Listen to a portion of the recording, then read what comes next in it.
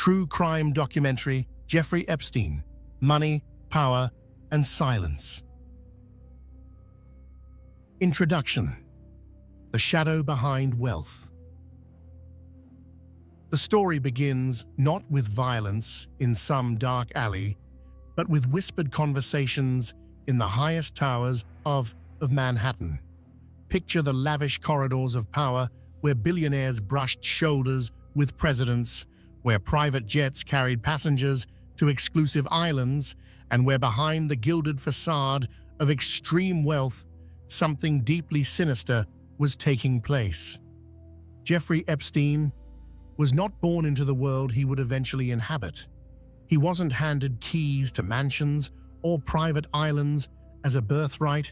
Instead, he climbed from middle-class Brooklyn to become one of the most enigmatic and ultimately notorious figures in modern American history. His story forces us to confront uncomfortable questions about wealth, power, and the systems that protect both.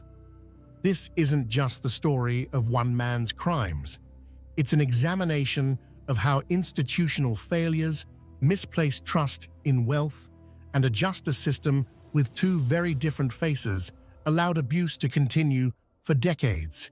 It's about the survivors who found their voices despite overwhelming odds, and about the networks of enablers who looked the other way as long as the money kept flowing.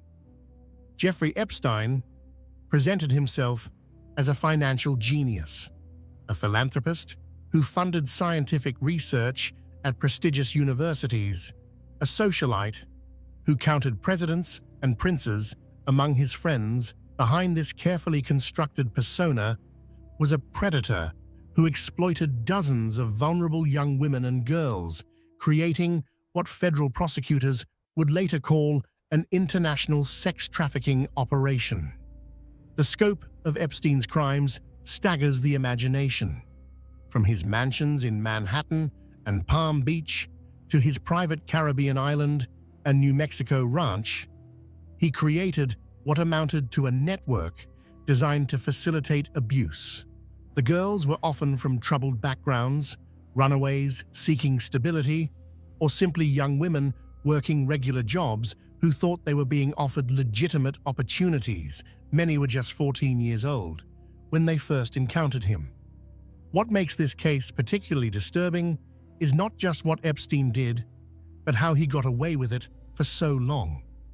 His first known arrest came in 2005, but whispers about his behavior had circulated for years.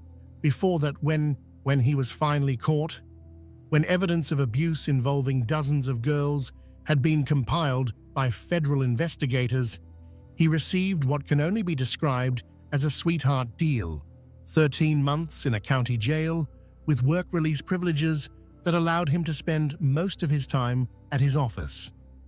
The non-prosecution agreement that made this possible was kept secret from his victims. For over a decade after that 2008 conviction, Epstein continued to move through elite circles. He maintained his wealth, his connections, his properties, and according to later investigations, the abuse never really stopped. It wasn't until 2019, when fresh federal charges were brought against him in New York, that the full weight of justice seemed poised to finally catch up with Jeffrey Epstein. But even that resolution would be denied. On August 10th, 2019, Epstein was found dead in his Manhattan jail cell. His death ruled a suicide by hanging the man who had so many secrets, who allegedly possessed so much compromising information about powerful people, died before facing trial. His death sparked immediate speculation and conspiracy theories that persist to this day. Questions about whether he truly took his own life or whether darker forces were at work. The Epstein case didn't end with his death. It exploded into something larger, something that forced a reckoning about how society treats sexual abuse, especially when money and power are involved. His longtime associate, Ghislaine Maxwell, would eventually face trial for her role in recruiting and grooming victims. Financial institutions that enabled his operation would face lawsuits. Survivors would continue to seek accountability and justice. This is a story without easy answers or simple villains. It's a story that implicates not just one predator, but an entire ecosystem that allowed him to operate with impunity. From the prestigious private school that hired him despite his lack of credentials, to the investment bank that made him wealthy, to the prosecutors who gave him a pass, to the socialites who invited him to their parties even after his conviction, everyone played a part. Understanding the Jeffrey Epstein case means understanding how systems fail. It means confronting the uncomfortable reality that justice in America often looks very different depending on how much money you have and who you know. It means listening to the voices of survivors who were told for years that nobody would believe them, that Epstein was too powerful, that they should just move on with their lives. The shadows are long in this story. They stretch across decades, across continents, touching lives in ways both direct and indirect. Some of those shadows may never fully come to light. Documents remain sealed, questions remain unanswered, and powerful people continue to distance themselves from associations they once proudly claimed. But the truth, as much as we can know it, deserves to be told. The survivors deserve to have their stories heard, and society deserves to understand how Jeffrey Epstein happened so that we might have some hope of preventing the next one. So let's begin at the beginning, in the working-class neighborhood of Brooklyn, where a young boy named Jeffrey first learned to navigate the world years before he would transform himself into something monstrous. Chapter 1. Brooklyn Beginnings. The Brooklyn neighborhood of Seagate sits at the western edge of Coney Island, separated from the rest of the borough by a gate and guard booth. It's one of New York City's oldest gated communities, a place that has always existed slightly apart from the urban chaos surrounding it. With its wraparound beach and tree-lined streets, Seagate offered its middle-class residents a suburban feel within city limits. It was here, in this insular community, that Jeffrey Edward Epstein was born on January 20th, 1953. Jeffrey's parents were children of Jewish immigrants who had fled Europe.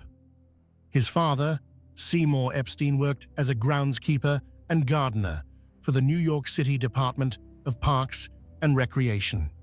His mother, Paula, whose maiden name was Stolovsky, worked part-time as a school aide before becoming a full-time homemaker. They weren't wealthy, but they were stable, providing what neighbors would later describe as a comfortable middle-class upbringing for Jeffrey and his younger brother, Mark. The Seagate of Epstein's youth had a significant Jewish presence, with synagogues serving the community. The Epstein family home stood across the street from Knesset Israel, one of the neighborhood's oldest synagogues. It was a community where everyone seemed to know everyone else, where children played in the streets and families gathered for holidays. Nothing about young Jeffrey suggested the dark path he would eventually take. Friends from his childhood remember a boy who was often called Epi, someone they described as sweet and generous. He was remarkably intelligent, particularly gifted in mathematics, and showed musical talent, learning to play piano at a young age. School photos from his youth show a softer, calmer face than the smug expression that would characterize his later years. He was a talented student who would skip 2 grades, graduating from Lafayette High School in 1969 at just 16 years old. His early aptitude for mathematics was extraordinary, the kind of raw talent that teachers noticed immediately.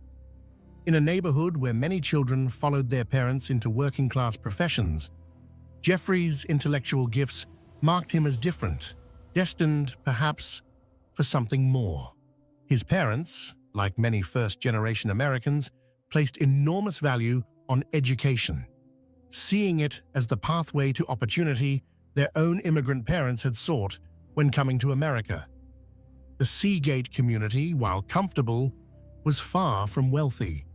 Jeffrey grew up seeing the stark contrasts of New York City, understanding from a young age how money and status operated in American society. The neighborhood's proximity to Coney Island meant he was always aware of the broader city beyond the gates.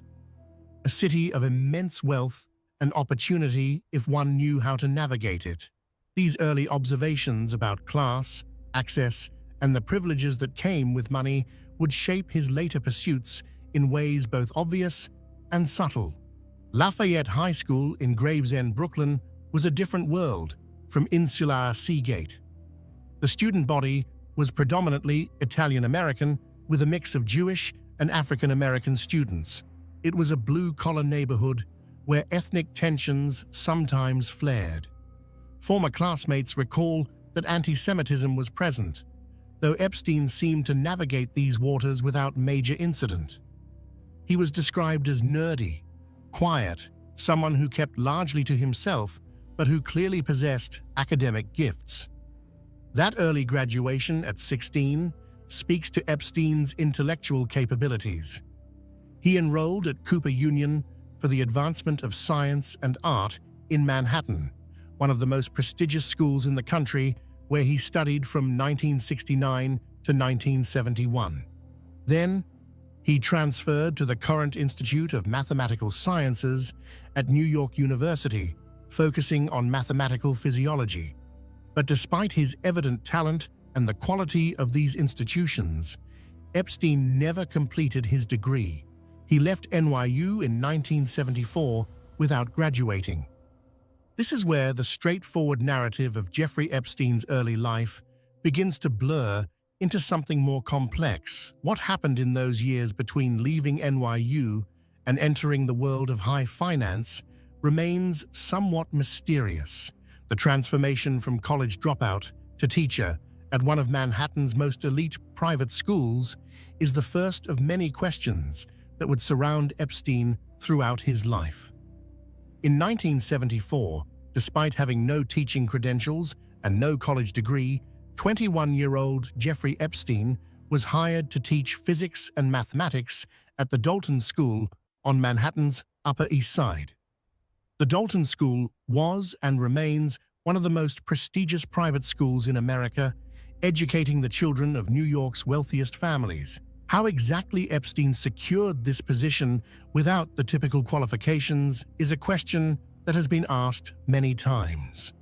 The circumstances of his hiring reveal the first hints of what would become Epstein's greatest talent: making connections with powerful people and leveraging those connections for personal advancement. The headmaster who hired him, Donald Barr, was himself a controversial figure who would later resign under pressure. Barr, interestingly, was the father of William Barr, who would serve as Attorney General decades later when Epstein died in federal custody.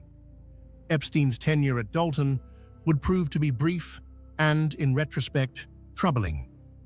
He taught at the school from 1974 to 1976, and even during this period, there were signs of inappropriate behavior.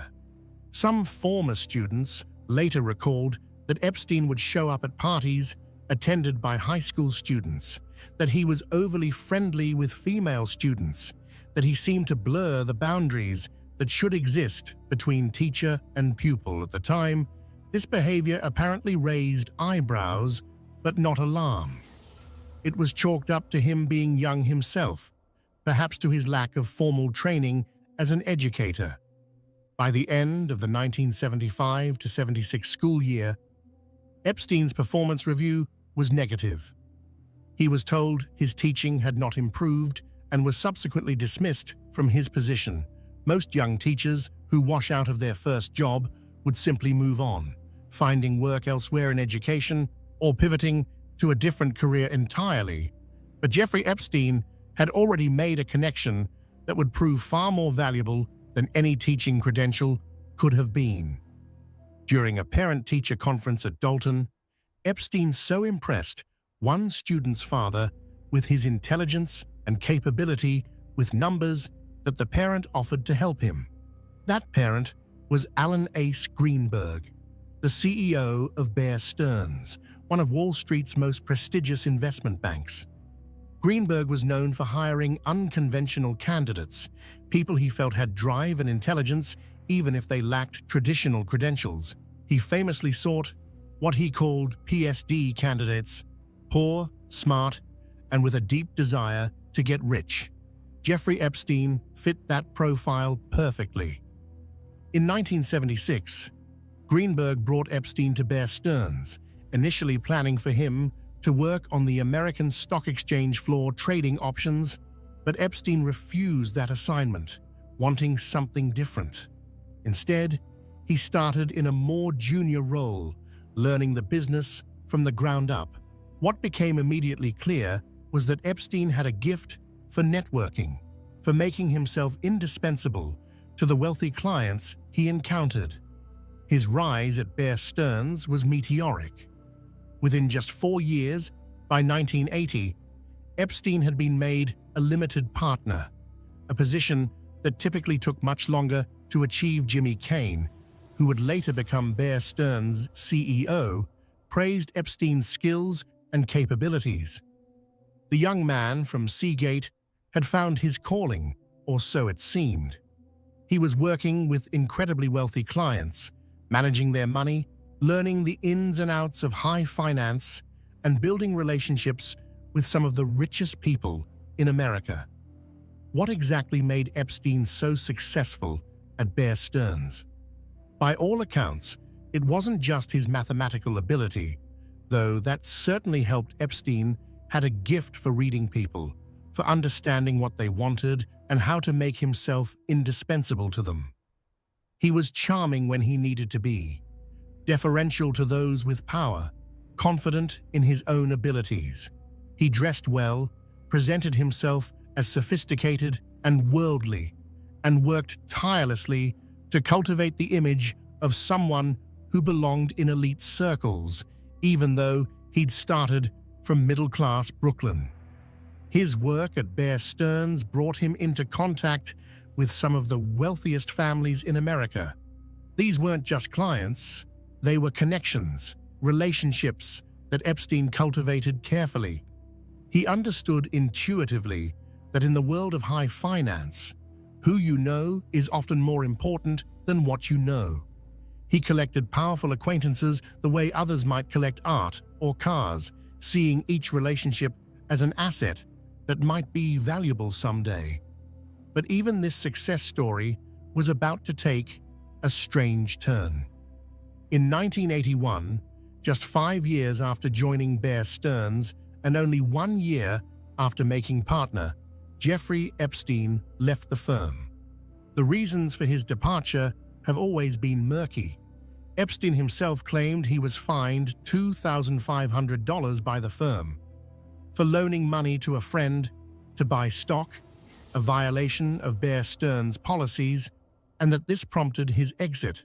However, there was also an SEC investigation into insider trading involving St. Joe Minerals Corporation that touched on Bear Stearns. During this period, no charges were ever brought against Epstein, but the timing raised questions.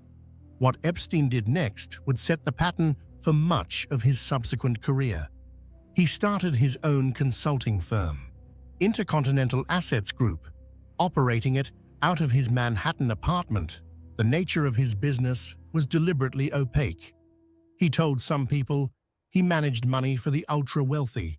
He told others he was a kind of high-level bounty hunter who recovered stolen money for clients who had been defrauded. The truth was difficult to pin down, and Epstein seemed to prefer it that way. For several years, in the early 1980s, Intercontinental Assets Group struggled. Then, In 1987, Epstein began working with Steven Hoffenberg. The head of Towers Financial Corporation. Hoffenberg was a flamboyant figure who briefly owned the New York Post. Towers Financial was ostensibly a bill-collecting company, but it also engaged in corporate raiding during the merger and acquisition frenzy of the 1980s. Epstein and Hoffenberg attempted several corporate takeovers together, though most failed. What makes this partnership particularly interesting in retrospect is what happened to Hoffenberg. In the 1990s, Towers Financial collapsed in what turned out to be a massive Ponzi scheme that defrauded investors of hundreds of millions of dollars. Hoffenberg went to prison for 20 years.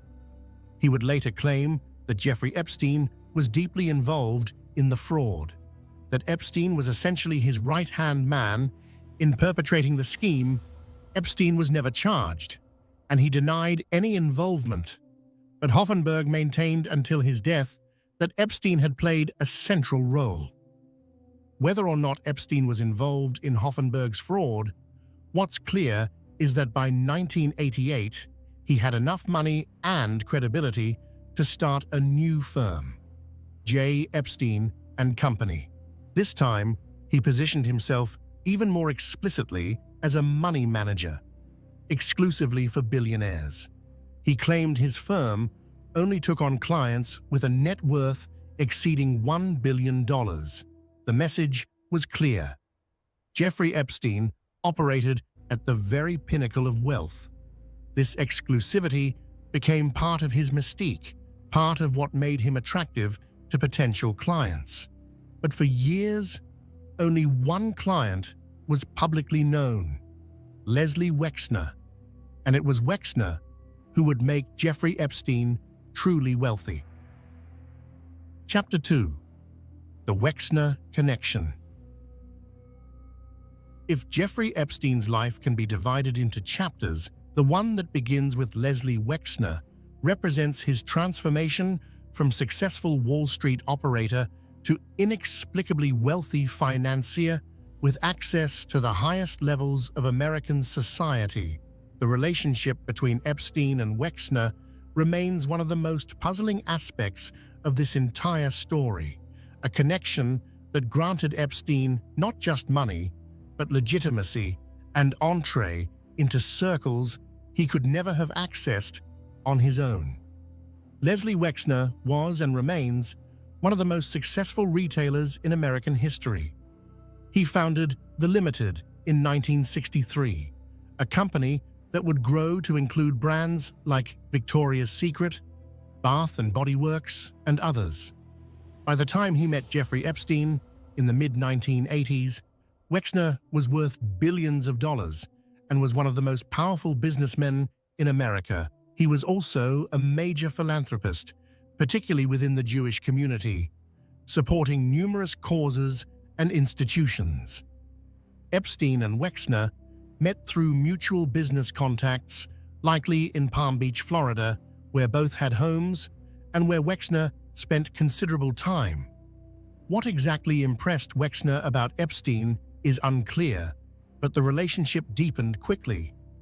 By the late 1980s, Epstein had become not just Wexner's money manager, but effectively his right-hand man, someone Wexner trusted implicitly with his most sensitive financial affairs. In July 1991, Wexner took the extraordinary step of granting Jeffrey Epstein full power of attorney over all of his financial affairs. This gave Epstein sweeping authority to hire people, sign checks, buy and sell properties, borrow money, and do anything else legally binding on Wexner's behalf. Even among the ultra-wealthy, who often delegate significant authority to trusted advisors, this level of power was unprecedented. Epstein essentially had the legal authority to act as Wexner in virtually any financial matter. The fruits of this relationship became visible in Epstein's lifestyle. In 1996, Wexner transferred to Epstein what would become one of New York City's most notorious addresses. A massive townhouse at 9 East 71st Street in Manhattan. This wasn't just any Manhattan residence. It was a 21,000 square foot mansion, one of the largest private homes in the city. Wexner had purchased the property in 1989 for $13 million and had it extensively renovated. The circumstances of the transfer were unusual. There were no public property records documenting a sale until 2011, when a company Wexner used to hold the property transferred it to Epstein's Virgin Islands-based company, Maple Inc., for $0. Epstein signed the transfer paperwork for both sides of the transaction. Wexner would later claim the transfer was a mistake, though exactly how one accidentally transfers a mansion worth tens of millions of dollars has never been adequately explained. That mansion would become central to Epstein's operation in more ways than one.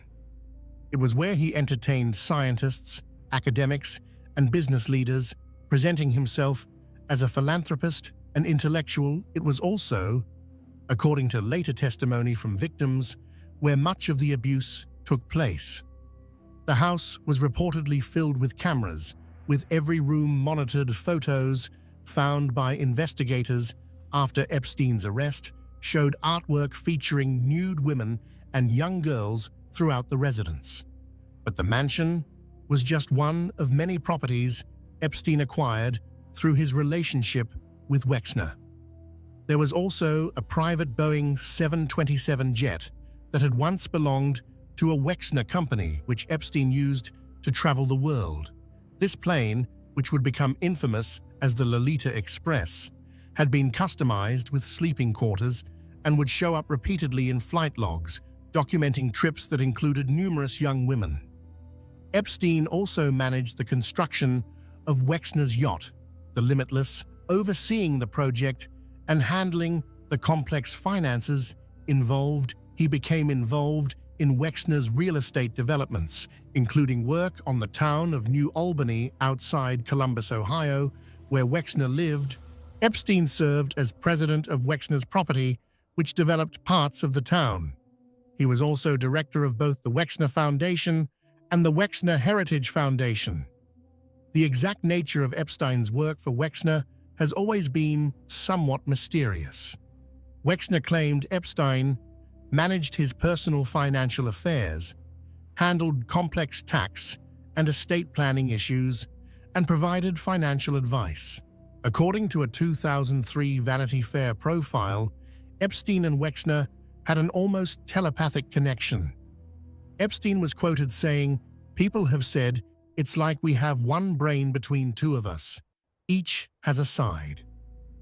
Financial documents that have come to light suggest Epstein earned hundreds of millions of dollars through fees paid by Wexner over the years. A 2025 Forbes analysis indicated that most of Epstein's wealth between 1999 and 2018, roughly $490 million, came from fees from just two clients, $200 million from Wexner and about $170 million from Leon Black, a billionaire private equity executive who would later face his own scrutiny over payments to Epstein.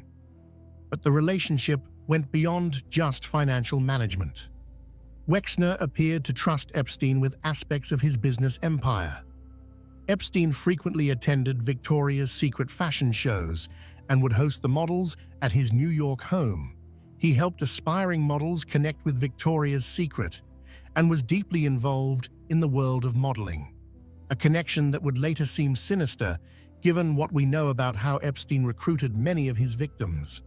This access to the modeling world, combined with Epstein's growing wealth and his connections to Wexner's business empire, gave him power and legitimacy that extended far beyond what his own credentials would have justified. People assumed that if Leslie Wexner trusted Jeffrey Epstein with everything, Epstein must be legitimate, must be trustworthy, must be someone worth knowing. Those assumptions would prove catastrophic in their consequences. By the early 2000s, Epstein had transformed himself into a fixture of New York and Palm Beach high society. He owned not just the Manhattan Mansion, but also a sprawling estate in Palm Beach, a ranch in New Mexico, and an entire private island in the U.S. Virgin Islands. He had donated millions to Harvard University and other elite institutions. He sat on prestigious boards and advised powerful people, and all the while, he was abusing young women and girls. According to later testimony and court documents, some of this abuse happened with Epstein using Wexner's name, and properties victims reported being told they would meet with Wexner or would be modeling for Victoria's Secret, only to find themselves trapped in situations with Epstein. How much Wexner knew about what was happening has been a subject of intense speculation and legal scrutiny. Wexner has consistently maintained that he was unaware of Epstein's criminal behavior, that he was deceived just like everyone else. In 2019, after Epstein's arrest on new charges, Wexner wrote to his L Brands employees, "I would not have continued to work with him if I had any knowledge or suspicion of the crimes he committed." He described Epstein's actions as abhorrent and said he was never aware of the illegal activity charged in the indictment.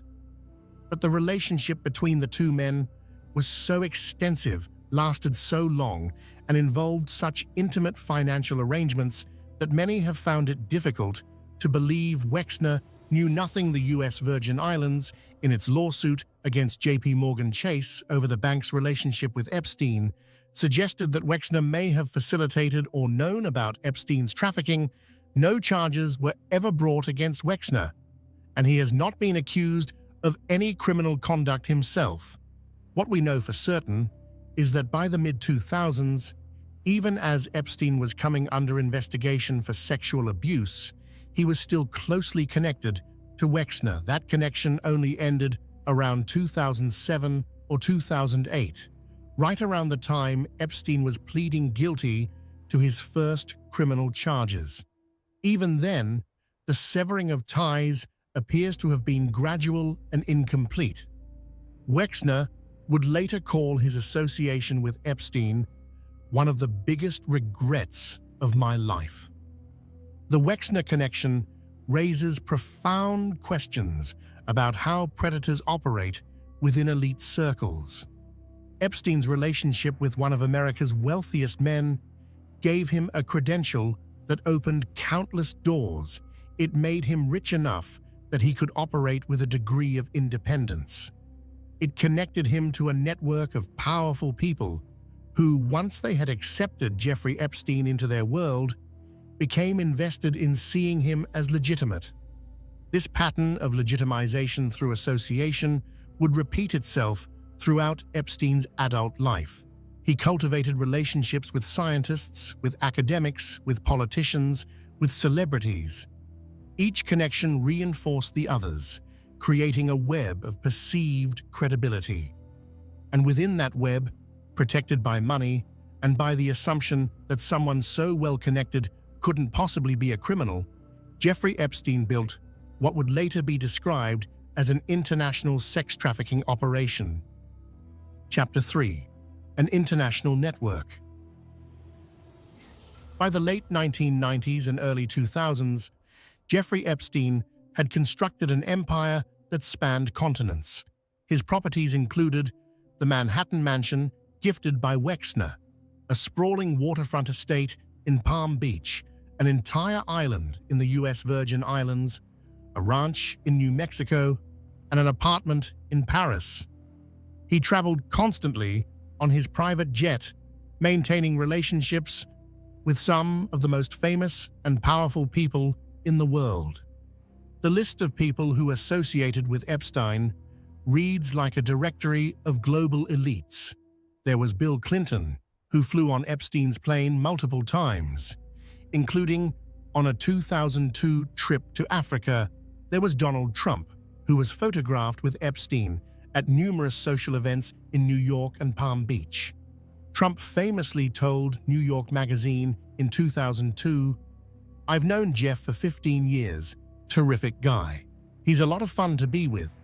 It is even said that he likes beautiful women as much as I do, and many of them are on the younger side." Prince Andrew, the Duke of York, and son of Queen Elizabeth II, developed what would become a particularly damaging association with Epstein. The two were photographed together on multiple occasions, and flight logs showed Andrew traveled on Epstein's plane. This connection would later become a massive scandal for the British royal family when victims alleged they had been trafficked to Prince Andrew. Beyond politicians and royalty, Epstein cultivated relationships with scientists and academics. He donated millions to Harvard University, where he held meetings with faculty and attended conferences. He presented himself as someone passionate about scientific research, particularly cutting-edge fields like evolutionary biology and theoretical physics. He convinced several prominent scientists to serve on the board of his foundation and to accept his funding for their research. These academic connections served multiple purposes. They enhanced Epstein's image as a serious thinker and philanthropist, someone interested in advancing human knowledge rather than just accumulating wealth. They also provided access to institutions like Harvard and MIT, prestigious spaces where Epstein could meet with even more influential people. Some who knew him during this period genuinely believed he was intellectually curious and that his interest in science was authentic. But there were always questions lurking beneath the surface of Epstein's public persona. Where exactly did all his money come from? His firm, which he had moved to the US Virgin Islands in 1996 and renamed Financial Trust Company to take advantage of tax benefits, remained deeply opaque. Unlike legitimate financial managers, Epstein never disclosed his clients, his investment strategies, or his assets under management. Forbes and other publications repeatedly questioned whether his claimed wealth was real or largely illusory. People who worked in finance often expressed skepticism about Epstein. Nobody on Wall Street seemed to know exactly what he did or how he made money. His firm had no website, no marketing materials, no public profile at all. When financial journalists tried to write about him, they hit walls of secrecy. A 2002 New York Magazine article described Epstein as an international man of mystery, noting that even sophisticated financial professionals couldn't figure out his business model. The secrecy extended to his properties and his lifestyle. The Manhattan Mansion was essentially a fortress with limited access and heavy security. His private island in the US Virgin Islands, Little St. James, became notorious for its isolation and the young women who were seen there.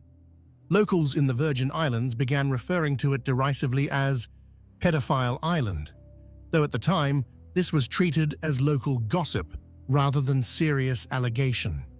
What we now know, based on years of investigation and testimony from survivors, is that all of this wealth and all of these connections were enabling something monstrous Epstein was creating and maintaining what federal prosecutors would eventually describe as a vast network for trafficking and abusing underage girls. The properties served as locations where the abuse occurred.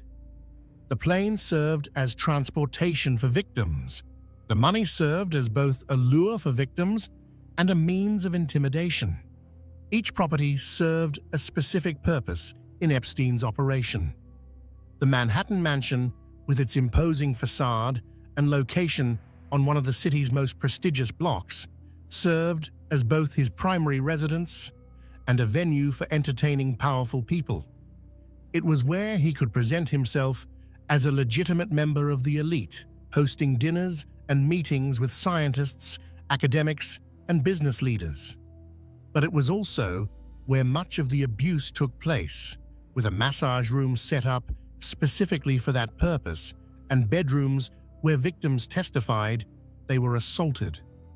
The Palm Beach estate was perhaps even more central to Epstein's criminal activities. According to victim testimony and police reports, this was where the majority of the recruitment and abuse occurred during the early 2000s. The property's location in an exclusive neighborhood, its private grounds, and its distance from the prying eyes of Manhattan made it ideal for what Epstein was doing. Girls could be brought to the house without attracting attention, and the wealth and exclusivity of the surroundings helped normalize the situation in victims' minds. Little St. James, the private island in the U.S. Virgin Islands, represented the ultimate expression of Epstein's desire for isolation and control on his own island. He was essentially beyond the reach of normal law enforcement. Boats and helicopters were required to access it, meaning every arrival and departure could be monitored and controlled. Victims who were taken there described feeling trapped, cut off from any possibility of help or escape. The island had buildings, beaches, and amenities that from the outside looked like a paradise resort, but which served as a prison for those brought there against their will. The New Mexico Ranch, while less well known than his other properties, was another location where abuse allegedly occurred. The remote property gave Epstein yet another isolated venue, far from the oversight of authorities in New York or Florida. Each property offered something different, whether it was the prestige of Manhattan, the accessibility of Palm Beach, the isolation of the island, or the remoteness of New Mexico. The pattern, according to testimony from numerous survivors, was remarkably consistent. Young women, many of them teenagers, would be recruited with offers of money for giving Epstein massages. They were often approached by other young women who had been recruited before them, creating a pyramid-like structure where victims became recruiters. The initial encounters were presented as legitimate opportunities, a way to make good money doing something that seemed relatively innocuous. But once the girls were at one of Epstein's properties, the situation would escalate. What started as massage work would turn sexual. Epstein and his associates would groom the victims, building trust or using manipulation and pressure to make them feel they had no choice but to comply. Many victims reported being taken to Epstein's various properties around the world, sometimes crossing state and international borders, which would later become crucial to federal trafficking charges. The girls Epstein targeted often came from vulnerable backgrounds. Many were from low-income families. Some had histories of abuse or unstable home situations. Some were runaways or foster children. Epstein and his associates specifically sought out vulnerability, understanding that these girls would be less likely to be believed if they came forward, less likely to have resources to fight back, more desperate for the money he offered. The targeting was deliberate and calculated. Epstein and those working for him looked for girls who fit a specific profile: young, often blonde, slender, and most importantly, vulnerable in some way. They sought out girls from broken homes, girls who had experienced trauma, girls who were desperate for attention or affirmation or money. They understood with predatory precision that these girls would be easier to manipulate, easier to control, and less likely to be believed if they ever spoke out. The recruitment often happened in mundane places: shopping malls, schools, beach clubs. The approach was typically friendly and non-threatening. A young woman, often someone who had herself been recruited into Epstein's orbit, would strike up a conversation. She would be relatable, sympathetic, someone who seemed like a peer rather than a threat. She would mention an opportunity to make easy money, good money, just for giving massages to a wealthy older man. It seemed too good to be true, but for girls desperate for income, it was tempting. The promise of $200 for an hour's work was significant money for teenagers, especially those from economically disadvantaged backgrounds. For some, it represented more money than they could make in a week at a legitimate job. For others, it was money that could help their families, could pay for things they needed, could provide a sense of financial security they'd never had. Epstein and his recruiters understood the power of that financial incentive and used it ruthlessly. What made the recruitment system particularly insidious was that it turned victims into recruiters. One of the most disturbing aspects of Epstein's operation was how he used his properties and connections to normalize the abuse. Victims reported seeing famous people at his homes, being told they might meet celebrities or powerful politicians, being made to feel that what was happening was somehow acceptable because it was occurring in these rarefied spaces. The juxtaposition of wealth and respectability with predatory abuse created a cognitive dissonance that made it harder for victims to understand what was really happening to them. Epstein also had help. The person most frequently mentioned as his co-conspirator was Ghislaine Maxwell, a British socialite whose own story is intertwined with Epstein's in complex ways. Maxwell, the daughter of disgraced media tycoon Robert Maxwell, had moved to New York after her father's death and financial scandal in 1991. She met Epstein around that time and became his girlfriend, though the romantic relationship appeared to evolve into more of a partnership. According to victim testimony and court documents, Maxwell played a crucial role in Epstein's operation. She would approach young women in public places, like the Mar-a-Lago Club in Palm Beach, presenting herself as friendly and trustworthy. She would offer them opportunities to make money, to travel, to meet important people. Once the girls were connected to Epstein, Maxwell would help normalize the situation, sometimes participating in the abuse herself, sometimes using her presence as a woman to make the situation seem less threatening. The relationship between Maxwell and Epstein remains something of a mystery. Were they romantic partners, business partners? Was she a victim herself who had been manipulated into facilitating Epstein's crimes? Or was she an equal participant who enjoyed the power and lifestyle the arrangement provided? Different people who knew them have offered different answers to these questions. What's not in dispute is that Maxwell was central to how Epstein operated. Beyond Maxwell, there were others who worked for Epstein in various capacities.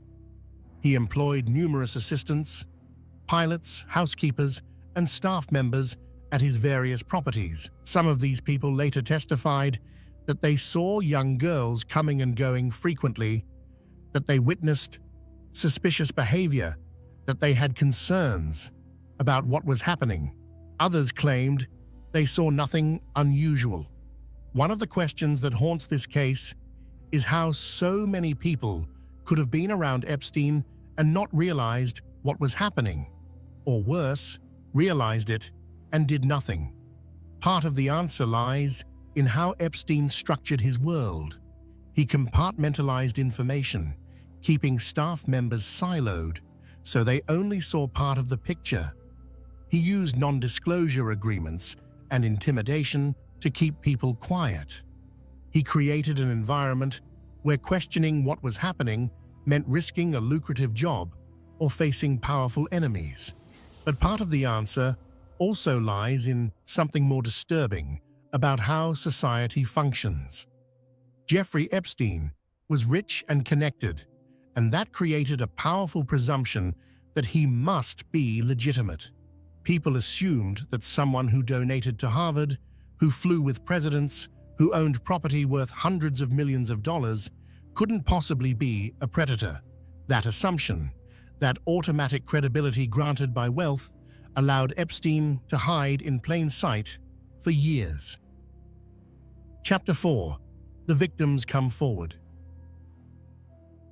The first public reckoning with Jeffrey Epstein's crimes began not with federal investigators or powerful politicians, but with one 14-year-old girl and her parents in Palm Beach, Florida.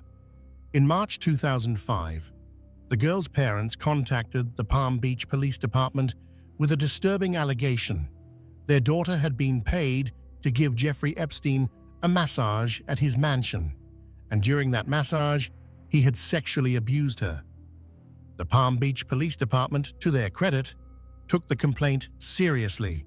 Detective Joseph Reccari was assigned to lead the investigation, and what he uncovered over the following months would reveal a pattern of abuse that was both systematic and widespread.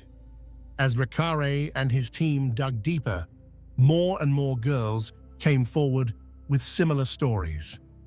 The accounts were remarkably consistent, suggesting not isolated incidents, but a deliberate, ongoing operation. The typical pattern went like this. A girl, usually between 14 and 17 years old, would be approached by another young woman, sometimes at her school, sometimes at a shopping mall or other public place. The recruiter would offer her an opportunity to make easy money by giving an older man a massage. The massage, she would be told, was perfectly innocent, and the pay was generous, often $200 or more for an hour of work. The girls who accepted would be brought to Epstein's mansion on El Brillo Way in Palm Beach, an impressive waterfront estate in one of Florida's wealthiest neighborhoods. Inside, they would be led to a room where Epstein would be lying on a massage table, sometimes already naked. What had been described as an innocent massage would quickly turn into something else. Epstein would grope the girls, would pressure them into performing sex acts, would expose himself to them. Many of the girls were inexperienced, naive about what was happening. Some came from troubled homes and were desperate for money. Others were simply teenagers who thought they had found a legitimate job opportunity. The age and vulnerability of these victims cannot be overstated. These were children, some as young as 13, according to later FBI investigations, being systematically abused by a man in his 50s. What made Epstein's operation particularly insidious was the recruitment mechanism. After being abused themselves, many victims were asked to bring other girls to recruit their friends, their classmates, anyone who might want to make money. They were paid finder's fees for each new girl they brought. This turned victims into unwitting accomplices, creating a self-perpetuating system that made it harder for the girls to see themselves as victims and easier for Epstein to avoid direct recruitment. By October 2005, Detective Reccari had a growing list of girls who had come forward with similar accusations. The police investigation included interviews with more than 30 victims, statements from Epstein's butler corroborating that young girls frequently visited the house, and a search of the mansion that turned up evidence supporting the girls' accounts. Officers found stacks of photographs of nude girls throughout the house, including some of girls who appeared to be very young. They also found books about young women and sex. The search of Epstein's Palm Beach mansion revealed disturbing details about how he had set up his life. The massage room where much of the abuse occurred was filled with photographs of nude women. There were sex toys, lubricants, and other items consistent with the victims' accounts of what had happened to them there. Investigators also found numerous message pads with the names and contact information of young girls, along with notes about who had referred whom, creating a map of the recruitment network. What struck investigators was how systematic everything was. This wasn't opportunistic crime, it was organized and deliberate. Epstein had created an entire infrastructure for abuse, with specific rooms, specific routines, specific payments. He kept records, maintained lists, and operated with the confidence of someone who believed he would never be caught or if caught, never seriously punished. Detective Reccari conducted painstaking interviews with victim after victim, each telling remarkably similar stories. The consistency of the accounts was powerful evidence. These girls didn't know each other in many cases, yet their descriptions of what had happened, of how they had been recruited, of what Epstein had said and done, matched in crucial details. For an experienced investigator, this consistency was compelling proof that the allegations were true. The evidence was damning. Reccari believed they had a strong case, not just for a few counts, but for potentially dozens of charges related to sexual abuse of minors. In May 2006, Palm Beach Police Chief Michael Reiter signed paperwork recommending that Epstein be charged with multiple counts of unlawful sexual activity with minors, along with a count of lewd and lascivious molestation. But then something unusual happened. The case was taken to Florida State Attorney Barry Krischer, and instead of immediately filing the charges police had recommended, Krischer took the unusual step of convening a grand jury. This move surprised and frustrated police officials, who felt they had more than enough evidence for direct charges. A grand jury proceeding, they worried, could limit the scope of charges and potentially give Epstein's legal team opportunities to shape the narrative. Those fears proved well-founded. On July 19, 2006, the grand jury returned an indictment, but on just one count, solicitation of prostitution. That single charge was a fraction of what police had built their case around. The grand jury had heard from only one victim, not the dozens who had come forward. The other girls' stories, many of whom had been minors at the time of the abuse, were not presented. Chief Reiter was outraged. He publicly criticized Krischer's handling of the case, effectively accusing the state attorney of giving Epstein preferential treatment due to his wealth and connections. The criticism was sharp enough that the FBI became involved, with federal agents beginning their own parallel investigation into Epstein's activities. The FBI investigation would ultimately identify at least 36 girls, some as young as 14, who had been sexually abused by Epstein. Federal investigators began building what they believed was a powerful case. A draft indictment, prepared in May 2007 by Assistant U.S. Attorney Marie Villafana, outlined 60 criminal counts against Epstein. The document detailed a pattern of abuse spanning years and involving numerous underage victims. If prosecuted fully, Epstein could have faced a sentence effectively amounting to life in prison. But the federal case would never go to trial. Instead, something even more unusual than the grand jury proceedings would occur. Federal prosecutors would negotiate a deal with Epstein's legal team, a deal that would become one of the most controversial prosecutorial decisions in modern American history. Chapter 5. The Sweetheart Deal. On September 24, 2007, the U.S. Attorney's Office for the Southern District of Florida, then headed by Alexander Acosta, signed a non-prosecution agreement with Jeffrey Epstein's attorneys. The agreement, which would remain secret for months, was extraordinary in both its leniency and in the way it was negotiated. Under the terms of the agreement, the federal government agreed not to bring any federal charges against Epstein. In exchange, Epstein would plead guilty to 2 state charges in Florida: soliciting prostitution and procuring a minor for prostitution. He would serve 18 months in county jail, register as a sex offender, and pay restitution to victims. But crucially, he would avoid federal prosecution entirely, and the non-prosecution agreement would extend immunity not just to Epstein, but to any potential co-conspirators. This last provision meant that anyone who might have helped Epstein in his crimes, including Ghislaine Maxwell and others, could not be prosecuted federally for conduct related to this case. It was an unusually broad immunity deal, the kind typically reserved for cooperating witnesses turning state's evidence against higher-level criminals.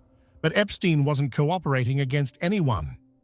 He was simply being let off the hook and taking everyone around him off the hook too. The agreement was also kept secret from Epstein's victims. Federal law, specifically the Crime Victims' Rights Act of 2004, requires prosecutors to confer with victims before entering into plea agreements. But in this case, the victims were deliberately kept in the dark about the negotiations and the final deal. They only learned about it after everything had been finalized, when it was too late for them to object or provide input. How did this happen? How did a case involving dozens of underage victims, backed by extensive federal investigation, result in what many would call a slap on the wrist? The answer involves a combination of aggressive legal maneuvering by Epstein's team, questionable decisions by prosecutors, and the influence of wealth and connections on the justice system. Epstein had assembled a dream team of high-powered attorneys. The list included Alan Dershowitz, the famous Harvard law professor, Kenneth Starr, the former federal judge and Whitewater special prosecutor, Roy Black, a renowned Miami defense attorney, and Jay Lefkowitz, among others. This wasn't just legal representation. It was a show of force, a signal that Epstein would fight with every resource available to him. These attorneys engaged in extensive negotiations with the U.S. Attorney's Office, meeting repeatedly with Acosta and other senior prosecutors. They argued that Epstein's conduct, while inappropriate, didn't rise to the level of sex trafficking. They suggested that many of the girls had presented themselves as older than they were, that some had accepted money voluntarily, that the situation was more complicated than prosecutors believed. They also apparently made it clear that Epstein would fight any charges vigorously, that going to trial would be a long, expensive, and potentially embarrassing process for the government. They raised questions about the credibility of victims, many of whom were teenagers from troubled backgrounds. They suggested that juries might not believe these girls, especially when confronted with Epstein's wealth and respectable connections. On the prosecutor's side, emails and documents that later came to light revealed deep disagreements within the U.S. Attorney's Office about how to handle the case. The lead prosecutor, Marie Villafana, fought hard for a federal indictment. She believed the evidence was strong and that Epstein deserved serious federal charges. She was frustrated when her supervisors began negotiating with the defense without her input or approval. Villafana sent emails expressing her concerns about the direction the case was taking. She felt that the proposed resolution didn't adequately reflect the seriousness of Epstein's conduct or serve the interests of justice. She was particularly troubled by the idea of keeping victims in the dark about negotiations. But her objections were overruled by senior officials, including Acosta himself. Acosta later defended his decision, arguing that at the time he had concerns about whether the federal case was strong enough. He pointed to potential issues with victim credibility and to questions about whether federal jurisdiction properly applied, since much of the conduct had occurred within Florida rather than across state lines. He insisted that getting Epstein to plead guilty, register as a sex offender, and serve some jail time was better than risking an acquittal at trial. But internal documents and testimony from the investigations into the deal tell a different story. They suggest that Acosta made the decision to resolve the case through a state plea deal before the federal investigation was complete, before all victims had been interviewed, and while evidence was still being gathered. The Justice Department's Office of Professional Responsibility would later conclude that Acosta had shown poor judgment in handling the case, though they stopped short of finding prosecutorial misconduct. What makes Acosta's role particularly notable is what happened after he negotiated the Epstein deal. He went on to serve as U.S. Secretary of Labor in the Trump administration, a position he resigned from in July 2019, after Epstein's new arrest brought renewed scrutiny to the 2008 agreement. Throughout his tenure and after, Acosta maintained that he had done the best he could with a difficult case, but critics argued he had let a wealthy predator escape justice. The secrecy around the deal only deepened suspicions. The non-prosecution agreement included a provision that it would be kept confidential until after Epstein's state guilty plea. When victims' attorneys later tried to learn about the federal case, they were told it had been resolved, but the details were not disclosed. It wasn't until September 2009 that a Florida judge ordered the agreement unsealed after victims filed a federal lawsuit challenging it. That lawsuit, filed by two of Epstein's victims, identified only as Jane Doe 1 and Jane Doe 2, argued that the secret agreement violated the Crime Victims' Rights Act. The case would wind its way through the courts for years. In February 2019, more than a decade after the deal was signed, a federal judge in West Palm Beach ruled that prosecutors had indeed violated the law by keeping victims in the dark. But by then, the opportunity to revisit the criminal case had long since passed. Under the terms of his state plea deal, Jeffrey Epstein began serving his 18-month sentence in June 2008. But even his incarceration was extraordinarily lenient. He was sent to the Palm Beach County Jail rather than state prison, and he was immediately granted work release privileges. This meant that for 16 hours a day, 7 days a week, Epstein was allowed to leave the jail and go to an office building in West Palm Beach, where he ostensibly worked. This work release arrangement became infamous as more details emerged. Epstein essentially spent his days in comfort at his office, returning to the jail only to sleep. During his work release, he was allowed to be accompanied by an armed private security guard rather than law enforcement. Photos, later obtained by the media, showed Epstein entering and leaving the office building, well-dressed and apparently conducting business as usual.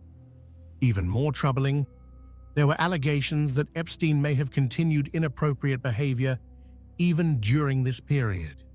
Witnesses claimed they saw young women visiting his office during work release hours. If true, this would mean Epstein was potentially continuing his pattern of behavior even while supposedly serving a sentence for that very conduct. In July 2009, after serving just 13 months of his 18-month sentence, Jeffrey Epstein was released. He had received credit for time served before the plea, and his sentence had been shortened for good behavior. All told, he spent about a year in custody, and most of that was spent outside the jail on work release. For someone who had been the subject of an FBI investigation identifying dozens of underage victims, it was an astonishingly light punishment. Chapter 6: The Years Between. Jeffrey Epstein emerged from his brief incarceration in July 2009 as a registered sex offender. But otherwise, his life seemed to continue much as before. He still owned his Manhattan mansion, his Palm Beach estate, his private island, and his other properties.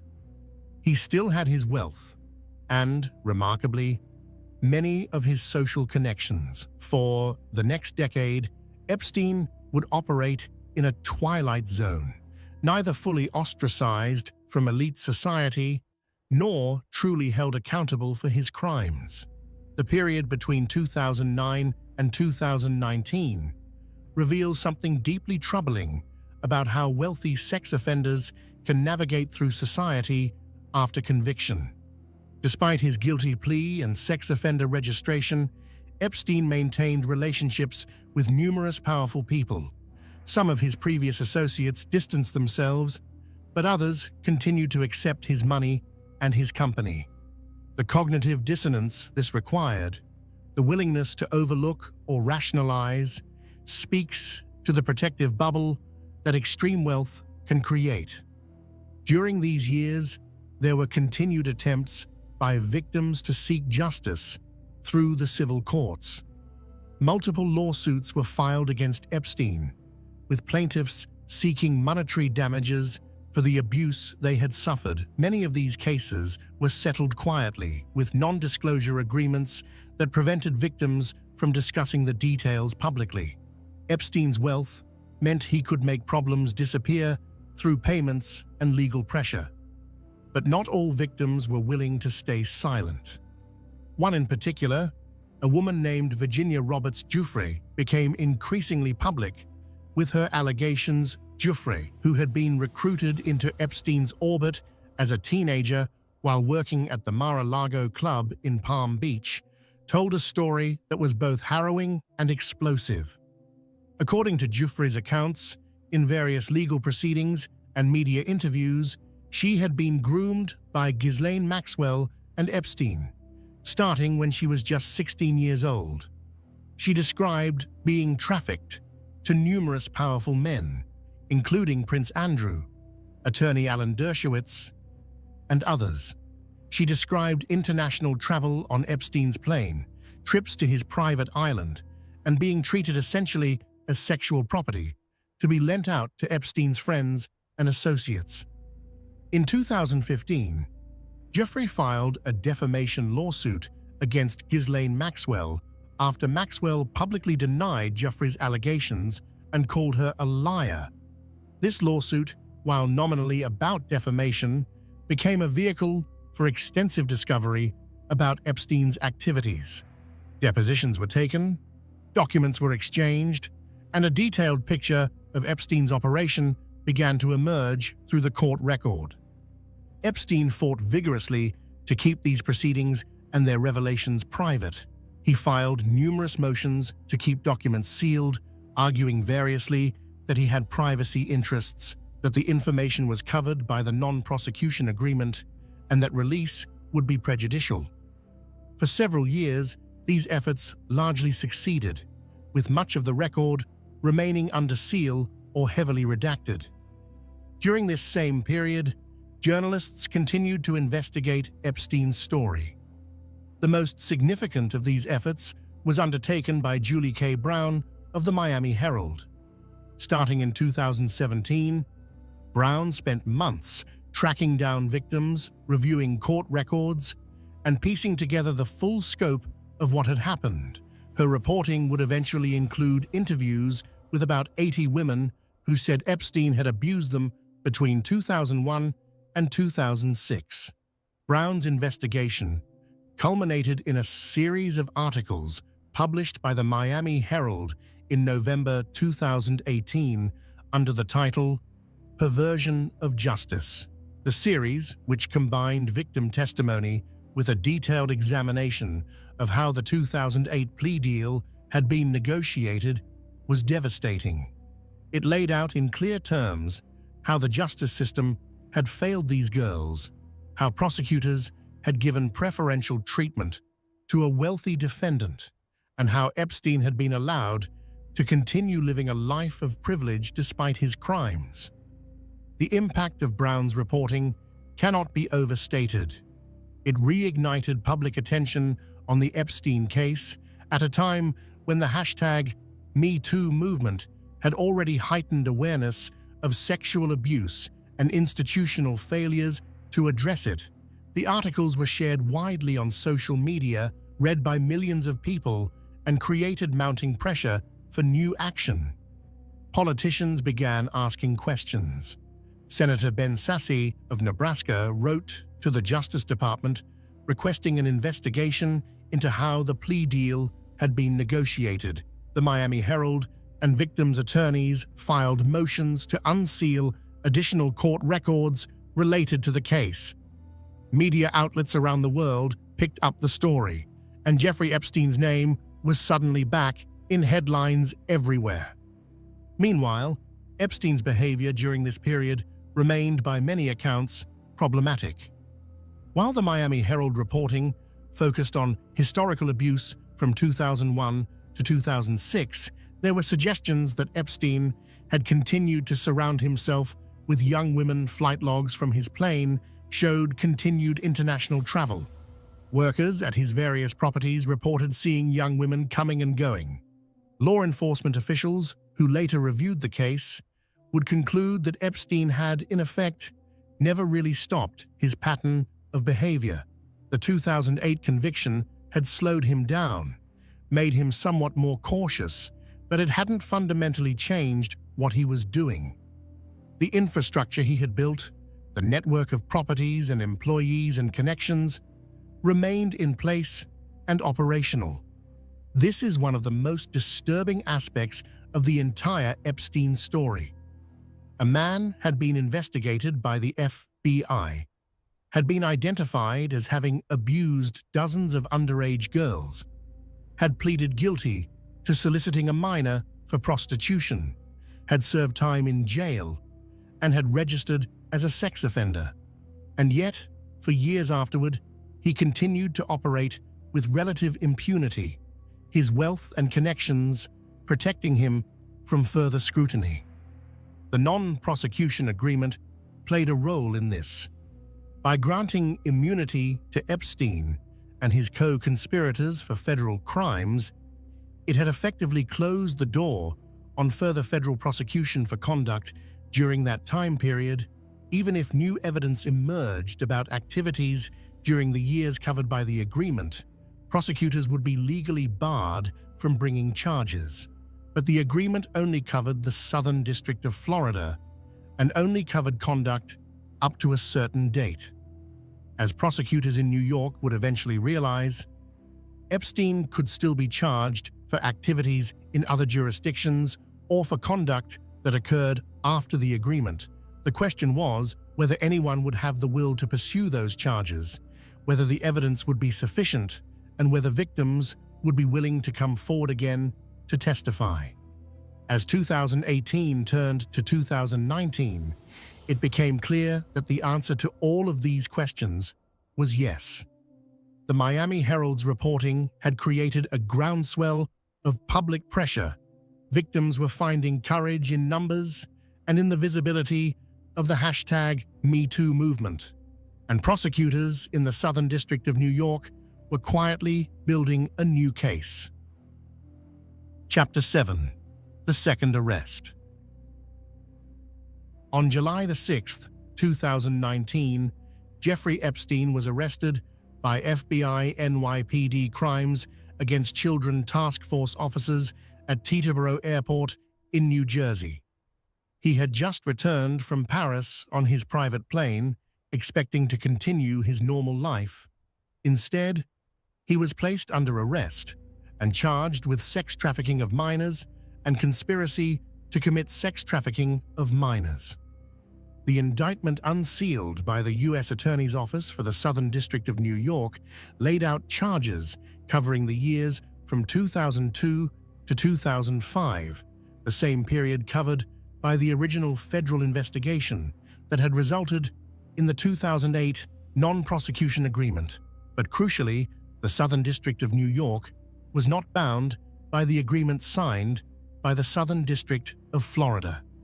The new prosecutors argued that the non-prosecution agreement only applied to that district, and they were free to pursue charges.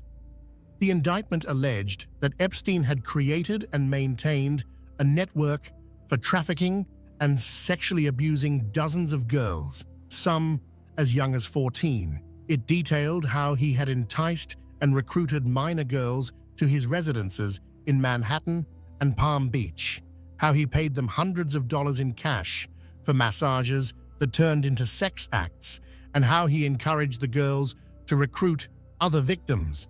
The charges could carry up to 45 years in prison if Epstein was convicted.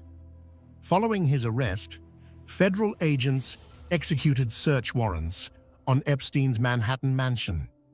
What they found there was both horrifying and illuminating. Investigators seized what they described as a vast trove of nude photographs of girls who appeared to be underage.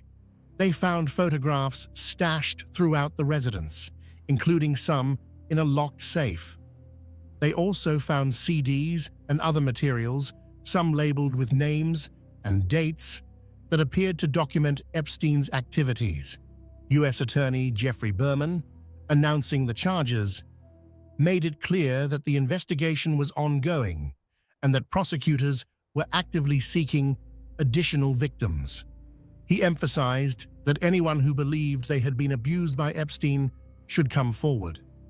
Berman also made a pointed statement about the earlier non-prosecution agreement, essentially repudiating it.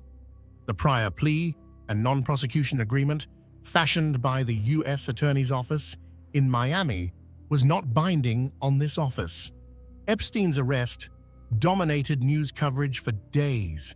The case had everything: a billionaire sex offender, prominent connections to powerful people, private islands and jets, and dozens of victims. Media organizations dug into every aspect of Epstein's life: his properties, his finances, and his associations.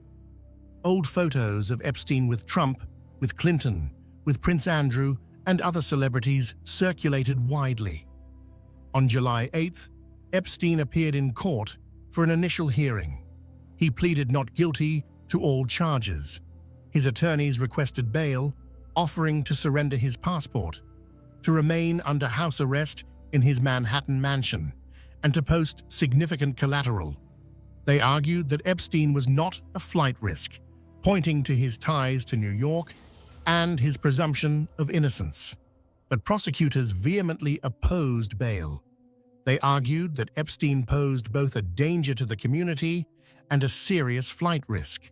They pointed out that he owned multiple properties, had vast wealth, including offshore accounts, and had a private plane that could whisk him out of the country. They also raised concerns about potential witness intimidation, noting Epstein's history of using non-disclosure agreements and settlements to silence victims. Most significantly, prosecutors revealed details about what investigators had found in Epstein's safe during the search of his mansion. Among the cash and diamonds were a stash of photographs of nude girls, along with an expired foreign passport in a different name, listing Epstein's country of residence as Saudi Arabia. This passport, which appeared to have been issued in the 1980s, suggested to prosecutors that Epstein might have the means and inclination to flee the country.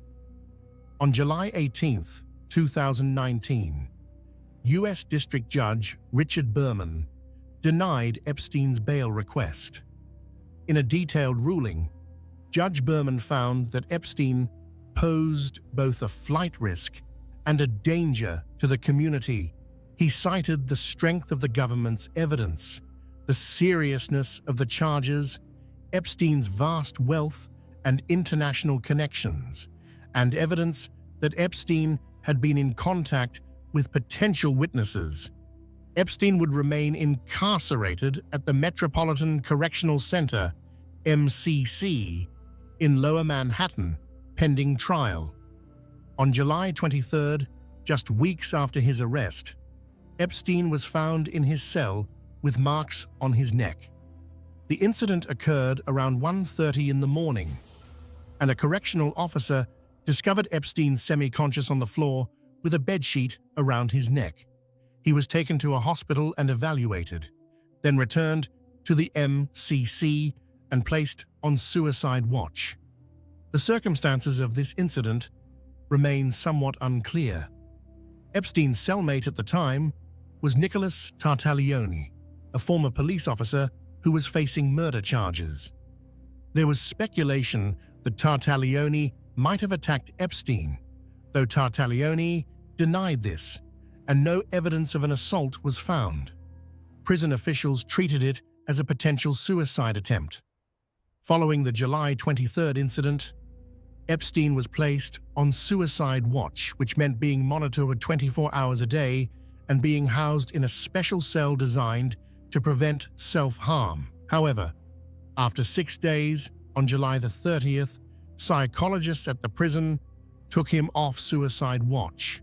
They concluded that while Epstein was anxious about his legal situation, he did not appear to be actively suicidal. He was returned to a regular cell in the special housing unit, where high-profile inmates were housed separately from the general population.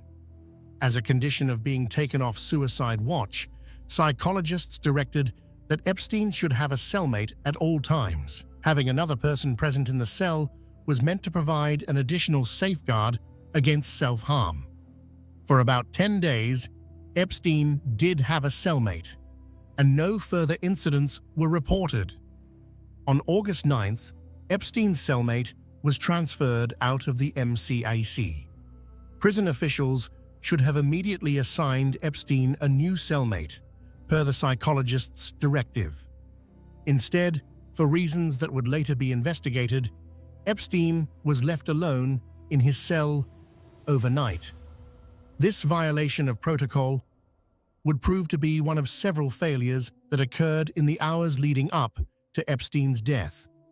That same day, August 9th, 2019, a federal appeals court ordered the release of thousands of pages of documents from the earlier defamation case between Virginia Giuffre and Ghislaine Maxwell. The documents contained detailed allegations about Epstein's activities and named numerous individuals who had been connected to him.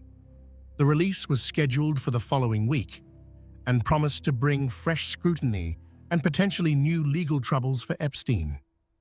As night fell on August 9th, Jeffrey Epstein was alone in his cell in the special housing unit of the Metropolitan Correctional Center. 2 correctional officers were assigned to guard the unit and were supposed to check on inmates every 30 minutes throughout the night, but as the evening progressed, those checks would not be made, despite what the officers would later write in their logs. Chapter 8. Death in Custody. At approximately 6:30 a.m. on the morning of August 10th, 2019, correctional officers at the Metropolitan Correctional Center discovered Jeffrey Epstein unresponsive in his cell. He was in cardiac arrest. Staff immediately began life-saving measures and called for emergency medical services. Epstein was transported to New York Presbyterian Lower Manhattan Hospital, where he was pronounced dead. The New York City medical examiner conducted an autopsy later that day. On August 16th, Chief Medical Examiner Dr. Barbara Sampson announced her conclusion. Jeffrey Epstein's death was a suicide by hanging. The official determination was that Epstein had used a bedsheet to fashion a noose, securing it to the top of his bunk bed, and had hanged himself. The news of Epstein's death sent shockwaves through the country and around the world. Within hours, it was the top story on virtually every news outlet. Social media erupted with reactions ranging from shock to cynicism. And almost immediately, questions began to emerge about how exactly this had happened. The skepticism was understandable. Here was a man who had been on suicide watch just days earlier, who was supposedly under close monitoring in one of the most secure federal facilities in the country, who held potentially damaging information about numerous powerful people, and who had every incentive to stay alive to potentially negotiate a plea deal. The timing seemed almost impossibly suspicious. Attorney General William Barr, whose Justice Department was responsible for the Bureau of Prisons that operated the MCC, said he was appalled by Epstein's death. He announced that the FBI and the Justice Department's Office of Inspector General would conduct investigations into the circumstances. Barr called the apparent failures at the MCC serious irregularities that needed to be thoroughly examined. As details began to emerge, about what had happened in the hours leading up to Epstein's death, those irregularities became more and more troubling. It turned out that multiple things had gone wrong. Multiple protocols had been violated, and multiple failures had combined to create the circumstances that allowed Epstein to die. First, there was the cellmate situation. Epstein should not have been alone in his cell. The psychological services at the MCC had specifically directed that he have a cellmate at all times after being removed from suicide watch. When his cellmate was transferred on August 9th, prison officials should have immediately assigned a new one. Instead, Epstein was left alone overnight, in direct violation of the directive. Second, there were the security cameras. 2 cameras positioned to capture the corridor outside Epstein's cell malfunctioned on the night he died, while 1 camera inside the tier was working. The 2 that would have shown anyone approaching Epstein's cell were not recording usable footage. Prison officials would later claim this was a technical malfunction, but the timing raised obvious questions. Third, there were the guards assigned to watch Epstein's unit. It turned out that neither of the 2 officers working that night were regular correctional officers. One was a trained officer who was working overtime, having already worked a full shift earlier.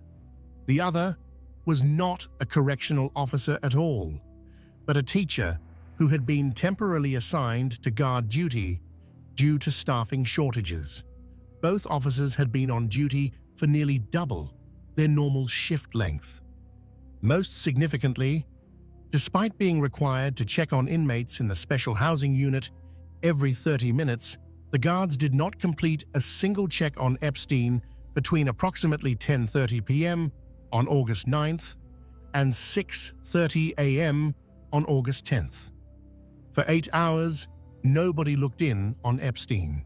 When investigators later reviewed what the guards were doing during that time, they found evidence that both officers had been shopping online, sleeping, and browsing the internet rather than performing their rounds. In an attempt to cover up their failure to perform checks, the 2 guards falsified the logbooks to make it appear they had completed all required rounds. This falsification of records became the basis for criminal charges against both officers. They were eventually charged with conspiracy and making false records.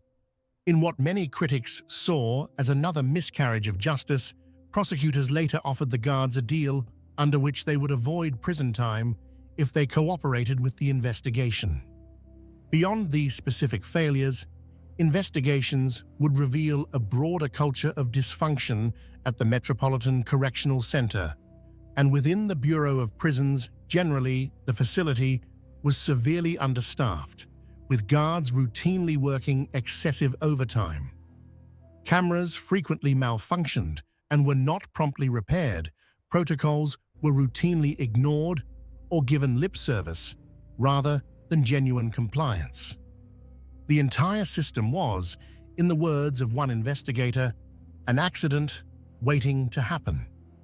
Dr. Michael Baden, a renowned forensic pathologist hired by Epstein's brother to observe the autopsy, publicly questioned the suicide ruling. Baden pointed to several findings he considered more consistent with homicide by strangulation than suicide by hanging. Most notably, Epstein had fractures to multiple bones in his neck, including his thyroid cartilage and hyoid bone. While Baden acknowledged that such fractures can occur in hanging deaths, he noted they were more common in cases of strangulation homicide. The medical examiner's office strongly defended its conclusion, noting that they had considered all the evidence, including the absence of any signs of a struggle, the method of death, and other factors. They maintained that the fractures, while unusual, were not inconsistent with hanging, particularly in a man of Epstein's age. They also pointed out that there was no debris under Epstein's fingernails, no defensive wounds, and no other physical evidence suggesting he had struggled with an attacker. The FBI investigation, which reviewed all available evidence, including video footage, witness statements, and the autopsy findings, concluded that Epstein had indeed committed suicide. A 2023 report from the Justice Department's Office of Inspector General, which spent years investigating the circumstances of Epstein's death, reached the same conclusion. While the report was sharply critical of the numerous failures that allowed the suicide to occur, it found no evidence of foul play. Despite these official conclusions, skepticism persists. Public opinion polls taken in the months after Epstein's death showed that only a small minority of Americans believed he had killed himself. The "Epstein didn't kill himself" phrase became a meme, showing up in unexpected places and contexts as a shorthand for believing that powerful people can make problems disappear. The conspiracy theories surrounding Epstein's death are understandable even if they're not supported by evidence. Epstein was connected to numerous powerful people, some of whom had reportedly engaged in behavior with underage girls that could have led to criminal charges. He had reportedly told journalists off the record that he had compromising information on powerful people. It's not unreasonable to wonder if someone with a lot to lose might have wanted Epstein silenced. But wanting something to be true and having evidence for it are different things. The more mundane explanation, supported by extensive investigation, is that Epstein killed himself because he saw no way out of his situation. He was facing decades in prison. His wealth and connections, which had protected him for so long, had finally failed. The world knew what he had done. He had gone from being a billionaire socialite to a despised prisoner. For someone with his ego and his need for control, suicide may have seemed like the only way to maintain some agency over his fate. Regardless of the truth about how Epstein died, his death had immediate and significant consequences. Most obviously, it ended the criminal case against him on August 29, 2019. Judge Berman officially dismissed the charges, noting that the case couldn't proceed against a deceased defendant. The victims who had been preparing to testify, who had been waiting for their day in court, would never get that opportunity. Prosecutors vowed to continue investigating Epstein's co-conspirators and anyone else who might have facilitated his crimes. U.S. Attorney Geoffrey Berman emphasized that the investigation was far from over and that others could still face justice. But with Epstein dead, the person most centrally responsible would never face a jury, never hear a guilty verdict, never spend years in prison paying for what he had done. For the survivors, Epstein's death was a devastating blow. Many had spent years working up the courage to come forward, years cooperating with investigators, years preparing to testify. They had been told that this time would be different, that justice would be served. Instead, once again, Jeffrey Epstein had escaped accountability. Chapter 9: Ghislaine Maxwell and the Path to Justice. With Jeffrey Epstein dead, attention shifted to his longtime associate and alleged accomplice, Ghislaine Maxwell. Born in France in 1961 to media tycoon Robert Maxwell, Ghislaine had grown up in a world of privilege and power. Her father, despite his eventual disgrace and mysterious death in 1991, had been a prominent figure in British and international circles. Maxwell met Epstein in the early 1990s in New York, after her father's death and the subsequent collapse of his business empire. The two became romantically involved, though the exact nature and duration of their romantic relationship remains unclear. What's certain is that even after any romance ended, Maxwell remained deeply connected to Epstein. She was his frequent companion, his co-host at social events, and according to numerous victim testimonies, his partner in recruiting and grooming young girls. For nearly a year after Epstein's death, Maxwell remained free. She apparently split her time between various locations, maintaining a relatively low profile but not completely disappearing. She denied any wrongdoing and hired her own high-powered legal team to defend against the growing civil litigation targeting her. Then, on July 2, 2020, almost exactly 1 year after Epstein's arrest, FBI agents arrested Maxwell at a property in Bradford, New Hampshire. The remote estate, tucked away on 156 acres, was where Maxwell had apparently been hiding. When agents arrived, they found that she had fled from one room to another inside the house, attempting to avoid arrest even as they announced their presence.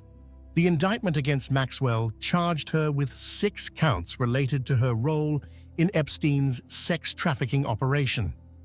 The charges included conspiracy to entice minors to travel to engage in illegal sex acts, enticement of a minor to travel to engage in illegal sex acts, conspiracy to transport minors with intent to engage in criminal sexual activity, transportation of a minor with intent to engage in criminal sexual activity, and 2 counts of perjury for statements she had made under oath in earlier civil proceedings.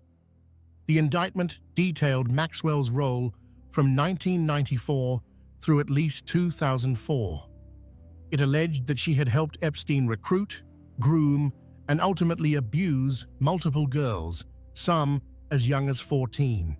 The document described how Maxwell would befriend girls by asking about their lives, taking them shopping or to movies, building trust before introducing them to Epstein's abuse. It alleged that Maxwell participated in some of the abuse herself and was present for much of it. Maxwell was denied bail and held at the Metropolitan Detention Center in Brooklyn, where she would remain for the next 16 months leading up to her trial. Her attorneys repeatedly complained about her conditions of confinement, alleging she was being treated more harshly than other prisoners and subjected to invasive monitoring.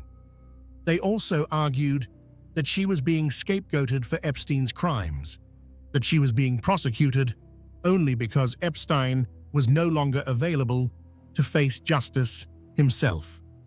The trial began in November 2021 in federal court in Manhattan. It would last about a month and featured testimony from 4 women who described how Maxwell and Epstein had groomed and abused them when they were teenagers. The testimony was often emotional and detailed, painting a picture of systematic manipulation and abuse. One witness, using the pseudonym Jane, testified that she was 14 when Maxwell first approached her at a summer camp in 1994. Maxwell befriended her, introduced her to Epstein, and then encouraged increasingly sexualized behavior. Jane described how what started as seemingly innocent massages gradually escalated into abuse, with Maxwell sometimes participating. The testimony detailed trips to Epstein's various properties and how the abuse continued for years. Another witness, using the pseudonym Kate, described being 17 when Maxwell recruited her. Under the guise of providing career help, Kate testified about being taken to Epstein's properties, being given schoolgirl outfits to wear, and being told that she was helping Epstein by providing sexual massages. The manipulation and normalization of abuse was a consistent theme in the testimony. Annie Farmer, the only witness to use her real name, described being invited to Epstein's New Mexico ranch when she was 16. She testified about how Maxwell gave her a massage that became sexually inappropriate and how Epstein later engaged in unwanted sexual contact. Farmer's decision to testify under her real name was seen as particularly courageous, given the media scrutiny involved. The fourth witness, using the pseudonym Carolyn, testified about being 14 when she first went to Epstein's Palm Beach house. Introduced by another girl, Carolyn described a pattern of abuse that continued for years. She testified about Maxwell's role in grooming her, measuring her breasts, and treating her more as an object than a person. Maxwell chose not to testify in her own defense. Her attorneys argued that the government was blaming her for Epstein's crimes, that the witnesses' memories were flawed after so many years, and that Maxwell was herself a victim of Epstein's manipulation. They suggested that prosecutors were using Maxwell as a proxy to punish Epstein since he was no longer available. On December 29, 2021, after about 5 days of deliberation, the jury returned its verdict. Maxwell was found guilty on 5 of the 6 counts. She was convicted of conspiracy to entice minors to travel to engage in illegal sex acts, conspiracy to transport minors with intent to engage in criminal sexual activity, transportation of a minor with intent to engage in criminal sexual activity, conspiracy to commit sex trafficking, and sex trafficking of a minor. She was acquitted only on the count of enticing a minor to travel to engage in illegal sex acts. The conviction was seen as a victory for survivors and for the prosecutors who had worked to hold someone accountable for Epstein's operation. For many victims, it was the closest thing to justice they would ever see, even if the person most responsible for their abuse had escaped through death. On June 28, 2022, Maxwell was sentenced by U.S. Circuit Judge Allison Nathan to 20 years in federal prison, followed by 5 years of supervised release. She was also fined $750,000. Before sentencing, 4 victims addressed the court, describing the lasting impact of the abuse they had suffered. Maxwell also spoke, saying it was the greatest regret of my life that I ever met Jeffrey Epstein, and claiming she hoped her conviction would bring some measure of peace to the victims. Judge Nathan, in imposing the sentence, emphasized that while Epstein was central to the criminal scheme, Maxwell was not being punished as his proxy. She noted that Maxwell had been an adult who made her own choices, who had participated directly in serious crimes against children, and who deserved to be held accountable for those choices. Maxwell's attorneys have appealed her conviction, arguing, among other things, that she should have been protected by the non-prosecution agreement Epstein signed in 2008, since that agreement granted immunity to any potential co-conspirators. They also argued that pretrial publicity and issues with one of the jurors should have resulted in a mistrial. As of the writing of this script, those appeals have been denied by lower courts, though Maxwell continues to seek review. Chapter 10: The Aftermath and Reckoning. Jeffrey Epstein's death and Ghislaine Maxwell's conviction did not end the legal reckoning around Epstein's crimes. Instead, they opened new chapters in civil litigation, institutional accountability, and broader questions about how such abuse could have continued for so long. In 2020, Epstein's estate established the Epstein Victims Compensation Fund, a voluntary program designed to compensate survivors outside of court. The fund, administered by independent administrator Jordana Feldman and Kenneth Feinberg, distributed more than $121 million to over 150 claimants before closing in 2021. The program was funded entirely by Epstein's estate, which was valued at approximately $577 million to $630 million. The compensation fund offered an alternative to lengthy civil litigation. victims could file claims describing their abuse and the impact it had on their lives. Each claim was evaluated individually, and compensation amounts were determined based on various factors, including the nature and duration of abuse. In exchange for accepting payment, claimants had to waive their right to sue Epstein's estate.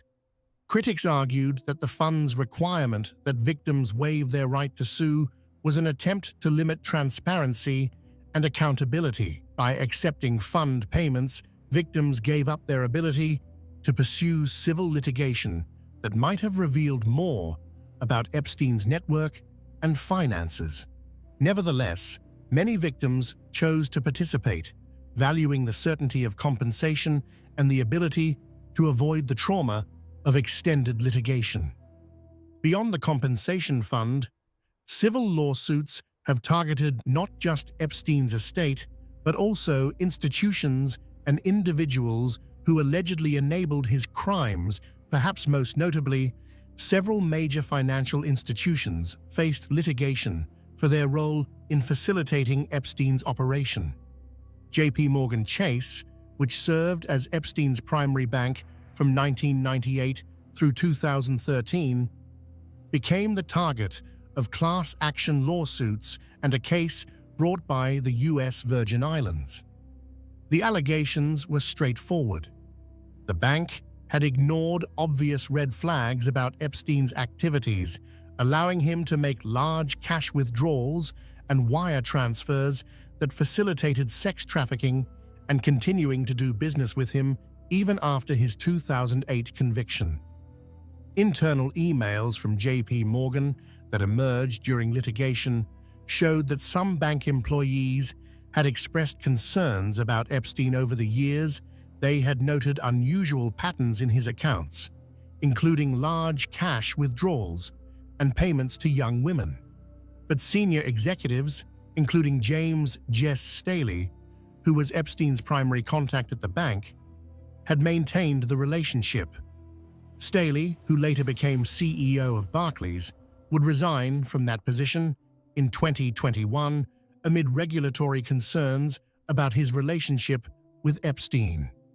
In June 2023, J.P. Morgan reached a settlement with the class of Epstein victims for $290 million. The settlement was one of the largest in a civil sex trafficking case and was approved by federal judge Jed Rakoff, who praised both the speed of the resolution and the amount of the settlement. While J.P. Morgan did not admit liability, the bank issued a statement saying that any association with Epstein was a mistake and expressing regret. Deutsche Bank, which took on Epstein as a client after J.P. Morgan dropped him in 2013 and maintained the relationship through 2018, faced similar litigation. The allegations were that Deutsche Bank, like J.P. Morgan, had turned a blind eye to suspicious activity in Epstein's accounts because he was a lucrative client. In May 2023, Deutsche Bank agreed to pay $75 million to settle claims from Epstein's victims. Again, the settlement came without an admission of liability, but represented a significant acknowledgement of institutional failure. The U.S. Virgin Islands, where Epstein owned Little St. James and Great St. James Islands, brought its own case against both J.P. Morgan and Epstein's estate. The territory alleged that Epstein had used the islands as a base for sex trafficking, and that both the bank and the estate bore responsibility. The Virgin Islands reached settlements with both, receiving $75 million from J.P. Morgan and over $105 million from Epstein's estate. Beyond financial institutions, other individuals connected to Epstein have faced varying degrees of scrutiny and consequence. Prince Andrew, whose friendship with Epstein and allegations of sexual abuse by Virginia Giuffre created a scandal for the British royal family, reached an out-of-court settlement with Giuffre in 2022. While the terms were not disclosed, Andrew agreed to make a substantial donation to Giuffre's charity, supporting victims' rights, and issued a statement acknowledging Giuffre's suffering and expressing regret that he had been friends with Epstein. The scandal significantly damaged Andrew's reputation and led to him stepping back from royal duties. For an institution as protective of its image as the British monarchy, the association with Epstein and the allegations of abuse represented a crisis that required dramatic action to contain.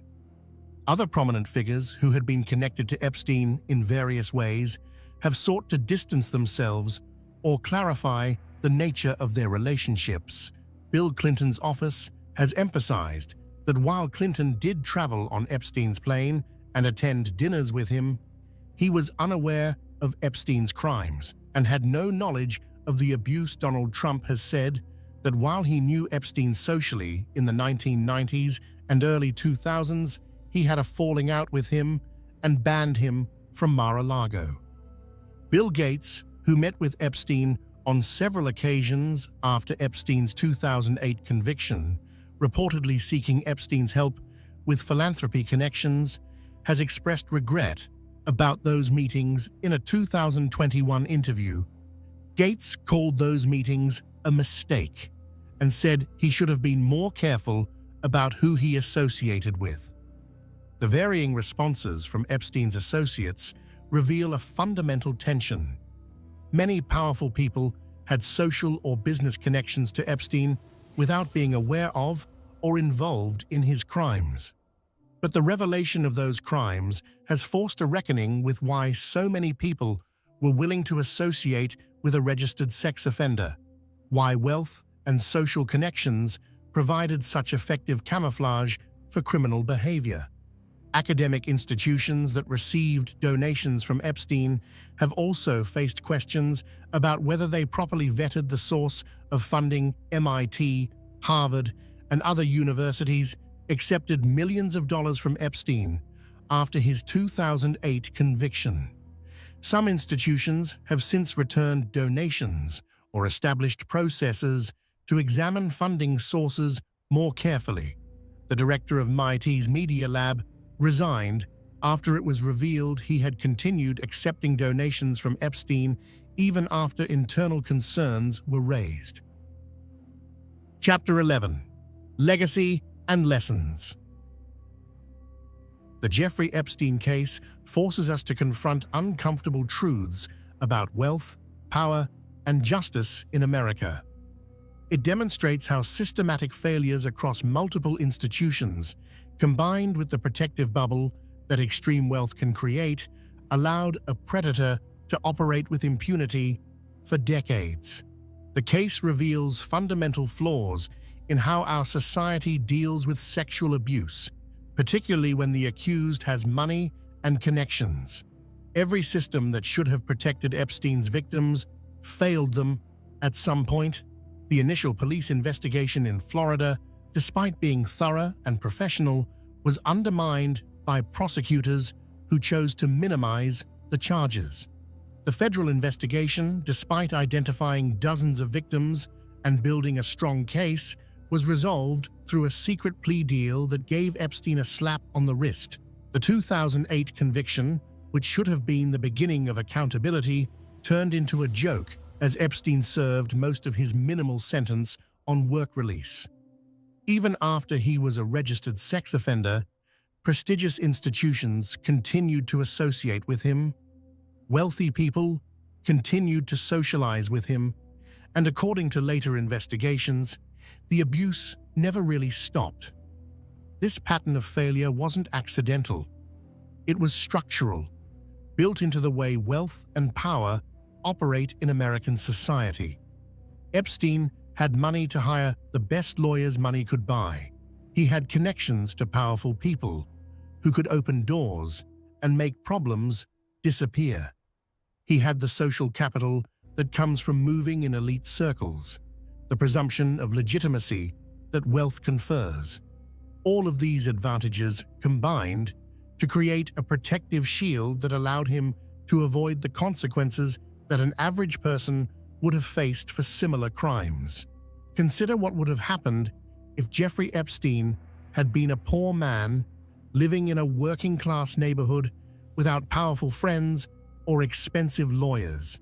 If he had been accused of sexually abusing dozens of underage girls, if police had found evidence throughout his home, if victims had come forward with consistent, detailed accounts of abuse, what would have happened?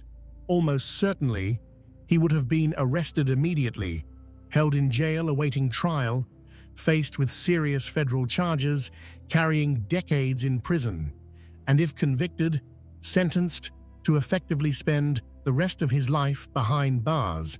There would have been no secret negotiations, no non-prosecution agreement granting immunity to co-conspirators, no county jail sentence with work release privileges, no continued acceptance in elite circles after conviction. The victims in this case were systematically targeted because of their vulnerability. Many came from troubled homes, were runaways, or were simply young women working regular jobs who were offered what seemed like legitimate opportunities. Epstein and his associates understood that these girls would be less likely to be believed, less likely to have resources to fight back, more desperate for the money and opportunities dangled before them. The failure to protect these victims started early and continued through multiple opportunities for intervention. When the first police investigation began in 2005, there was sufficient evidence to bring serious charges. But the case was handled in a way that minimized Epstein's conduct, characterizing the girls as prostitutes rather than victims, limiting the scope of charges, and ultimately resulting in a plea deal that was unconscionable in its leniency. The 2008 non-prosecution agreement represents one of the most egregious examples of a two-tiered justice system in recent American history. Had Epstein been a poor man? Had he been unable to afford the dream team of lawyers he assembled? Had he not had powerful connections? It's almost impossible to imagine he would have received the deal he got. The agreement essentially allowed him to buy his way out of serious federal charges and granted immunity to anyone who might have helped him. The secrecy surrounding that agreement, the failure to notify victims as required by law, and the subsequent resistance to transparency all demonstrate how wealth can corrupt legal processes. Epstein's lawyers negotiated directly with the top federal prosecutor. Going around the line, prosecutor who was advocating for the victims, documents would later show that Epstein's legal team had extraordinary access to and influence over the decision-making process. Even after his conviction and sex offender registration, Epstein continued to move through elite circles with a significant degree of acceptance. Some people distanced themselves, but many did not. He continued to donate to prestigious institutions. He continued to socialize with powerful people. The 2008 conviction, rather than ending his ability to operate, seemed merely to slow him down slightly. This continued acceptance raises profound questions. At what point does association become complicity? When Epstein was a convicted sex offender who had pleaded guilty to soliciting a minor for prostitution, why did so many people continue to accept his money, attend his parties, fly on his plane? The answers vary from person to person, but common threads include the gravitational pull of extreme wealth, the assumption that someone so successful couldn't really be that bad, and the simple human tendency to rationalize rather than confront uncomfortable truths. The role of financial institutions in enabling Epstein deserves particular attention. J.P. Morgan Chase and Deutsche Bank both maintained relationships with Epstein despite knowing about his criminal history, despite noting suspicious patterns in his accounts, despite having compliance officers raise concerns. The banks prioritized maintaining a wealthy client over their obligations to prevent illegal activity. The settlements they eventually paid represent a kind of accountability, but they also reveal how institutions can look the other way when there's money to be made. For the survivors of Epstein's abuse, justice has been partial at best. Epstein himself never faced trial for the most serious charges. He died before he could be held truly accountable, before victims could confront him in court, before he could spend years in prison paying for his crimes. Ghislaine Maxwell's conviction provided some measure of justice, but she was the lieutenant, not the general. Many questions remain unanswered. Many co-conspirators have never been charged. Many powerful people connected to Epstein have never fully accounted for their associations. The civil settlements, while significant in monetary terms, cannot undo the trauma that victims experienced.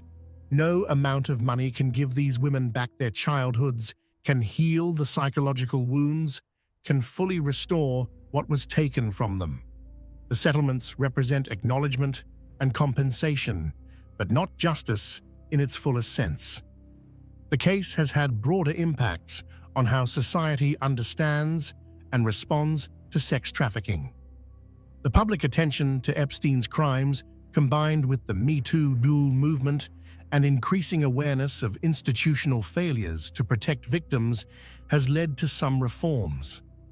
There is greater scrutiny of non-disclosure agreements that might be used to silence victims. There is increased attention to how wealth and power can corrupt justice. There is more awareness of grooming tactics and how trafficking often doesn't look like the stereotypical image of kidnapping and chains. But significant work remains. The systems that allowed Epstein to operate, the deference shown to wealth and connections, the reluctance to believe victims, especially when they accuse powerful men, all of these factors still exist. The Epstein case is in many ways exceptional because of the wealth and connections involved, but the dynamics that enabled it are disturbingly common. One of the most important lessons from this case is about listening to victims. Time and again, girls came forward to report what Epstein had done to them. Time and again, they faced skepticism, victim blaming, and a system more interested in protecting the powerful than believing the vulnerable. The girls who first reported Epstein in 2005 told the truth. They deserved to be believed. They deserved aggressive prosecution of their abuser. They deserved justice. Instead, they got a system that failed them at almost every turn. Virginia Giuffre, who became one of the most prominent survivors to speak publicly about Epstein's crimes, tragically died by suicide in April 2025. Her death was a stark reminder of the lasting trauma that abuse inflicts and the continued suffering of survivors. Even years after the abuse ended, Giuffre had spent years advocating for other survivors, fighting for transparency and accountability, and speaking out about what had been done to her. Her loss was mourned by advocates and survivors around the world. Conclusion: the question of truth. As this script comes to a close, it's important to acknowledge what we know and what remains unknown about Jeffrey Epstein. We know that he abused dozens of girls and young women over a period of decades. We know that he built a network of properties, employees, and associates that facilitated this abuse. We know that he escaped serious accountability until the very end, and that even then, his death prevented full justice. We know that Ghislaine Maxwell played a central role in recruiting and grooming victims. We know that financial institutions enabled his operation by maintaining his accounts even after they should have known better. We know that prosecutors in 2008 gave him a deal he didn't deserve, failing to uphold their obligations to his victims. But we don't know the full extent of Epstein's crimes. We don't know all of his victims. We don't know all of his co-conspirators. Documents remain sealed, questions remain unanswered, and powerful people continue to hide behind layers of privacy and legal protection. We don't know for certain how Epstein died, though the official conclusion is suicide. The circumstances were so suspicious, the failures so egregious, that doubts will likely persist indefinitely whether he killed himself or was killed. His death prevented answers to many questions that survivors and the public deserved to have answered. We don't know the full extent of what Epstein knew about the powerful people in his orbit, or what compromising material he might have possessed. His death ensured those secrets, if they existed, would remain buried. The speculation about what might have been revealed had he lived and gone to trial will continue indefinitely. What we do know is that the Jeffrey Epstein case represents a colossal failure of multiple systems designed to protect the vulnerable. It represents the corrupting influence of extreme wealth on justice. It represents the price paid by survivors when powerful people are allowed to operate above the law. The story of Jeffrey Epstein is not ultimately about one man, no matter how monstrous his crimes.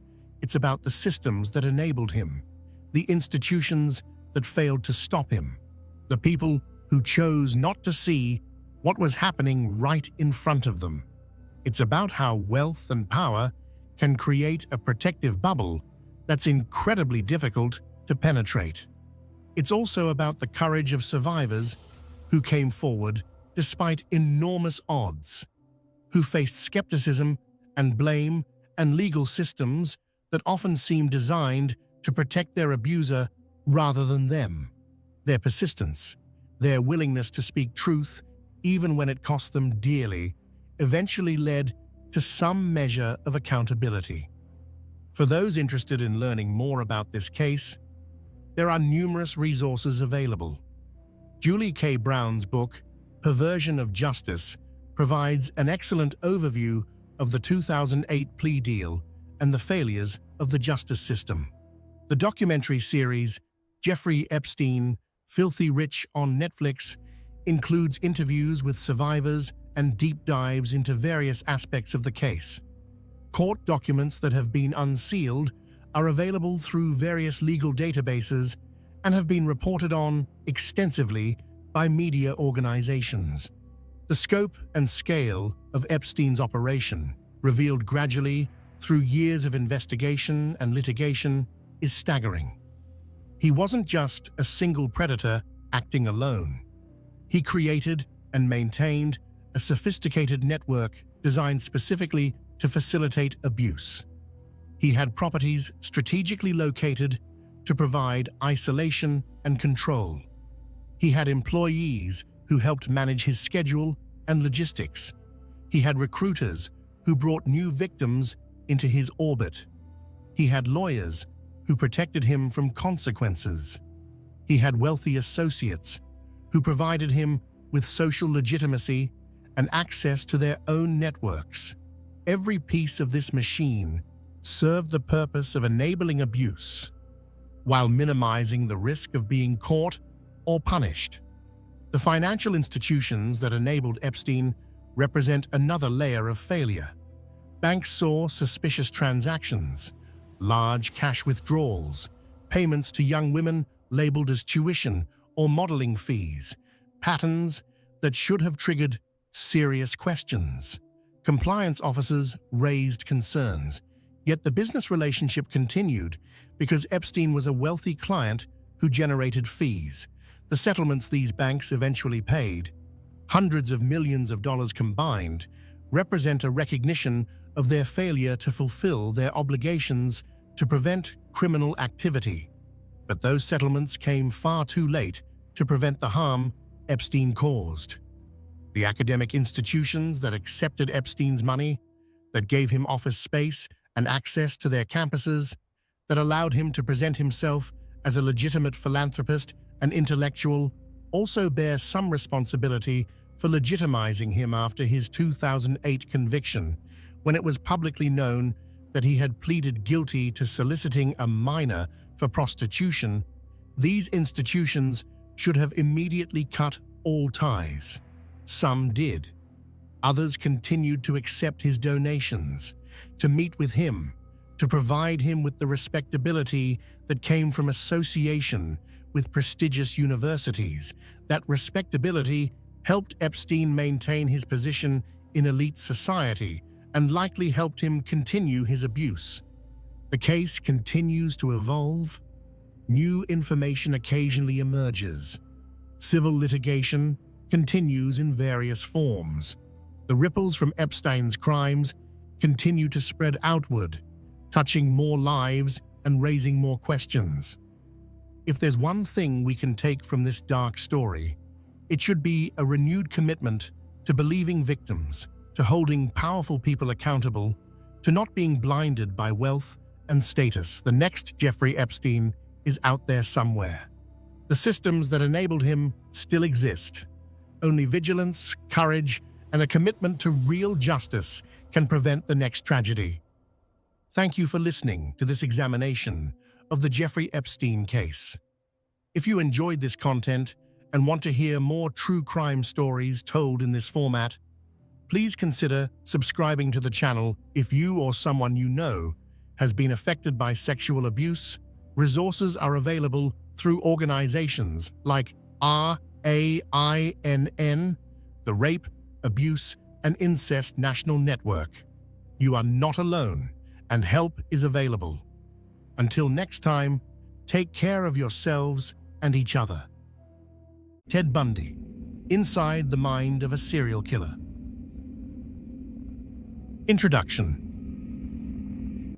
Good evening, everyone. Tonight, we're going to explore one of the darkest chapters in American criminal history. The story we're about to examine goes far beyond the typical narrative of a serial killer. We'll be looking deep into the life, crimes, and psychology of Theodore Robert Bundy, a man whose name has become synonymous with evil itself, yet whose charming exterior fooled countless people for years. Ted Bundy killed at least 30 women that we know of, though experts believe the actual number could be much higher, possibly exceeding 100 victims. Between 1974 and 1978, he terrorized multiple states across America, leaving behind a trail of shattered families and unanswered questions.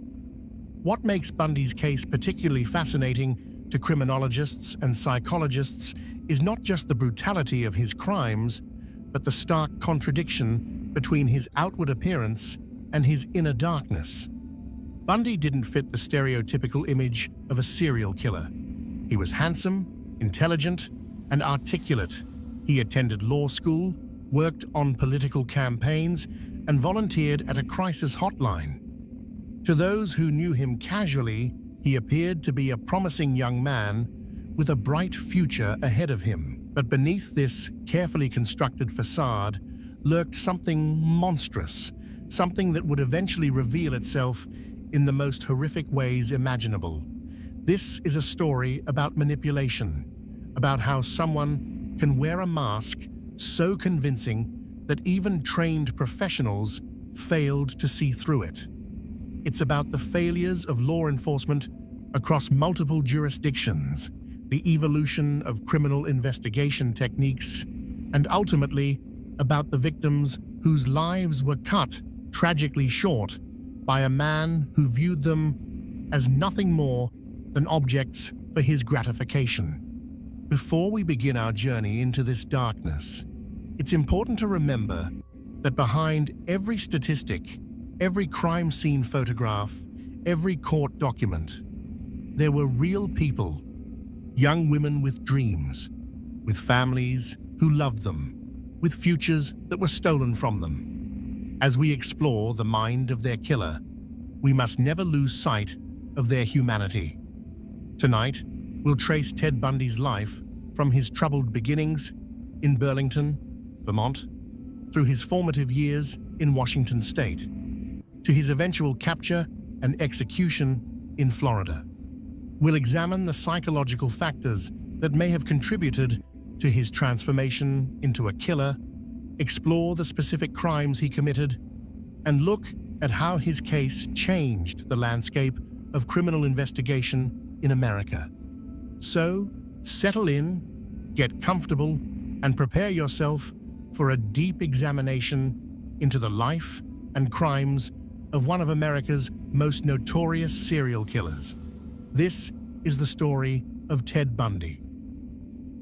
Part 1: Early Life and the Seeds of Darkness. Theodore Robert Bundy was born on November 24, 1946, but the circumstances of his birth would set the stage for a lifetime of deception and identity confusion. He wasn't born as Theodore Robert Bundy at all. His birth name was Theodore Robert Cowell, and he came into the world at the Elizabeth Lund Home for Unwed Mothers in Burlington, Vermont. This facility was a refuge for unmarried pregnant women during an era when having a child out of wedlock carried significant social stigma. His mother, Eleanor Louise Cowell, was 22 years old and unmarried when she gave birth to Ted. In the conservative social climate of the 1940s America, this situation brought shame not just to Louise, but to her entire family. The identity of Ted's biological father has never been definitively confirmed, and over the years, various names have been suggested.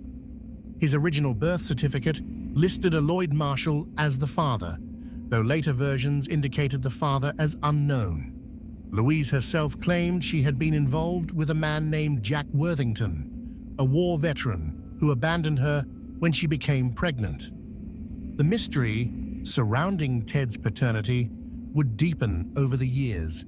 Some family members, including Louise's own siblings, whispered darker suspicions. They suggested that Ted might have been the product of incest, potentially fathered by Louise's own father, Samuel Cowell.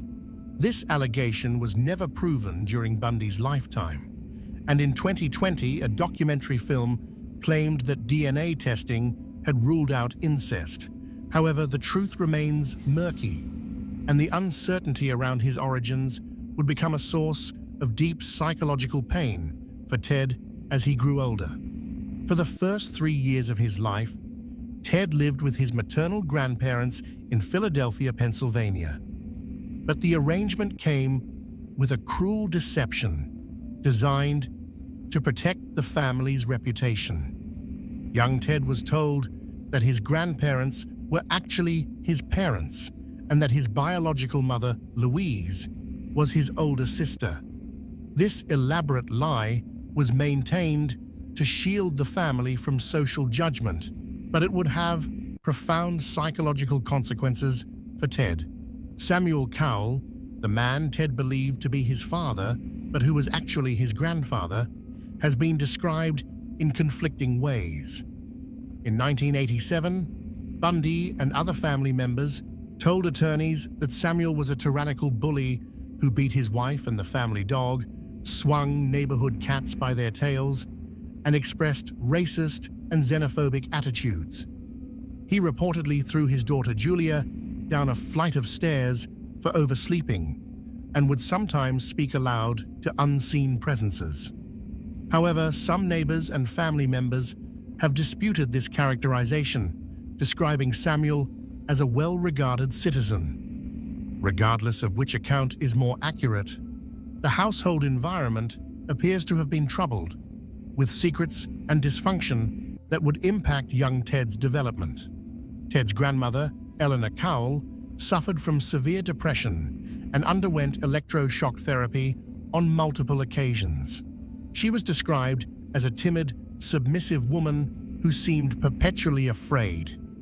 The atmosphere in the Cowell household was troubled, filled with secrets, mental illness, and dysfunction.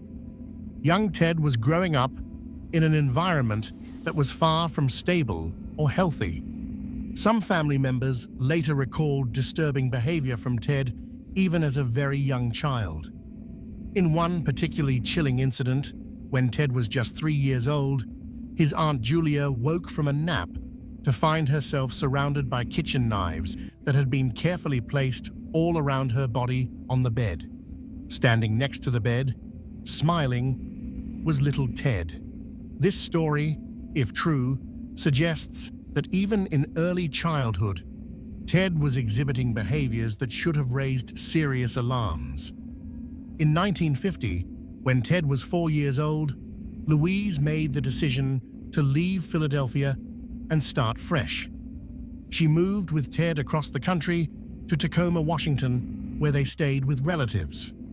This move represented Louise's attempt to escape her past and build a new life for herself and her son, away from the oppressive atmosphere of her parents' home and the whispers about her illegitimate child. In Tacoma, Louise met Johnny Culpepper Bundy, a hospital cook who worked at a military hospital. Johnny was, by all accounts, a decent and hard-working man. He and Louise married in May 1951, and Johnny legally adopted Ted, giving him the name that would become infamous, Theodore Robert Bundy. Together, Johnny and Louise would go on to have 4 more children, giving Ted several half-siblings. For Ted, the move to Washington and his mother's remarriage should have represented a fresh start, an opportunity to leave behind the dysfunction of his early childhood. But the damage had already been done. The lies about his parentage, the violent environment of his grandfather's home, and whatever genetic or psychological predispositions he might have inherited had already begun to shape his personality in dark ways. Ted's relationship with his stepfather Johnny was complicated.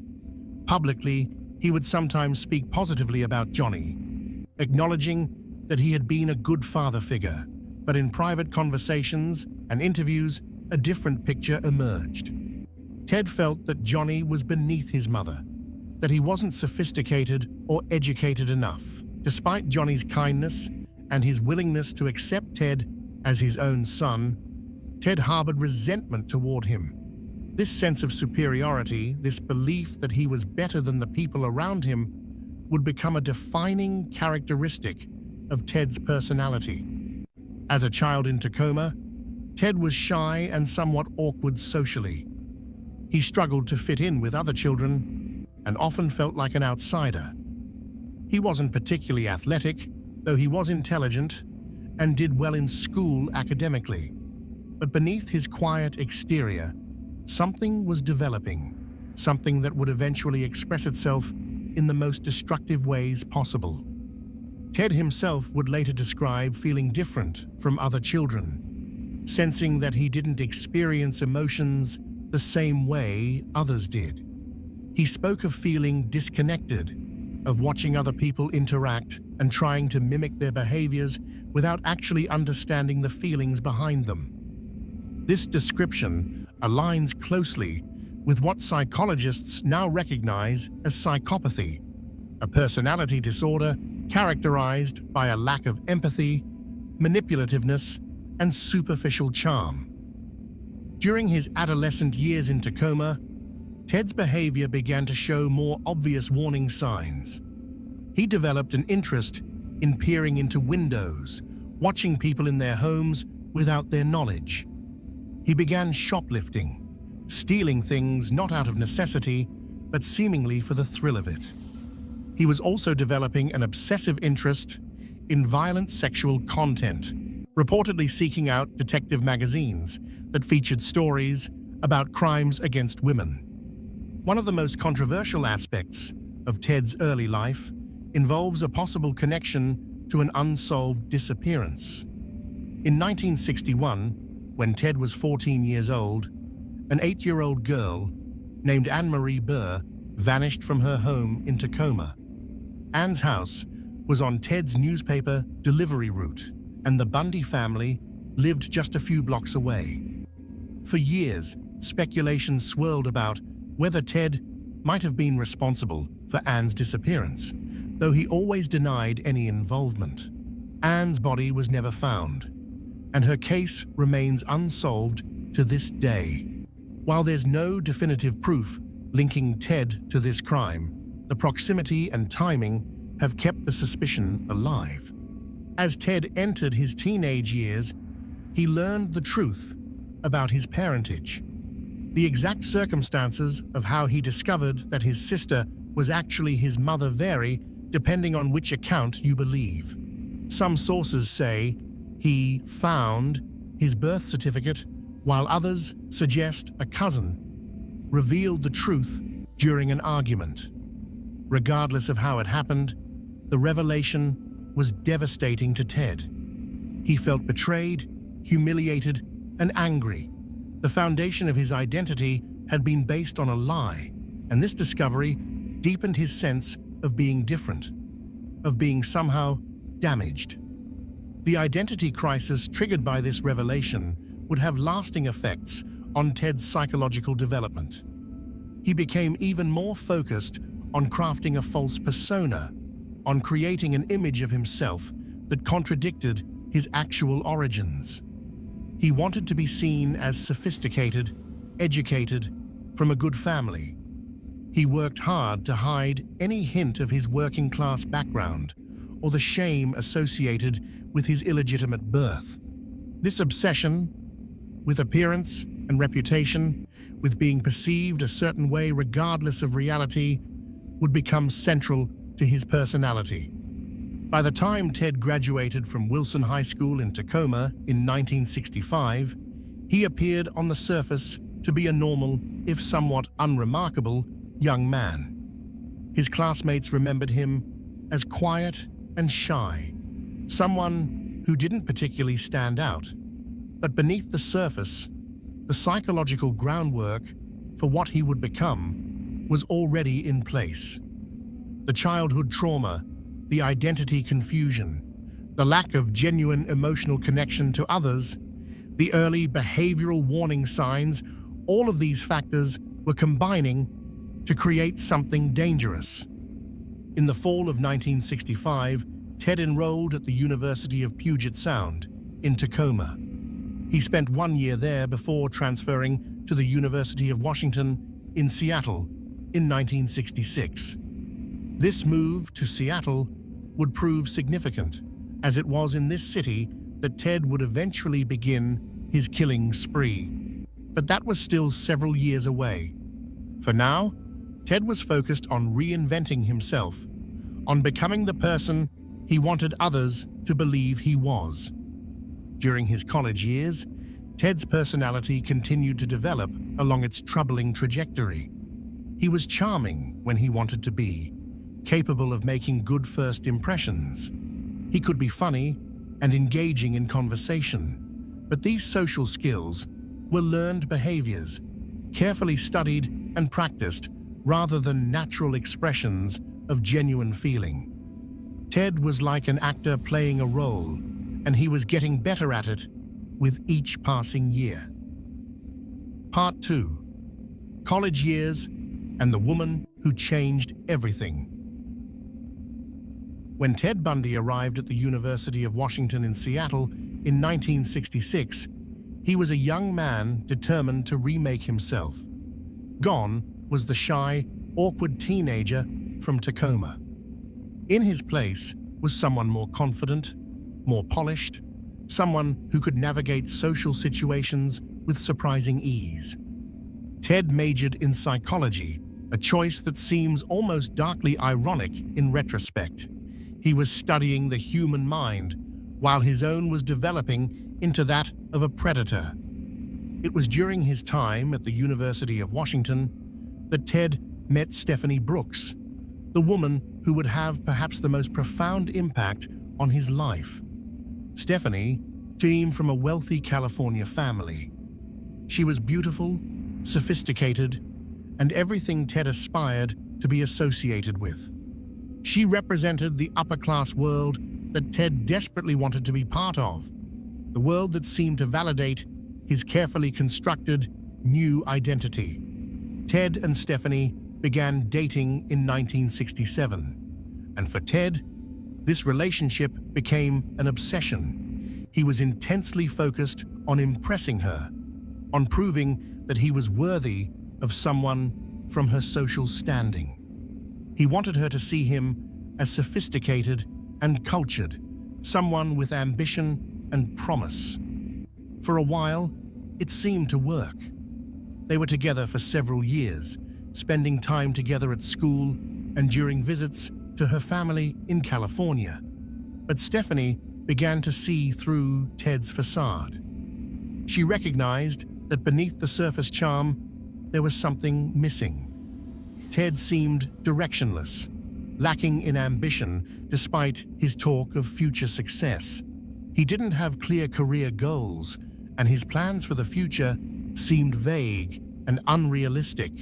More troubling, Stephanie sensed an emotional emptiness in Ted, a lack of genuine depth to his feelings despite his passionate declarations.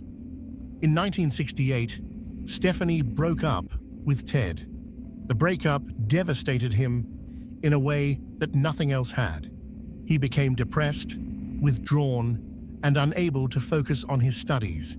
His grades dropped dramatically. He felt rejected and humiliated, convinced that Stephanie had abandoned him because he wasn't good enough, because he came from a lower social class, because he was fundamentally inadequate. This rejection would fester inside him, transforming into a bitter resentment toward women, particularly women who resembled Stephanie. After the breakup, Ted dropped out of the University of Washington and entered a period of aimless wandering. He traveled to California, worked various jobs, and seemed unable to settle on a direction for his life.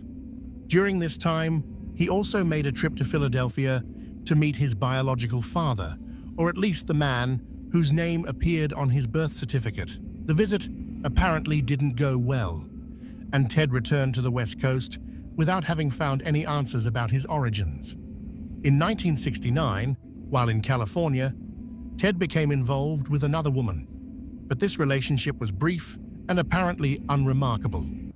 Some criminologists have speculated that Ted may have committed his first murder around this time. He himself later made cryptic comments suggesting that his violent crimes began earlier than anyone knew. In conversations with investigators, he hinted at murders in 1969, possibly in Atlantic City, while visiting family in Philadelphia and possibly in California.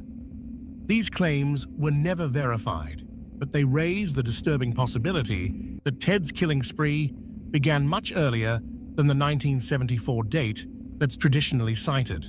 By 1970, Ted had returned to Washington and was ready to make another attempt at building the life he wanted. He re-enrolled at the University of Washington and threw himself into his studies with renewed focus. He was charming and personable, making friends easily and impressing his professors. He joined various clubs and organizations on campus, building a network of connections that would later make it difficult for people to believe he could be capable of violence. It was during this period that Ted began volunteering at the Seattle Crisis Clinic, a suicide prevention hotline. This might seem like an odd choice for someone who would later show such complete disregard for human life, but for Ted, it served multiple purposes. It allowed him to appear compassionate and caring, reinforcing his carefully constructed image as a good person. It also gave him an opportunity to study human emotion and vulnerability, to learn how to better manipulate people's feelings. One of his fellow volunteers at the crisis clinic was Anne Rule, a former police officer who was working on becoming a true crime writer. Anne and Ted became friends, and she would later write one of the most influential books about him, The Stranger Beside Me. Anne's unique perspective as someone who knew Ted personally before discovering he was a killer would provide crucial insights into his ability to deceive.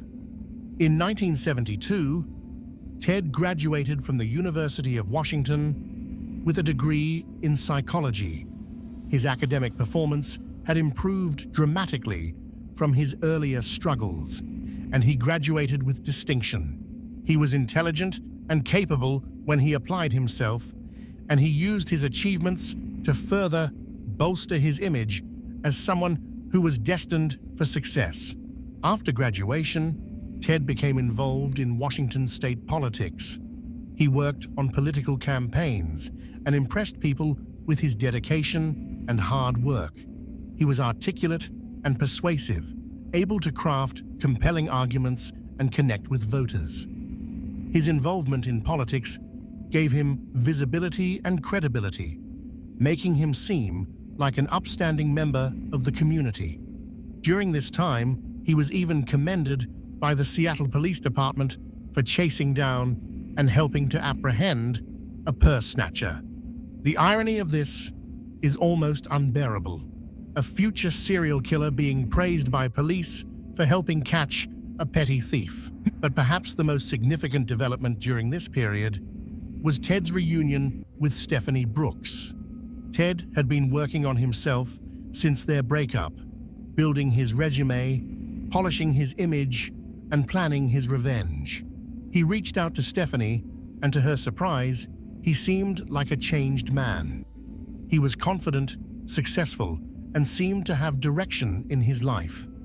They began dating again, and Ted appeared to be everything Stephanie had once wanted him to be. Then, suddenly, and without warning, Ted broke up with Stephanie. He did it coldly, cruelly, leaving her confused and hurt. Some who have studied Bundy's psychology believe this was a calculated act of revenge, a way to make Stephanie feel the rejection and humiliation he had felt years earlier. After dumping her, Ted essentially disappeared from her life, never providing an explanation for his sudden change of heart. He had shown her that he was worthy of her, then rejected her when she was vulnerable. It was a power play, a demonstration of control that seemed to give Ted satisfaction. This incident reveals something crucial about Ted's psychology. He wasn't just hurt by rejection. He needed to inflict that same pain on others, needed to demonstrate his power over them. The ability to manipulate someone's emotions, to make them feel loss and confusion, seemed to provide him with a sense of satisfaction that normal emotional connections couldn't give him. This need for power and control, this desire to hurt others as a way of validating his own importance, would soon express itself in far more terrible ways. In 1973, Ted enrolled at the University of Puget Sound School of Law. He seemed to be on track for a successful legal career, studying diligently and performing well in his classes. But beneath this facade of normalcy, something was changing. The violent fantasies that had been gestating in Ted's mind for years were becoming harder to control. The pornography he had been consuming, which often featured violent and sadistic content, was no longer enough to satisfy him. He needed something more real, more visceral. Around this time, Ted also met Elizabeth Clofer, a divorced mother who would become his long-term girlfriend. Elizabeth was intelligent and attractive, with long dark hair parted in the middle, a look that would become tragically significant as Ted's crimes unfolded. Ted and Elizabeth developed what appeared to be a genuine relationship. They spent time together. He helped care for her daughter, and to all outward appearances, they were a normal couple. Elizabeth would later describe feeling that Ted truly loved her, that there were moments when she saw real emotion from him. But Elizabeth also noticed troubling signs. Ted would disappear for hours or days without explanation. He had medical equipment and other strange items in his apartment that he couldn't adequately explain.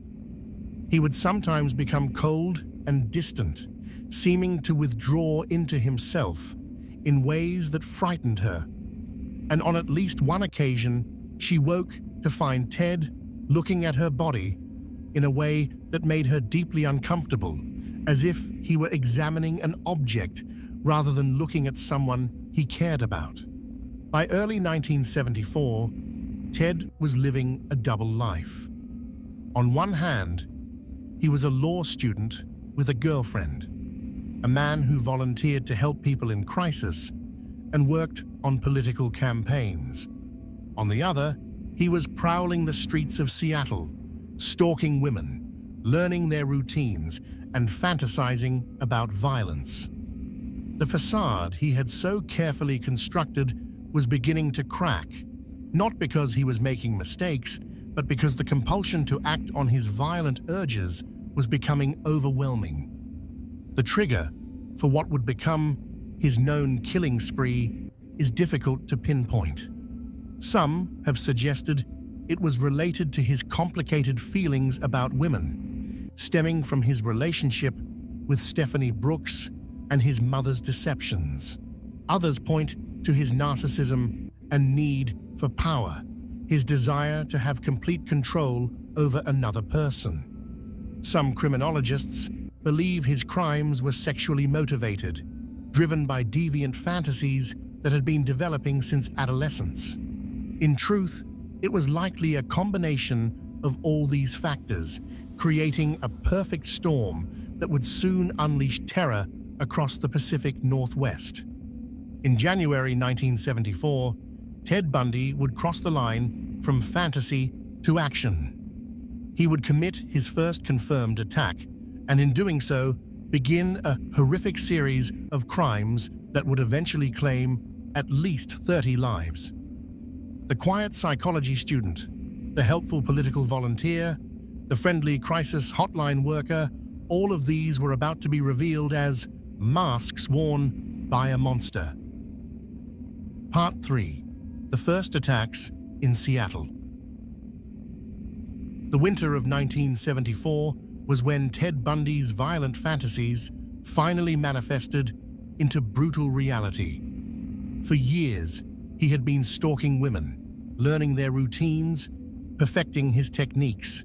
He had been breaking into homes, possibly even before his known crimes began. But on January 4th, 1974, he crossed a line from which there would be no return. 18-year-old Karen Sparks was a student at the University of Washington, living in a basement apartment in Seattle's University District. In the early morning hours of January 4th, Ted Bundy broke into her apartment while she slept. Using a metal rod from her own bed frame, he bludgeoned her viciously. The attack was so savage that Karen's skull was fractured in multiple places. But Bundy didn't stop there.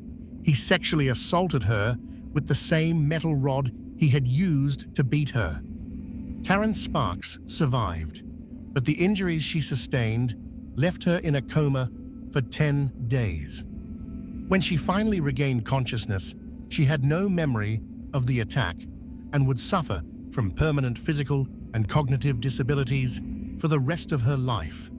The randomness and brutality of the attack sent shockwaves through the University of Washington community. Police had almost nothing to work with, no witnesses, minimal physical evidence, and a victim who couldn't identify her attacker. This first attack established the pattern that Bundy would follow for his early crimes. He targeted young women, often students, usually with long dark hair parted down the middle. He would break into their homes while they slept, attack them with savage violence, and sexually assault them. The brutality seemed almost frenzied, suggesting a rage that had been building for years and was now finally being expressed. Exactly 1 month after the attack on Karen Sparks, on February 1st, 1974, 21-year-old Linda Ann Healy disappeared from her basement apartment in the University District.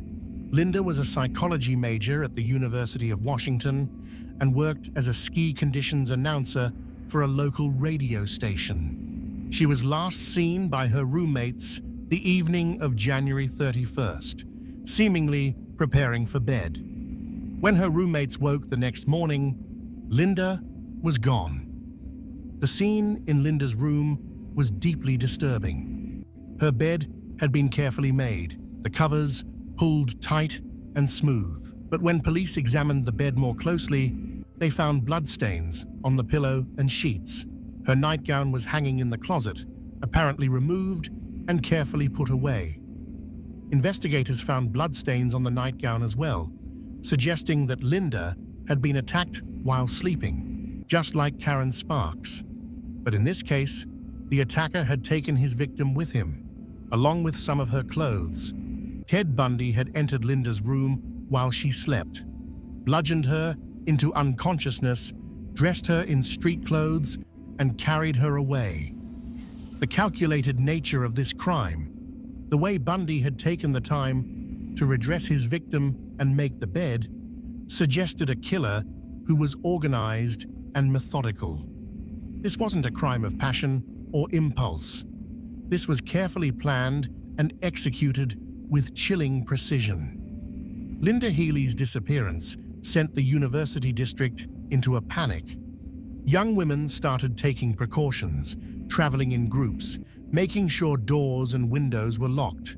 But they were facing a predator who was patient and intelligent, someone who could adapt his techniques and wait for the right opportunity. And opportunities kept presenting themselves. Over the next few months, more young women would disappear from Washington state. On March 12, 1974, 19-year-old Donna Gail Manson vanished from Evergreen State College in Olympia. She had left her dormitory to attend an on-campus concert and was never seen again. Unlike the previous victims, Donna's body was never recovered, and for years, law enforcement didn't even know if she had been murdered or had simply run away. On April the 17th, 1974, Susan Elaine Rancourt disappeared from Central Washington State College in Ellensburg.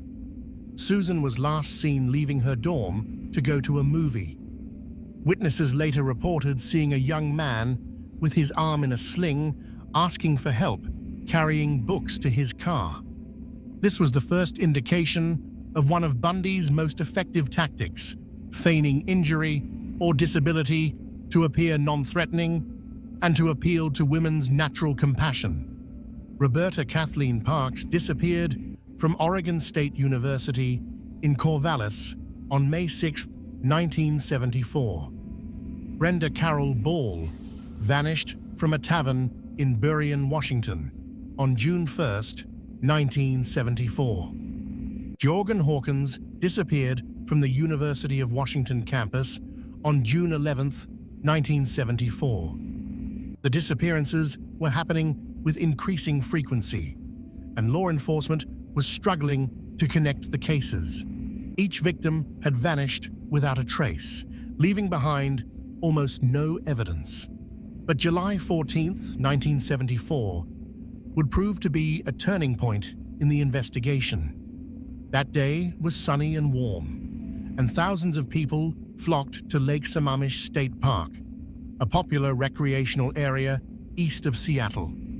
The park was crowded with families, couples, and groups of friends enjoying the summer weather. Among the crowd was Ted Bundy, and he was hunting. 23-year-old Janice Ott arrived at the park around noon. She spread out a blanket and settled in to sunbathe. Witnesses later reported seeing a handsome young man approach her. He was wearing his arm in a sling and asked if she could help him load a sailboat onto his car. Several people overheard him introduce himself as Ted. Janice agreed to help and walked away with the man. She was never seen alive again. That same afternoon, 19-year-old Denise Nasland arrived at the park with her boyfriend and friends. Around 4:30 p.m., Denise excused herself to use the restroom. She never returned. Her boyfriend and friends searched frantically but couldn't find her. Like Janice Ott, Denise had simply vanished. The disappearance of two women from the same crowded public place on the same day finally gave investigators the break they needed. Multiple witnesses described the handsome young man with his arm in a sling.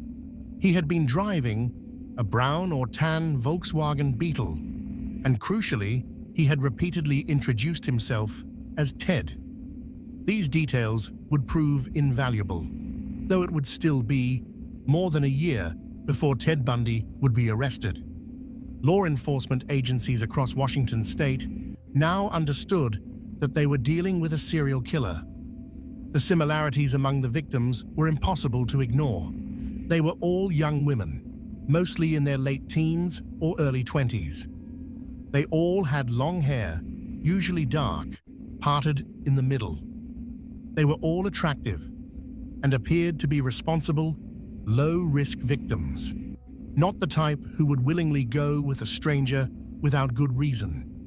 And they had all disappeared without any sign of a struggle or any substantial physical evidence left behind. The King County Police Department formed a special task force to investigate what was quickly becoming one of the most challenging serial murder cases in American history. Detective Robert Keppel, a young but talented investigator, was assigned to lead much of the investigative work. Keppel and his team faced an enormous challenge. They had multiple missing persons cases, but initially no bodies and no crime scenes. Without physical evidence, they were left trying to find patterns in the disappearances themselves. The task force began compiling detailed victim profiles. They mapped out where each woman had last been seen, looking for geographic patterns. They created timelines, trying to determine if there were specific days of the week or times of day when the killer was most active. They interviewed hundreds of potential witnesses, trying to piece together descriptions of suspicious individuals or vehicles seen near the locations where women had vanished. As more disappearances occurred, the task force grew. Investigators from multiple jurisdictions were pulled in to help with the massive amount of work. Tips poured in from the public after media coverage of the cases. The composite sketch from the Lake Sammamish witnesses was published in newspapers and shown on television. People were asked to call in if they knew anyone who resembled the sketch, drove a tan or brown Volkswagen Beetle, and went by the name Ted. The response was overwhelming. Thousands of tips flooded the police phone lines. Investigators worked around the clock, trying to follow up on leads, but they were drowning in information. Every Volkswagen owner in the region seemed to be a potential suspect. Every man named Ted or Theodore was looked at. The lists grew longer and longer, and buried within them, reported by multiple people, was Theodore Robert Bundy. Detective Keppel later said that one of the most frustrating aspects of the investigation was knowing that they probably had the killer's name somewhere in their files, but with so many suspects and so little concrete evidence, it was impossible to know which one to focus on. They developed a scoring system, trying to prioritize suspects based on how many factors matched the known characteristics of the killer. But even with this system, Ted Bundy didn't rise to the top of the list. His clean record, his work with the crisis clinic, his involvement in legitimate political campaigns, all of these things made him seem less likely than many other suspects. The investigation was also hampered by a lack of understanding about serial killers. In 1974, the concept of a serial killer as a specific type of criminal was still relatively new. The FBI's Behavioral Sciences Unit was in its early stages. Profiling techniques were rudimentary. Investigators were dealing with a type of crime and a type of criminal that law enforcement hadn't fully learned how to investigate yet. When the first bodies were discovered at the Issaquah burial site in September 1974, the investigation intensified. Now they had crime scenes, even though the bodies had been there for months, and much evidence had been destroyed by weather and wildlife. Forensic teams carefully excavated the site, searching for any physical evidence that might point to the killer. They found evidence of sexual assault. They found evidence that the killer had returned to the site multiple times, but they found no fingerprints, no useful tire tracks, no clear evidence that would lead them directly to a suspect. The discovery of the burial site did confirm that the victims had likely been taken to a secondary location, killed there, and then their bodies transported to the burial site. This suggested a killer who had access to a vehicle and who knew the area well enough to find isolated locations where he wouldn't be disturbed. It also suggested a level of planning and organization that made the crimes even more chilling. Investigators began to understand they were dealing with someone highly intelligent and methodical. This wasn't a disorganized killer leaving obvious clues. This was someone who planned his crimes carefully, who took steps to avoid leaving evidence, and who was learning from each crime and becoming more proficient. Investigators began compiling lists of possible suspects. They gathered names of Volkswagen owners in the region. They cross-referenced these with men named Ted or Theodore. They interviewed sex offenders and anyone with a history of violence against women. The lists contained thousands of names, and buried among them, almost lost in the sheer volume of data, was the name Ted Bundy. Multiple people had actually called in tips about Ted Bundy. His girlfriend, Elizabeth Klopfer, contacted police after seeing a wanted poster of the composite sketch based on witness descriptions from Lake Sammamish. She thought it looked like Ted and knew he drove a Volkswagen Beetle. But she was conflicted, unable to fully accept that the man she loved could be responsible for such terrible crimes. Anne Rule, Ted's friend from the crisis hotline, also saw the sketch and felt uneasy about its resemblance to Ted. She didn't report it initially, but kept the uncomfortable suspicion in the back of her mind. One of Ted's University of Washington professors also contacted police, suggesting that Ted Bundy fit the general description. But with so many tips coming in, and with Ted's seemingly respectable background, he wasn't immediately prioritized as a suspect. He was included on the list, but he was just one name among thousands. His clean record, his work with the crisis clinic, his involvement in politics, all of these things made it difficult for investigators to see him as a viable suspect. In September 1974, grouse hunters made a grim discovery near Issaquah, Washington. In a wooded area off a rarely traveled road, they found human remains. Investigators soon determined that the site contained the remains of multiple victims. Janice Ott and Denise Naslund, the two women who had disappeared from Lake Sammamish, were identified. So was Georgan Hawkins. A fourth skull was found, but couldn't be immediately identified. The discovery of this burial site provided investigators with crucial information about the killer's methods. The location was isolated but accessible, suggesting that the killer knew the area well.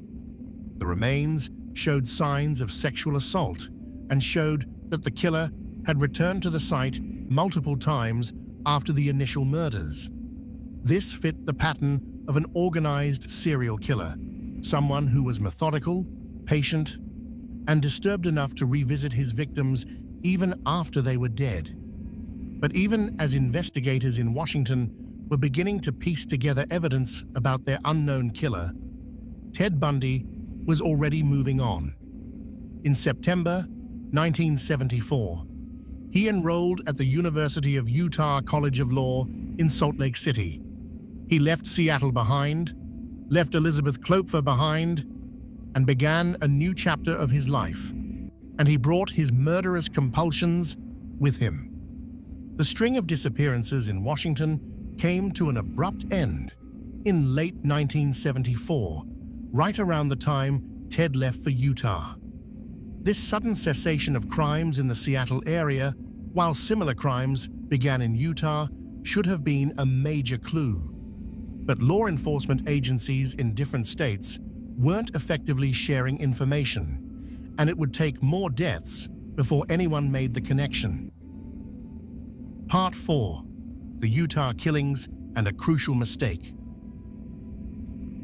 When Ted Bundy arrived in Salt Lake City in the fall of 1974 to attend the University of Utah College of Law, he appeared to be starting fresh. He enrolled in classes, found an apartment, and seemed to be settling into his new life as a law student. But the move to Utah didn't represent an escape from his violent compulsions. Instead, it simply meant that his crimes would now be committed in a new jurisdiction, making it even harder for law enforcement to connect the dots. Ted wasted little time before resuming his killing spree in Utah. On October 2nd, 1974, 16-year-old Nancy Wilcox disappeared from Holiday, a suburb of Salt Lake City. Nancy was walking home from a school event when she vanished. Ted Bundy would later confess to killing Nancy, stating that he buried her body in a remote location approximately 200 miles from Salt Lake City. Her remains have never been recovered.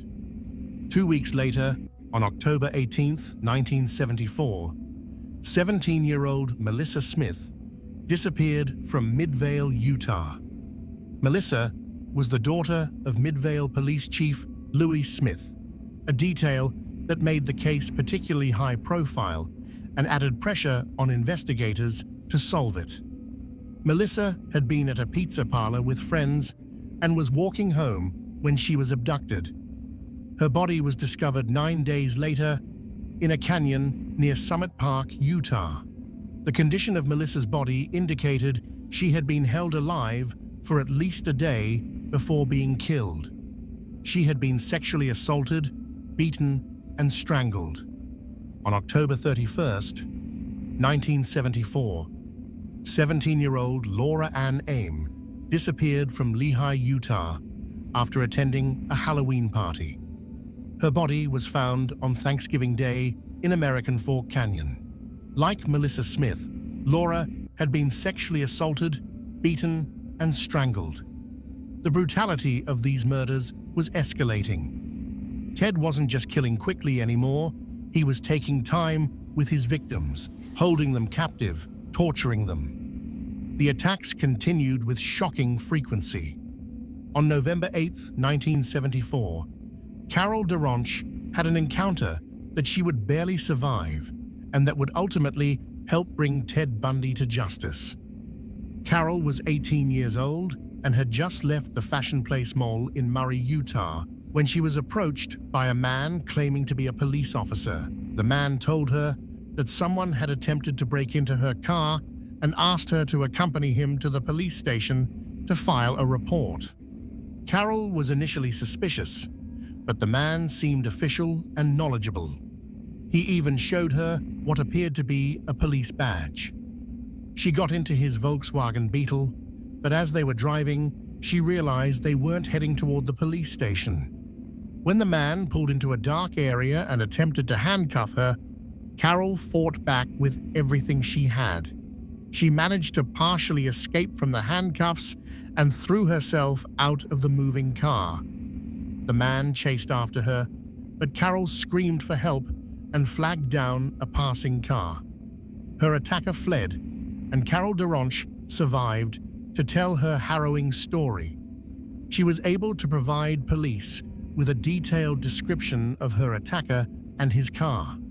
This description matched the composite sketch from the Lake Sammamish cases in Washington, though investigators in Utah and Washington weren't yet sharing information effectively.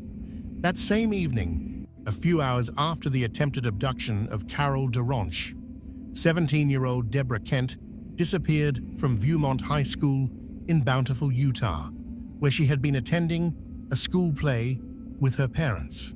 Witnesses at the school reported seeing a strange man asking for help, claiming to need assistance finding his car. Deborah left the auditorium during intermission and never returned. A small bone that would later be identified as Deborah's was found near the high school, but the rest of her remains were never recovered. The murders continued into 1975. In Colorado, 4 women would disappear between January and April. Karen Campbell from Snowmass Village, Julie Cunningham from Vail, Denise Oliverson from Grand Junction, and Nancy Baird from Farmington. The pattern was consistent young women with long dark hair, victims who were attractive and appeared responsible, abducted from public places or their homes with minimal evidence left behind. But Ted Bundy's luck was about to run out. On August 16, 1975, a Utah Highway Patrol officer named Bob Haywood was on duty in the early morning hours in Granger, a suburb of Salt Lake City. Around 2:30 a.m., Haywood noticed a Volkswagen Beetle driving through a residential neighborhood with its headlights off.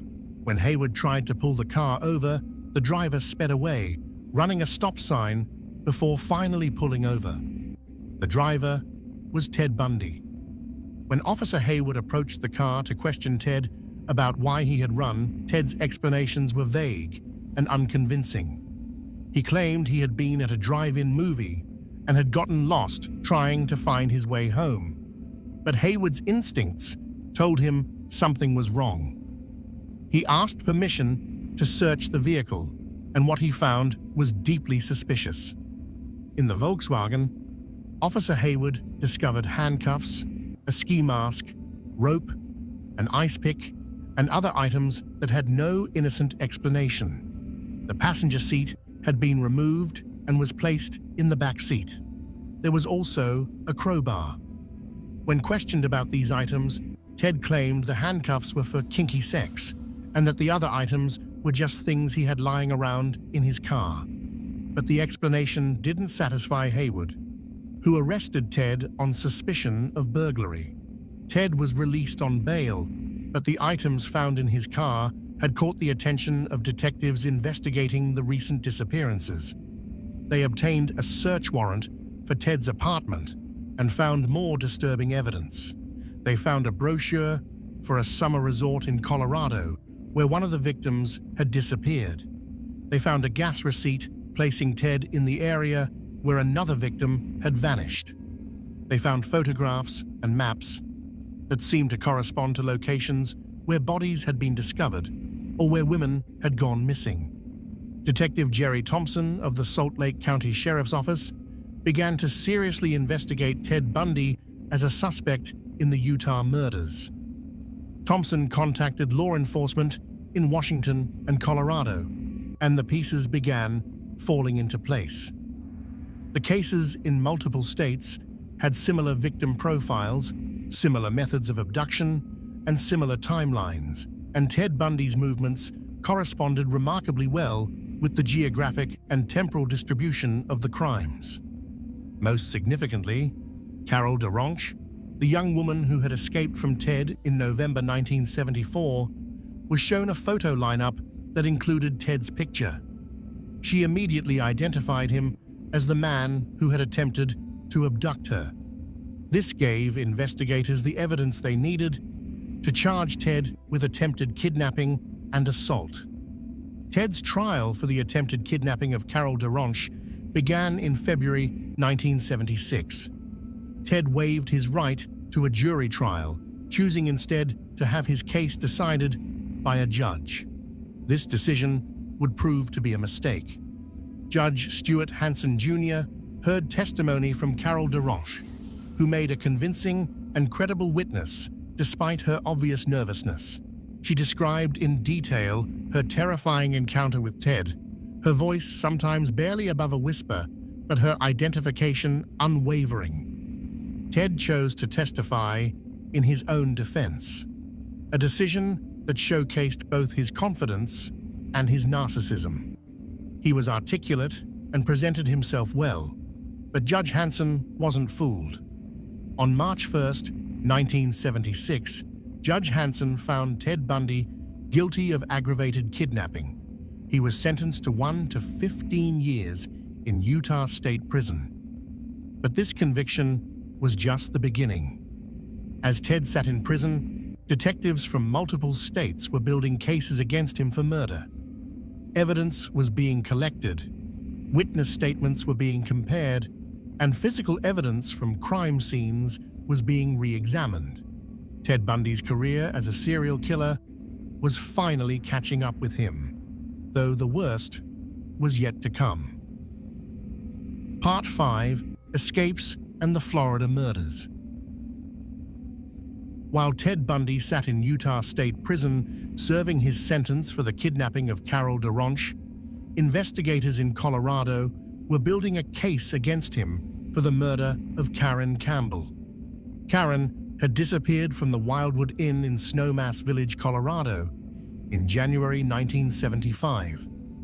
Her body had been found a month later, and physical evidence from the crime scene suggested Ted might be responsible.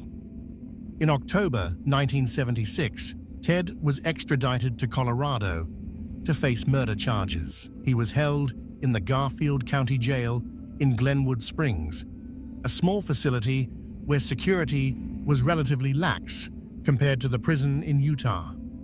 Ted, who had been studying law, represented himself during pre-trial hearings.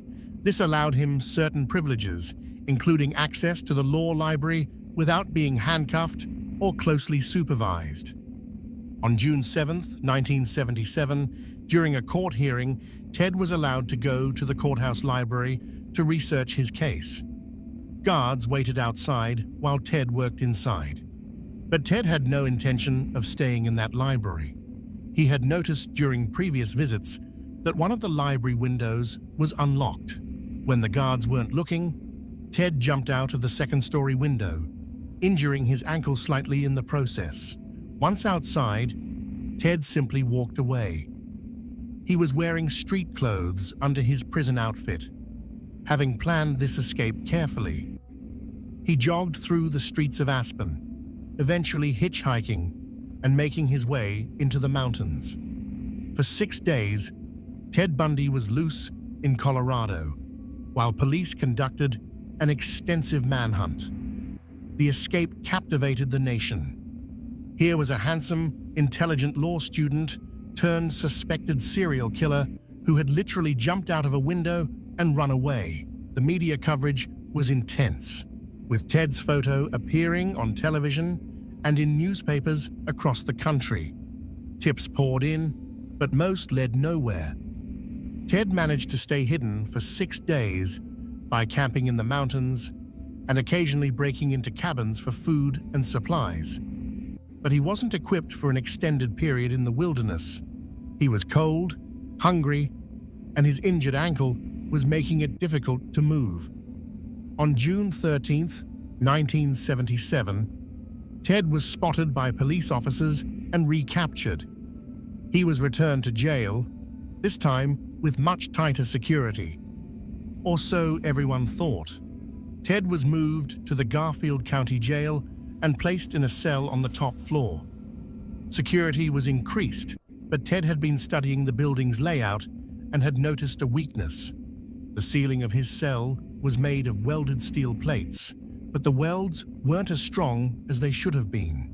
Ted began working on loosening one of the plates, using materials he had in his cell. It took months of patient work, but by late December 1977, he had created an opening large enough to crawl through.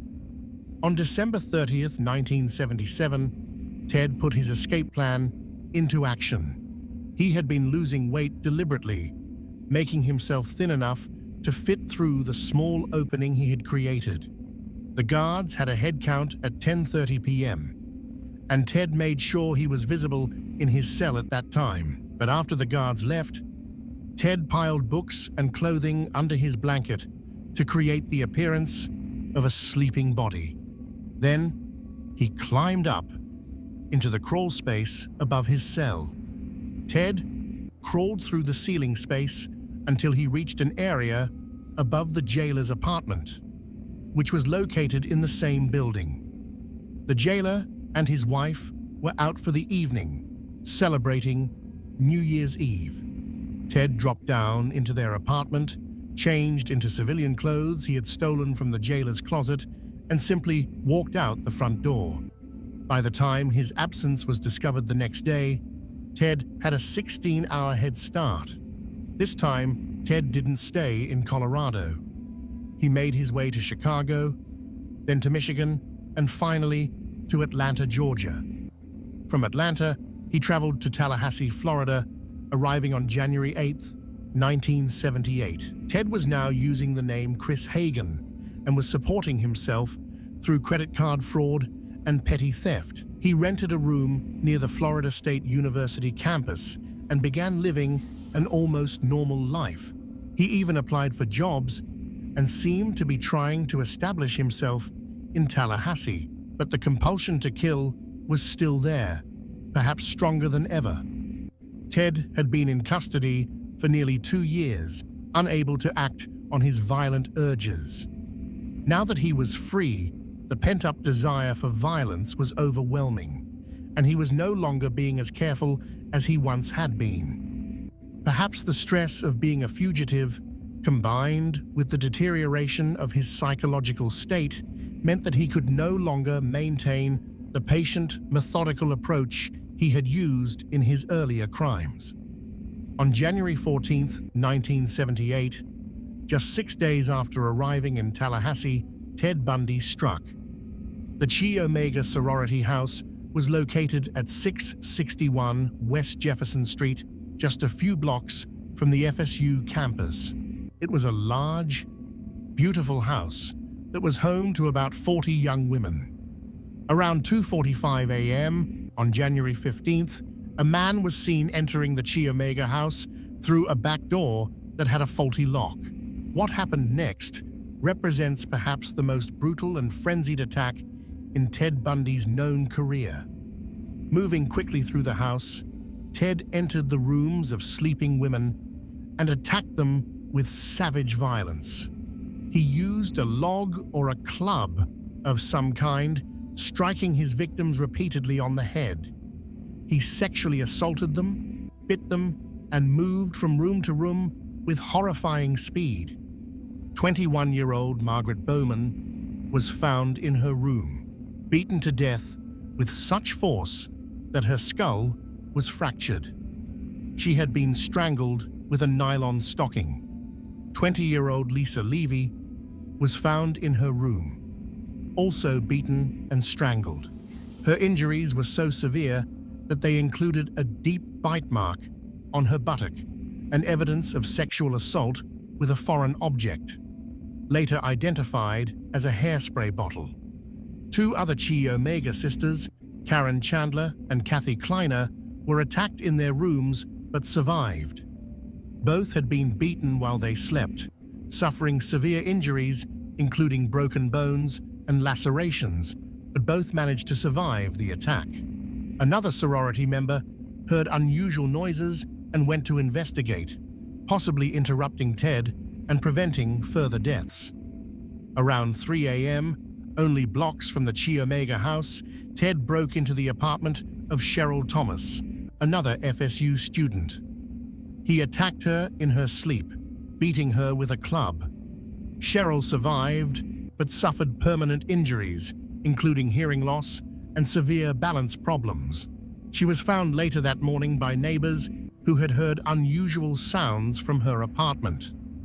The Chi Omega murders shocked the nation. The brutality, the fact that it happened in a sorority house with so many potential witnesses, the speed and violence of the attack, all of these factors made it clear that the killer was devolving, losing whatever control he once had.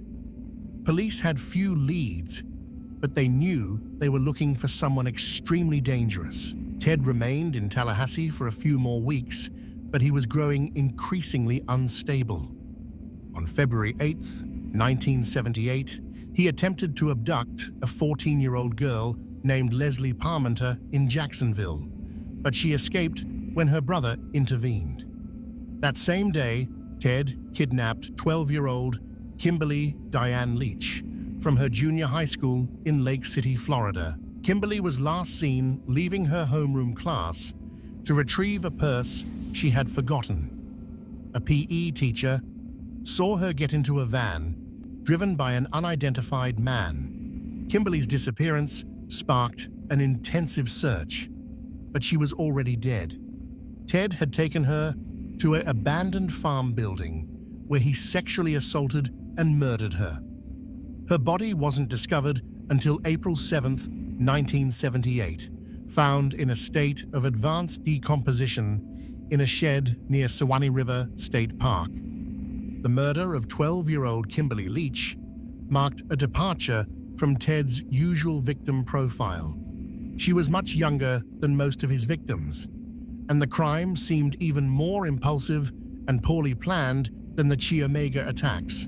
It was as if Ted was completely unraveling, no longer capable of the careful planning that had allowed him to evade capture for so long. On February 15, 1978, Ted was driving a stolen Volkswagen Beetle through Pensacola when he was pulled over by police officer David Lee for having stolen license plates. When Lee approached the vehicle, Ted tried to flee, and a struggle ensued. Officer Lee eventually subdued Ted and took him into custody. Initially, Ted refused to identify himself, but when his fingerprints were run, his true identity was confirmed. Ted Bundy, escaped murderer and one of the FBI's most wanted fugitives, was finally in custody for good. Part 6. The Trials. Ted Bundy's trial for the Chi Omega murders began on June 25, 1979, in Miami, Florida. The trial had been moved from Tallahassee due to the extensive pre-trial publicity that made it impossible to seat an impartial jury locally. The trial would become a media sensation, the first to be televised nationally in the United States. More than 200 reporters from around the world descended on Miami to cover the proceedings. Ted had been assigned a team of public defenders, but in characteristic fashion, he insisted on being heavily involved in his own defense. He had the legal right to represent himself, and while he had attorneys assisting him, Ted frequently took control during the trial, questioning witnesses and making legal arguments. To observers, this seemed like a terrible strategic decision. Ted was intelligent and had studied law, but he was not an experienced attorney, and his narcissism often blinded him to the reality of his situation. The judge presiding over the trial was Edward Cowart, an experienced jurist who would develop a strangely complex relationship with Ted during the proceedings. Judge Cowart seemed to have a grudging respect for Ted's intelligence, even as he recognized the evil of what Ted had done.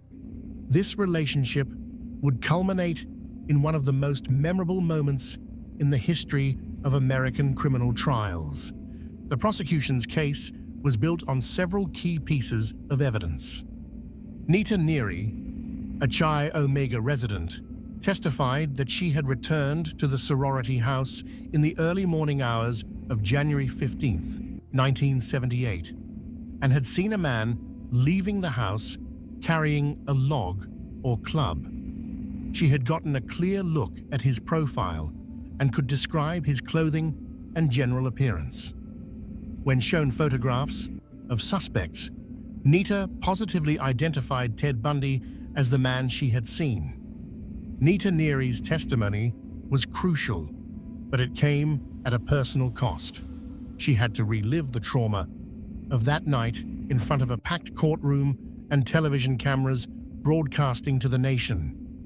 She described in detail the moment she realized something was terribly wrong, the fear she felt seeing the man leaving the house, and the horror of discovering her sorority sisters brutally attacked. Her voice shook at times, but she maintained her composure, and her identification of Bundy remained firm under aggressive cross-examination by the defense. Connie Hastings, another Chi Omega member, testified that she had seen Ted Bundy in the area of the sorority house on the night of the murders. Her testimony placed Ted at the scene around the time the attacks occurred, corroborating Nita Neary's identification.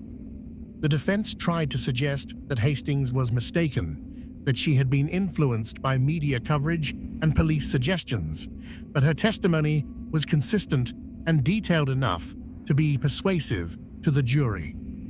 The prosecution team, led by Larry Simpson, had spent months preparing their case. They knew they were facing a defendant who was intelligent, who had studied law, and who would be actively involved in his own defense.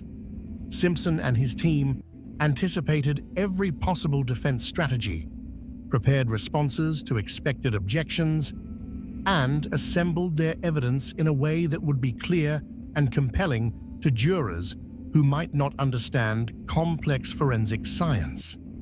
The decision to allow television cameras in the courtroom was controversial.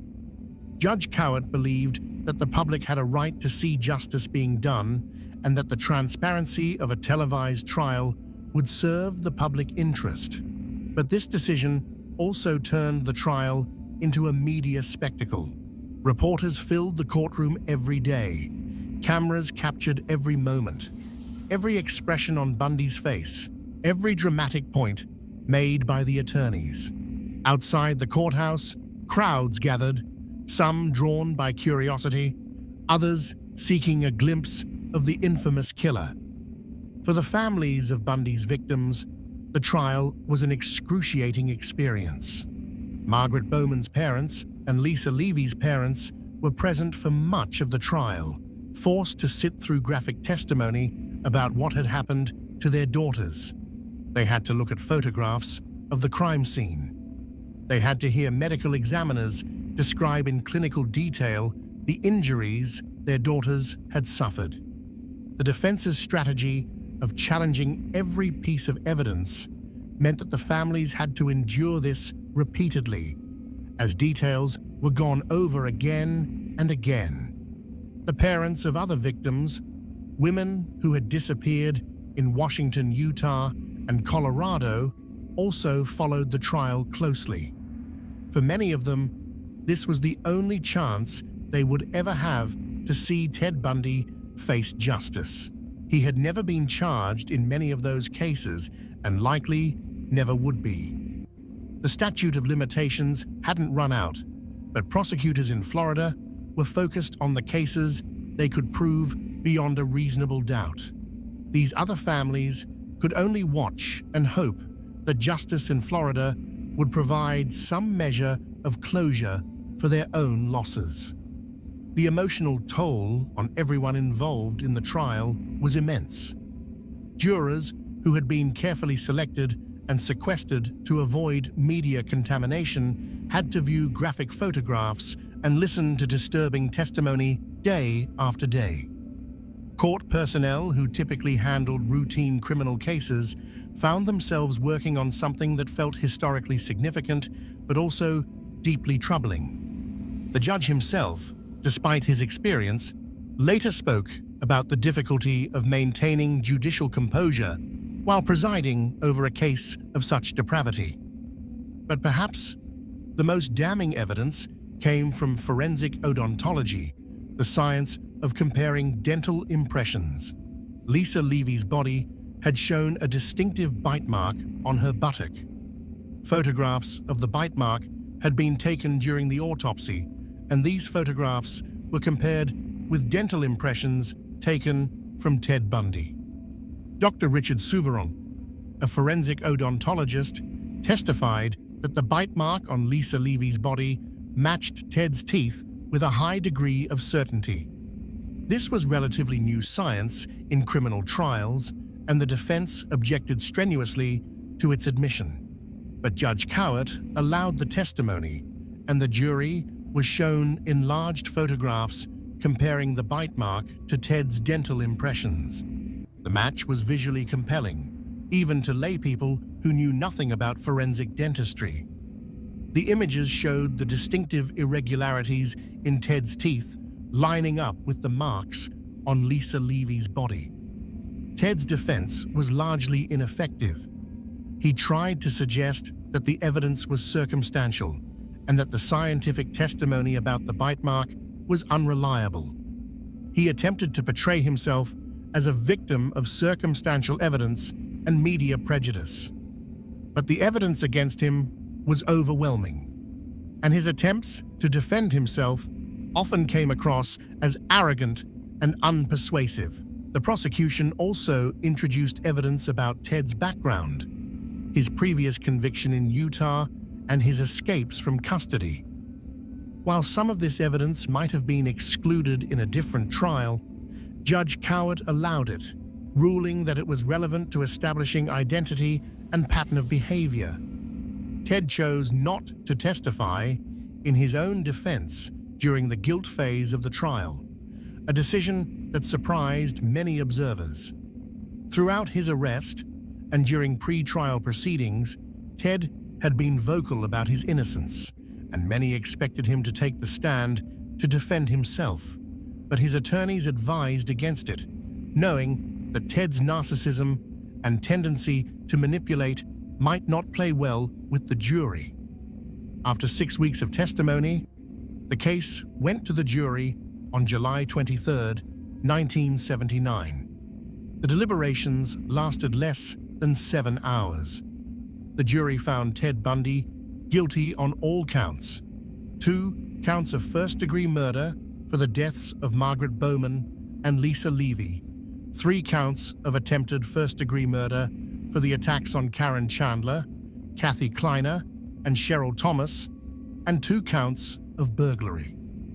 The penalty phase of the trial began immediately. Under Florida law, the jury would recommend a sentence, and the judge would make the final determination. The prosecution argued forcefully for the death penalty, emphasizing the brutal nature of the crimes and the danger Ted posed to society.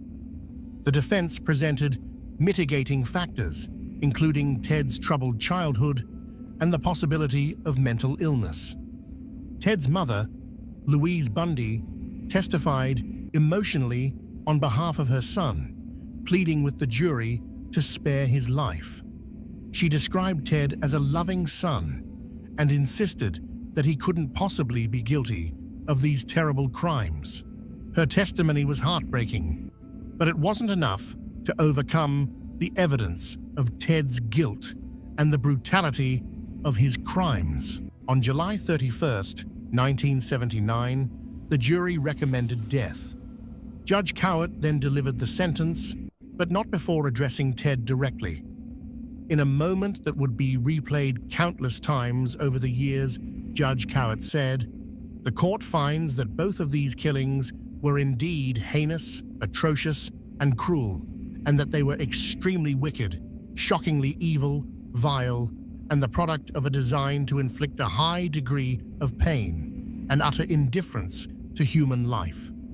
Then, in a bizarre turn, Judge Cowart added, "Take care of yourself, young man. I say that to you sincerely. Take care of yourself, please. It is an utter waste of humanity, I think, that you went another way, partner. I don't feel any animosity toward you. I want you to know that. Take care of yourself." This moment captured the strange dynamic that had developed during the trial. Judge Cowart seemed genuinely troubled by the fact that someone as intelligent and potentially successful as Ted had turned to such evil. But the judge's compassion didn't prevent him from formally sentencing Ted to death by electrocution. 6 months later, in January 1980, Ted stood trial again, this time in Orlando for the kidnapping and murder of Kimberly Leach. This trial was less theatrical than the Chi Omega trial, but the evidence was equally compelling. Clarence Anderson, a part-time firefighter, testified that he had seen a man matching Ted's description, leading a young girl into a white van near Kimberly's school on the day she disappeared. Anderson had later been hypnotized to enhance his memory, a controversial technique that would later be ruled inadmissible in Florida courts, but his testimony was allowed in Ted's trial. Fiber evidence also played a crucial role. Fibers found in the van Ted had been driving matched fibers found on Kimberly's clothing. These fibers had a rare manufacturing defect, making the match particularly significant. Additionally, fibers from the clothing Ted was wearing when arrested matched fibers found on Kimberly's body. The testimony about Kimberly's death was particularly difficult for everyone in the courtroom. The medical examiner described the condition of her body when it was found and the injuries she had sustained. Kimberly had been sexually assaulted and murdered. Her body left in a shed where it decomposed for weeks before being discovered. Her family sat through the testimony, their grief and anguish evident to everyone present. Once again, Ted was found guilty. The jury deliberated for less than 8 hours before returning a verdict of guilty on all counts, kidnapping and first-degree murder. The penalty phase was brief, and on February 12, 1980, Ted Bundy received his third death sentence. Part 7. Death Row Confessions. After his convictions, Ted Bundy was sent to Florida State Prison in Rayford, where he would spend the next 9 years on death row. During this time, Ted filed appeal after appeal, challenging his convictions and sentences on various legal grounds. His legal team argued issues ranging from ineffective assistance of counsel to jury selection problems to the admissibility of evidence. Each appeal was carefully crafted, and Ted's cases worked their way through the Florida state courts and the federal court system. For most of these 9 years, Ted continued to maintain his innocence, at least publicly. He gave interviews to journalists and researchers, speaking about himself in the third person and theorizing about what kind of person would commit such crimes. He became something of a celebrity on death row, receiving countless letters from women who claimed to love him and believe in his innocence. In 1980, Ted married Carol Ann Boone, a woman who had known him during his time in Washington and who had testified as a character witness during his trial. The marriage took place during Ted's trial for the Kimberly Leach murder. During his testimony, Ted asked Carol to marry him on the stand, and when she said yes in front of a notary public, Florida law recognized this as a legal marriage. Carol later gave birth to a daughter, conceived during conjugal visits that Ted was somehow able to arrange despite being on death row. But by the late 1980s, Ted's appeals were running out. In mid-1988, the U.S. Court of Appeals for the 11th Circuit ruled against him on his remaining claims. In December 1988, the U.S. Supreme Court denied his final petition for review. On January 17, 1989, Florida Governor Bob Martinez signed Ted's death warrant, setting his execution for 7 a.m. on January 24, 1989. With his appeals exhausted and his execution date set, Ted finally decided to talk. He contacted Robert Keppel, the detective who had investigated the Washington murders back in 1974. Keppel had maintained contact with Ted over the years, visiting him occasionally and establishing a rapport. Ted respected Keppel viewing him as a serious investigator who treated him with a degree of professional courtesy rather than moral judgment. In the days leading up to his execution, Ted also spoke with FBI Special Agent Bill Hagmaier, who had been interviewing him on and off for years. Ted had developed a relationship with Hagmaier, seeing him as someone who was genuinely interested in understanding the psychological aspects of serial murder rather than simply condemning him. Bill Hagmaier was one of the FBI's original Behavioral Analysis Unit agents assigned to what was then a relatively new field of criminal profiling. When Hagmaier first approached Bundy in 1984, the serial killer was skeptical.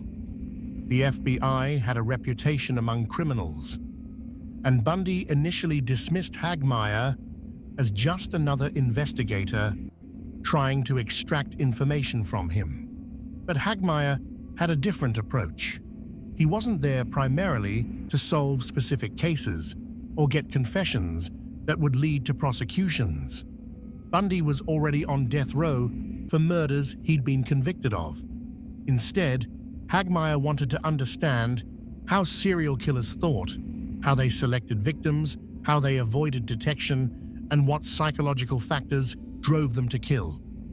Over the course of 5 years, from 1984 to 1989, Hagmaier visited Bundy more than 20 times. These visits resulted in over 200 hours of recorded interviews, conversations that would become foundational documents in the field of criminal psychology and profiling. Hagmaier's approach was patient and strategic. He didn't push Bundy to confess. He didn't judge or condemn. Instead, he engaged Bundy in discussions about criminal behavior in general, about psychology, about philosophy, even about mundane topics like family and daily life. This approach worked because it appealed to Bundy's narcissism and his desire to be seen as intelligent and insightful. Bundy liked the idea that he could contribute to the understanding of serial killers. He enjoyed being treated as an expert rather than just a criminal. Hagmaier understood this about Bundy and used it to gradually build trust. The agent made promises he kept, never asking directly if Bundy had killed anyone, never pressing for admissions of guilt in their early conversations.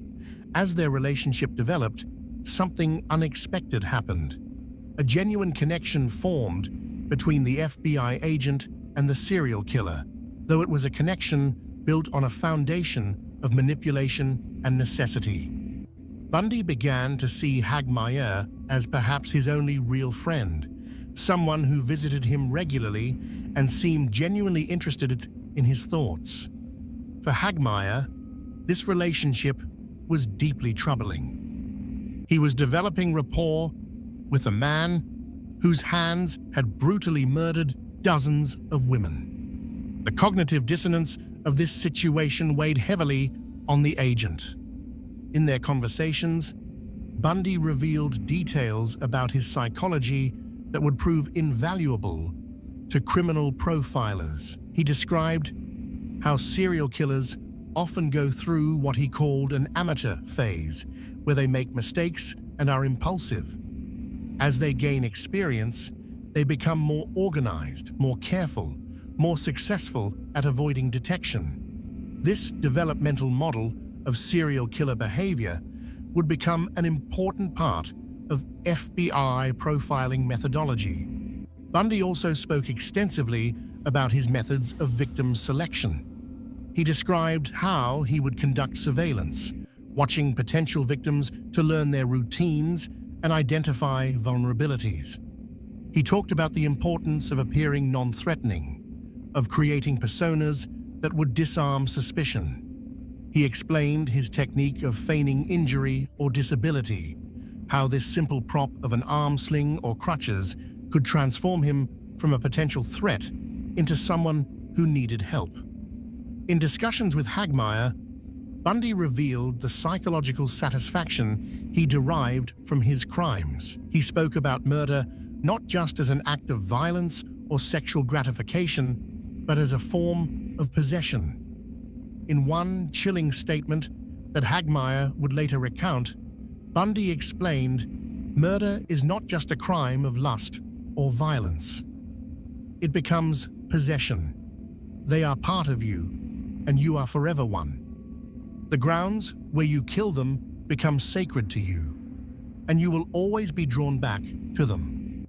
This concept of possession helped explain Bundy's pattern of returning to burial sites and engaging in necrophilia with his victims' bodies. For Bundy, the murder wasn't the end of his relationship with his victims.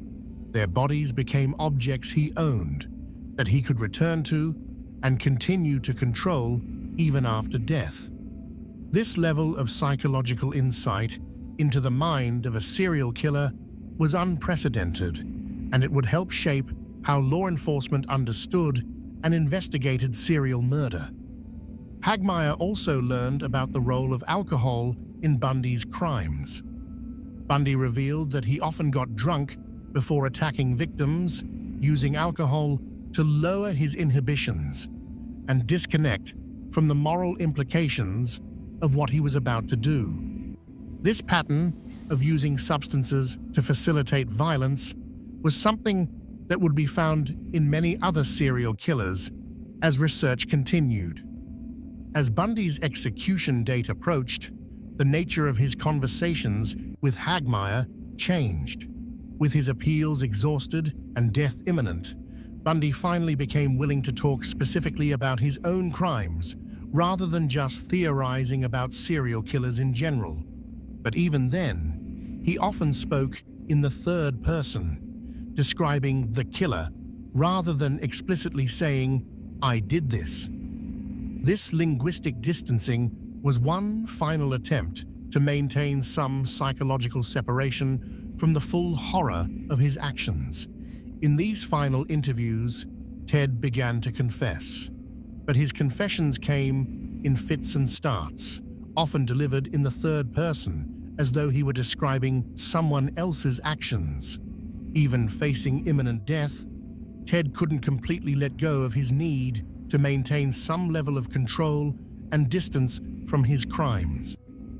To Keppel, Ted confessed to all 8 of the Washington and Oregon murders for which he had been the prime suspect. He described abducting Linda Ann Healy from her apartment, detailing how he had entered through a window, knocked her unconscious, dressed her in street clothes, and carried her to his car.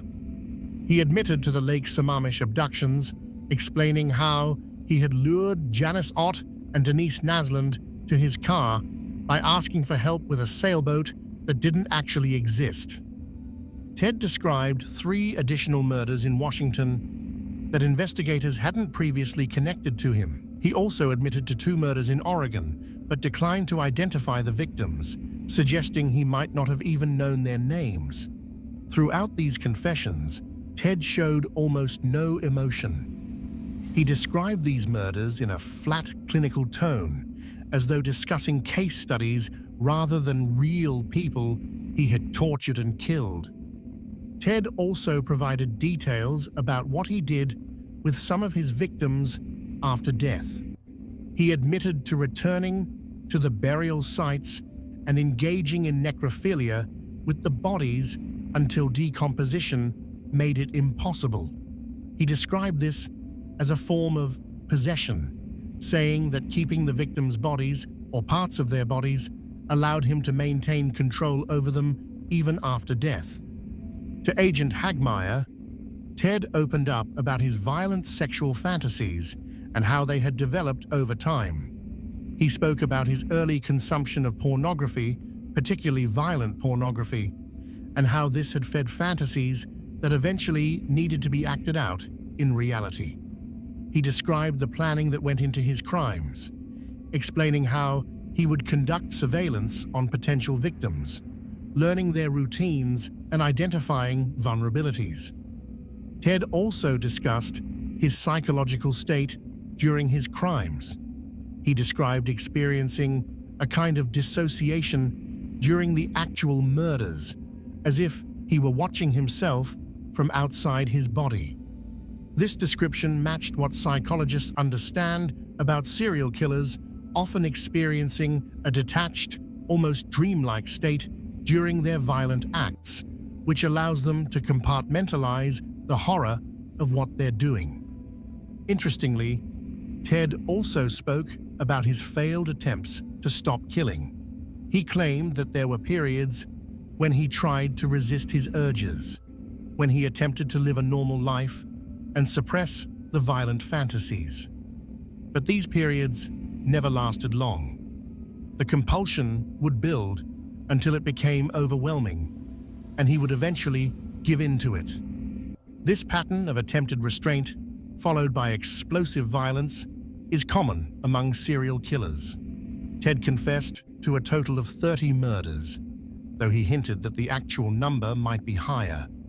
When asked about specific cases, particularly older unsolved murders, Ted would sometimes become evasive, neither confirming nor denying his involvement. This suggested that there might indeed be additional victims that Ted never formally acknowledged. One of the most disturbing aspects of Ted's confessions was his discussion of victim selection. He admitted that he specifically targeted young women with long dark hair parted in the middle because they resembled Stephanie Brooks, his college girlfriend who had rejected him. This confirmed what many investigators and psychologists had long suspected, that Ted's crimes were motivated in part by rage against women, particularly women who reminded him of someone who had hurt his ego.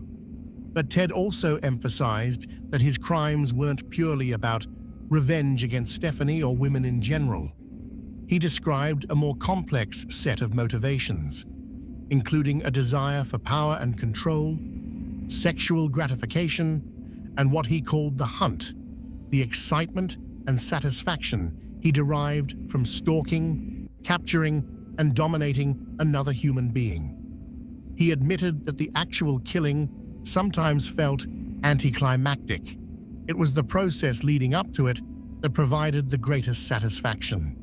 Ted's confessions weren't entirely altruistic. Some investigators believed he was using them as a bargaining chip, trying to trade information for stays of execution. He would hint at knowledge of unsolved cases, suggesting he could help solve them if given more time. This led to a strategy some called bones for time, where Ted would offer to lead investigators to burial sites or provide details about unknown victims in exchange for delays in his execution date. But ultimately, Ted ran out of time and information to trade. His execution date arrived, and despite his last-minute confessions and offers to help solve more cases, Florida officials proceeded with the execution. Ted had killed too many people, caused too much pain, and destroyed too many lives to be granted any more delays. Part 8. Psychological Analysis. Understanding Ted Bundy requires looking at the confluence of multiple psychological factors that created one of the most prolific serial killers in American history.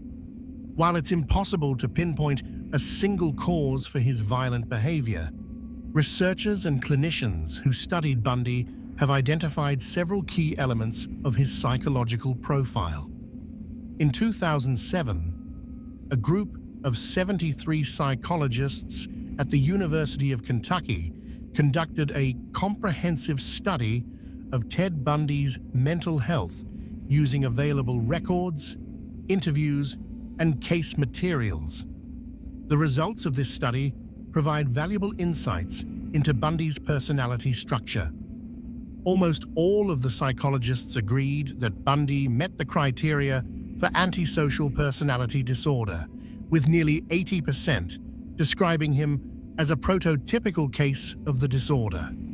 Antisocial personality disorder is characterized by a pervasive pattern of disregard for the rights of others, lack of empathy, manipulative behavior, and a failure to conform to social norms.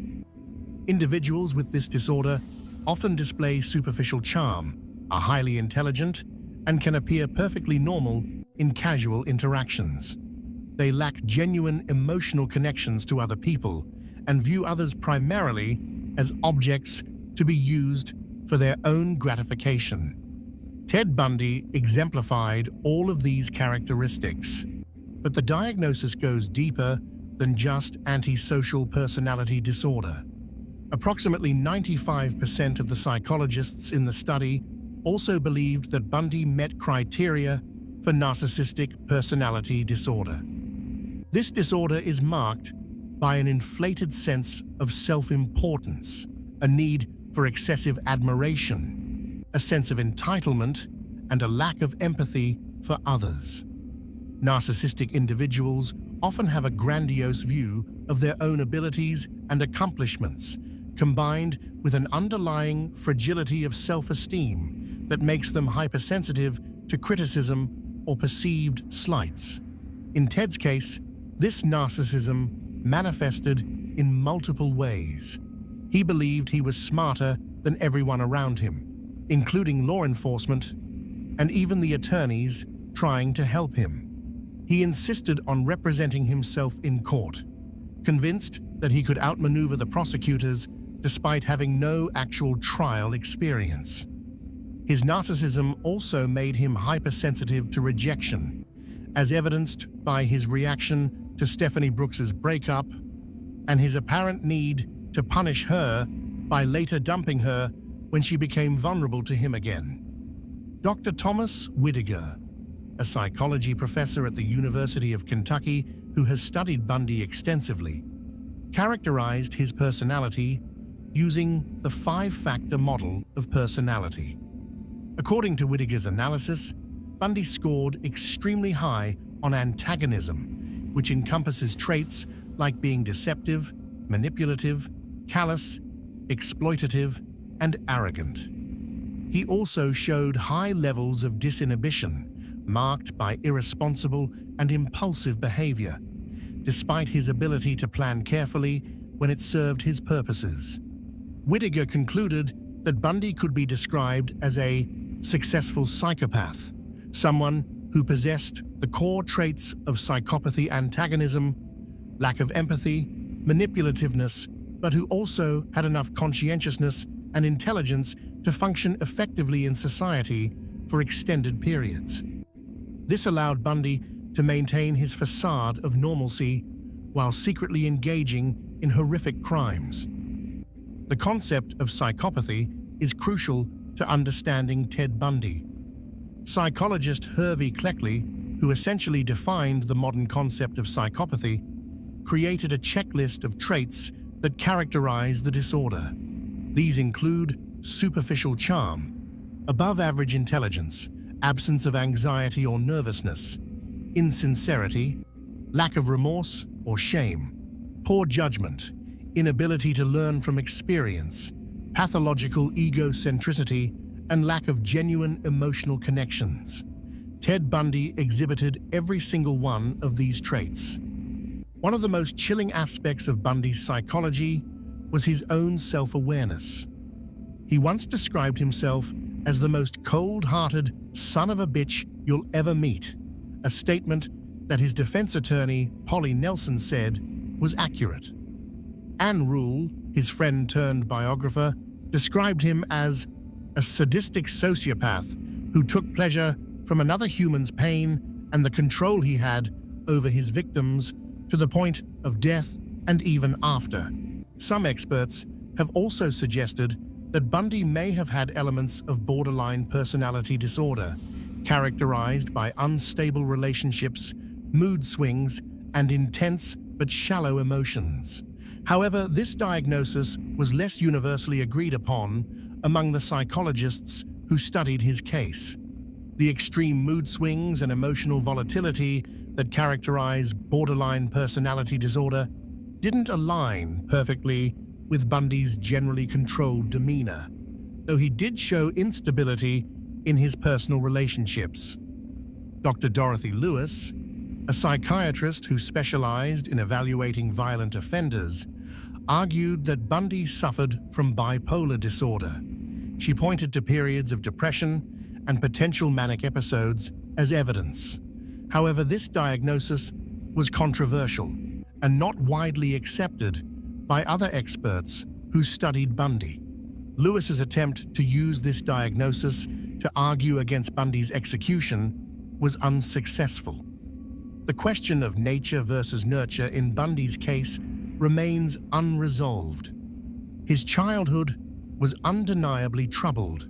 The deception about his parentage, exposure to violence, and mental illness in his grandfather's home, the confusion and shame surrounding his origins. But plenty of people experience difficult childhoods without becoming serial killers. Conversely, research suggests that psychopathy has significant genetic and neurobiological components. It's likely that Bundy's development involved both genetic predisposition and environmental factors. Bundy's own explanations for his behavior changed over time and depending on his audience.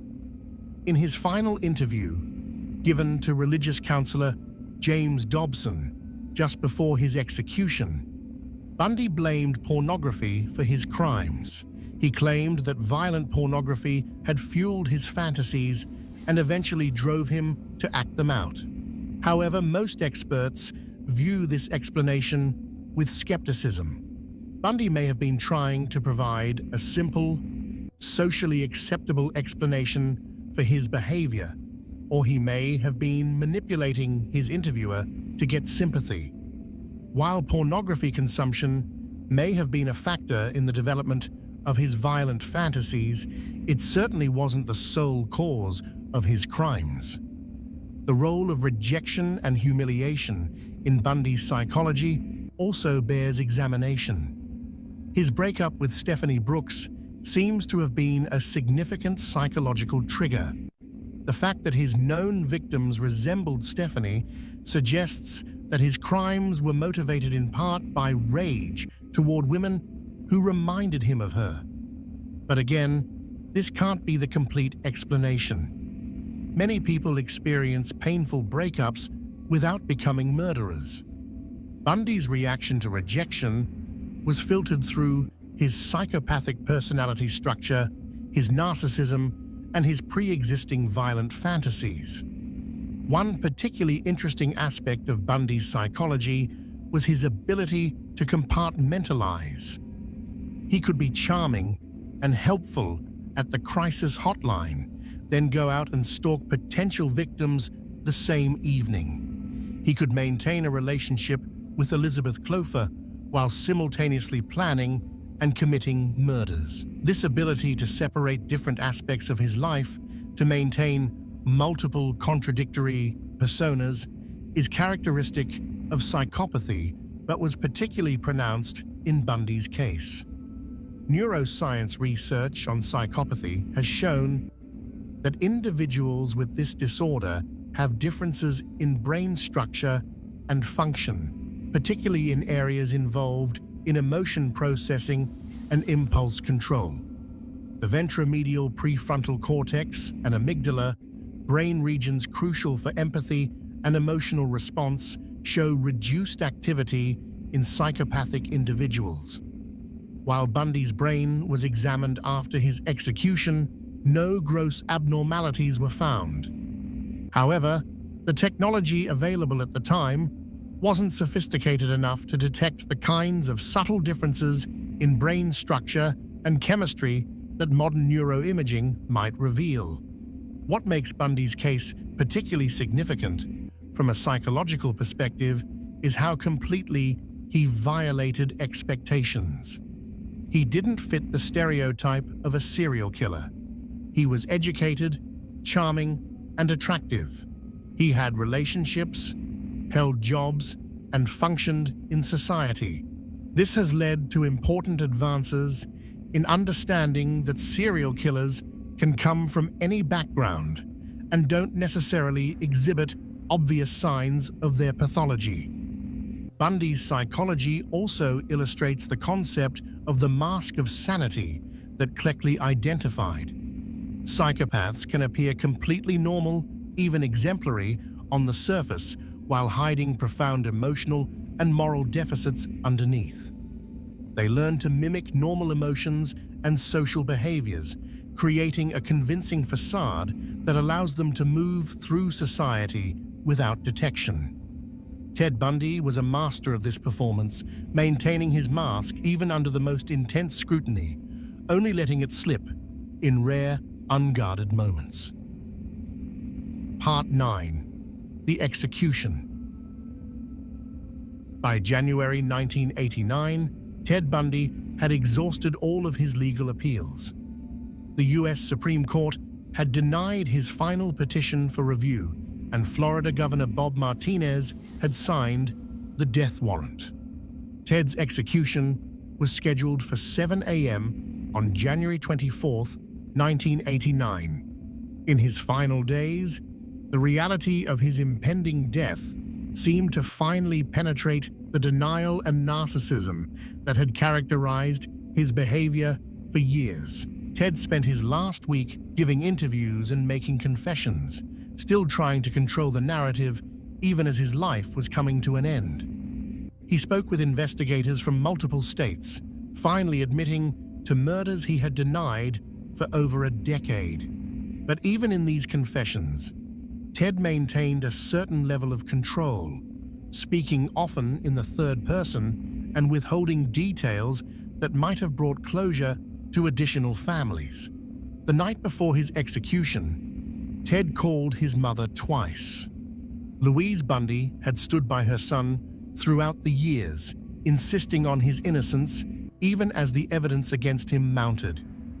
In their final conversations, what they discussed remains private, but Louise would later say that she told Ted she loved him and that she would always believe in him.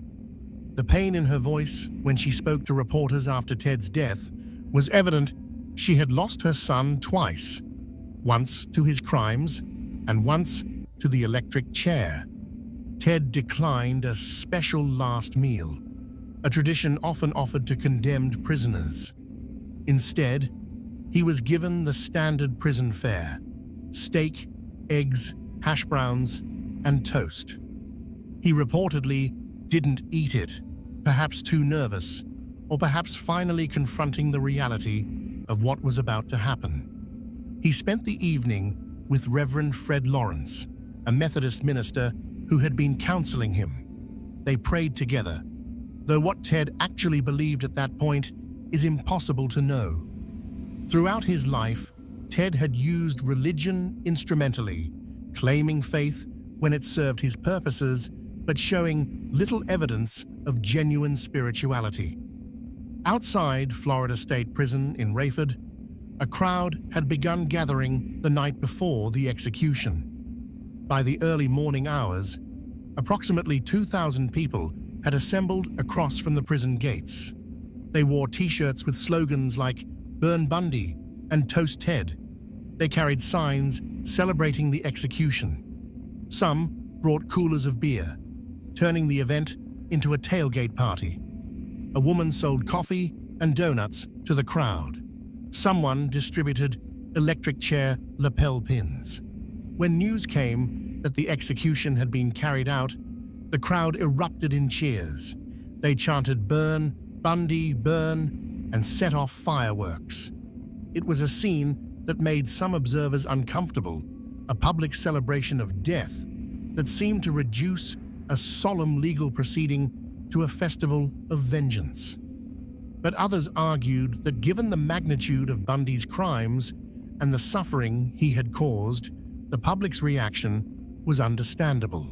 Inside the prison, the atmosphere was very different. 42 official witnesses had been selected to attend the execution, including law enforcement officials, prosecutors, reporters, and representatives from victims' families. The witnesses were led into the execution chamber, a small room containing Old Sparky, Florida's electric chair. The chair was made of oak, bolted to the floor with leather straps to secure the condemned person's arms, legs, and torso.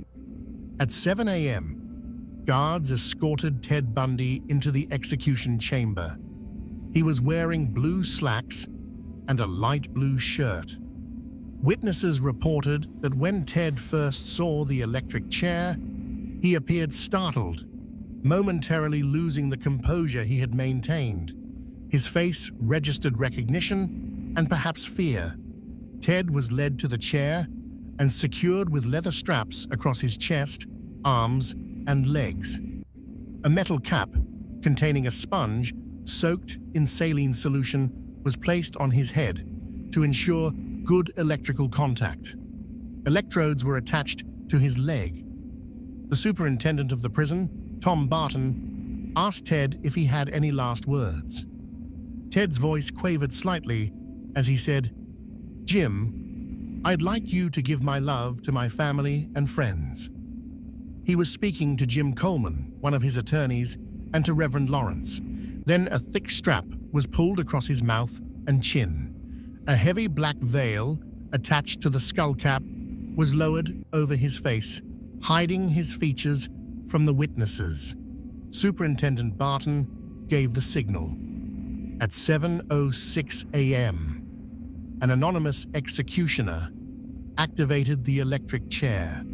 2,000 volts of electricity surged through Ted Bundy's body. His body tensed, his hands clenched, and a small wisp of smoke rose from his right leg where the electrode was attached. The current was applied for 1 minute, then turned off. A paramedic opened Ted's shirt and checked for a heartbeat. Another examined his eyes with a light. At 7:16 a.m., Ted Bundy was pronounced dead. One of the witnesses, Tallahassee Police Officer Gulfport Sewell, later commented, "Regardless of what Bundy did, he was still a human being." But even Sewell admitted feeling relief that Bundy was dead, a sentiment that seemed universal among those who knew about his crimes. After the execution, Ted's body underwent an autopsy. Medical examiners paid particular attention to his brain, searching for abnormalities that might explain his behavior. No significant injuries or abnormalities were found, contradicting theories that Bundy's crimes might have been caused by brain damage or physical defects. The autopsy essentially confirmed what psychologists had long known. Bundy's pathology was psychological, not neurological. Bundy's body was cremated, and according to his wishes, his ashes were scattered in the Cascade Mountains of Washington state, the very area where he had committed some of his earliest murders. This final request struck some as grotesquely inappropriate, a serial killer's remains mingling with the landscapes where his victims had suffered and died. News of Ted Bundy's execution made headlines around the world. For many, it represented the end of a horrific chapter in American crime history. The families of Bundy's victims expressed relief and a sense that justice had finally been served, though for many of them, the pain of their loss remained as acute as ever. Eleanor Cowell's daughter, whose remains were found near Issaquah, said simply, "Good. The only thing I can say is thank God it's finally over." In the weeks and months following the execution, there was extensive public discussion about the case. Some argued that Bundy should have been kept alive so that researchers could study him and potentially learn more about the psychology of serial killers. Others countered that Bundy had proven himself manipulative and uncooperative throughout his incarceration, and there was no reason to believe he would have provided meaningful assistance to researchers. The debate over capital punishment was also reignited by Bundy's execution. Opponents of the death penalty argued that even someone as clearly guilty and evil as Bundy should not have been executed, that society should not lower itself to the level of a killer. Supporters of capital punishment argued that Bundy was precisely the kind of criminal for whom the death penalty was designed, someone who had committed multiple heinous murders and who posed an ongoing danger to society. Florida Governor Bob Martinez, who had signed Bundy's death warrant, defended the decision, saying, "The people of Florida today administered justice. If there's ever been anyone on Florida's death row that deserved the electric chair, Ted Bundy was that individual." This sentiment was widely shared among the public and law enforcement officials who had pursued Bundy for years. Part 10. Legacy and Conclusion. Ted Bundy's impact on American society and the field of criminal justice extends far beyond his individual crimes. His case fundamentally changed how law enforcement approaches serial murder investigations, how the public understands such criminals, and how the media covers these cases. Before Bundy, serial killers were often thought of in stereotypical terms: loners, social outcasts, people who were obviously disturbed or different. Bundy shattered these preconceptions. He proved that serial killers could be charming, educated, and superficially normal. This realization led to significant changes in how police profile potential suspects and in how the public thinks about personal safety. The investigation into Bundy's crimes highlighted serious problems with information sharing between law enforcement jurisdictions. Cases in Washington, Utah, Colorado, and Florida were all being investigated by different agencies with minimal communication between them. This allowed Bundy to operate across state lines for years before investigators realized they were all pursuing the same perpetrator. In response to these failures, Robert Keppel, one of the primary detectives on the Bundy case, developed the Homicide Investigation Tracking System, or HITS. This database system allows law enforcement agencies to input and analyze information about violent crimes, making it easier to identify patterns and connect cases across jurisdictions. HITS represented a significant advancement in serial crime investigation and became a model for similar systems across the country. Bundy's trials, particularly the Chi Omega case, were also groundbreaking in their use of forensic evidence. The bite mark testimony was controversial but ultimately accepted by the jury, helping to establish forensic odontology as a legitimate forensic science. The case also involved fiber analysis and other forensic techniques that were relatively new at the time. These technical advancements influenced how evidence is collected and analyzed in criminal cases. The media coverage of the Bundy case was unprecedented. His trial was the first to be broadcast nationally on television, setting a precedent for the media circuses that would surround high-profile criminal cases in subsequent decades.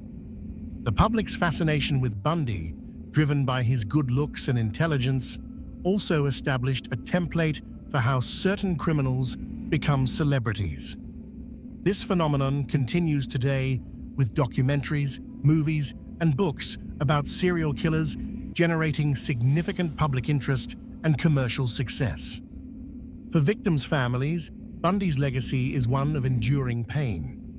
Many of his victims' bodies were never recovered, leaving families without closure.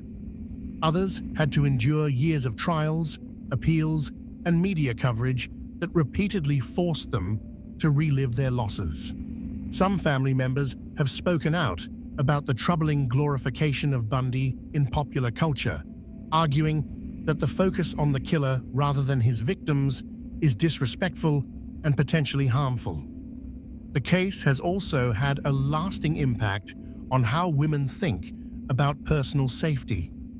Bundy's ability to disarm victims by appearing harmless or asking for help has made many people more cautious about helping strangers. The techniques he used, feigning injury, impersonating authority figures, have been widely publicized as warning signs. Self-defense instructors often use Bundy's case as an example of how predators operate. From a psychological perspective, Bundy's case continues to be studied extensively. He represents a particularly extreme example of psychopathy combined with intelligence and superficial social skills. Researchers continue to analyze interview transcripts, court records, and other materials related to Bundy in attempts to better understand the psychology of serial killers. His case has contributed to refinements in the diagnostic criteria for personality disorders and has influenced how forensic psychologists evaluate dangerous individuals. And the question of whether Ted Bundy could have been stopped earlier remains a source of frustration and debate. There were multiple opportunities when warning signs were visible: his early childhood behaviors, his voyeurism and theft as a teenager, his awkward social development. But none of these, taken individually, were sufficient to identify him as someone who would become a serial killer. This reflects the difficulty in predicting violent behavior many people exhibit concerning behaviors without becoming violent criminals. Some have argued that if Elizabeth Clover had reported her suspicions earlier, or if Anne Rule had come forward with her concerns, lives might have been saved. But this criticism seems unfair. Both women did eventually contact police, and when they did, their tips were added to lists containing thousands of other names.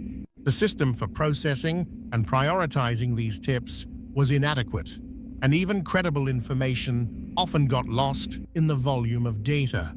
Others have suggested that the criminal justice system failed by allowing Bundy to escape twice. The security lapses that permitted these escapes were certainly problematic, and they did result in additional deaths, but they also reflected a more general underestimation of Bundy's danger and manipulativeness. He presented himself as a rational, educated person who might be guilty of some crimes, but was fundamentally reasonable. This image allowed him to be housed in facilities with inadequate security for someone of his true nature. The exact number of Bundy's victims will never be known. He confessed to 30 murders, but investigators believe the actual number could be much higher. Some estimates suggest he may have killed more than 100 people, though this number is speculative.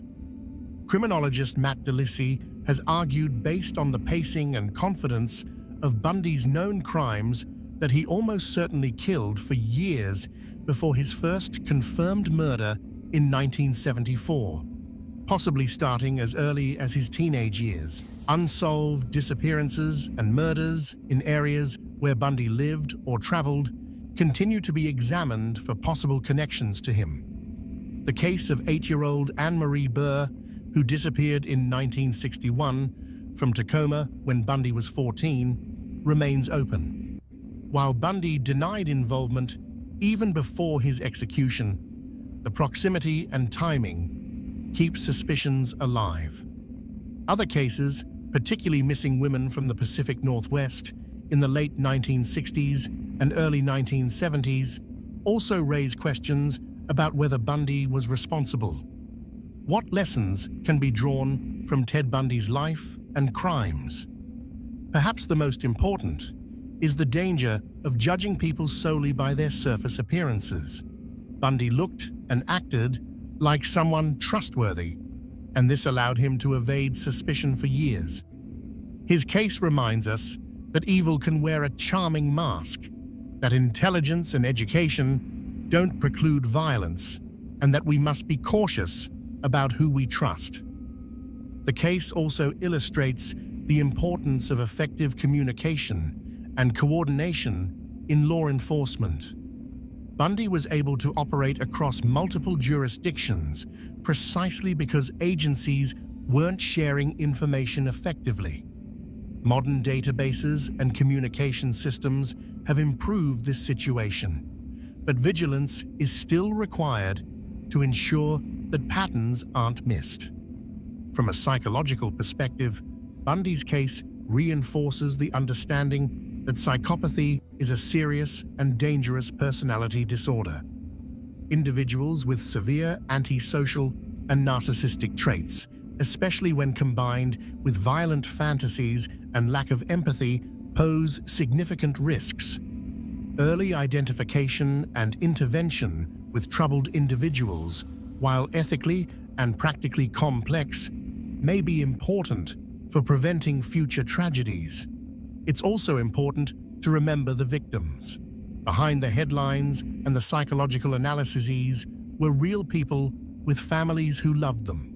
Linda Ann Healy, Donna Gail Manson, Susan Rancourt, Roberta Parks, Brenda Ball, Jorgen Hawkins, Janice Ott, Denise Nasland, Melissa Smith, Laura Aim, Carol DeRonch, who survived, Deborah Kent, Karen Campbell, Julie Cunningham, Denise Oliverson, Nancy Baird, Melanie Cooley, Margaret Bowman, Lisa Levy, Kimberly Leach, and so many others, named and unnamed. Each had dreams and potential that were stolen from them. Each left behind family members who have had to live with loss and trauma. In the years since Ted Bundy's execution, his name has become part of popular culture. Movies, documentaries, books, and television shows have examined his life and crimes. Some of this attention has been criticized as glorifying or sensationalizing a killer. There's a valid concern that too much focus on Bundy himself, rather than his victims, is inappropriate and potentially harmful. Yet there's also value in studying cases like Bundy's, not to glorify the killer, but to understand how such individuals operate, how they can be identified and stopped, and how society can better protect potential victims. The key is maintaining a balance, learning from these cases while never forgetting the human cost, the lives lost, and the families forever changed by one man's evil choices. Ted Bundy's execution on January 24, 1989, ended his life, but his impact continues. The systems he exposed as inadequate have been improved. The investigative techniques his case advanced continue to evolve. The psychological understanding he contributed to, however unwillingly, has helped researchers better understand personality disorders and violent behavior. But perhaps the most lasting legacy should be a simple awareness. Evil can look like anyone. It can be charming, intelligent, and superficially normal. It can sit next to you in class, work alongside you at a crisis hotline, or date your friend. The only defense is vigilance, healthy skepticism, and systems of justice that work cooperatively to identify and stop predators before they can claim more victims. As we conclude this examination of Ted Bundy's life and crimes, take a moment to reflect on the fragility of human life and the importance of protecting one another. If this story has taught us anything, it's that we must be careful, we must be aware, and we must never assume that evil announces itself with an obvious face. Sometimes it wears a smile. Closing. Thank you for joining me tonight for this deep examination into one of the darkest chapters of American criminal history.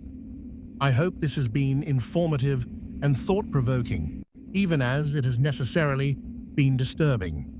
These are difficult stories to tell, but they are important stories to understand.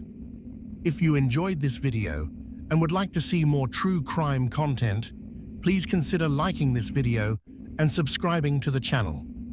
I cover a wide range of cases, from historical mysteries to modern investigations, always with respect for the victims and a focus on understanding rather than sensationalism. Sleep well, everyone, and remember, stay safe out there. How the serial killer hid in plain sight.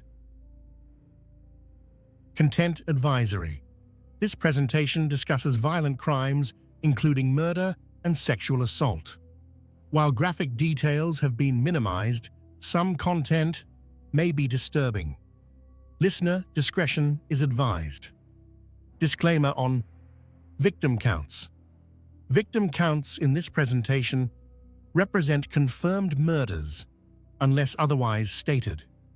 Many of these killers are suspected of additional crimes that remain unproven.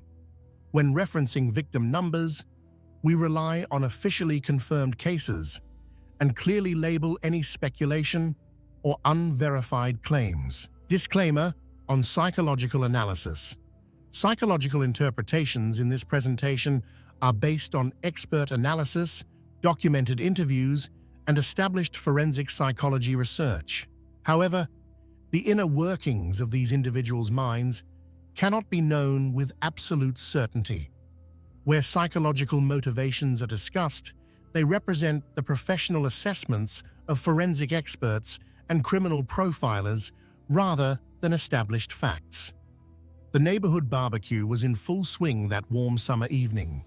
Children's laughter echoed across manicured lawns, while adults gathered around grills, cold drinks in hand, swapping stories about work and weather.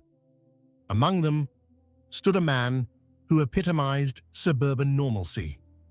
He wore a pleasant smile, shared recipes for the perfect burger, and made sure everyone's glass stayed full. Neighbors knew him as the guy who volunteered at the local church, the one who always showed up when someone needed help with yard work or moving furniture. He was, by every visible measure, one of the good ones. But beneath that carefully constructed facade lurked something else entirely, something dark, something predatory. Because this same man, the one flipping burgers and telling dad jokes, had murdered multiple people. Their bodies lay hidden, not far from where these good people stood laughing and living their ordinary lives. The predator wasn't lurking in some distant shadow or abandoned building. The killer was right there, shaking hands and asking about your weekend plans. This is perhaps the most terrifying truth about serial killers. They don't always look like the villains we imagine. They don't always act strangely or give off obvious warning signs. Some of the most prolific and brutal murderers in history were people who successfully convinced everyone around them that they were normal, decent, even admirable human beings. They held respectable jobs, they raised families, they served their communities, and they killed, again and again and again. Tonight, we're going to explore the chilling reality of serial killers who hid in plain sight.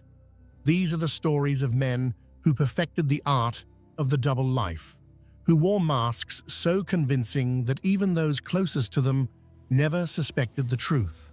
We'll examine how they did it, why it worked, and what their cases teach us about the nature of predatory behavior. Because understanding how these killers concealed themselves isn't just morbidly fascinating, experts believe this knowledge may help law enforcement and communities recognize warning patterns before more lives are lost.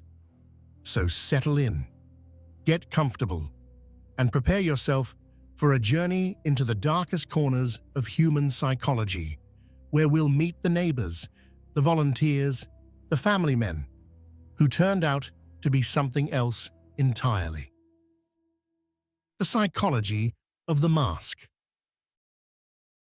Before we delve into specific cases, we need to understand something fundamental about how certain killers operate. Psychologists have a term for what these individuals do. It's called compartmentalization. This is the ability to separate different aspects of one's life into mental boxes, keeping them so distinct that they never seem to touch or contaminate each other. For most of us, compartmentalization is a healthy coping mechanism. We might separate our work persona from our home persona, becoming more formal and professional at the office while being relaxed and casual with family. That's normal. That's adaptive. But for certain killers, compartmentalization becomes something far more sinister and far more complete. These individuals don't just separate different roles, they create entirely different personalities. There's the public self, the person everyone sees and knows. This version is often charming, helpful, and socially skilled. It's the face they show to neighbors, co-workers, and even family members. Then there's the private self, the predator that emerges when the opportunity arises. This is the part they keep carefully hidden, the part that plans, stalks, and kills. According to forensic psychologists and criminal profilers, the truly frightening aspect is how seamlessly some killers can switch between these personas.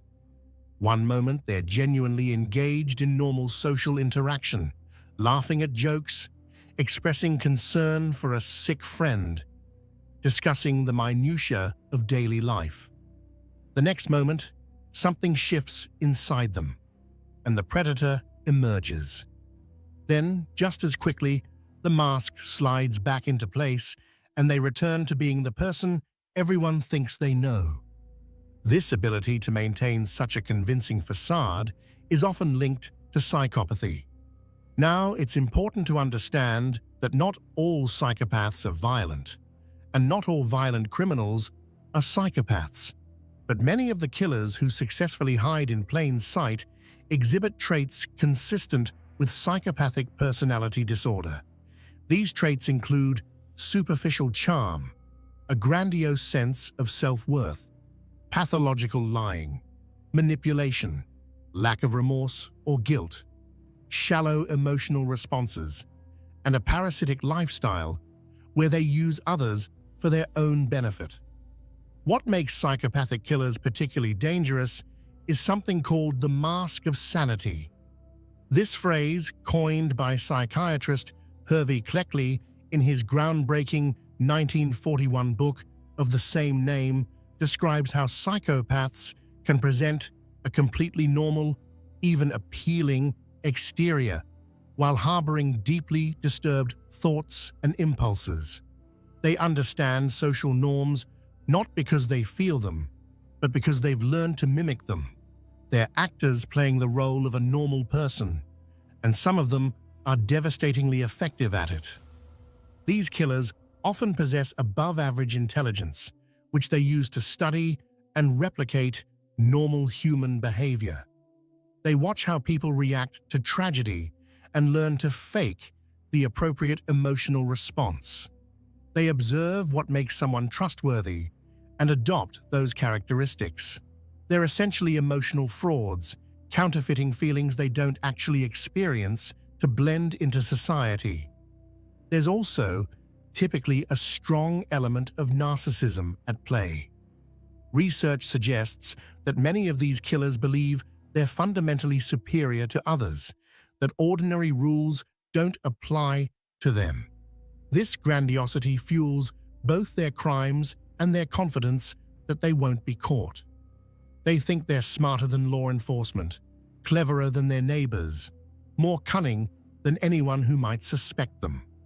And sometimes, terrifyingly, they're right, at least for a while. Another crucial factor is the element of control. According to forensic psychologists and criminal profilers, many serial killers are primarily motivated by a need for power and dominance rather than sexual gratification alone. But maintaining a normal facade requires control as well, just a different kind. They must control their impulses in public, control their words and expressions, control the information others have access to. Research suggests this need for control may extend to every aspect of their lives, creating an existence that is simultaneously meticulously organized and horrifyingly violent. The social context matters too. Research has shown that these killers often thrive in environments where people want to trust each other, where the default assumption is that your neighbor, your co-worker, your fellow church member is basically good.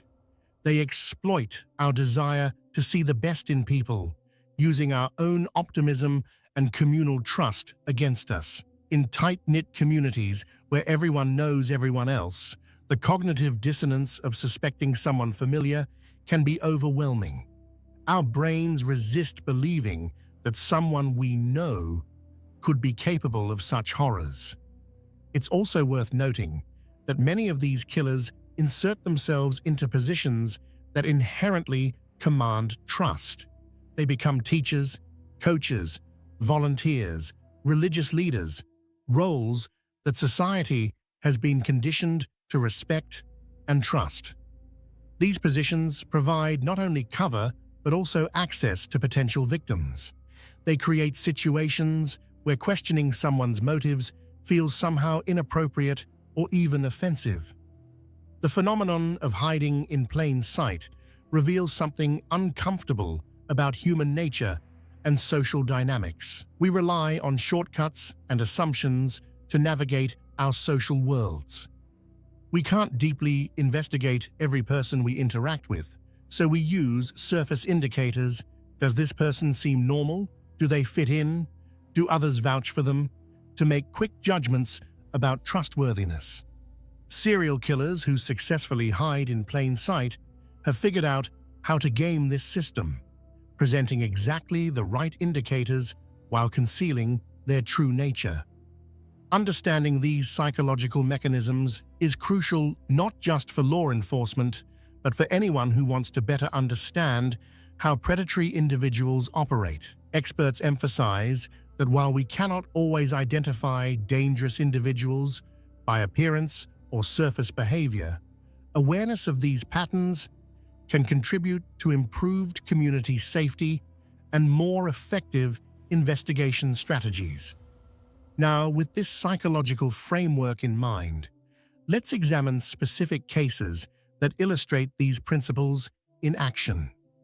We'll start with a man who maintained his cover for over 30 years, fooling his family, his friends, his church congregation, and his entire community while committing some of the most brutal murders in American history.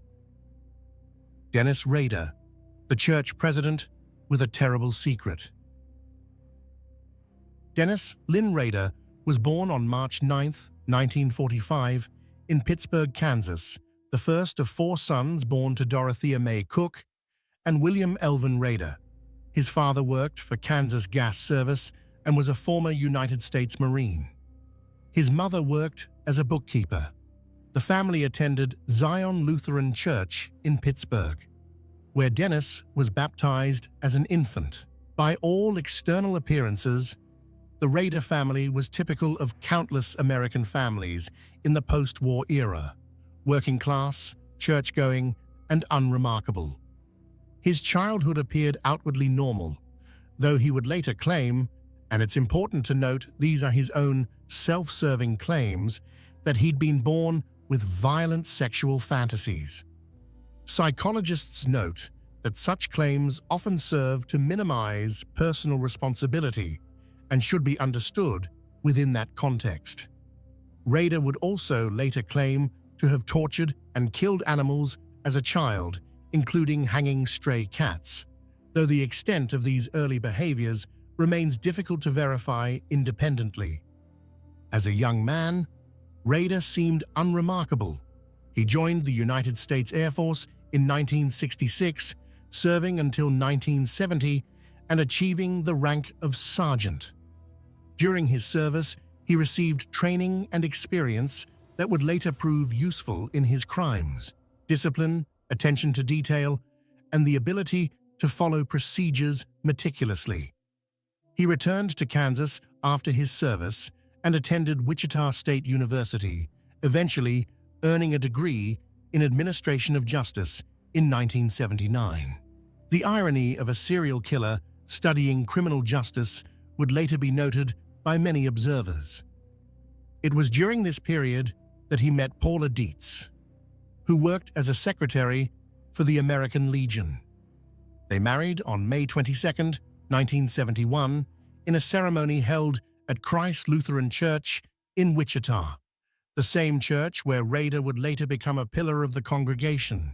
Together, they would have 2 children, a son, Brian, born in 1975, and a daughter, Kerry, born in 1978. By all outward appearances, Dennis Rader was building a stable, respectable life. He worked as an assembler for the Coleman Company, a manufacturer of outdoor recreational products. He attended church regularly at Christ Lutheran Church, becoming increasingly involved in the congregation. He was active in the Boy Scouts, serving as a troop leader. He was, by every metric his neighbors could see, a good man, perhaps a bit rigid and particular about rules, but certainly not dangerous. In 1974, Rader obtained a position with ADT Security Services, installing home security systems. The irony would later be almost unbearable for his clients and community. The man charged with protecting their homes was the very threat they sought protection from. Co-workers at ADT nicknamed him Blue Book Man because he always followed the rules meticulously and scolded others for even making small talk during work hours. He worked this job for several years before joining the Park City Compliance Department in 1991, where he became a code enforcement officer, essentially a bureaucrat who enforced city ordinances, wrote citations for code violations, and measured grass that was too long. This position suited Rader perfectly. It gave him a modicum of authority, allowed him to enter people's properties, and provided a legitimate reason to be driving through neighborhoods, observing homes and residents. His co-workers would later describe him as officious, someone who relished his small amount of power, perhaps a bit too much. He was known to be inflexible about rules, measuring lawns with precision and issuing citations for even minor violations. He reportedly chased stray animals while carrying a tranquilizer gun, taking his duties perhaps more seriously than necessary. But overzealousness about city codes didn't make someone a murderer. It just made them annoying. Rader's involvement with Christ Lutheran Church deepened over the years. He served in various capacities, eventually becoming the congregation president in January 2005. He was responsible for administrative duties, congregation meetings, church finances. He was trusted with the most mundane and intimate details of church operations.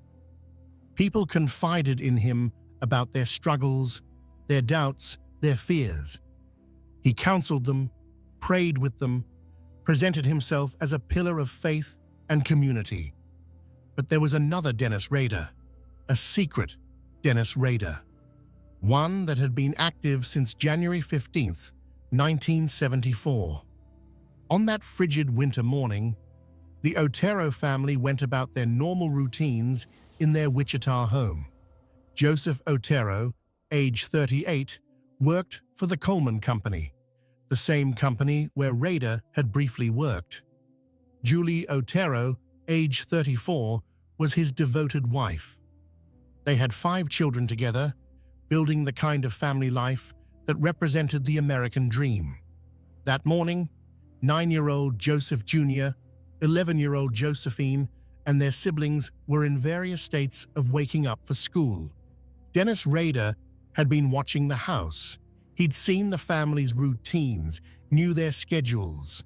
According to his later confessions, he had been stalking Julie Otero since December 1973, apparently developing an obsession with her. When he knocked on the door that morning, the Oteros let him in, perhaps believing he needed help, perhaps thinking he was from the telephone company, as he would later claim to have told them. Once inside, he revealed his true intentions. Using weapons he'd brought with him, Rader methodically restrained the family members. He killed Joseph Otero Sr. by strangulation with a cord. He killed Julie Otero the same way. 9-year-old Joey was also strangled. The systematic nature of the murders stood in stark contrast to any image of passion or sudden rage.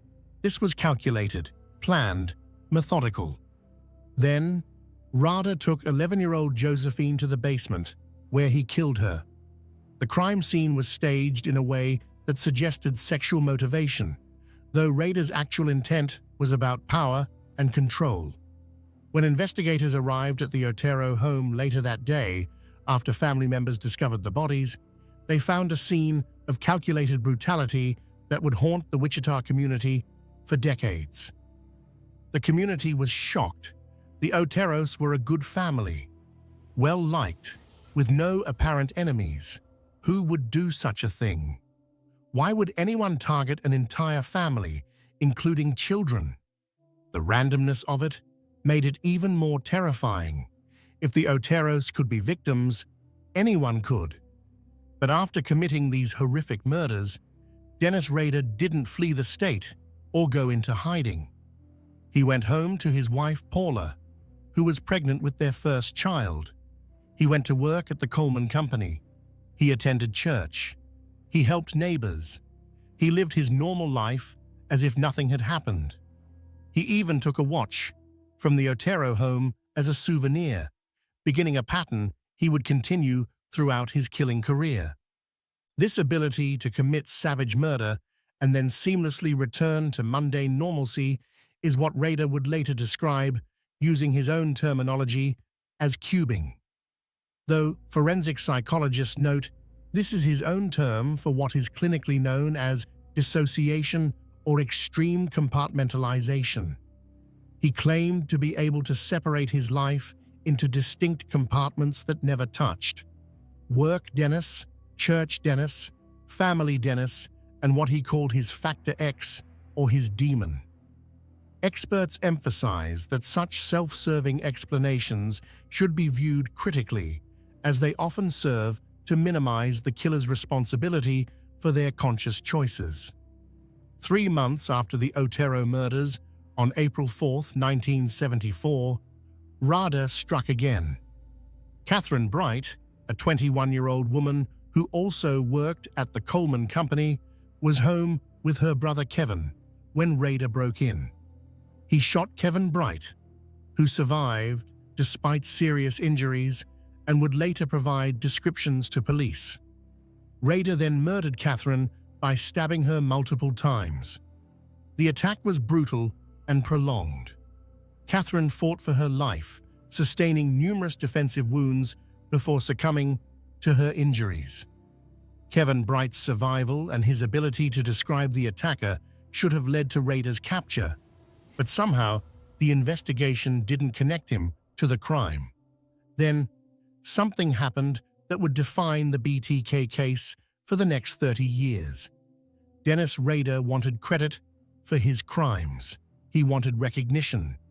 He wanted people to know what he'd done and to acknowledge his work. On October 22, 1974, a Wichita Eagle reporter received a phone call directing him to a book at the Wichita Public Library. Inside that book was a letter describing the Otero murders in detail that only the killer could know. The letter was chilling in its matter-of-fact tone, describing the crimes as though they were ordinary events. At the bottom, the author had provided a name for himself: BTK, bind, torture, kill. The letter stated, "The code words for me will be bind them, torture them, kill them, BTK." This would become his signature. Over the years, BTK would send numerous letters to media outlets and police, taunting them, providing details of murders, sometimes sending items belonging to victims. He seemed to crave the attention, the notoriety, the knowledge that the entire city was talking about him, even though they didn't know who he was. But despite this correspondence, BTK would remain unidentified for decades. And during those decades, Dennis Rader continued his double life. In 1975, his son Brian was born. Rader was present for the birth, a devoted father from the start. He coached Brian in Little League, attended his school events, helped with homework. Brian would later describe his father as strict but loving, someone who enforced rules but also spent quality time with his children. Rader killed again in 1977. On March 17th, Shirley Vian, a 26-year-old mother of 3 young children, was murdered in her home. Shirley was sick with the flu that day, lying in bed when Rader forced his way into the house. He told her children, ages 5, 7, and 8, that he was wanted by the police and needed to hide. He locked them in the bathroom, telling them he would harm their mother if they came out or made noise. The children huddled together in terror, hearing sounds from outside, but not understanding what was happening. Rader killed Shirley in her bedroom while her children waited just feet away. When he left, the children eventually emerged to find their mother dead. The psychological trauma inflicted on these children, who survived but lost their mother in such a terrifying way, is immeasurable. On December 8, 1977, Rader broke into the home of Nancy Fox, a 25-year-old woman who lived alone. Nancy worked at a jewelry store and was known for her friendly personality. Rader killed her by strangulation with a belt. Then, in a display of his twisted arrogance, he used her own phone to call the police and report the homicide, directing them to her address. He wanted them to find his work. He wanted credit.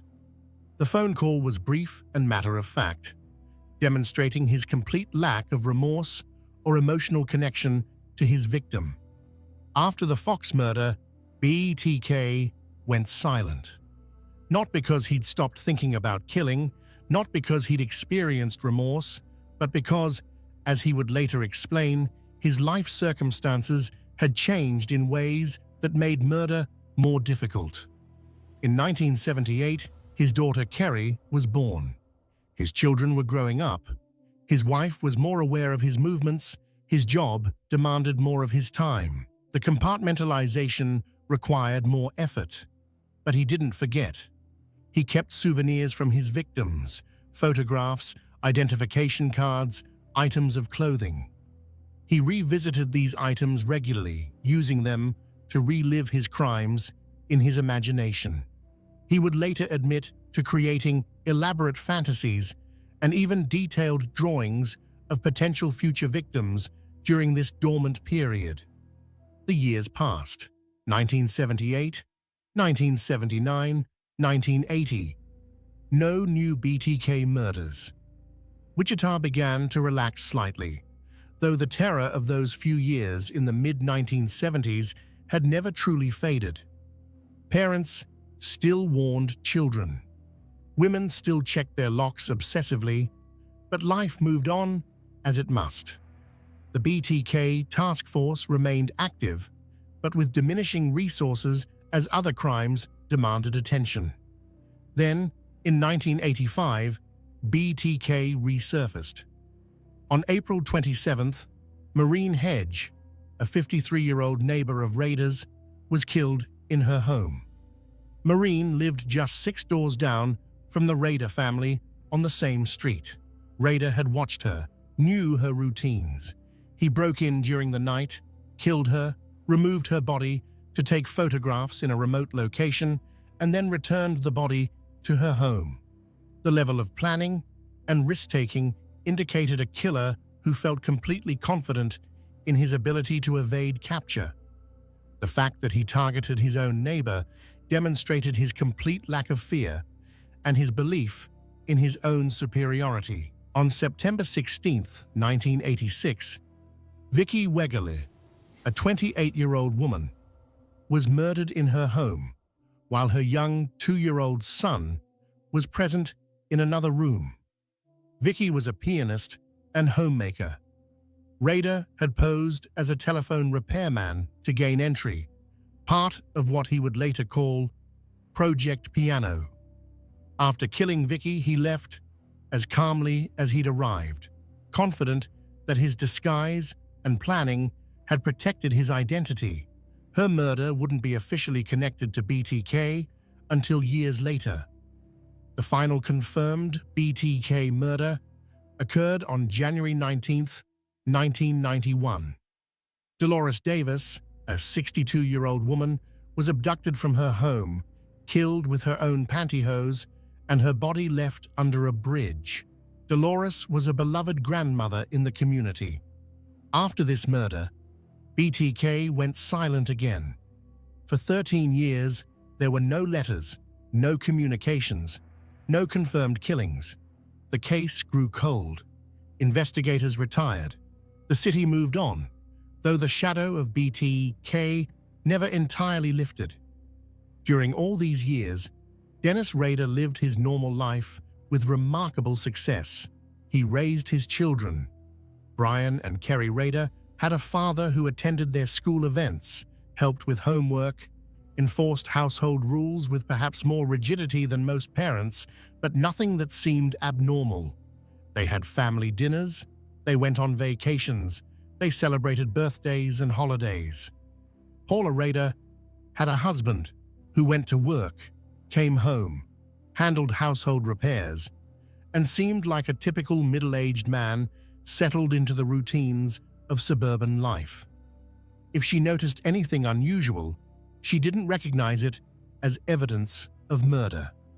His co-workers at the Park City Compliance Office knew Dennis Rader as the guy who took his job very seriously, maybe too seriously. He was meticulous about city codes, inflexible about enforcement, the kind of person who'd measure your grass with a ruler and write a citation if it exceeded the permitted height by half an inch. Some found him irritating. Others thought he was just doing his job thoroughly. No one thought he was a serial killer. His church congregation knew him as Brother Dennis, devoted to Christ Lutheran Church, always present at services, reliable for administrative tasks, eventually trusted enough to become congregation president. He led council meetings. He managed church finances. He represented the congregation in community interfaith activities. He was, by all accounts, a dedicated member of the Christian community. But in 2004, after 13 years of silence, BTK suddenly began communicating again. The Wichita Eagle ran a story marking the 30th anniversary of the Otero murders, and Rader would later explain that he was kind of bored and concerned that his work would be forgotten. Investigators believe his need for recognition overcame his caution. He began sending letters to media outlets again, including items from old crime scenes to prove his identity. What followed was a cat-and-mouse game between BTK and law enforcement. Rader sent numerous communications over the next year, some in cereal boxes, possibly a reference to serial killer, containing drawings, photographs, written descriptions of murders, and even dolls posed to mimic his victims. He seemed to be playing a game, testing the police, enjoying the renewed attention his crimes were receiving. In one of his communications, Rader made a fatal error. He asked police if they could trace information on a floppy disk. The police, hoping to encourage him to send a disk, lied and said no, they couldn't trace it.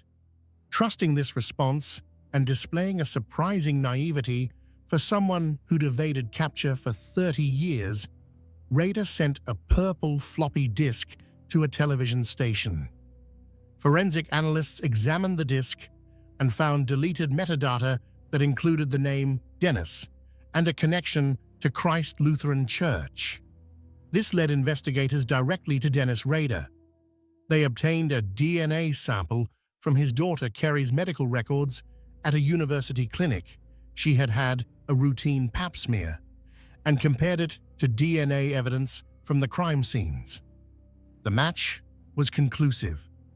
On February 25, 2005, Dennis Rader was arrested outside his home in Park City, Kansas, on his lunch break from his compliance officer job. When asked if he knew why he was being arrested, Rader reportedly responded, "Oh, I have suspicions why."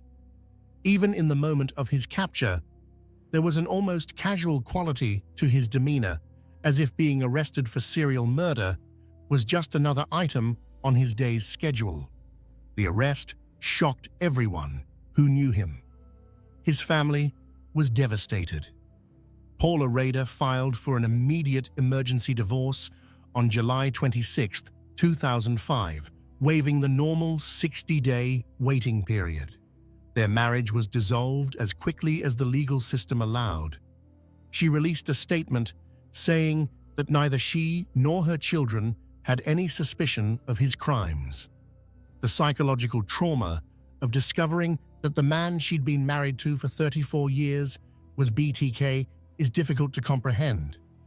Their children, now adults, had to reconcile the father they'd known with the serial killer he actually was. Brian and Kerry Rader have largely stayed out of public life since their father's arrest, attempting to build lives separate from the horror of his legacy. Kerry Rawson, she took her married name, eventually wrote a book in 2019 titled A Serial Killer's Daughter, My Story of Faith, Love, and Overcoming, and participated in the 2025 Netflix documentary My Father, the BTK Killer, where she shared her quest for answers and healing. In letters Rader wrote to Kerry from jail, he showed a disturbing mix of fatherly affection and complete lack of genuine remorse. He wrote things like, "You will always be my baby girl, I raised right, and life before the arrest was a good time, and the dark side took me away," as if his murders were something that happened to him rather than choices he made. Kerry described the agonizing process of trying to reconcile the loving father she remembered with the killer he actually was. The congregation at Christ Lutheran Church was stunned. This man they'd trusted, who'd managed their church, who'd represented their faith community, he'd been BTK all along. Some members struggled with profound questions about faith, about how they could have been so thoroughly deceived, about what it meant that they'd prayed alongside a serial killer. Rader's co-workers reported feeling disturbed and betrayed. They'd worked alongside him for years, shared breaks with him, attended office parties with him. The code enforcement officer who measured grass and wrote parking tickets had murdered 10 people. The cognitive dissonance was overwhelming. During his interrogation and subsequent court proceedings, Rader was unnervingly cooperative and detailed in describing his crimes. He showed no genuine remorse, instead seeming almost proud of his ability to have hidden for so long. He explained his methods, his planning, his motivations with a clinical detachment that forensic psychologists found characteristic of psychopathic personality disorder. He spoke about his victims as though they were objects, projects he'd completed. He detailed his trolling process, how he'd search for potential victims, how he'd plan his attacks, how he'd relive the crimes through his souvenirs. On June 27, 2005, Rader pleaded guilty to 10 counts of first-degree murder. On August 18, 2005, he was sentenced to 10 consecutive life terms in prison, one for each of his confirmed victims. Kansas had no death penalty at the time his crimes were committed, so life imprisonment was the maximum sentence. He will never be eligible for parole.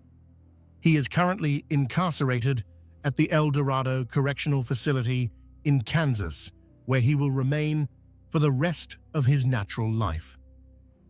The BTK case represents one of the most disturbing examples of a serial killer successfully hiding in plain sight.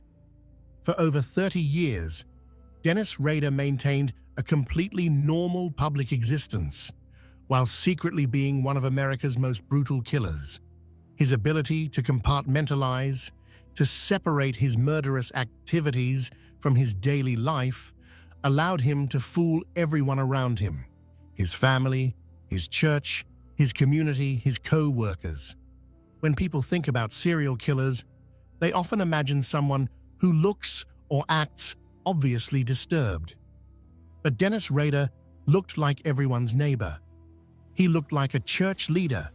He looked like a typical middle-aged man living an ordinary life in the heartland of America. And that's precisely what made him so dangerous and so successful at evading capture for so long. The victims of BTK deserve to be remembered as more than just entries in a killer's ledger. Joseph Otero, age 38, was a loving father who'd brought his family to Wichita for better opportunities. Julie Otero, age 34, was a devoted mother who worked at the Coleman Company. Joseph Otero Jr., age 9, loved baseball and had his whole life ahead of him. Josephine Otero, age 11, was a bright student with a promising future. Catherine Bright, age 21, was starting her adult life with hopes and dreams. Shirley Vian, age 26, was a mother doing her best to raise 3 young children. Nancy Fox, age 25, was independent and hardworking. Maureen Hedge, age 53, was a kind neighbor. Vicki Wegel, age 28, was a talented pianist and mother. Dolores Davis, age 62, was a beloved grandmother in her community. They were people with families, hopes, dreams, and futures that Dennis Rader stole from them. Their names and their humanity must be remembered alongside the story of the man who killed them. John Wayne Gacy, the killer clown, next door. If Dennis Rader represents the mundane killer hiding in plain sight, the ordinary bureaucrat who happened to be a murderer, then John Wayne Gacy represents something even more disturbing: the beloved community figure, the charitable volunteer, the man who brought joy to children and sick people through his clown performances. Gacy was popular, well-liked, and respected in his community. He was also responsible for the deaths of 33 young men and boys, making him one of the most prolific serial killers in American history. John Wayne Gacy was born on March 17, 1942, in Chicago, Illinois, the second of 3 children born to John Stanley Gacy and Marion Elaine Robinson. His childhood was marked by complexity and dysfunction, though like many serial killers, external observers might not have recognized the depth of problems within the family home. Gacy's father was an alcoholic who frequently abused his wife and children, both physically and verbally. Young John was often the target of his father's rage and disappointment. The elder Gacy belittled his son, calling him stupid and worthless, comparing him unfavorably to his sisters, and questioning his masculinity. He would beat John with a leather strap for real or perceived infractions. Psychological experts note that this abuse likely contributed to Gacy's later need to prove his worth and earn approval. Though many people experience childhood abuse without becoming killers, and abuse does not excuse or fully explain criminal behavior. Despite these difficulties, Gacy worked hard to present a normal exterior. He was involved in extracurricular activities at school, worked various jobs as a teenager to contribute to the family finances, and seemed to be making efforts to build a stable life. He struggled with health issues, including a heart condition that would cause him to be hospitalized multiple times during his youth and would later exempt him from military service during the Vietnam War era. In 1964, at age 22, Gacy married Marlyn Myers, whose father owned a chain of Kentucky Fried Chicken restaurants in Waterloo, Iowa. Gacy moved to Waterloo with his bride and began working for his father-in-law, managing one of the restaurants. He threw himself into community involvement, joining the JCs, the Junior Chamber of Commerce, a civic organization for young professionals, and quickly becoming known as an enthusiastic volunteer and hard worker.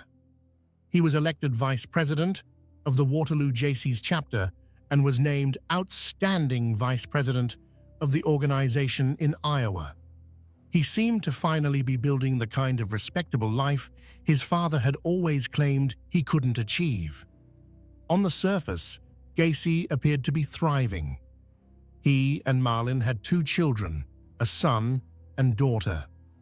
He was successful in business, rising to manage multiple restaurant locations. He was active in community service, known for his dedication and work ethic. He was making something of himself. But beneath this successful exterior, Gacy was engaging in disturbing behavior. He had sexual encounters with teenage boys, sometimes employees at the restaurants he managed. He would ply them with alcohol and then commit sexual acts. In 1968, one of these encounters led to criminal charges when a teenage boy, the son of a fellow JC's member, reported that Gacy had sexually assaulted him. When the case went to trial, Gacy was convicted of sodomy and sentenced to 10 years in prison at the Iowa State Reformatory. Marlyn divorced him while he was incarcerated, and he lost contact with his children. His father died shortly after his conviction, reportedly disgusted by his son's crimes. Gacy never got the chance to prove himself to his father. Most people might assume this would be the end of the story. A sex offender caught, punished, and removed from society. But Gacy was a model prisoner. He earned his high school equivalency diploma while incarcerated. He worked in the prison kitchen and was praised for his leadership and work ethic. He served on the Prisoner Grievance Committee. He was, by all accounts, rehabilitated. After serving just 18 months of his 10-year sentence, he was paroled in June 1970. What happened next illustrates a profound failure in the criminal justice system's ability to predict recidivism in certain types of offenders. Gacy moved back to Chicago and started over. He reconnected with his mother and eventually moved to Norwood Park Township, a middle-class neighborhood on the northwest side of Chicago. In 1971, he bought a home at 8213 West Summerdale Avenue, a modest ranch-style house that would later become infamous. Gacy started a construction company, PDM Contractors, named for painting, decorating, and maintenance. He was skilled at construction work, having learned carpentry and other trades from his father, and quickly built a successful business. He hired teenage boys and young men to work for him, often recruiting from local high schools or targeting those from troubled backgrounds who might be less likely to be missed if they disappeared. He paid them fairly and treated them reasonably, though some would later report that he could be volatile and inappropriate. In 1972, Gacy married again. Carol Hoff was a divorcee with 2 young daughters. She'd known Gacy years earlier when they both worked at the same company, and when they reconnected after his release from prison, he seemed like a stable man who'd made a mistake in his youth but had turned his life around. They married in July 1972, and Gacy became a stepfather to Carol's daughters, presenting himself as a family man and provider. He became deeply involved in community activities. He joined the local Moose Club and other civic organizations. He began performing as a clown at children's parties, hospitals, and charitable events, creating characters he called Pogo the Clown and Patches the Clown. He would dress in full clown makeup and costume, bringing smiles to sick children in hospitals and entertaining at neighborhood block parties and fundraisers. Gacy's clown performances made him well known in the community. People loved him. He was the generous guy who gave his time to make children happy, who volunteered for the Democratic Party, who organized fundraisers and community events. He was photographed with local politicians and civic leaders. In 1978, he even met First Lady Rosalind Carter at a Polish Constitution Day parade event in Chicago, where he was serving as director of the annual parade. The photograph of Gacy with the First Lady would later become one of the most shocking images associated with the case, a serial killer smiling alongside the wife of the President of the United States. But during this same period, John Wayne Gacy was also murdering young men and boys at a horrific rate. According to Gacy's later confession, his first murder as an adult occurred on January 3, 1972, in the early morning hours. Timothy McCoy was a 16-year-old who'd been traveling through Chicago by bus. Gacy encountered him at the Greyhound bus station, offered him a place to stay, and brought him to his Summerdale Avenue home. There, Gacy killed him. Gacy would later claim that Timothy had come at him with a knife and that he'd killed in self-defense, but investigators found no evidence to support this claim and believe it was another of Gacy's many lies. After this murder, Gacy realized something that would define his subsequent actions. He could kill and get away with it. The body could be hidden. The victim's disappearance wouldn't necessarily be connected to him. He could continue his normal life as if nothing had happened, and that's exactly what he did. Gacy developed a methodical approach to murder. He would target young men and boys, often those who worked for him or whom he met through his business or community activities.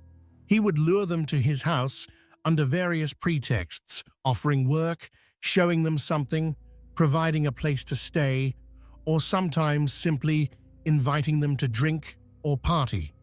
Once there, he would gain control of them through trickery, force, or by offering them alcohol or drugs. Gacy would then incapacitate his victims, often by using what he called his handcuff trick.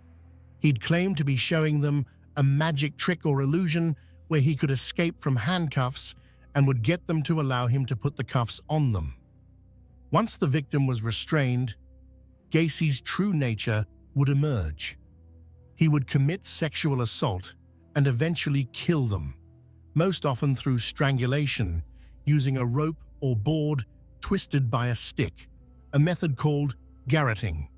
The methodical nature of his crimes stood in stark contrast to his public persona as a community leader and entertainer.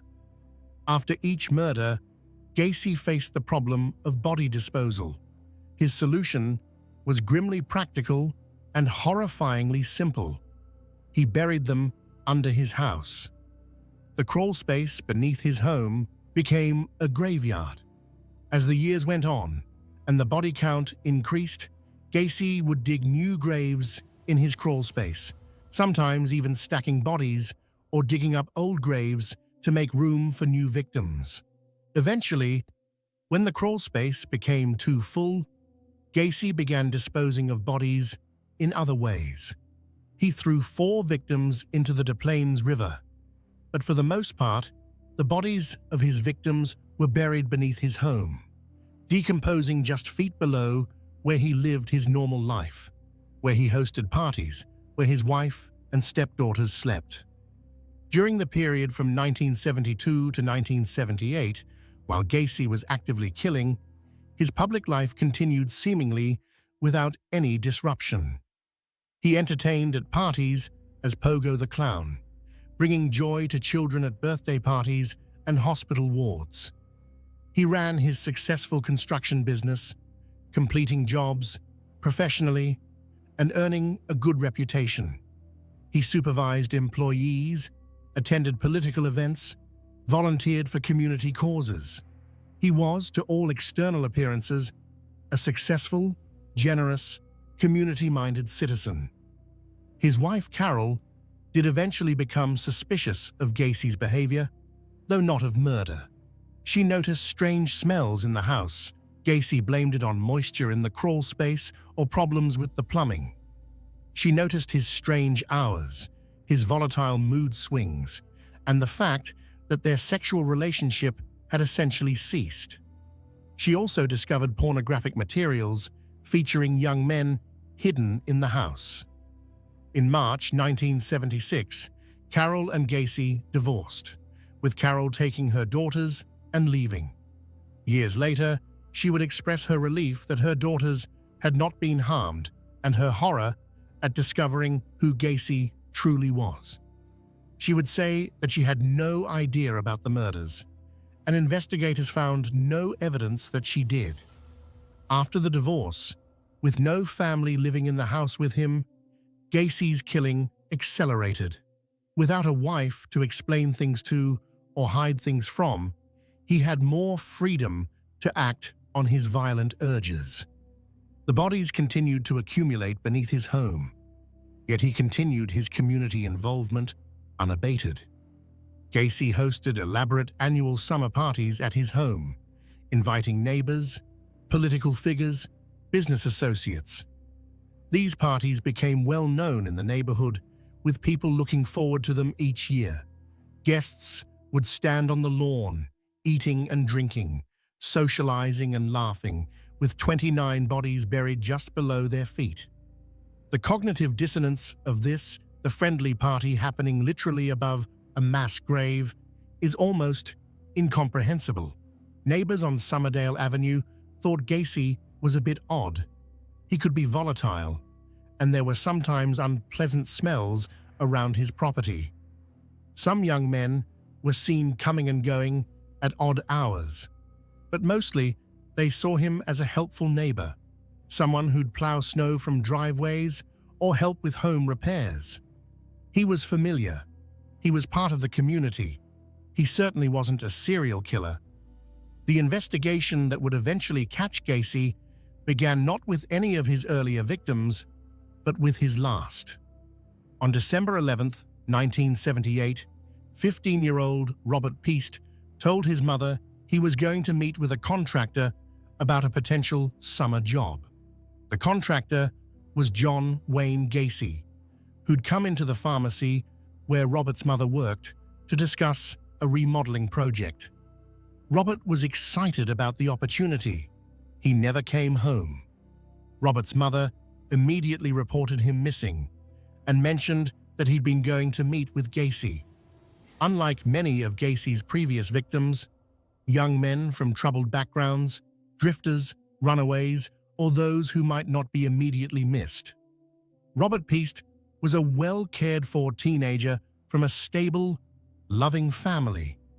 His disappearance was taken seriously from the beginning, and police quickly began investigating Gacy.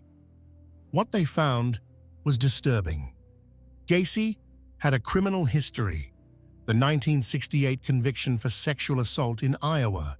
He'd been in prison. He was on parole that he shouldn't have even been off of yet, and now a teenage boy had disappeared after going to meet him. Investigators began surveillance on Gacy and started looking deeper into his background.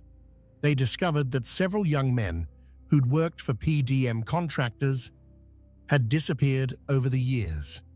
On December 21, 1978, after obtaining a search warrant based on the mounting evidence, police searched Gacy's home. What they found there would shock the nation. The smell of decomposition was overwhelming. Investigators began searching the crawl space and discovered human remains. As the excavation continued over the following days, more and more bodies were found. Eventually, 26 bodies were recovered from the crawl space, and 3 more were found buried in other areas on the property. 4 bodies that Gacy had disposed of in the Des Plaines River were also eventually identified, bringing the total known victim count to 33.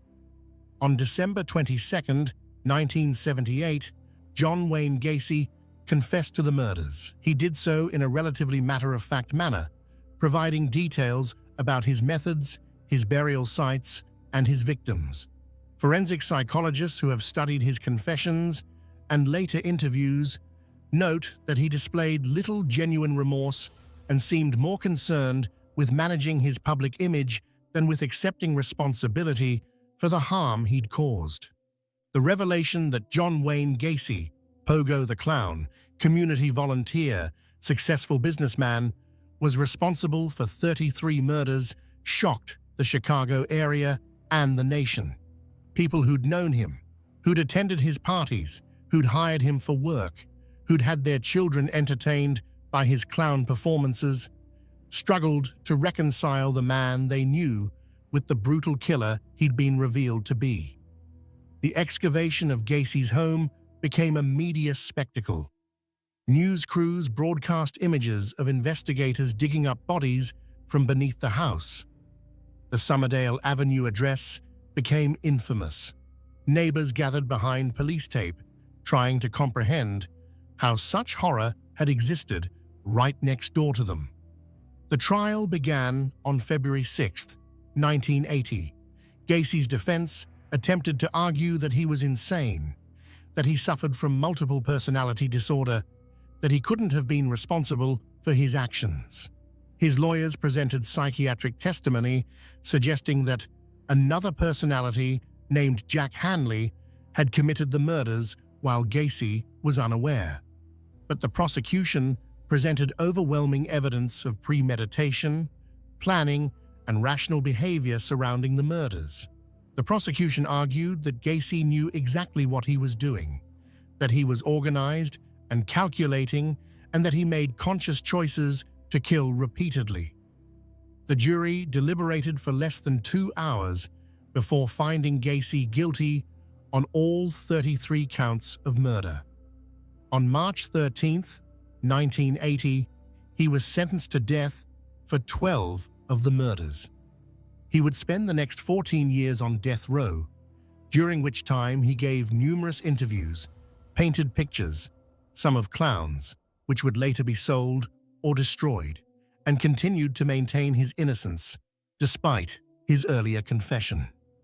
John Wayne Gacy was executed by lethal injection at Stateville Correctional Center in Crestwood, Illinois, on May 10, 1994, at 12:58 a.m. He was 52 years old. His last words were reported to be "kiss my ass." Even in death, he showed no genuine remorse for his crimes. Outside the prison, crowds gathered, some celebrating, some protesting the death penalty. His execution was seen by many as justice finally served for the 33 young men and boys whose lives he'd taken. After Gacy's execution, his house on Somerdale Avenue was demolished in April 1979, shortly after the bodies were removed. The lot remained empty for years, as no one wanted to buy property so thoroughly associated with horror. Eventually, a new house was built on the site, and a new family moved in, trying to establish normal life in a place that had been the setting for unspeakable crimes. The Gacy case represents perhaps the most extreme example of a serial killer successfully hiding in plain sight. He wasn't just maintaining a normal appearance, he was actively beloved by his community. Children loved Pogo the Clown. Neighbors appreciated his helpfulness. Politicians valued his volunteer work. Business associates found him reliable and skilled. The Democratic Party welcomed his participation in political events and fundraisers. And all the while, beneath his house, the bodies accumulated.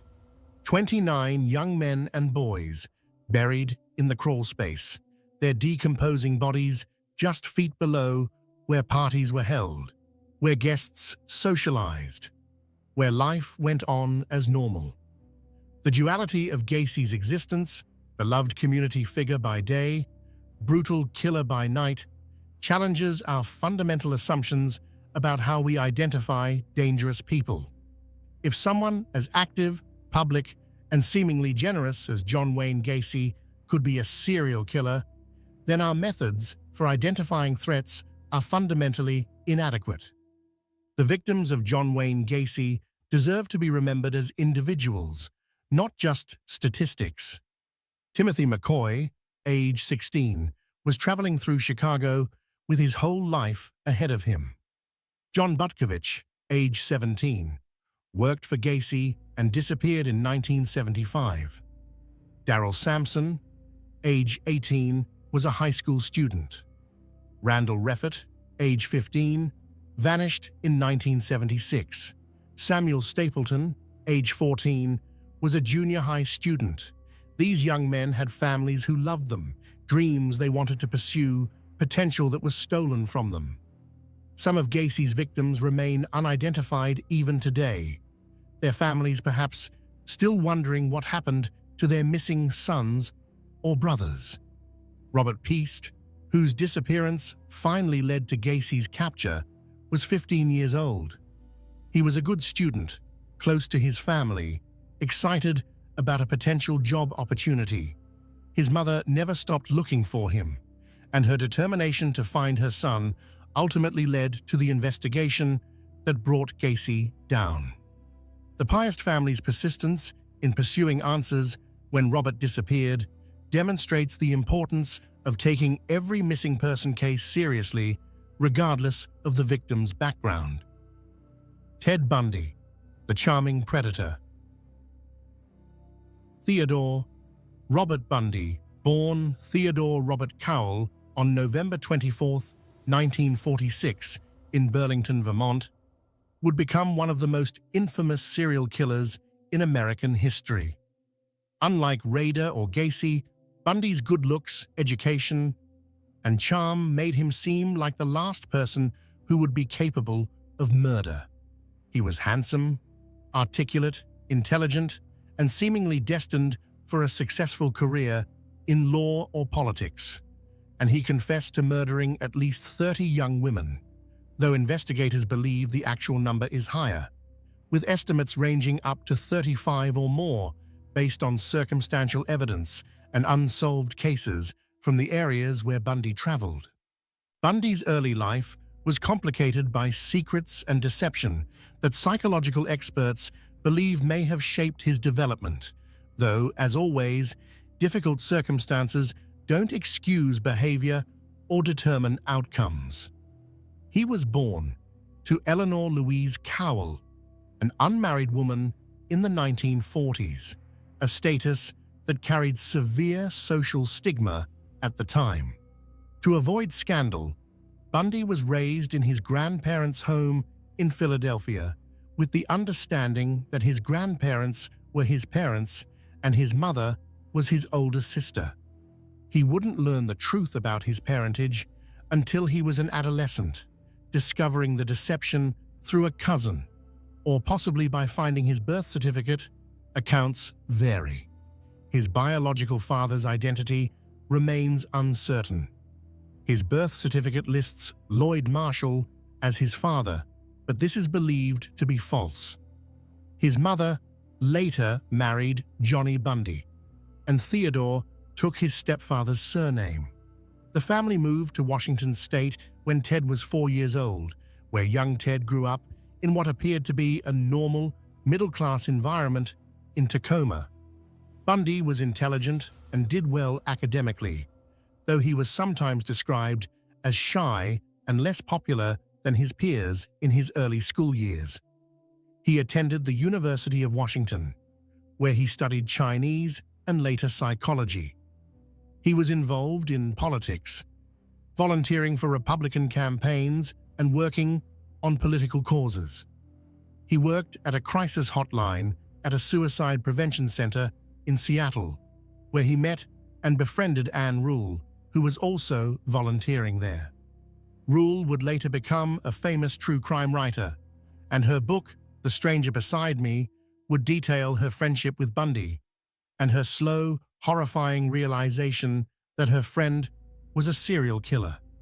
She would describe him as a good listener, someone who genuinely seemed to care about helping people in crisis, a testament to how convincing his mask was. Bundy appeared to be a young man with a bright future. He was studying law at the University of Utah, considering politics, and seemed to have the intelligence, charm, and ambition to succeed in whatever path he chose. Those who knew him described him as polite, well-spoken, and trustworthy. He had a long-term girlfriend, Elizabeth Kendall, who wrote under the pseudonym Elizabeth Klopfer and seemed to be in a stable relationship. But beneath this promising exterior, something far darker was developing. During his college years, Bundy became involved in a relationship with a woman from a wealthy California family. Various sources refer to her by different names, including Stephanie Brooks and Diane Edwards.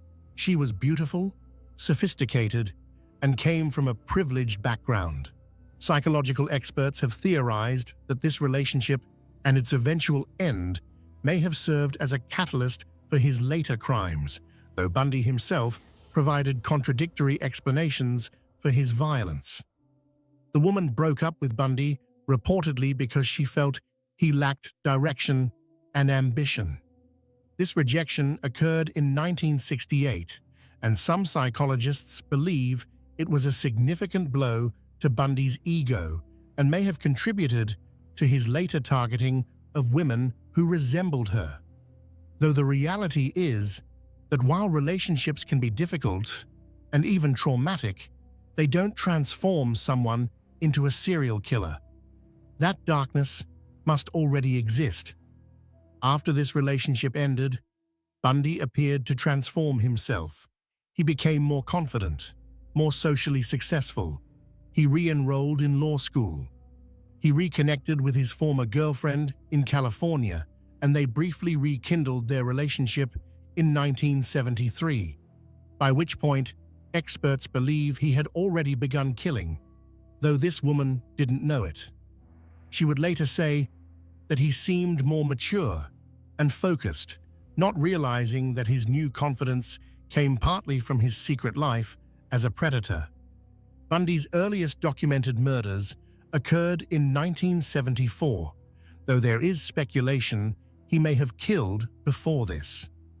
Investigators have suspected him in the 1961 disappearance of 8-year-old Anne-Marie Burr from her home in Tacoma, though Bundy consistently denied this, and no evidence has ever conclusively linked him to that case. What is certain is that by 1974, Bundy had begun a murder spree that would span multiple states and claim at least 30 confirmed victims. He developed a method that became his trademark.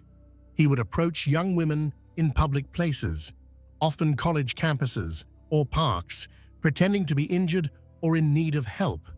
He might wear a fake cast on his arm or leg, or use crutches and ask for assistance, carrying books or loading items into his Volkswagen Beetle. The cast or injury made him seem harmless, even vulnerable. Once the woman was near his vehicle and distracted, he would incapacitate her, sometimes by hitting her with a crowbar or tire iron that he had hidden, force her into the car, and drive to a remote location where he would assault and kill her. Bundy typically targeted young women with long, dark hair parted in the middle, a look similar to his former girlfriend from California.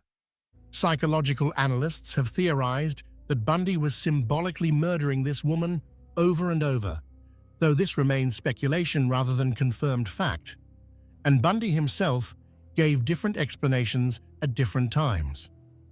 Between 1974 and 1978, Bundy is confirmed to have killed at least 30 women across Washington, Oregon, Utah, Colorado, Idaho, and Florida.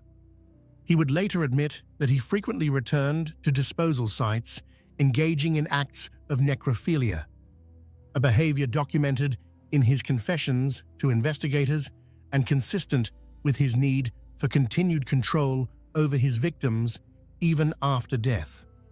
What made Bundy particularly dangerous and successful was his appearance and demeanor.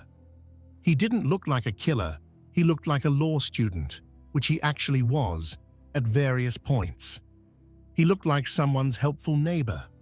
He looked like a nice young man who might genuinely need assistance with a broken leg or heavy books.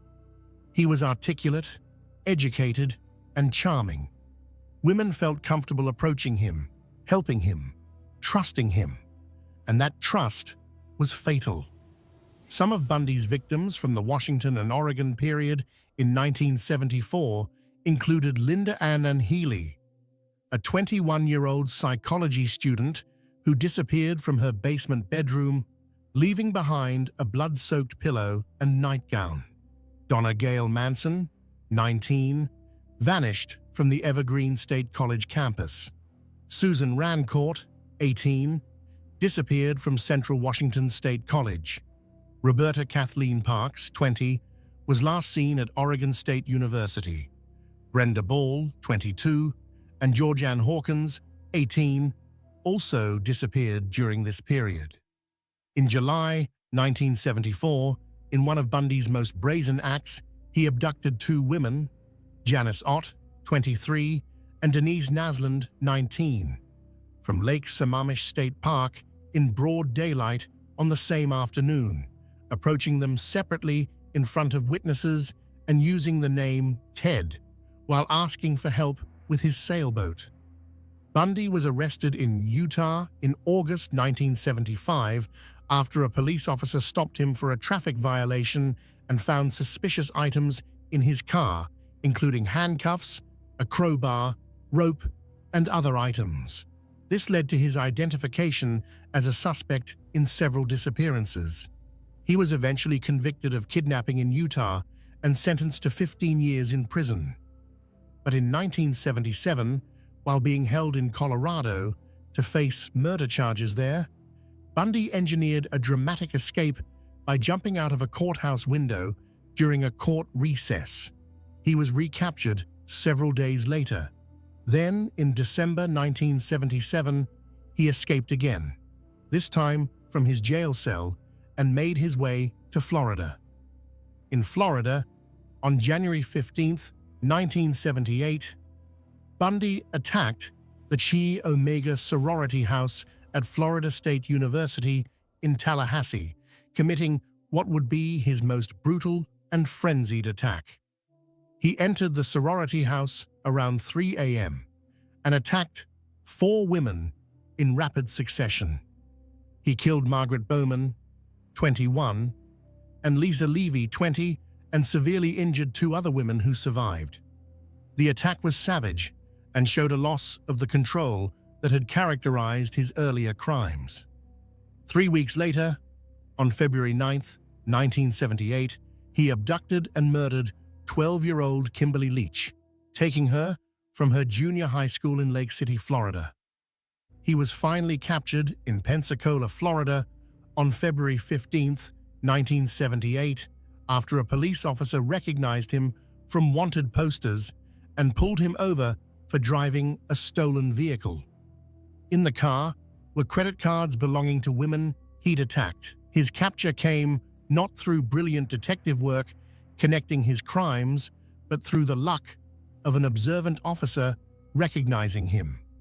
The trials that followed became media sensations, partly because of Bundy's appearance and demeanor. He acted as his own attorney at times, displaying the intelligence and charm that had allowed him to kill for so long without being caught. He cross-examined witnesses, made legal arguments, and presented himself as a capable lawyer fighting against injustice. The courtroom proceedings were among the first to be televised nationally, and millions watched, fascinated as this handsome, articulate man defended himself against charges of brutal murder. Bundy even proposed to and married Carol Ann Boone, a former co-worker, during his trial, taking advantage of an obscure Florida law that considered a declaration of marriage in court before a judge to be legally binding. Boone would later give birth to a daughter conceived during conjugal visits that shouldn't have been allowed. This demonstrated Bundy's ability to manipulate and charm even while on trial for his life. On July 24, 1979, Bundy was convicted of the Chi Omega murders and sentenced to death. He was later convicted of murdering Kimberly Leach and received another death sentence.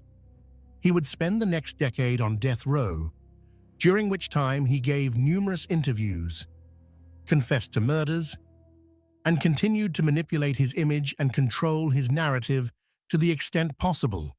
As his execution date approached, Bundy began confessing to additional murders, providing details to investigators in a final attempt to delay his execution. He confessed to murders in Washington, Oregon, Utah, Colorado, and Idaho, giving information that allowed some families to finally learn what had happened to their missing daughters. However, he remained vague or misleading about certain details, and some of his confessions couldn't be fully verified. Theodore Robert Bundy was executed in Florida's electric chair at Florida State Prison in Rayford on January 24, 1989, at 7:16 a.m. Eastern Standard Time. He was 42 years old. His last words were reportedly directed at his attorney and a minister.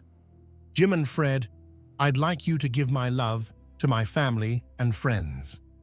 Outside the prison, hundreds of onlookers celebrated, some holding signs that read, "Burn Bundy Burn," and setting off fireworks when his death was announced. It was a macabre carnival atmosphere that reflected the intense public interest in and hatred of this killer who had seemed so normal, so trustworthy, so unlikely. The Bundy case represents a different form of hiding in plain sight than Rader or Gacy, where they maintained relatively ordinary appearances in their communities. Bundy was actively admired. He was good-looking, smart, and seemingly destined for success. He had worked at a suicide hotline, helping people in crisis. He had volunteered for political campaigns. He had attended law school. The gap between what he appeared to be and what he actually was created profound cognitive dissonance for everyone who knew him. Anne Rule, who had worked alongside him at the crisis hotline, struggled to reconcile the friendly, helpful young man she'd known with the brutal killer he was revealed to be. She would write about this struggle in The Stranger Beside Me, describing how long it took her to accept that her friend Ted was capable of such horrific crimes. She would eventually come to see him as a sadistic sociopath who took pleasure from another human's pain and the control he had over his victims to the point of death and even after. Bundy's former girlfriends, including Elizabeth Kendall, described a charming, attentive partner who seemed incapable of violence. Yet Kendall also noted moments when something seemed off, times when Ted's mask slipped slightly, revealing brief glimpses of the predator beneath. She eventually reported him to police as a possible suspect, though her report was initially dismissed because Bundy seemed so unlikely as a killer. The Bundy case taught law enforcement valuable lessons about how intelligent, organized killers can evade capture by maintaining a convincing normal appearance. It also highlighted how physical attractiveness and charm can serve as powerful camouflage, making it harder for both potential victims and investigators to recognize danger.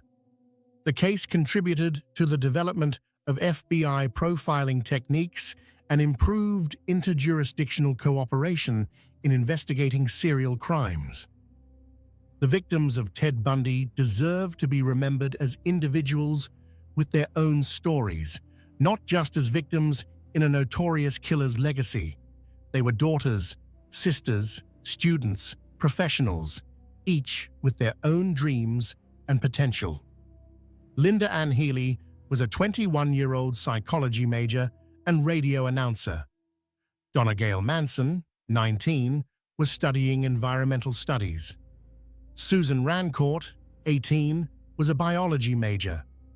Kathy Parks, 20, was studying at Oregon State University. Brenda Ball, 22, was living independently and working. Georgianne Hawkins, 18, was a popular student at the University of Washington. Denise Nasland, 19, worked as a computer programmer. Janice Ott, 23, worked as a probation caseworker helping troubled youth. These women had families, ambitions, futures that Bundy destroyed.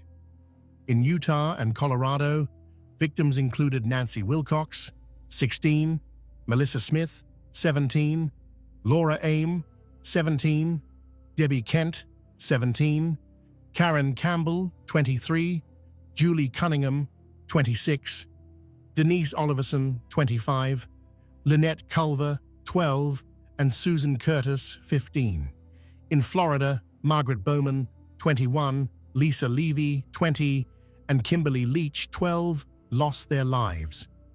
Each of these women and girls deserved long lives, the opportunity to accomplish their goals, to love and be loved, to contribute to the world.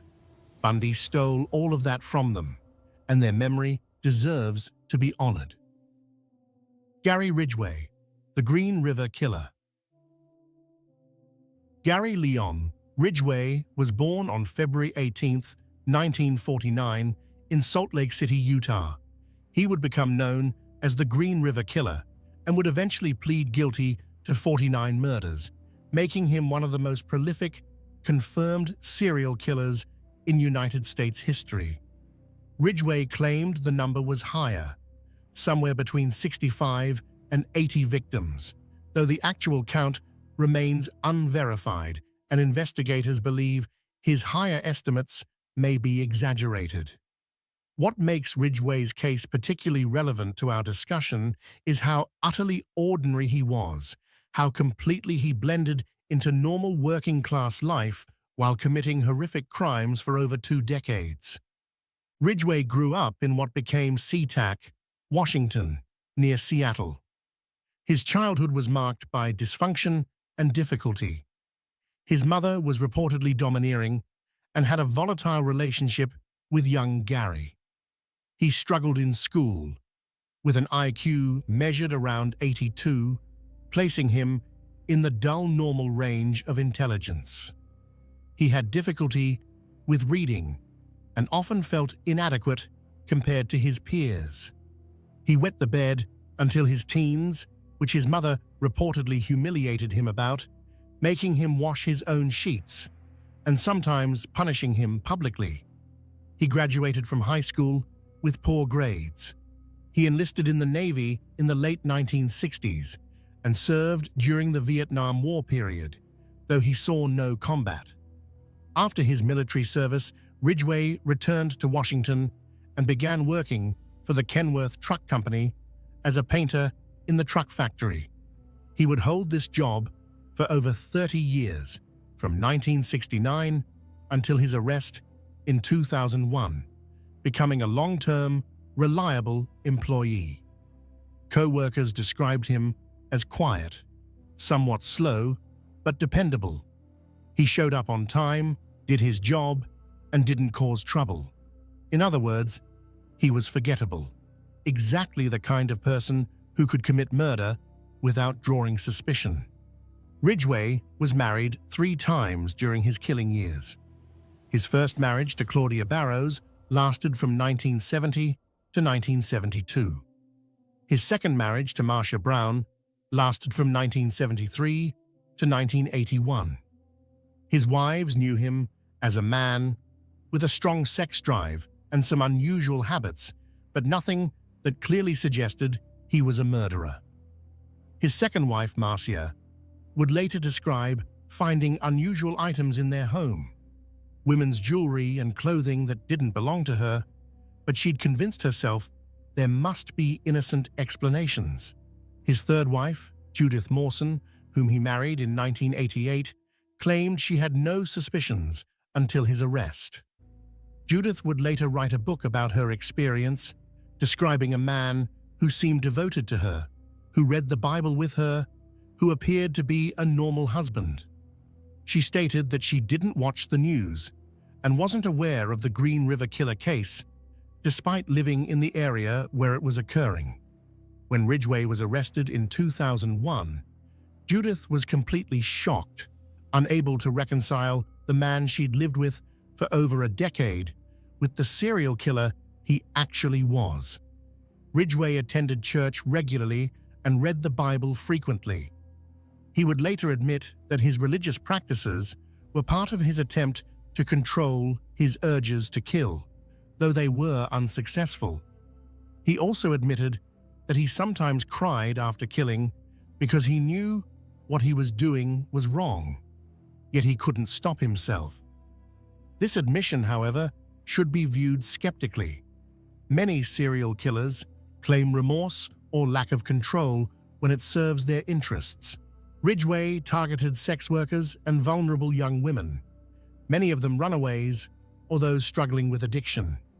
He would pick them up along the Pacific Highway South, also known as the SeaTac Strip, an area known for prostitution, near the Seattle-Tacoma International Airport.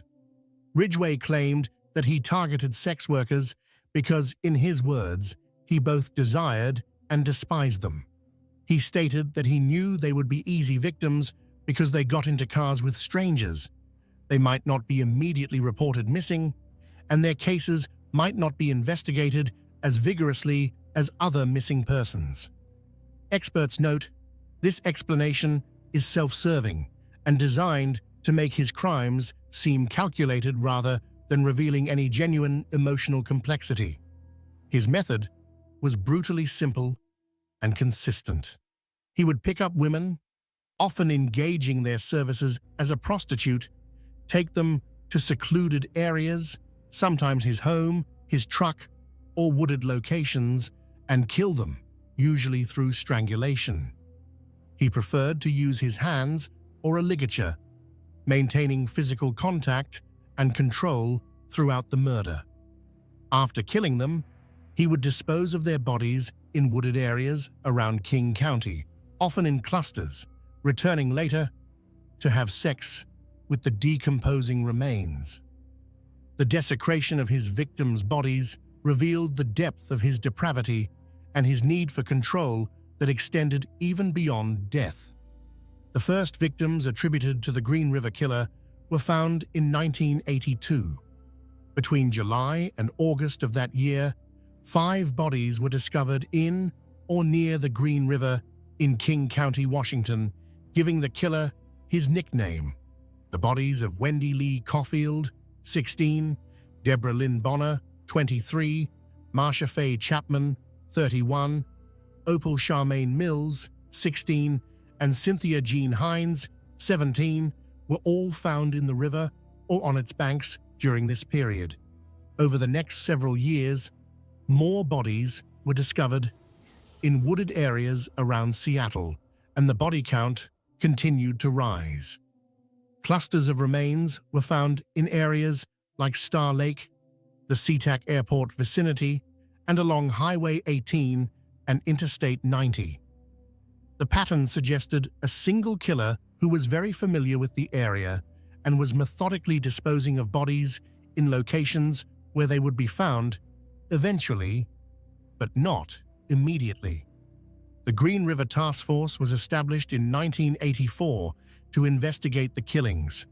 At its peak, it was one of the largest serial killer investigations in American history, with dozens of detectives working full-time on the case. They interviewed thousands of suspects, including Gary Ridgway.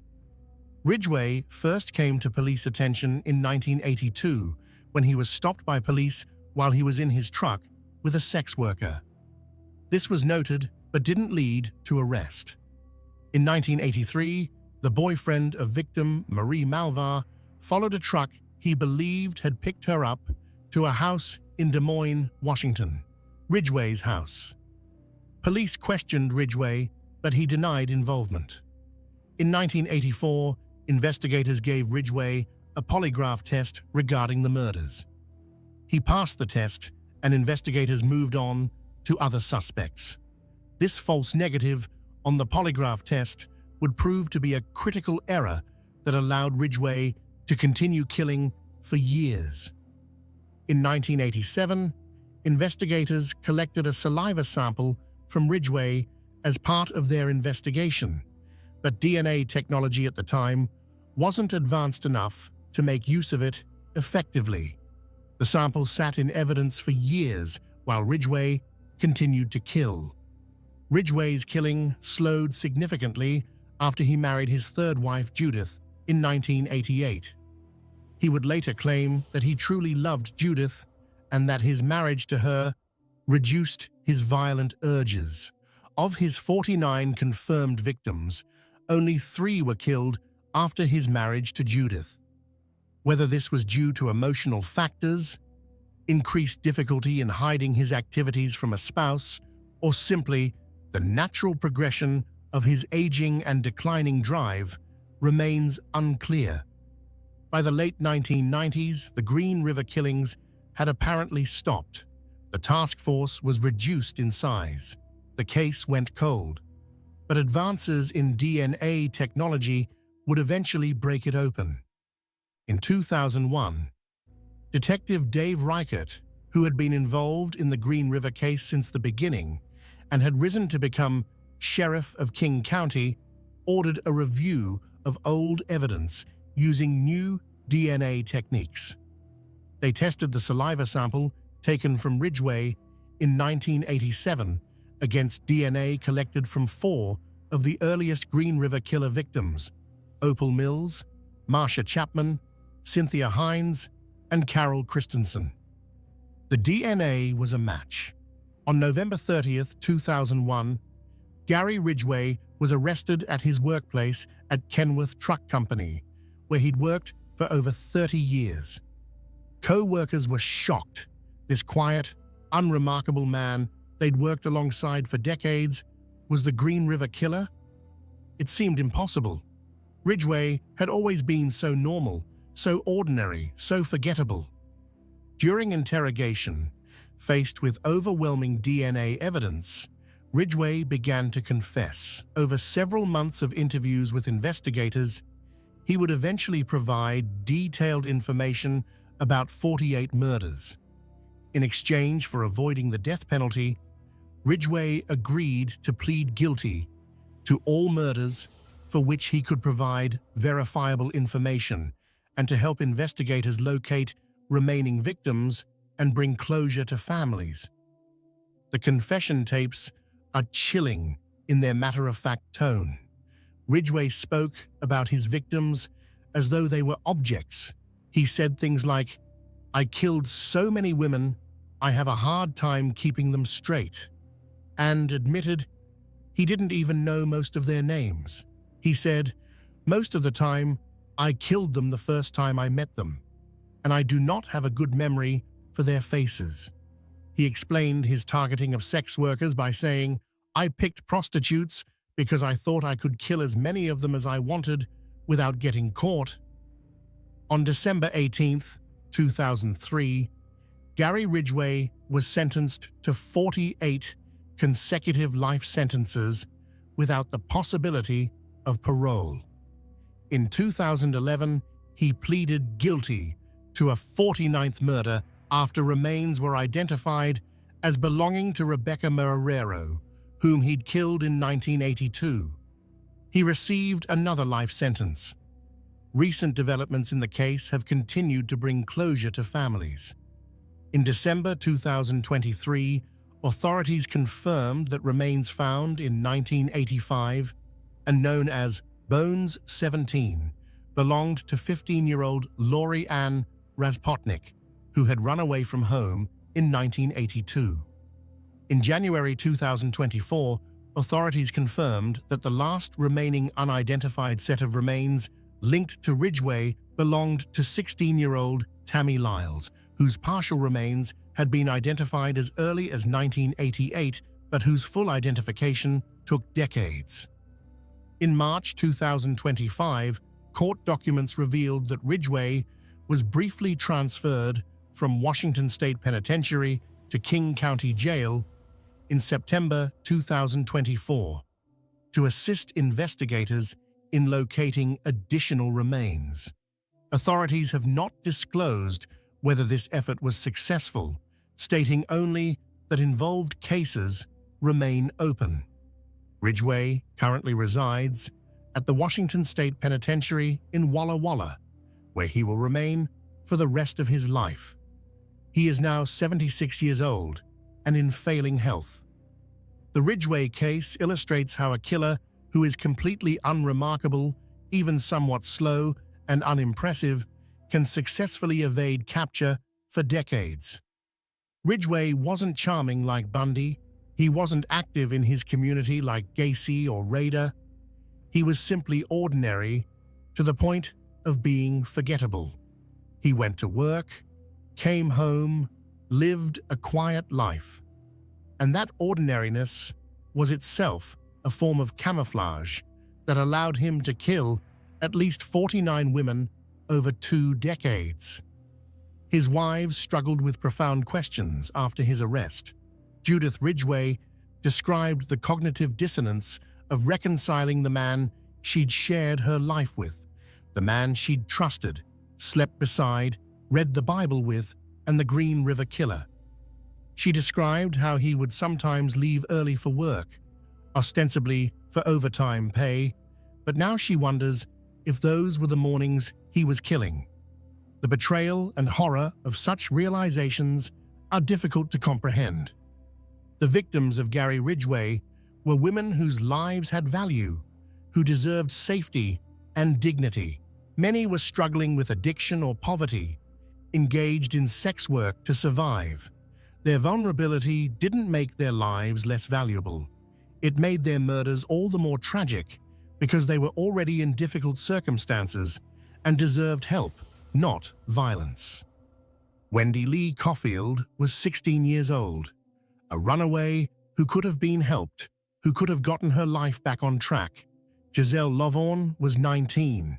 Deborah Bonner was 23. Marcia Chapman was 31 and a mother. These women had families who loved them, who reported them missing, who never stopped looking for them. Many of Ridgway's victims were teenagers. Opal Mills, 16, Cynthia Hines, 17, Terry Milligan, 16, Alma Smith, 18, Dolores Williams, 17, Gail Matthews, 23. They were young women with their whole lives ahead of them. Tammy Lyles, whose remains were the last to be identified, was 16 years old when Ridgway killed her. Lori Ann Respotnik was just 15. These were children who needed protection, who instead encountered a predator. The full list of Ridgway's confirmed victims represents a staggering loss of life, each person an individual with their own story.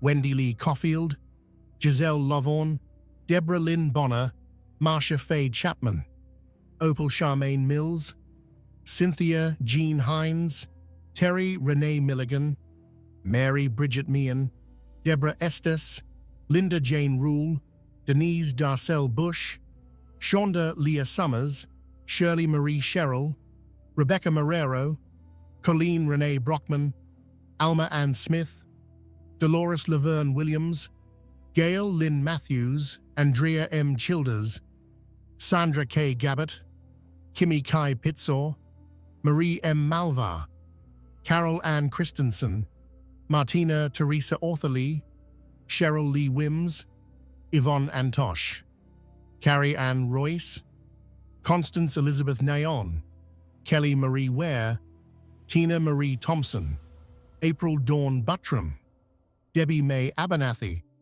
Tracy Ann Winston, Maureen Sue Feeney, Mary Sue Bello, Pammy Annette Avant, Delise Louise Plager, Kimberly L. Nelson, Lisa Yates, Mary Exeter West, Cindy Ann Smith, Patricia Michelle Barczak, Roberta Joseph Hayes, Marta Reeves, Patricia Ann Yellow Robe, Tammy Lyles, Laurie Ann Raspotnik, and 2 victims who remain unidentified.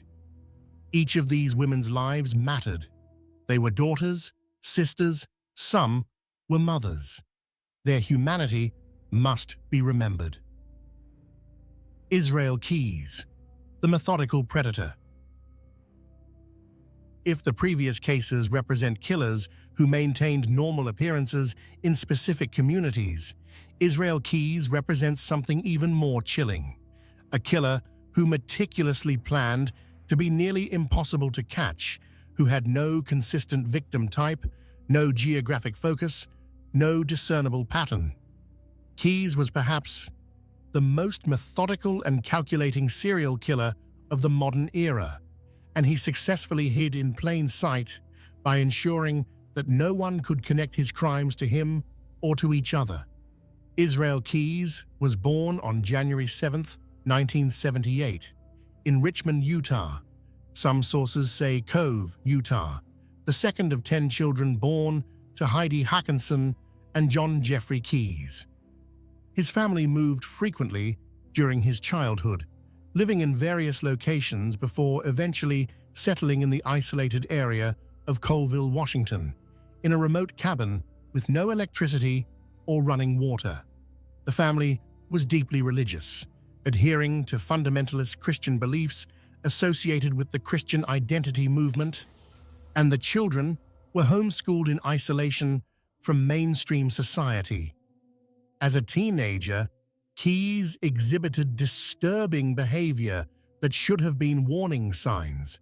He was known to be cruel to animals, killing and torturing creatures he found in the woods. He broke into neighbors' homes, stealing items, and sometimes vandalizing property. But these behaviors didn't result in serious legal consequences or intervention that might have prevented his later crimes. By his late teens, Keyes had rejected his family's religious beliefs and declared himself an atheist, causing a significant rift with his family. This rejection of their ideology seemed to remove what little moral framework he might have had. In July 1998, at age 20, Keyes enlisted in the United States Army. He served from 1998 to 2001, including time stationed in Egypt and at Fort Lewis in Washington state. His military service was unremarkable. He achieved the rank of specialist and received an honorable discharge. Nothing about his military record suggested the darkness that lay beneath. His service gave him training, discipline, and experience that he would later apply to his crimes. After leaving the military, Keyes moved around the United States before eventually settling in Alaska in 2007. He had a daughter with a girlfriend, and by all accounts, he was a devoted father who loved his child deeply. This genuine love for his daughter seems to have been one of the few authentic emotions Keyes experienced, and he would later express concern about how his crimes would affect her. Keyes worked as a handyman and contractor, eventually starting his own business, Keyes Construction, in Alaska. He was reliable, skilled, and professional. Clients trusted him with keys to their homes, with access to their properties while they were away, with intimate details of their lives and security systems. He seemed like exactly the kind of honest, hard-working contractor everyone hopes to find.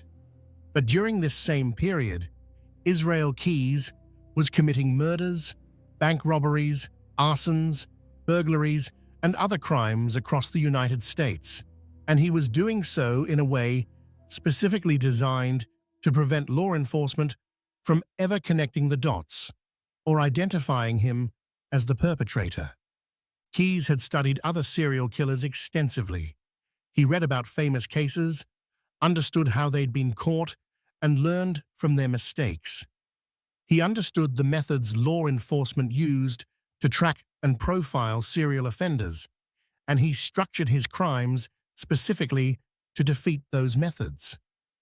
Most serial killers have patterns that eventually lead to their capture. They target a specific type of victim. They operate in a specific geographic area. They use consistent methods. These patterns allow investigators to identify connections between crimes and eventually track down the perpetrator through geographical profiling, victim pattern analysis, and other investigative techniques. Keyes deliberately avoided all patterns. He had no consistent victim type. He killed both men and women of various ages and backgrounds. He didn't operate in any specific geographic region. He traveled thousands of miles between crimes, flying to different parts of the country to commit murders far from where he lived. He used different methods for different murders.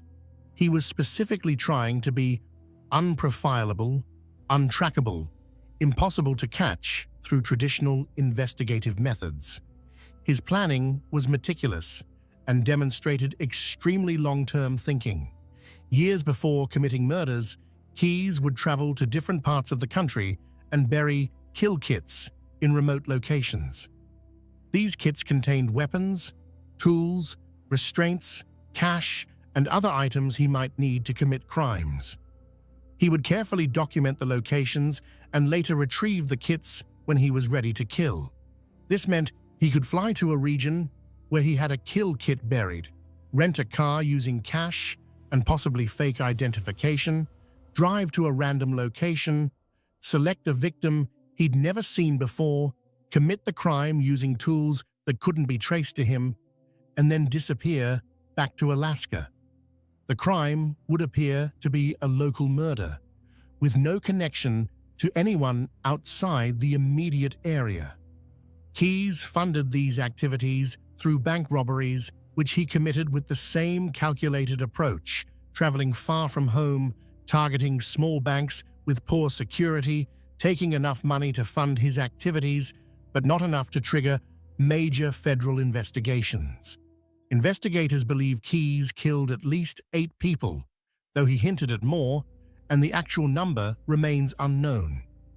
His confirmed victims include Bill and Lorraine Currier of Vermont, whom he murdered in June 2011, and Samantha Koenig of Alaska, whom he abducted and killed in February 2012.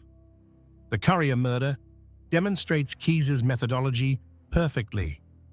In 2009, 2 years before the murder, Keyes traveled to Vermont and buried a kill kit in the woods near Essex.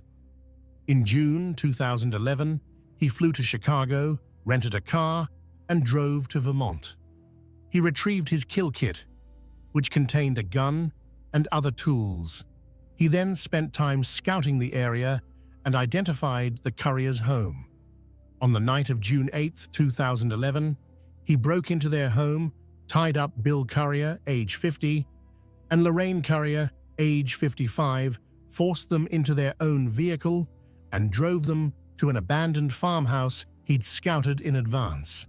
There, he shot Bill, sexually assaulted and strangled Lorraine, and then dismembered their bodies, disposing of the remains in different locations where they have never been found. Keyes then drove back to Chicago, returned his rental car, flew home to Alaska, and resumed his normal life. To investigators in Vermont, this appeared to be a local crime with no obvious suspect. Keyes was a devoted father to his young daughter. His girlfriend and her family had no idea about his crimes. His clients in Alaska trusted him completely, hired him for jobs, recommended him to friends. He maintained his contracting business successfully while secretly flying around the country to commit murders. He was hiding in plain sight by being extremely ordinary in his local community while committing horrors far away where no one would connect them to him. But Keyes made a critical error with his final victim. On February 1, 2012, he impulsively abducted 18-year-old Samantha Koenig from the Common Grounds espresso stand where she worked in Anchorage. This was highly unusual for Keyes. He typically traveled far from home to commit crimes and planned them meticulously rather than acting impulsively. But on this night, he kidnapped Samantha, took her to his house, where he sexually assaulted and killed her, and then left her body in a shed on his property while he went on a pre-planned 2-week cruise with his daughter and girlfriend. After returning from the cruise, Keyes retrieved Samantha's body, which had been frozen by Alaska's winter temperatures. In a particularly disturbing act, he applied makeup to her face and sewed her eyes open with fishing line to make her appear alive, then took a photograph of her holding a recent newspaper. He sent this photo to her family along with a ransom demand, hoping to make them believe she was still alive and being held for ransom. He then dismembered her body and disposed of it in Matanuska Lake, north of Anchorage. Keyes began withdrawing money from Samantha's stolen bank account as he traveled through the southwestern United States. This left a digital trail. ATM cameras captured images of his rental car in various locations, and police were able to track his movements. On March 13, 2012, Texas Highway Patrol Corporal Brian Henry pulled over Keyes in the parking lot of the Cotton Patch Cafe in Lufkin, Texas. A search of his vehicle revealed evidence linking him to Samantha's abduction, including her debit card. During interrogation, Keyes was cooperative but calculated in what he revealed.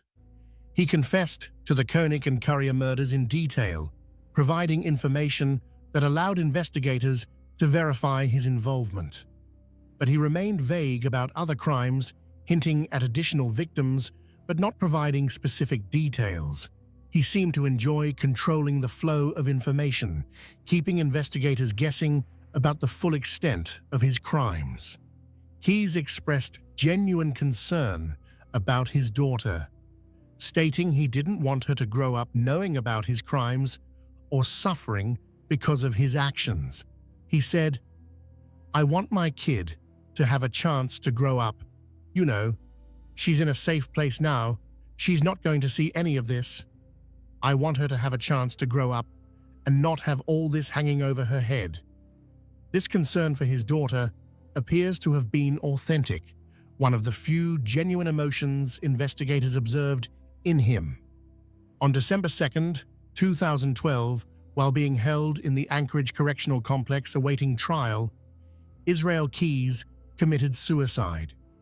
Despite being on suicide watch, he managed to use a razor blade to cut his wrist and then strangled himself with a bedsheet. He left behind a 4-page suicide note written in verse that reflected on his crimes and American society, but provided no specific information about other victims.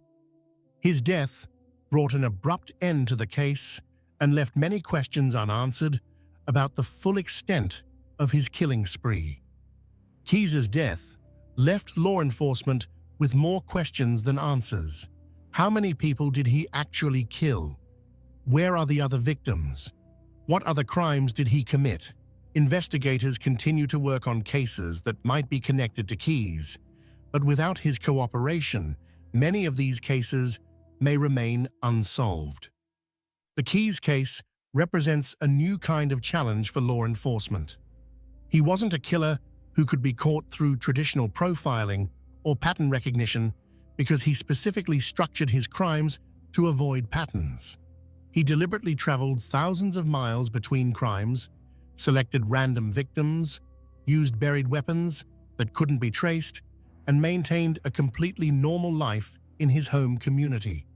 He hid in plain sight, not by being a beloved community figure or a church leader, but by being so methodical and calculated that his crimes couldn't be connected to him. For the people who knew Keyes, his girlfriend, his daughter, his clients, his neighbors, the revelation of his crimes was devastating. He'd seemed like a good father, a skilled worker, a quiet but friendly member of the community. The gap between who he appeared to be and what he actually was represents one of the most extreme examples of successful deception. The confirmed victims of Israel Keyes, Bill Currier, age 50, an engineer; Lorraine Currier, age 55, a registered nurse; and Samantha Koenig, age 18, a young woman just starting her adult life, represent just a fraction of the lives he may have destroyed. Bill and Lorraine were a couple who'd been married for years, living their normal lives in Vermont. Their disappearance was initially treated as a possible voluntary departure, and it took years before their case was connected to Keyes. Samantha Koenig was working at a coffee stand to save money, making plans for her future.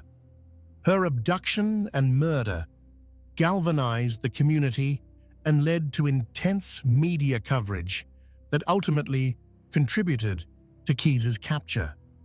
There are likely other families who don't know that their missing loved ones were victims of Israel Keyes. He hinted at murders in various states, mentioned burying victims in remote locations, and suggested his kill count was higher than the confirmed cases.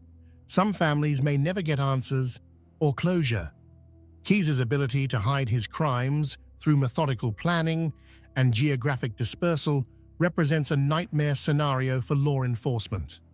A killer who specifically studies how to avoid detection and implements those strategies with military precision and complete lack of remorse.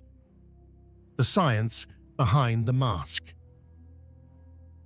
Understanding how these killers successfully hid in plain sight requires examining the intersection of psychology, neuroscience, and social dynamics. Researchers have made significant progress in understanding the mechanisms that allow such extreme deception. From a neurological perspective, studies using brain imaging technology have revealed differences in the brains of individuals with psychopathic traits compared to normal populations. The amygdala, which processes emotions like fear and empathy, often shows reduced activity in individuals with psychopathic personality disorder. The prefrontal cortex, which governs impulse control, decision-making, and planning, may show unusual patterns of activation. The ventromedial prefrontal cortex, associated with moral reasoning and emotional regulation, may function differently. Research published in journals like the Archives of General Psychiatry has shown that psychopathic individuals may process emotional information differently at a neural level. When shown images designed to elicit empathic responses, such as people in pain, their brains don't show the same activation patterns as non-psychopathic individuals. This suggests that their lack of empathy isn't just a choice or character flaw, but may have a biological component. However, experts emphasize that brain differences don't excuse behavior or remove responsibility. Many people with neurological variations never commit crimes. The brain differences may create predispositions or make certain behaviors easier, but choices and actions remain the individual's responsibility. Furthermore, not all violent criminals show these brain differences, and not all people with these brain differences become violent. From a psychological standpoint, the concept of compartmentalization is central to understanding how killers maintain their facades. Compartmentalization is a defense mechanism where contradictory thoughts, feelings, or activities are kept separate to avoid psychological discomfort. Clinical psychologists note that everyone uses compartmentalization to some degree. We might keep work stress separate from family time, for instance. But for serial killers like Rader, Gacy, Bundy, Ridgway, and Keyes, compartmentalization becomes extreme. Forensic psychologists describe this as creating entirely separate psychological spaces for their murderous activities and their normal lives. Dennis Rader called this cubing, his own terminology for maintaining separate compartments for church Dennis, work Dennis, family Dennis, and killer Dennis. Some research has suggested this extreme compartmentalization may be related to dissociation, a psychological process where aspects of identity, memory, or consciousness become disconnected. However, forensic psychologists emphasize that serial killers are generally not experiencing true dissociative disorders like dissociative identity disorder, formerly called multiple personality disorder. They're consciously choosing to engage in violence and consciously working to hide it. The compartmentalization is a tool they use, not a mental illness that excuses their behavior. The social psychological aspect is equally important in understanding how these killers succeed. Research in social cognition has shown that we use mental shortcuts called heuristics to make quick judgments about people. Does someone dress appropriately? Do they have a job? Do they participate in community activities? Do they smile and make eye contact? These heuristics usually serve us well, allowing us to navigate social situations efficiently without conducting background checks on everyone we meet. But skilled manipulators can exploit these heuristics by presenting the right surface indicators, appropriate dress, stable employment, community involvement, friendly demeanor. They trigger our mental shortcuts that categorize them as safe and trustworthy. This is why Rader's position as a church president, Gacy's work as a clown, and Bundy's law student status were such effective cover. These roles come with built-in assumptions of trustworthiness. Research has also identified the fundamental attribution error, our tendency to attribute others' behavior to their character while attributing our own behavior to circumstances. When we see someone being helpful or kind, we tend to think, that's a good person, rather than, that person is behaving helpfully in this moment. This makes it difficult for us to believe that someone who consistently acts friendly could be capable of violence.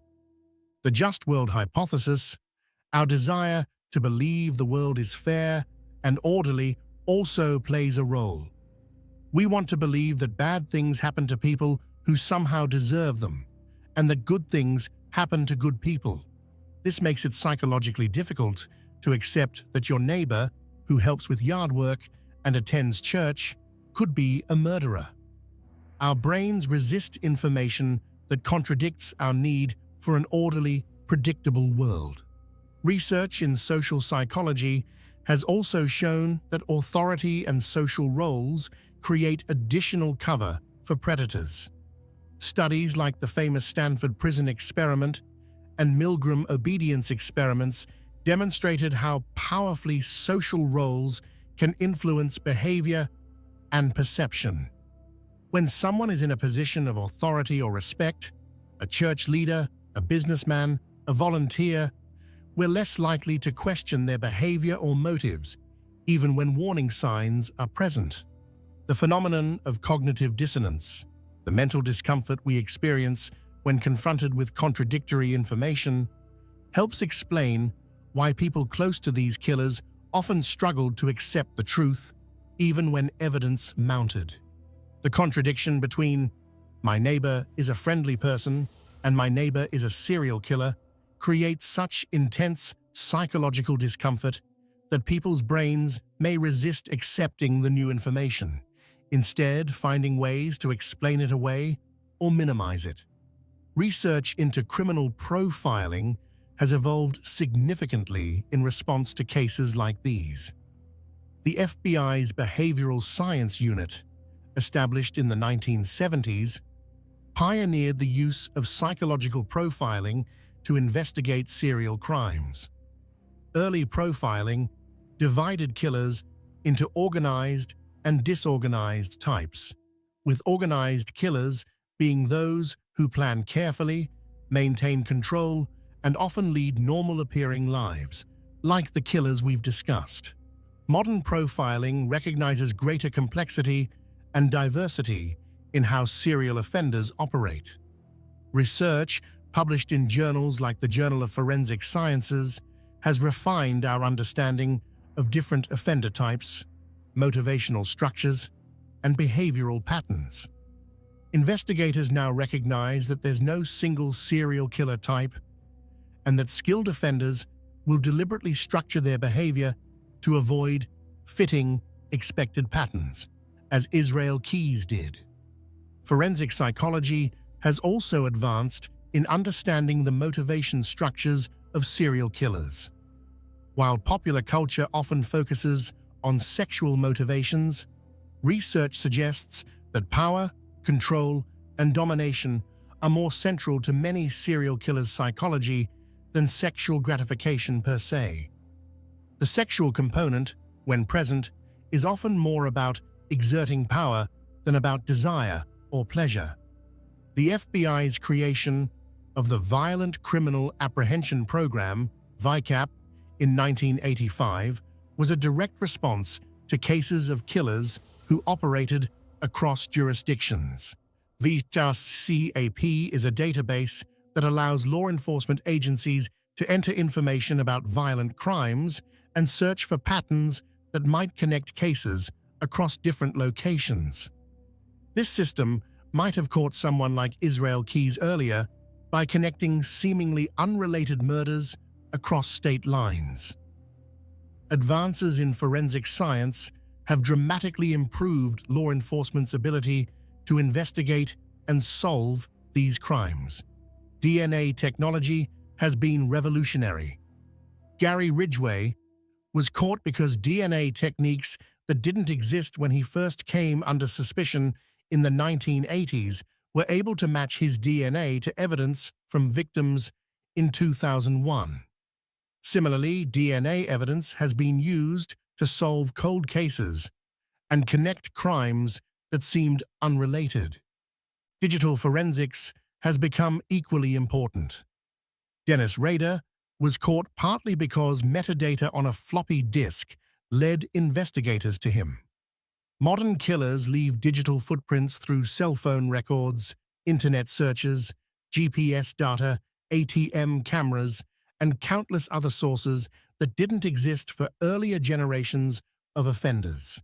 However, significant challenges remain in detecting and stopping serial killers who successfully hide in plain sight. The balance between civil liberties and public safety is delicate. We can't investigate everyone who seems slightly unusual or intrude into private lives without cause. The freedoms that make democratic society possible also create spaces where predators can operate. Resource limitations affect investigation quality. Many law enforcement agencies, particularly in smaller jurisdictions, lack the resources to conduct extensive investigations of every suspicious circumstance. This means some warning signs may not be pursued as thoroughly as they should be. The need for better communication and cooperation between jurisdictions remains crucial. Israel Keyes specifically exploited the fact that law enforcement agencies in different states often don't communicate effectively about crimes. Breaking down these barriers, sharing information more readily, and looking for connections across geographic boundaries are essential for catching mobile offenders. Understanding these scientific and social mechanisms isn't just academically interesting, it has practical implications for public safety, investigation techniques, and community awareness. The more we understand about how these killers operate and how they successfully deceive others, the better equipped we are to recognize warning signs and prevent future tragedies. The impact on communities and families. The revelation that a serial killer has been living among them has profound and lasting effects on communities and families that extend far beyond the immediate circle of victims. The psychological trauma ripples outward, touching everyone who had contact with the killer or who lives in the affected community. For family members of the killers themselves, the discovery creates a unique and devastating form of trauma. They must simultaneously grieve the loss of the person they thought they knew while grappling with the horror of who that person actually was. Dennis Rader's wife Paula and their children Kerry and Brian had to face an impossible reality. The husband and father they'd known for decades was BTK. Paula immediately filed for an emergency divorce on July 26, 2005, waiving the normal 60-day waiting period. She released a statement saying that neither she nor her children had any suspicion of his crimes. But the legal dissolution of marriage couldn't erase 34 years of shared life or the questions that haunted her. Had she missed signs? Could she have done something? How could the man who'd been her partner, who'd raised their children, who'd shared her bed, be capable of such horrors? Their daughter, Kerry Rawson, has been the most public of Rader's family members in addressing the trauma. In her 2019 book, A Serial Killer's Daughter, My Story of Faith, Love, and Overcoming. And in the 2025 Netflix documentary, My Father, the BTK Killer, she shared her journey of trying to reconcile the father she remembered, who attended her school events, who taught her to drive, who walked her down the aisle at her wedding with the serial killer he actually was. Kerry described the moment of his arrest. She was at work when FBI agents came to tell her that her father had been arrested for the BTK murders. Her first reaction was disbelief, then anger, then a profound sense of betrayal. She wrote about the agonizing process of going through childhood memories, analyzing every moment for signs she'd missed. She described the guilt she felt, wondering if she could have somehow stopped him if she'd been more perceptive. In letters Rader wrote to Kerry from prison, he showed a disturbing mix of apparent fatherly affection and complete lack of genuine remorse. He wrote things like, "You will always be my baby girl I raised right," and referred to his crimes as the dark side that took me away, as if his murders were something that happened to him rather than choices he made. Kerry eventually stopped responding to most of his letters, recognizing that his apparent emotions were more about his own needs than genuine concern for her well-being. The Rader children have largely stayed out of public life, attempting to build identities separate from their father's crimes. But the name Rader is forever associated with BTK in Wichita and beyond, making anonymity difficult. John Wayne Gacy's family experienced similar trauma. His ex-wife, Carol Hoff, discovered that the man she'd been married to, the man who'd been stepfather to her daughters, had been murdering young men and burying them under the house where her family had lived. She expressed profound relief that her daughters hadn't been harmed, but struggled with questions about how she'd missed the signs. She'd noticed strange smells, unusual behavior, evidence that something was wrong, but she'd never imagined murder. Gacy's mother and sister also struggled to reconcile the family member they'd known with the killer revealed in court. His mother maintained until her death that she believed there was some mistake, that the John she knew couldn't have done these things. This denial, while psychologically understandable, prevented her from fully accepting reality. Ted Bundy's long-term girlfriend, Elizabeth Kendall, wrote about her experience in The Phantom Prince, My Life with Ted Bundy. She described the slow, horrifying realization that the man she loved, the man she'd considered marrying, might be responsible for the murders she'd been reading about in the newspapers. She'd even reported him to police at one point, but his charm and the cognitive dissonance of suspecting someone so seemingly normal had made her doubt her own instincts. After his execution, she expressed relief that he could never hurt anyone again, but also grief for the person she'd thought he was. Bundy's ex-wife, Carol Ann Boone, whom he married during his trial, maintained his innocence for years, even after his conviction. She divorced him in 1986, several years before his execution, after finally accepting that he was guilty. She and their daughter subsequently disappeared from public life, presumably to escape the association with his crimes. For Gary Ridgway's third wife, Judith Mawson, the revelation came completely out of nowhere. She'd been married to him for over a decade and later wrote that she had no suspicions whatsoever. In her book, Green River, Running Red, she described her shock and horror at his arrest. She'd known Gary as a devoted husband who read the Bible with her, who seemed to care deeply about their relationship. The discovery that he was the Green River Killer shattered her understanding of reality. Judith described analyzing every moment of their marriage, looking for clues she'd missed. She realized that his sometimes early departures for work, which he'd explained as overtime, might have been when he was killing. She remembered times when he'd come home late or seemed distracted, behaviors she'd attributed to work stress, but which now took on sinister new meanings. Israel Keys's girlfriend faced unique trauma. Not only had the father of her child been a serial killer, but their daughter was young enough that she would grow up with this knowledge. How do you explain to a child that their father, who by all accounts loved them genuinely, was also a methodical murderer? How do you help them process that duality? Keys's girlfriend has remained completely out of public view, presumably to protect their daughter's privacy and give her a chance at a normal life. The broader communities affected by these killers also struggled profoundly. Wichita, Kansas, lived under the shadow of BTK for 30 years.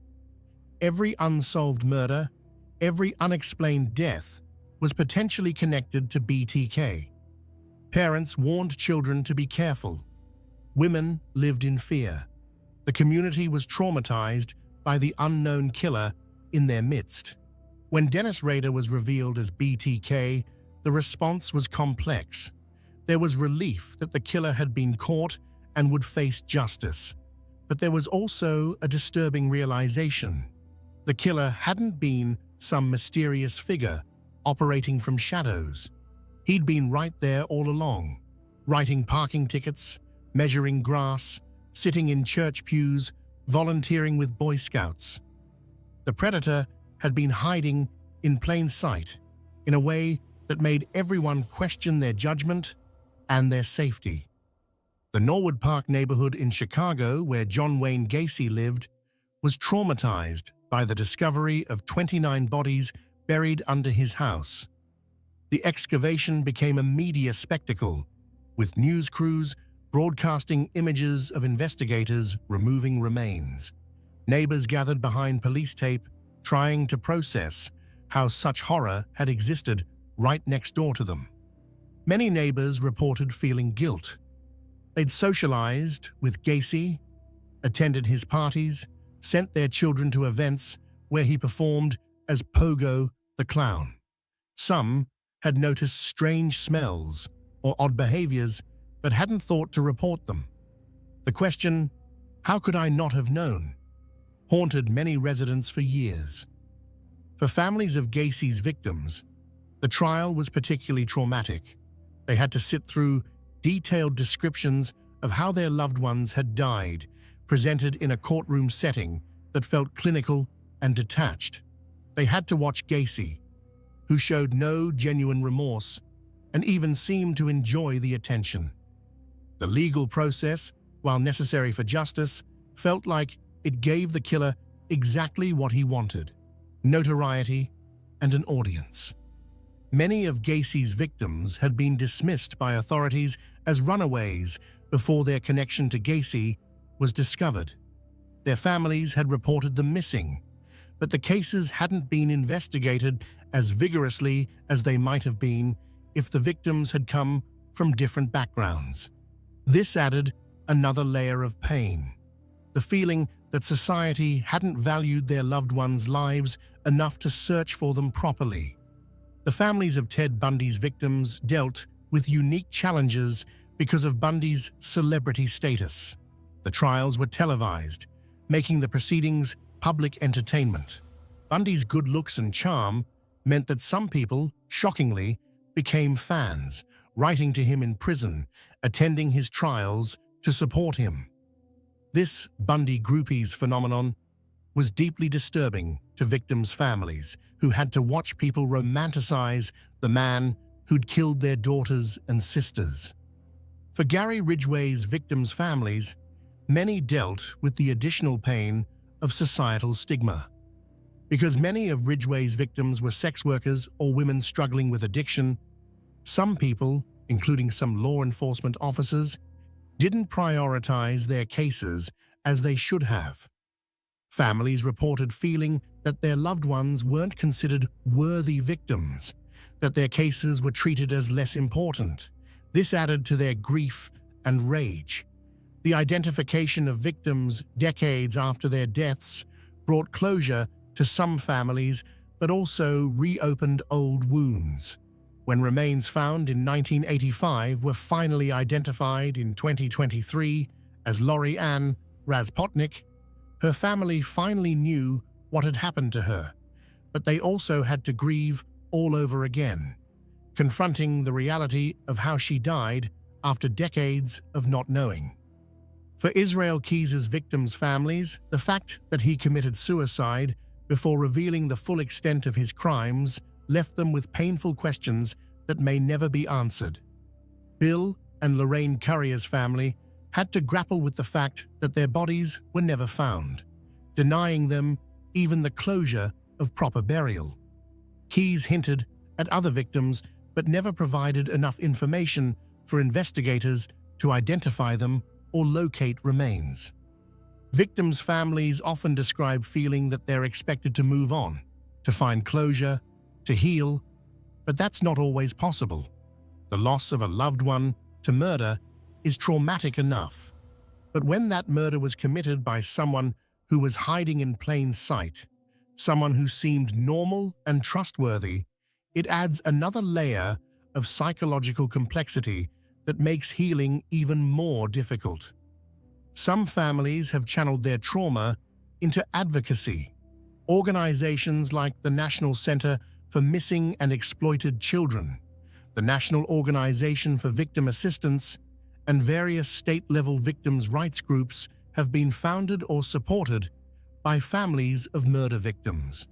These organizations work to improve how missing persons cases are investigated, push for changes in how law enforcement handles serial crime investigations, advocate for victims' rights in the legal system, and provide support for other families going through similar traumas. But not all families can find purpose in their pain. For some, the trauma is simply overwhelming, the loss too great to build anything from. They cope as best they can, day by day, carrying grief that will never fully heal. There's no right way to respond to such trauma, and families shouldn't be judged for how they handle an impossible situation. Therapists who work with families of serial killer victims describe unique challenges in these cases. The randomness of victimization, the fact that these people were simply in the wrong place at the wrong time, makes it harder to find meaning or explanation. There's no reason that can make sense of why this happened. The discovery that the killer was someone who seemed normal, who was hiding in plain sight, undermines basic assumptions about safety and security that therapy often relies on to help trauma survivors rebuild their lives. If you can't trust your ability to identify dangerous people, how do you feel safe in the world? This is a question that many survivors and family members struggle with for years or even the rest of their lives. Communities do eventually recover, though they're changed by the experience.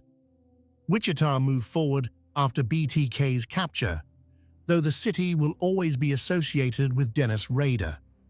The northwest Chicago suburbs healed after Gacy's execution, though the neighborhood where he lived carries that history. The Seattle area has processed the Green River Killer case, though families are still finding answers decades later. But these places and these families carry scars. The names Rader, Gacy, Bundy, Ridgway, and Keyes remain burned into collective memories as reminders that predators can wear friendly faces, live in normal houses, and participate in community life while secretly destroying lives. Lessons and modern detection. The cases we've examined force us to confront uncomfortable truths about human nature and social dynamics, but they also provide insights that experts believe can help prevent future tragedies. Law enforcement, psychology, and forensic science have all evolved in response to these killers, developing better tools for detection and investigation. Perhaps the most important lesson is that surface appearances are fundamentally unreliable indicators of danger. Community involvement, religious devotion, professional success, charm, intelligence, physical attractiveness, none of these protect against predatory behavior. In fact, research suggests that sophisticated predators deliberately cultivate these traits precisely because they know we use them as mental shortcuts for assessing trustworthiness. This means we need to be more willing to question surface impressions and take seriously warning signs even when they come from seemingly unlikely sources.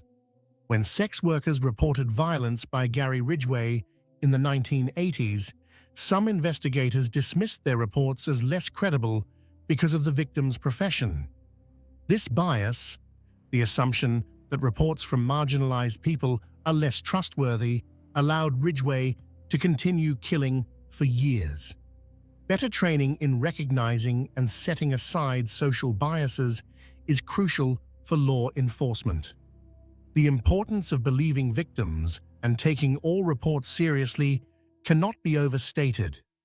Many serial killers have early victims who reported assaults or suspicious behavior, but these reports were dismissed or not investigated thoroughly. In Gacy's case, young men reported being attacked or threatened by him, but often these reports weren't taken seriously because of the victims' backgrounds or because Gacy seemed like an upstanding citizen. If even one of these reports had been investigated more thoroughly and believed, how many lives might have been saved? Modern forensic science has dramatically improved law enforcement's ability to investigate and solve these crimes. DNA technology was crucial in finally catching Gary Ridgway after nearly 2 decades. The saliva sample collected from him in 1987 couldn't be effectively analyzed with the technology available at the time, but when new DNA testing methods were developed and applied in 2001, the evidence conclusively linked him to multiple victims. DNA databases like CODIS, Combined DNA Index System, allow investigators to compare DNA evidence from crime scenes to samples from convicted offenders and arrestees. This has solved countless cold cases and linked crimes that seemed unrelated. The technology continues to advance, with forensic genealogy using consumer DNA databases to identify suspects through family connections, becoming a powerful new tool. Digital forensics has become equally important in modern investigations. Dennis Rader was caught partly because metadata on a floppy disk he sent to media led investigators directly to him. Today's killers leave extensive digital footprints through cell phone records, internet searches, GPS data, social media activity, ATM cameras, traffic cameras, and countless other sources that didn't exist for earlier generations of offenders. The development of VICAP, Violent Criminal Apprehension Program, by the FBI in 1985 represented a crucial step forward in coordinating investigations across jurisdictions. VICAP is a database that allows law enforcement agencies to enter information about violent crimes and search for patterns that might connect cases across different locations. This system might have caught someone like Israel Keys earlier by connecting seemingly unrelated murders across state lines. However, VICAP relies on agencies voluntarily entering data, and not all jurisdictions participate fully. Improving interagency communication and data sharing remains an ongoing challenge. Different agencies use different systems, have different protocols, and sometimes compete rather than cooperate. Breaking down these barriers is essential for catching offenders who cross jurisdictional boundaries. Criminal profiling has evolved significantly since its early days. The FBI's Behavioral Analysis Unit, formerly the Behavioral Science Unit, continues to refine profiling techniques based on research and experience. Modern profilers understand that there's no single serial killer type, and that skilled offenders will deliberately structure their behavior to avoid fitting expected patterns. Geographic profiling, analyzing the spatial patterns of crime scenes to identify likely offender locations, has become a valuable tool. Research has shown that serial offenders often commit crimes in areas they're familiar with, and their crime locations often cluster around their home or workplace in predictable ways.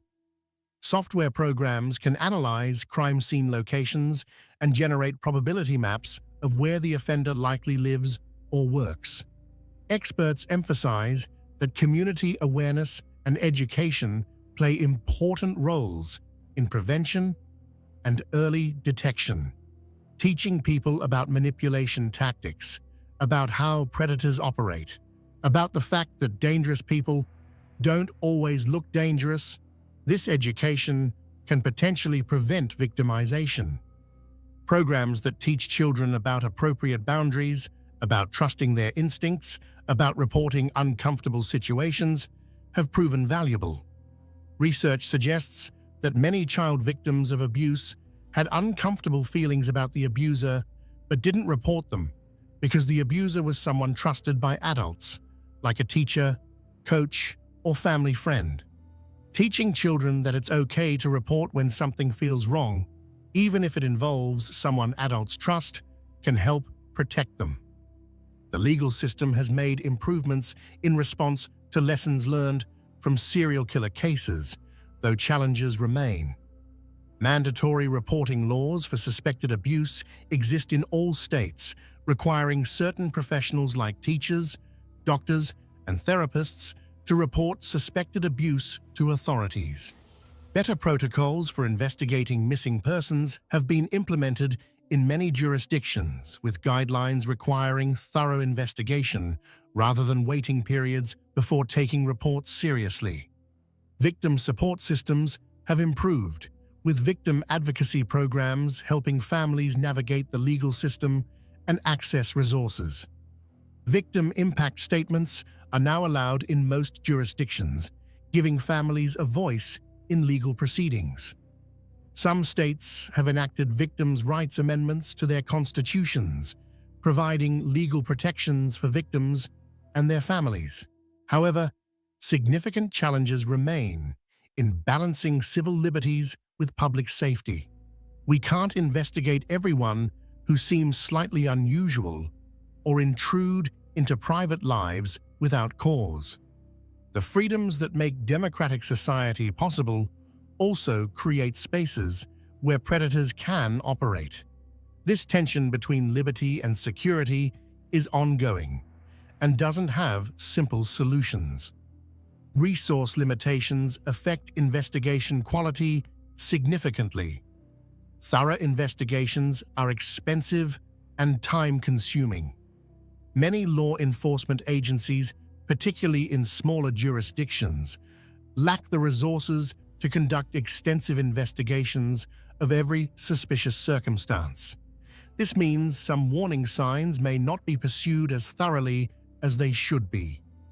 Advocacy for adequate funding for law enforcement training, forensic labs, and investigative resources is important.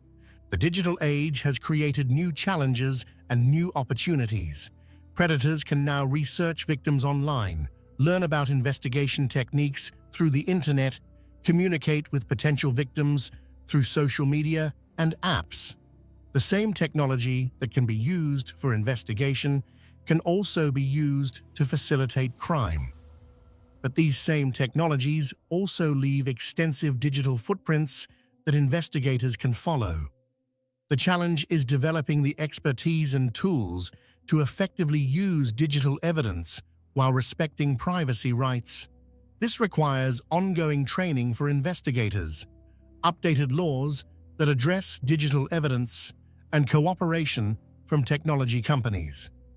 Research into the psychology of predatory behavior continues to advance.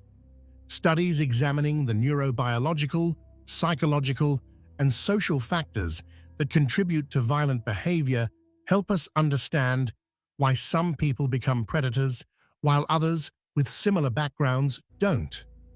This research may eventually lead to better early intervention strategies, though predicting who will become violent remains extremely difficult. Some warning signs that research has identified as potentially significant include a history of escalating antisocial behavior, particularly involving violence, fascination with violence, weapons, or violent crime, cruelty to animals, collecting items associated with violence, lack of empathy or inability to form genuine emotional connections, manipulative behavior across multiple contexts, a pattern of violating others' boundaries, and significant inconsistencies between public presentation and private behavior. However, experts caution that these signs are not definitive. Many people might display one or more of these characteristics without being dangerous. Conversely, sophisticated predators may successfully hide all of these signs. The indicators should prompt careful attention and potentially further investigation, not immediate judgment or action. The role of mental health services in prevention is complex. While most people with mental illnesses are not violent, and most serial killers are not mentally ill in the clinical sense, better access to mental health services might help identify and intervene with individuals who are developing dangerous patterns of thought or behavior. Early intervention when concerning behaviors are identified could potentially prevent some violence, though this is difficult to prove and implement. Education about healthy relationships, appropriate sexuality, respect for boundaries, and emotional regulation starting from childhood may help prevent the development of predatory behavior in some cases. While we can't prevent all violence, creating a society that better addresses the factors that contribute to violent behavior could potentially reduce it. The media's role in covering these cases deserves consideration. While public awareness is important, the celebrity status sometimes afforded to serial killers may actually encourage certain individuals. Coverage that focuses on victims' humanity rather than the killer's notoriety, that provides useful information without sensationalizing violence, and that respects families' privacy while still informing the public serves society better than coverage that turns killers into infamous celebrities. Research continues into the neurobiology, psychology, and sociology of violent behavior. Each new study contributes to our collective understanding. Advances in brain imaging, genetics, psychology, and criminology all contribute to a more complete picture of how and why some people become predators. The hope is that future generations will be better equipped to protect themselves and their communities from those who would hide in plain sight. By understanding how these predators operate, by improving our systems for detection and response, by believing victims and taking reports seriously, by advancing forensic science and investigative techniques, we can work toward a safer future. But we must also be realistic. There will likely always be individuals who choose to harm others, and some of them will be skilled at hiding their true nature. Vigilance, awareness, and strong systems of justice and support remain essential. Conclusion: remembering the victims. As we've journeyed through these disturbing cases, examining how serial killers successfully hid in plain sight by maintaining convincing facades of normalcy, it's crucial that we end by refocusing on what matters most: the victims. Dennis Rader, John Wayne Gacy, Ted Bundy, Gary Ridgway, and Israel Keyes wouldn't be remembered at all if not for the lives they destroyed. The victims of these killers weren't statistics or case numbers.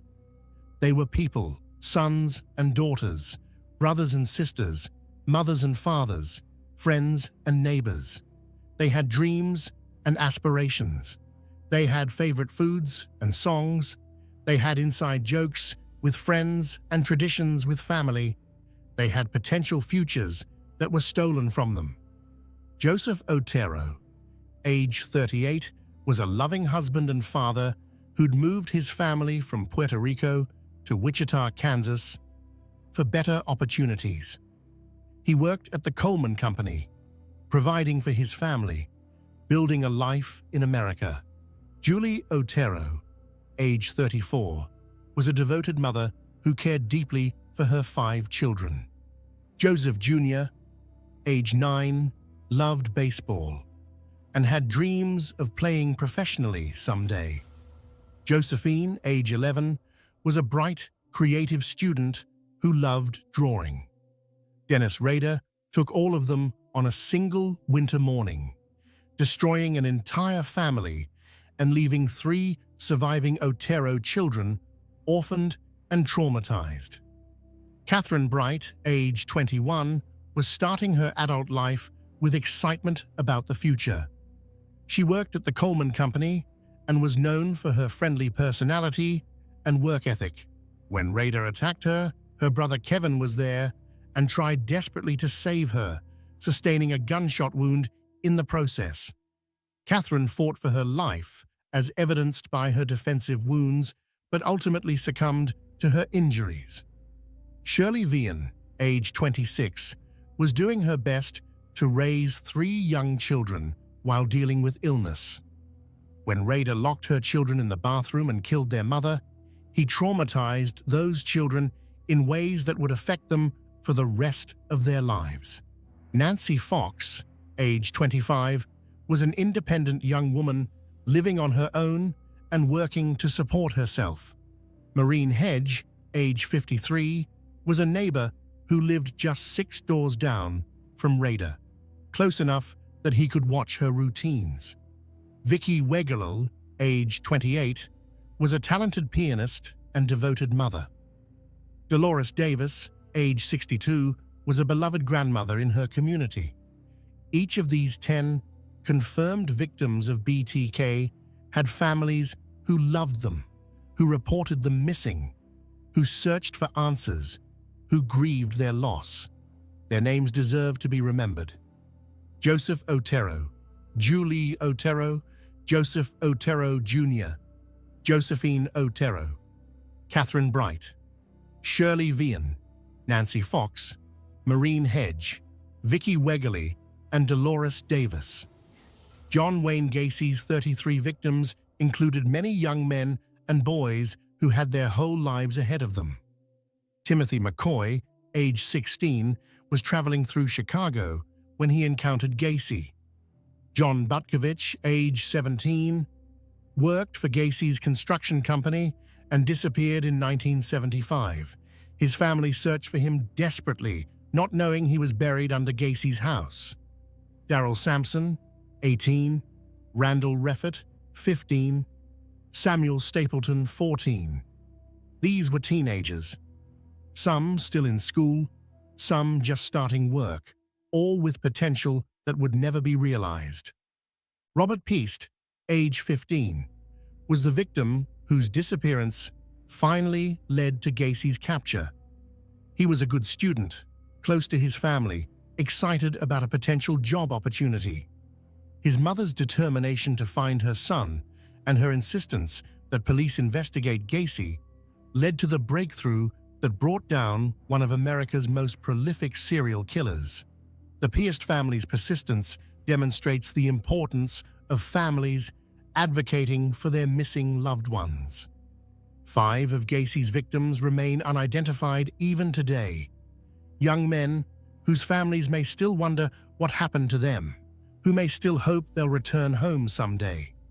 These unidentified victims deserve names and recognition, and efforts continue to identify them through DNA and other forensic techniques. Ted Bundy's confirmed 30 victims, though the actual number may be higher, included bright, accomplished young women with promising futures. Linda Ann Healy, age 21, was a psychology student who worked as a radio announcer. She was intelligent, ambitious, and well-liked by everyone who knew her.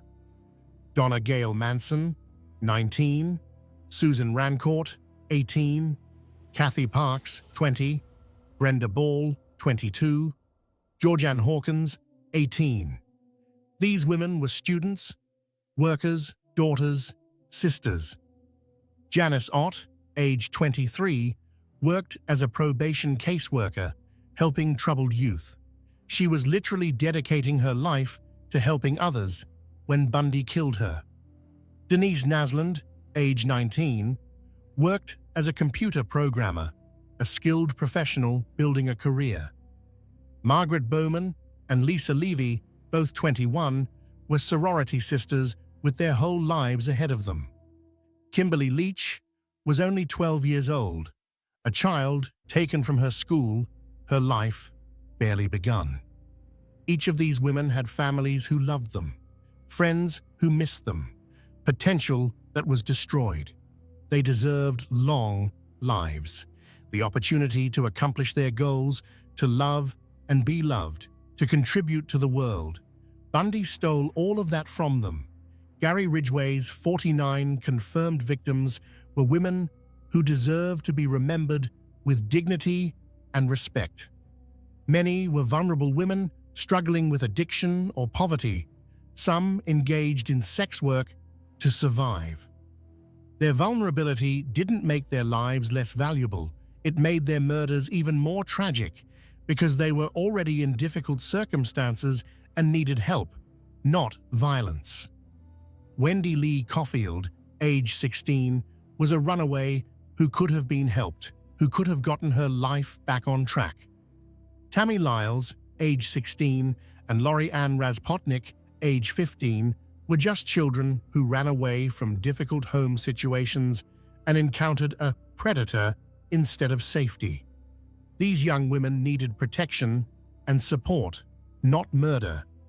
Many of Ridgway's victims were adults, trying to survive difficult circumstances. Deborah Bonner, 23, Marcia Chapman, 31, Giselle Lovvorn, 17, Opal Mills, 16, Cynthia Hines, 17. Each had a story, a family, a life that mattered. The fact that some struggled with addiction or engaged in sex work doesn't make their murders less tragic or their lives less valuable. Israel Keyes's confirmed victims, Bill Currier, age 50, Lorraine Currier, age 55, and Samantha Koenig, age 18, represent just a fraction of the lives he may have destroyed. Bill was an engineer, Lorraine a registered nurse. They'd been married for years, living their normal lives in Vermont. Their abduction and murder shocked their community, and the fact that their bodies were never found denied their family the closure of proper burial. Samantha Koenig was just 18 years old, working at a coffee stand to save money, making plans for her future. She was taken in a random act of violence by a killer who specifically traveled around the country to commit crimes that couldn't be connected. Her abduction galvanized her community and led to the intensive investigation that ultimately captured Keyes. There are likely other victims of Israel Keyes whose families don't even know their loved ones were murdered by him. He hinted at murders in various states, but died before revealing details. Some families may never get answers. The victims of these killers, all of them, deserve to be remembered as people first, as individuals with their own stories, their own worth, their own importance that exists independently of the killers who took their lives. They were people who laughed and cried, who had favorite movies and foods, who had dreams and fears, who loved and were loved. Their families have shown remarkable courage. Some have worked to change laws, to improve how missing persons are investigated, to ensure that other families don't suffer as they have. Some have simply tried to survive their grief, to find a way to keep living in a world that has become unimaginably painful. All of them deserve our respect, our compassion, and our support. Organizations like the National Center for Missing and Exploited Children, the National Organization for Victim Assistance, and various state and local victim advocacy groups work to support families of victims, to improve investigation and prosecution of crimes, and to ensure that victims' voices are heard in the legal system. These organizations deserve support from those who want to honor victims and prevent future tragedies. As we've explored the disturbing reality of serial killers who hide in plain sight, we've learned important lessons about how predators operate, how social psychology can be exploited, how systems can fail, and how forensic science and investigation techniques continue to improve. But the most important lesson is this: we must never allow the fascination with the killer to eclipse the humanity of their victims. The victims of BTK, of Gacy, of Bundy, of Ridgway, of Keyes, and of countless others deserve more than to be remembered merely as statistics in someone else's story. They deserve to be remembered as the people they were, as the potential they represented, as the holes they left in the hearts of those who loved them. Understanding how killers hide in plain sight, how they successfully deceive communities and families is valuable. This knowledge can potentially save lives by improving our ability to recognize warning signs, by enhancing investigative techniques, by making us all more aware of the realities of predatory behavior. But we must never lose sight of why this understanding matters. Because real people with real families, with real dreams and potential, deserve protection. They deserve justice, and they deserve to be remembered. As you move through your own life, take from these stories what is useful. Be aware that danger doesn't always look dangerous. Trust your instincts when something feels wrong. Take seriously reports of concerning behavior, especially from vulnerable people, whose reports might otherwise be dismissed. Support systems that protect the vulnerable. Advocate for adequate resources for law enforcement and victim services. Remember that the victims of violent crime deserve dignity, respect, and justice. But above all, remember the names, remember the faces, remember the lives, because in the end, the only reason we talk about the killers at all is because of the people they killed. The victims are what matter. Their memory is what we must honor. Their lives are what we must remember. Thank you for joining me on this difficult journey through some of the darkest chapters of criminal history. These stories are painful, but they're important. They remind us to be vigilant, to be compassionate, to believe victims, and to never take safety for granted. If you found this presentation informative and handled with appropriate respect for the victims and their families, please like and subscribe to support this channel. Your support helps me continue creating well-researched, respectful true crime content that honors victims while educating about the realities of crime and justice. Take care of yourselves. Look out for each other. And remember, the most effective defense against predators is a community that pays attention, that believes victims, and that refuses to let evil hide in plain sight. This presentation is dedicated to the memory of all victims of violent crime and to their families who carry on despite unimaginable loss. Final word count, 21,847 words. Psychological profiles, unseen predators. Welcome back. Tonight, we're diving deep into the darkest corners of criminal psychology, exploring the minds of predators who lived among us, hidden in plain sight. These aren't the killers you typically hear about in mainstream true crime discussions. These are the ones who slipped through the cracks, who manipulated systems, who understood human psychology well enough to exploit it for years before anyone caught on. This is going to be a longer journey than usual, because understanding these individuals requires us to examine not just what they did, but who they were, how they thought, and what made them so uniquely dangerous. We're going to explore cases that changed how law enforcement approaches criminal profiling, cases that exposed vulnerabilities in our justice system, and cases that continue to haunt investigators decades later. Tonight's exploration will take us across decades and continents, from the sun-soaked beaches of Southern California to the frozen wilderness of Alaska, from remote mountain cabins to the suburban streets where families slept believing they were safe. We'll examine 6 cases in extraordinary detail, understanding not just what happened, but why it happened, how it was allowed to happen, and what we learned from the devastating aftermath. Before we begin, I want to acknowledge the victims and their families. These were real people whose lives were cut short in unimaginable ways. While we need to examine the psychology of their killers to understand and prevent future crimes, we must never lose sight of the human cost.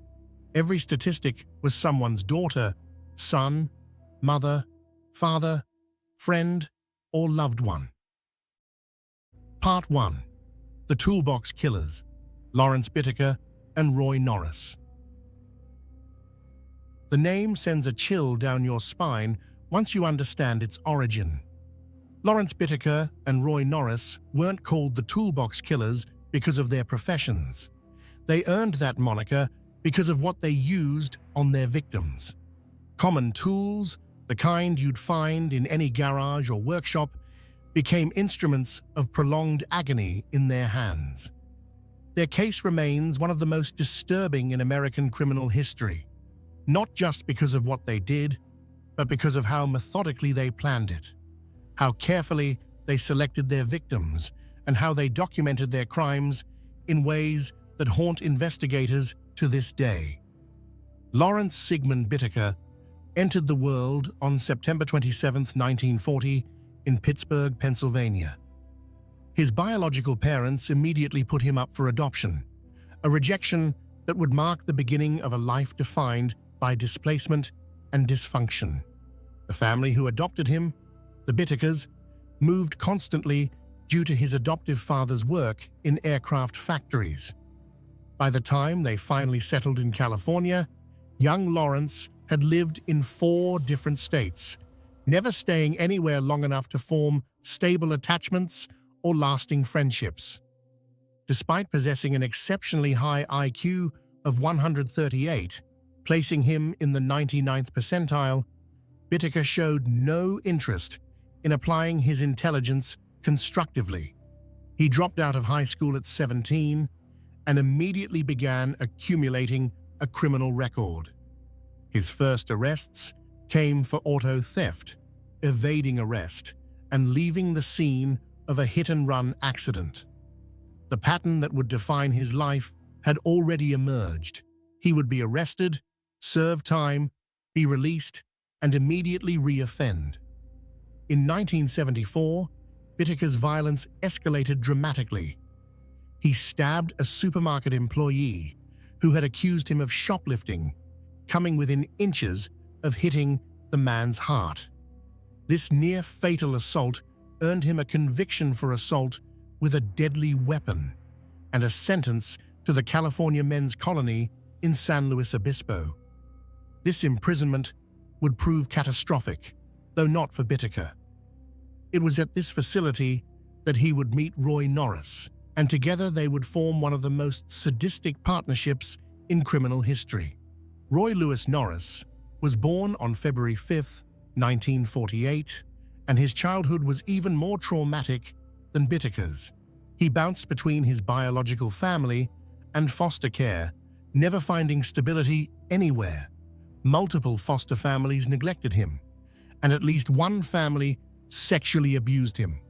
These early experiences warped his developing psyche, creating a deep-seated rage against the world, and particularly against women.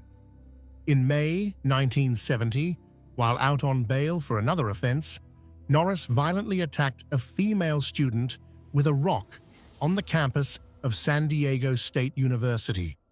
This unprovoked assault demonstrated an escalating pattern of violence against women. He was charged and sent to Atascadero State Hospital, classified as a mentally disordered sex offender, where he spent nearly 5 years. The system's response remained inadequate to the threat he posed. The fateful meeting occurred in 1977 at the California Men's Colony.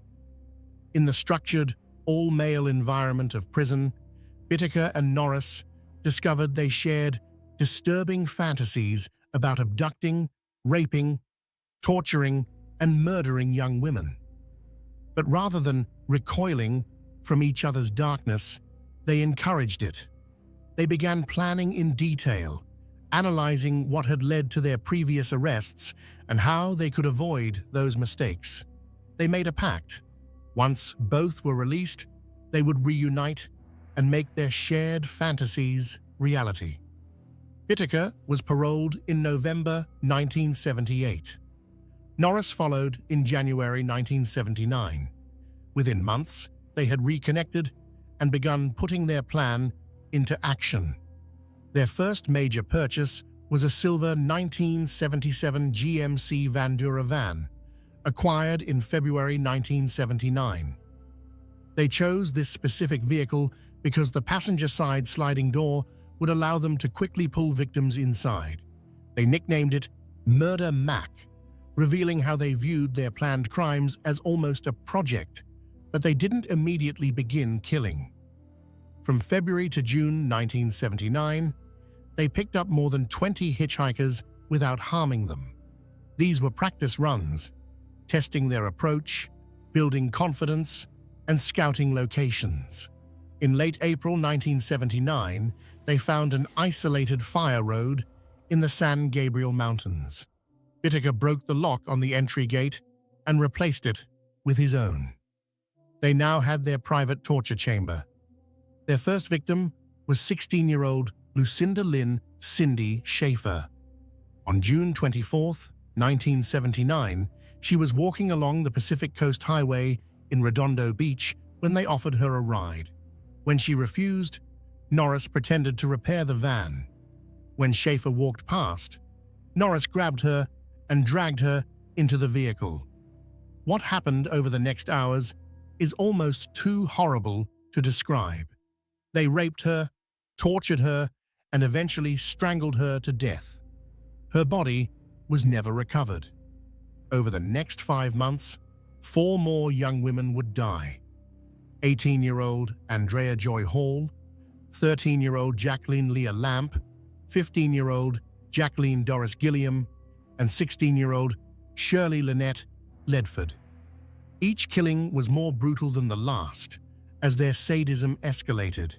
They documented their crimes with photographs and audio recordings. The recordings, particularly the one of Ledford's torture, would later be played during Bittaker's trial. Many people fled the courtroom, unable to bear listening to it. FBI profiler John Douglas, who has interviewed dozens of serial killers, described Bittaker as the most disturbing individual for whom he ever created a criminal profile. Their capture came when Norris began bragging to an old prison friend named Jimmy Dalton about the murders. When Ledford's body was discovered, Dalton reported Norris to his lawyer, who passed the information to the Los Angeles Police Department. Under interrogation, Norris confessed but tried to minimize his role. He agreed to testify against Bittaker in exchange for a plea deal that spared him the death penalty.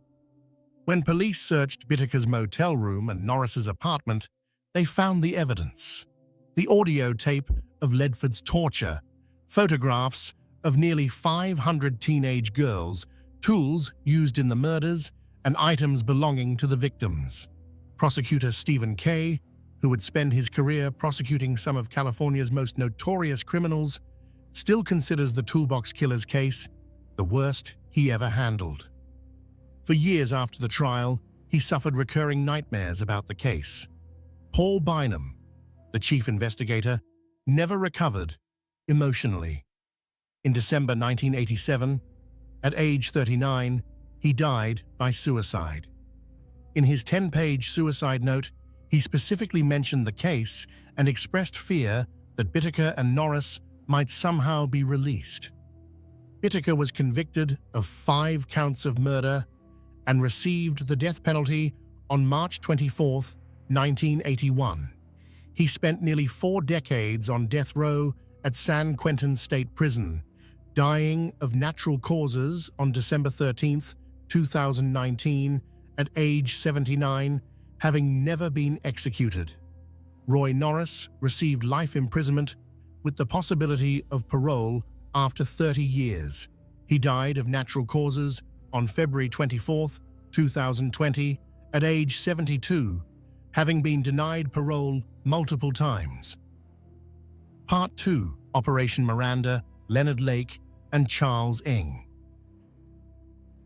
If the Toolbox Killers case seemed incomprehensibly evil, the story of Leonard Lake and Charles Ng demonstrates that depravity can reach even darker depths. Operating from a remote cabin in Wilseyville, California, during the mid-1980s, this survivalist duo tortured and murdered an estimated 11 to 25 victims.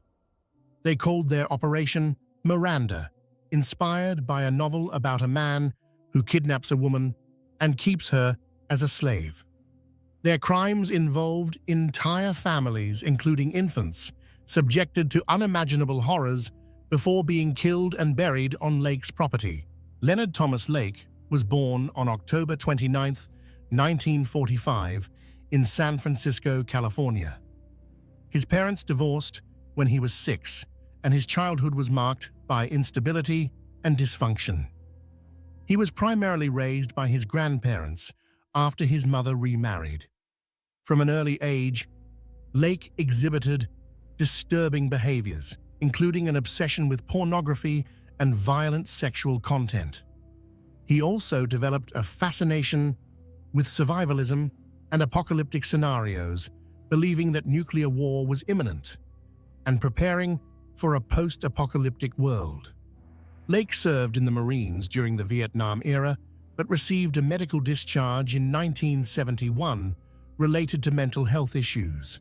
After his discharge, he drifted through various pursuits, including living on a hippie commune in California. He married twice both marriages ending in divorce. His second wife, Claralyn Cricket Balaz, would later become entangled in his crimes through ownership of the property where many murders occurred. In his teenage years, Lake had read a 1963 John Fowles novel called The Collector, which tells the story of a man who captures a woman named Miranda and keeps her as a slave in the hopes she would eventually fall in love with him. Lake was fascinated by this novel and used the book as inspiration for what he called Operation Miranda, a plan to kidnap and enslave women for his sexual gratification and to populate his survivalist compound after the apocalypse. Charles Chai Tat Ung was born on December 24, 1960, in Hong Kong to an affluent family. His youth was marked by disciplinary problems and physical abuse from his father. He attended various schools but had persistent behavioral issues and was eventually expelled. In 1978, Ung came to the United States to attend college at Notre Dame. He lasted only one semester before dropping out. Using forged documents that falsely listed his birthplace as Bloomington, Indiana, Ung enlisted in the United States Marine Corps in October 1979. During his time in the Marines, Ung worked at the Kaneohe Bay Base Armory in Hawaii. In 1980, after less than a year of service, he was arrested by military police for stealing automatic weapons from the base armory. Facing court-martial, escaped military custody and fled to Northern California, where he would meet Leonard Lake. Their meeting would prove catastrophic for their future victims. Lake and Ung met through a mutual interest in survivalist magazines and gun culture.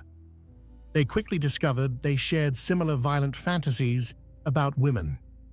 In 1982, federal authorities raided a mobile home that Lake and Ung shared in Ukiah, California, seizing a large stash of illegal weapons and explosives. Lake was released on bond but jumped bail. Ung was returned to Marine custody, where he pleaded guilty to the theft charges and was sentenced to Leavenworth Federal Prison. He served his sentence and was released in 1984. After Ung's release, he rejoined Lake, who had relocated to a remote cabin in Wilseyville, California, in Calaveras County, located in the foothills of the Sierra Nevada. The property was owned by Lake's wife, Claralyn Balaz, though the couple was separated. The cabin sat on a half-acre lot, isolated from neighbors, perfect for Lake and Ung's plans. Next to the cabin, they constructed a cinder block bunker that would serve as their torture chamber and prison. The bunker was outfitted with soundproofing, chains, restraints, and various implements for torture. Lake maintained detailed journals documenting his crimes and filmed many of the assaults on videotape. These tapes would later become crucial evidence, showing the horrific abuse inflicted on victims before their deaths. On the tapes, Lake can be heard explaining to terrified women that they were now his property, that they would be his sex slaves, and that resistance was futile. Lake and Ung's first known collaborative victim was Charles Gunner, Lake's best man at his wedding. In May 1983, Lake invited Gunner on a road trip to Las Vegas. Several days later, Lake returned alone in Gunner's van, claiming Gunner had run off with a woman. Gunner was never seen again. Lake began using Gunner's identity and cashing his government checks. Their killing spree escalated in 1984 when Ung joined Lake at the Wilseyville property. They began targeting families, a particularly horrific aspect of their crimes. In one instance, they kidnapped Harvey Dubbs, his wife Deborah, and their infant son Sean from their San Francisco home. According to later testimony and evidence, Lake and Ung killed Harvey and baby Sean immediately. Deborah was kept alive for days, repeatedly raped and tortured, forced to perform sexual acts on camera while being told she would see her family again if she complied. Eventually, she too was murdered. Another family, Lonnie Bond, his girlfriend, Brenda O'Connor, and their 2-year-old son, Lonnie Jr., lived just 50 yards from Lake's cabin, renting a house on the property. They vanished in 1985. According to the evidence, Bond and the infant were killed immediately, while O'Connor was subjected to prolonged sexual torture before being murdered. A friend of Bond's, Robin Scott Stapley, who had been staying at the house, was also killed. Lake maintained detailed journals about his crimes, referring to his victims by numbers rather than names, dehumanizing them completely. He documented the various ways he tortured them, his sexual assaults, and his methods of disposal. He and Ng would bury bodies on the property, burn remains, or dissolve them in chemicals. They kept a treasure map showing where they had hidden victims' belongings in barrels around the property. The case broke open on June 2, 1985, in a completely unexpected way. Ng was caught shoplifting a vice from a hardware store in South San Francisco. When security approached him, Ng fled. The store identified Lake as Ng's companion, and police pulled Lake over for questioning. During the traffic stop, officers found illegal weapons in Lake's vehicle and took him to the police station. At the station, Lake provided false identification and claimed to be Charles Gunner. During interrogation, Lake asked for a glass of water to take an aspirin. The aspirin was actually a cyanide pill that Lake had sewn into his clothing specifically for such a situation. Within minutes, Lake collapsed. He was rushed to the hospital but slipped into a coma. 4 days later, on June 6, 1985, Leonard Lake died without ever regaining consciousness. Meanwhile, police began investigating Lake's property in Wilseyville. What they discovered was a scene from a nightmare. In the bunker, they found restraints, chains, women's clothing, and a copy of The Collector. Searching the property, they discovered shallow graves containing human remains. They found videotapes showing Lake and Ng torturing female victims. They recovered over 45 pounds of charred human bone fragments. Investigators eventually identified remains of 12 victims on the property. Charles Ng had fled to Canada immediately after the shoplifting incident. On July 6, 1985, he was captured in a department store in Calgary, Alberta, after another shoplifting attempt. When a security guard confronted him, Ng shot the guard. Though wounded, the guard managed to disarm and detain Ng until police arrived. Ng was arrested and imprisoned in Canada. For the next 6 years, Ng fought extradition to the United States, arguing he would face capital punishment. His legal battles delayed his return until 1991. Once extradited, he was indicted on 12 counts of first-degree murder. His trial began in 1998 and lasted 7 months, becoming one of the longest and most expensive criminal prosecutions in California history, costing approximately $11 million. Despite overwhelming video evidence showing him participating in the torture and murders, Ng maintained he was merely an observer, that Lake had planned and committed all the crimes alone.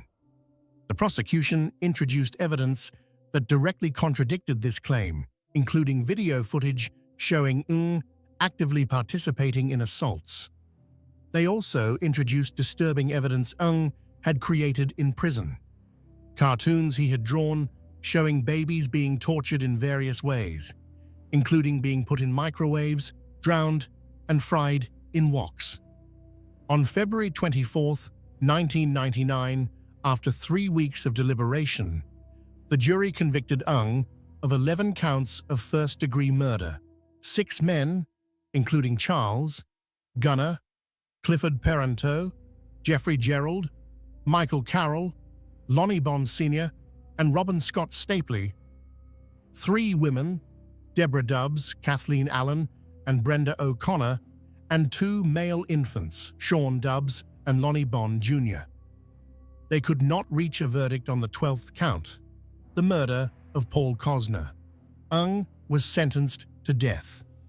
The presiding judge noted, "Mr. Ung was not under any duress, nor does the evidence support that he was under the domination of Leonard Lake."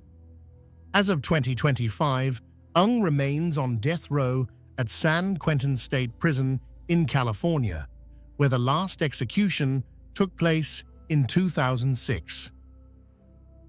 Part 3. Edmund Kemper, the co-ed killer. If evil can be measured by both the brutality of crimes and the intelligence with which they're committed, then Edmund Emil Kemper III represents one of the most terrifying manifestations of human darkness. Standing 6 feet 9 inches tall, weighing over 300 pounds, and possessing an IQ of 145, Kemper used his massive physical presence and exceptional intelligence to commit murders that shocked even hardened investigators. Between 1964 and 1973, he killed 10 people, including his paternal grandparents, his mother, 6 young female college students, and his mother's best friend. Edmund Kemper was born on December 18, 1948, in Burbank, California, weighing an impressive 13 pounds. From the very beginning, he was larger than other children, and this physical difference would mark him throughout his childhood. His parents, Edmund Kemper Jr. and Clarnell Elizabeth Kemper, had a volatile marriage filled with constant conflict. When Edmund was 9 years old, his parents divorced. Clarnell Kemper was an alcoholic and deeply disturbed woman who emotionally and psychologically abused her son throughout his childhood. She constantly berated him about his size, calling him a real weirdo and telling him repeatedly that no woman would ever love him. She forced him to sleep in the basement, allegedly because she was afraid he would molest his sisters, a fear that had no basis in reality at the time but may have been a self-fulfilling prophecy. Her abuse was relentless, designed to make him feel ashamed of his existence. Young Edmund began exhibiting disturbing behaviors. He killed the family cats, burying one alive and dissecting another. He played violent games with his sisters, including one where they acted out his execution in a gas chamber. These were clear warning signs of a deeply disturbed child. But in the 1950s and early 1960s, understanding of such behaviors was limited and nothing was done. At age 14, Kemper ran away from his mother's home in Montana and traveled to California to find his father. But Edmund Kemper Sr. wanted nothing to do with his son, rejecting him again. This rejection was crushing. His father sent him to live with his paternal grandparents, Edmund and Maud Kemper, on their ranch in North Fork, California. On August 27, 1964, at age 15, Edmund committed his first murders. After an argument with his grandmother, he shot her in the head with a .22 caliber rifle. When his grandfather returned home, Edmund shot him as well. When asked why he killed his grandmother, Edmund said, "I just wondered how it would feel to shoot Grandma." When asked why he then killed his grandfather, he said, "So he wouldn't have to see Grandma dead." Kemper was committed to Atascadero State Hospital, a maximum security facility for the criminally insane. He was diagnosed with paranoid schizophrenia, though later evaluations would question this diagnosis. At Atascadero, Kemper was considered a model patient. He was intelligent, cooperative, and insightful about his crimes. He even administered psychological tests to other patients, memorizing the answers and learning how to manipulate the tests. After 5 years, when he turned 21, the doctors determined he had been successfully rehabilitated. On his 21st birthday in 1969, Edmund Kemper was released. His juvenile record was sealed and expunged. This decision was made despite warnings from several staff members who felt Kemper remained dangerous. Upon his release, Kemper moved back to California and lived with his mother, who was now working as an administrative assistant at University of California, Santa Cruz. Initially, Kemper tried to build a normal life. He attended community college briefly. He tried to join the California State Police, but at 6'9" and over 300 pounds, he exceeded their size requirements. But Kemper was developing elaborate violent fantasies, particularly about young women. He began picking up female hitchhikers, initially not harming them. These were practice runs. Kemper would later estimate that he gave rides to approximately 150 hitchhikers before he finally acted on his violent impulses. The killing began on May 7th, 1972. Kemper picked up 2 Fresno State College students, 18-year-old Marianne Pesce and 18-year-old Anita Luchessa. He drove them to a remote area, killed them both, put their bodies in the trunk of his car, and drove back to his apartment. There, he dismembered them, decapitated them, and engaged in sexual acts with their corpses. He took photographs throughout this process. 4 months later, on September 14, 1972, Kemper picked up 15-year-old Aiko Koo. In January 1973, he killed 19-year-old Cindy Scholl. In February 1973, he encountered 23-year-old Rosalind Heather Thorpe and 20-year-old Alice Helen Allison Liu on the UC Santa Cruz campus.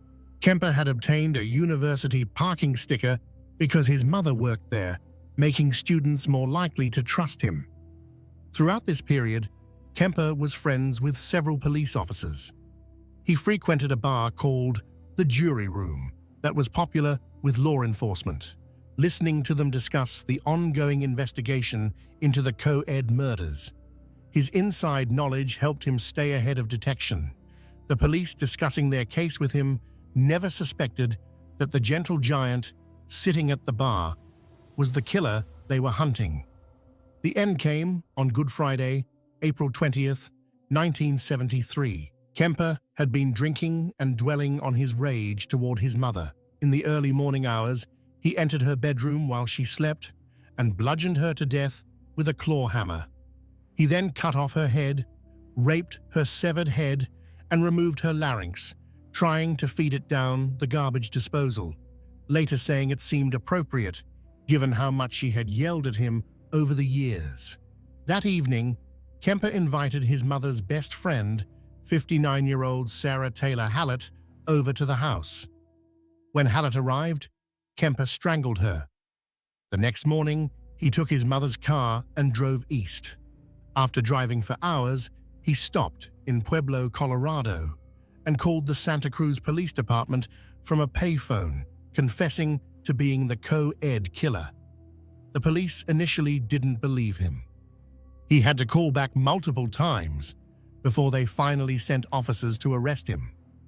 During his interrogation and trial, Kemper was extraordinarily cooperative and articulate. He provided detailed descriptions of all his crimes. He told investigators that he killed the young women because he wanted them for myself, like possessions. The jury didn't buy his insanity defense. On November 8, 1973, they declared Kemper sane and guilty on all counts. Kemper requested the death penalty, asking specifically for death by torture. However, California had placed a moratorium on capital punishment. So instead, he received 7 years to life for each count, to to be served concurrently. Kemper became an unusual prisoner, volunteering for psychological studies and interviews. His interviews with FBI profilers John Douglas and Robert Ressler became foundational material for the FBI's criminal profiling program. But Kemper's articulateness shouldn't be mistaken for remorse. He shows no genuine empathy for his victims. When asked how he felt when he saw a pretty girl after killing his mother, he replied, "One side of me says, I'd like to talk to her, date her. The other side says, I wonder how her head would look on a stick." Kemper has been denied parole multiple times. At his most recent hearing in 2024, he was found to remain a high risk to reoffend. He's now 76 years old, his massive frame diminished by age and health problems. Yet the parole board continues to determine that Edmund Kemper is still too dangerous to release. Part 4. Robert Hansen, the Butcher Baker. The frozen wilderness of Alaska seems like it should be a place of pristine beauty, far removed from the darkness of serial crime. But in the late 1970s and early 1980s, that wilderness became a hunting ground for a predator who took the concept literally. Robert Christian Hansen, known as the Butcher Baker, abducted at least 17 women from Anchorage, flew them to remote wilderness locations, released them, and hunted them like animals before killing them. Robert Hansen was born on February 15, 1939, in Estherville, Iowa. His childhood was marked by severe insecurity and social rejection. He suffered from terrible acne that left his face scarred. He wore thick glasses and had buck teeth. Worst of all, he had a severe stutter that became more pronounced when he was stressed. In the cruel social environment of 1950s schools, these characteristics made him a target for relentless bullying, particularly from girls. His father, Christian Hansen, was a Danish immigrant who owned a local bakery. He was demanding and sometimes harsh, expecting his son to work long hours in the bakery from a young age. Combined with constant rejection from his peers, this created in young Robert a deep well of rage and resentment, particularly directed at women. Unable to connect with people, Hansen found solace alone in the woods. He became an avid hunter and outdoorsman, spending hours tracking and killing animals. Hunting gave him a sense of control and power. These skills would later become tools for murder. Hansen's criminal behavior started early. In 1960, at age 21, he convinced a young bakery employee to help him burn down a school bus garage. His stated motivation was revenge against people he believed had wronged him. He was caught, convicted, and served less than 2 years of a 3-year sentence. After his release, Hansen married and in 1967 moved with his second wife to Anchorage, Alaska. In Alaska, Hansen finally found something approaching success. He opened a bakery in downtown Anchorage that became popular with locals. He was known as Bob the Baker, a quiet, unassuming man. He and his wife had 2 children. He set hunting records. Police officers frequented his bakery for coffee and donuts. By all outward appearances, Robert Hansen had built a respectable life. But beneath that surface, Hansen's rage had never diminished. In 1971, he was arrested twice, first for abducting and attempting to rape a housewife, and second for raping a sex worker. He pleaded no contest to assault with a deadly weapon, and the rape charge was dropped. He was sentenced to 5 years, but released to a halfway house after only 6 months. This light sentence was catastrophic. If Hansen had been kept in prison, at least 11 women would still be alive. The late 1970s saw massive changes in Anchorage. The Trans-Alaska Pipeline brought tens of thousands of workers, and with them came a boom in bars, strip clubs, and prostitution. This transient population created the perfect hunting ground for Hansen. Women would appear, work briefly, then disappear, and no one would notice. Alaska State Trooper Glenn Floth later explained that Hansen quickly learned which victims were safest to target. Sex workers and exotic dancers were less likely to be missed, less likely to be believed if they reported an assault. Hansen's method was straightforward. He would cruise downtown Anchorage looking for women working the streets. He would offer money for sex. Once the woman was in his car, he would pull a gun and drive her to his home. He had a soundproofed room in his basement where he would handcuff victims, rape them, and torture them. When he was done, he would drive them to his airplane hangar. This is where Hansen's crimes became truly unique. He was a skilled pilot with his own bush plane. He would fly victims to remote wilderness locations. Once there, Hansen would release the woman and give her a head start. Then he would hunt her with his hunting rifle or bow and arrow, tracking her through the wilderness. Most victims were killed quickly, shot down as they ran. After the kill, Hansen would leave the bodies where they fell. The Alaskan wilderness is vast. He believed it would hide his victims forever. For many years, he was right. Between 1971 and 1983, 17 women that we know of were murdered by Robert Hansen. The break came on June 13, 1983, when Cindy Paulson, a 17-year-old sex worker, was picked up while hitchhiking. She was half-naked, handcuffed, hysterical. She told police an almost unbelievable story about being abducted, chained in a basement, raped repeatedly, and taken to an airport. While her attacker was loading his plane, she had managed to escape. Paulson had seen the airplane and gotten its tail number. A security guard corroborated her story. The tail number led directly to Robert Hansen. When police questioned Hansen, he denied everything, claiming Paulson was lying. He had an alibi from a friend. Police initially found Hansen more credible than a teenage prostitute. But Detective Glenn Floth wasn't convinced. He and his team had been investigating the discovery of several women's bodies for years. Floth began looking more carefully at Hansen. He re-interviewed Hansen's friend, and the alibi fell apart. With the alibi cracked, investigators obtained a search warrant. What they found was damning. In the basement, they discovered the soundproof room. They found jewelry and personal items belonging to multiple women. They found a .223 caliber rifle that matched bullets found in victims. Most significantly, they found an aviation map hidden in Hansen's headboard. On this map, Hansen had marked more than 20 locations with tiny X's. When Floth compared the X's to known crime scenes, several matched exactly. Faced with overwhelming evidence, Hansen confessed.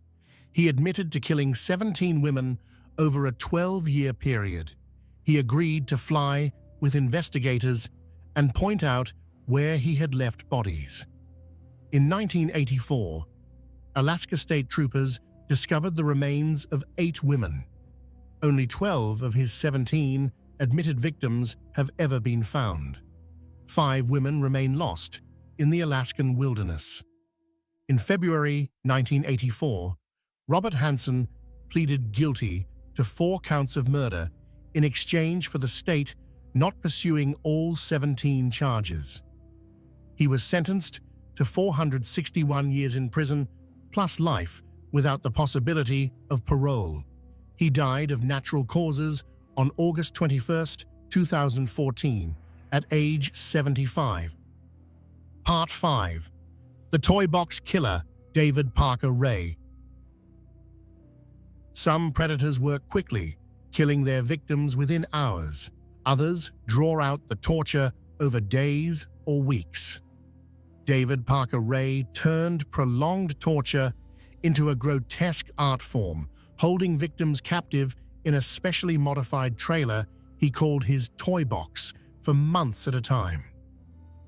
Operating from Elephant Butte, New Mexico, Ray kidnapped, raped, and tortured an unknown number of women from the mid-1980s through 1999. He was suspected by authorities and his accomplices of murdering up to 60 of his victims, though no bodies were ever definitively recovered, preventing murder charges. David Parker Ray was born on November 6, 1939, in Belen, New Mexico. His parents abandoned him at a young age, and he was raised by his grandparents. His grandmother reportedly suffered from undiagnosed mental illness and had strange beliefs about David, thinking he was the reincarnation of her deceased son. She raised him in a heavily conservative and sheltered environment. David's father, when he was present, was an alcoholic and violent man who exposed young David to pornography depicting sadism and masochism. In high school, Ray was bullied for his shyness around girls, leading him to abuse alcohol and other substances. His sadistic sexual fantasies developed during his teenage years. His sister Peggy found some of his disturbing material and became alarmed, causing distance between the siblings. Ray served in the Army and received an honorable discharge. He worked as a mechanic throughout his adult life, eventually taking a job as a maintenance man for New Mexico state parks. This position gave him access to Elephant Butte Lake and the surrounding area, which would later become crucial for disposing of evidence. Ray married 4 times, each marriage ending in divorce. He had 2 daughters. Around 1993, Ray met Cindy Hendy while she was performing community service at Elephant Butte State Park where he worked. They became romantically involved and quickly bonded over shared violent fantasies. Hendy would become Ray's primary accomplice, actively participating in the abduction and torture of multiple victims. Ray's obsession was creating the perfect torture chamber. He purchased a large cargo trailer and spent years and approximately $100,000 converting it into what he called his toy box. He soundproofed the interior, installed elaborate locks and restraints, and filled it with an extensive collection of torture implements: whips, chains, pulleys, straps, clamps, surgical instruments, electric shock devices, and various sexual devices. The centerpiece was a gynecological examination table to which he would strap his victims. A mirror was mounted on the ceiling above the table so victims could see what was being done to them. Ray constructed elaborate contraptions, including a fur-lined coffin and makeshift pillories to restrain captives. He even rigged the trailer with pulleys and mechanisms that would force victims into specific positions. One of the most disturbing aspects of Ray's crimes was his use of audio tapes. He recorded a lengthy tape specifically to play for victims when they first regained consciousness in the toy box. The tape, which ran approximately 30 minutes, explained to victims that they had been abducted, that they were now his sex slaves, that resistance was futile, and that they would be held captive for an extended period.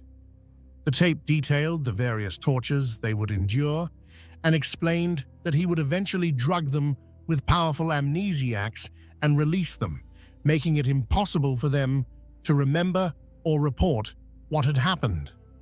According to accomplice Cindy Hendy's testimony, Ray would kidnap 4 or 5 women per year, holding each for approximately 2 to 3 months. During their captivity, victims would be repeatedly raped and tortured, sometimes multiple times per day. Ray would invite friends to participate. He even trained his dog to rape victims. He photographed and videotaped the assaults, creating an extensive library of his crimes. The victims Ray targeted were carefully selected. He primarily chose sex workers, drug addicts, and transient women who were less likely to be missed or believed if they reported crimes. He would approach them at bars near Elephant Butte, particularly a place called the Blue Waters Saloon, offering them money, drugs, or other inducements to come with him. Ray's daughter, Glenda Jean, Jessie Ray, was involved in some of the abductions, using her presence to make potential victims feel safer. Another accomplice, Dennis Roy Yancey, participated in at least one murder. In July 1997, Yancey strangled 22-year-old Sylvia Marie Parker to death under Ray's orders. Yancey initially helped dispose of the body, but later led police to the location. However, when they returned, the body had been moved. Police suspect Ray came back to relocate it, fearing Yancey might eventually confess. On March 22, 1999, Ray made a critical mistake. He and Hendy abducted Cynthia Vigil, a 22-year-old sex worker.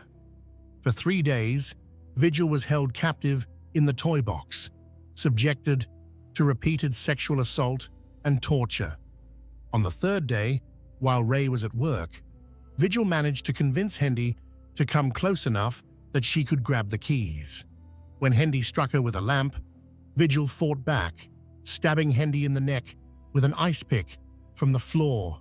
She unlocked her chains and fled. Vigil ran naked except for a dog collar and chains still attached to her body.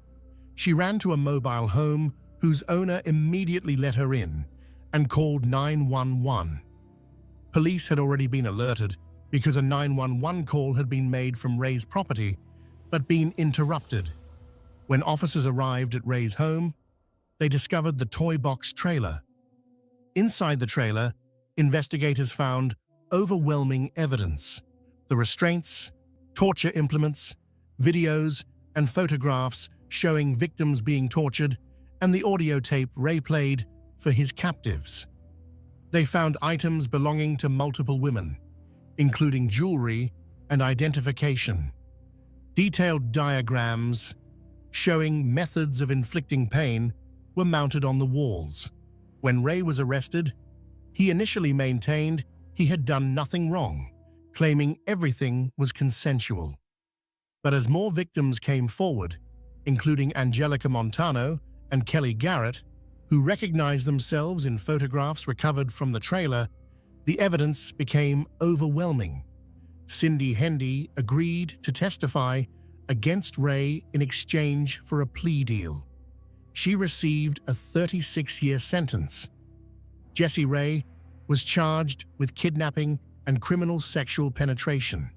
She pleaded no contest and received a 30-month sentence.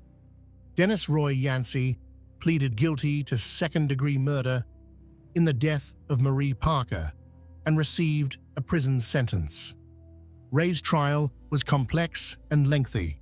Judges ruled that cases involving different victims would be tried separately. In 2001, Ray was convicted on multiple counts of kidnapping and sexual assault involving Cynthia Vigil and was sentenced to 224 years in prison. Before additional trials could proceed, Ray suffered a fatal heart attack. On May 28, 2002, David Parker Ray died at age 62 while in custody at the Lee County Correctional Facility in Hobbs, New Mexico. He was scheduled to be interrogated by state police about additional victims when he died. With his death, the case became largely unsolvable. No bodies were ever recovered. No victims beyond the few who came forward were definitively identified. The FBI believes Ray's victim count could be as high as 60 women over nearly 50 years, but without bodies or additional victim identification, the true scope of his crimes will never be known. In 2011, the FBI released hundreds of photographs of jewelry, clothing, and personal items recovered from Ray's property, hoping the public could help identify owners. To date, most items remain unclaimed, representing unknown victims whose families may never know what happened to them. Part 6. Richard Ramirez, the Night Stalker. While the predators we've examined so far operated with careful planning and specific victim selection, Richard Ramirez was chaos incarnate. Between April 1984 and August 1985, Ramirez terrorized California in a crime spree so random, so violent, and so varied in its methods that investigators initially didn't believe all the crimes could be committed by one person. He murdered at least 14 people, sexually assaulted dozens, and burglarized countless homes. His victims ranged from children to elderly women, from wealthy neighborhoods to poor ones, killed by guns, knives, blunt force trauma, or strangulation. He became known as the Night Stalker, a name that perfectly captured the terror he inspired. Ricardo Leyva Muoz Ramirez was born on February 29, 1960, in El Paso, Texas, the youngest of 5 children born to Mexican immigrant parents. His father, Julian Ramirez, was a former Mexican policeman who worked on the Santa Fe Railroad. His mother, Mercedes, was a devout Catholic. From the outside, the family appeared working class, but stable. The reality was darker.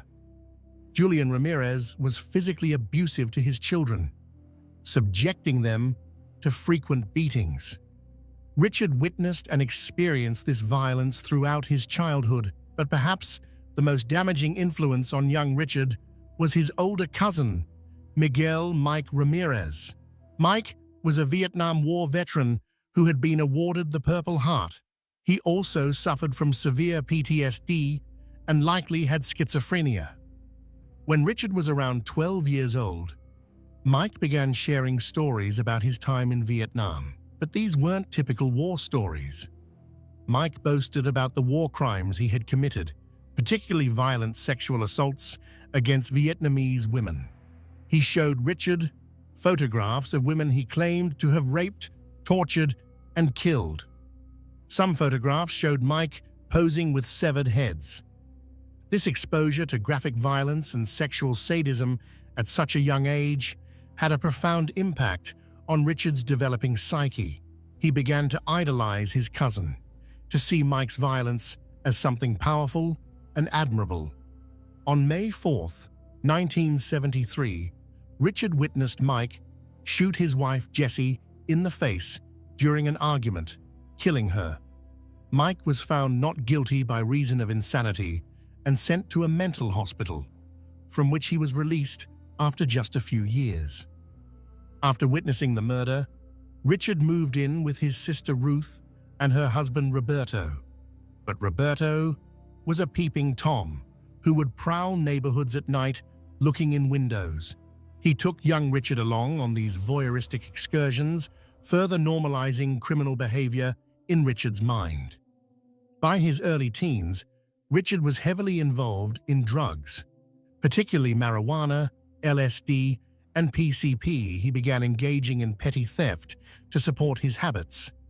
He dropped out of high school and took a job at a Holiday Inn, where he used his access to steal from guests.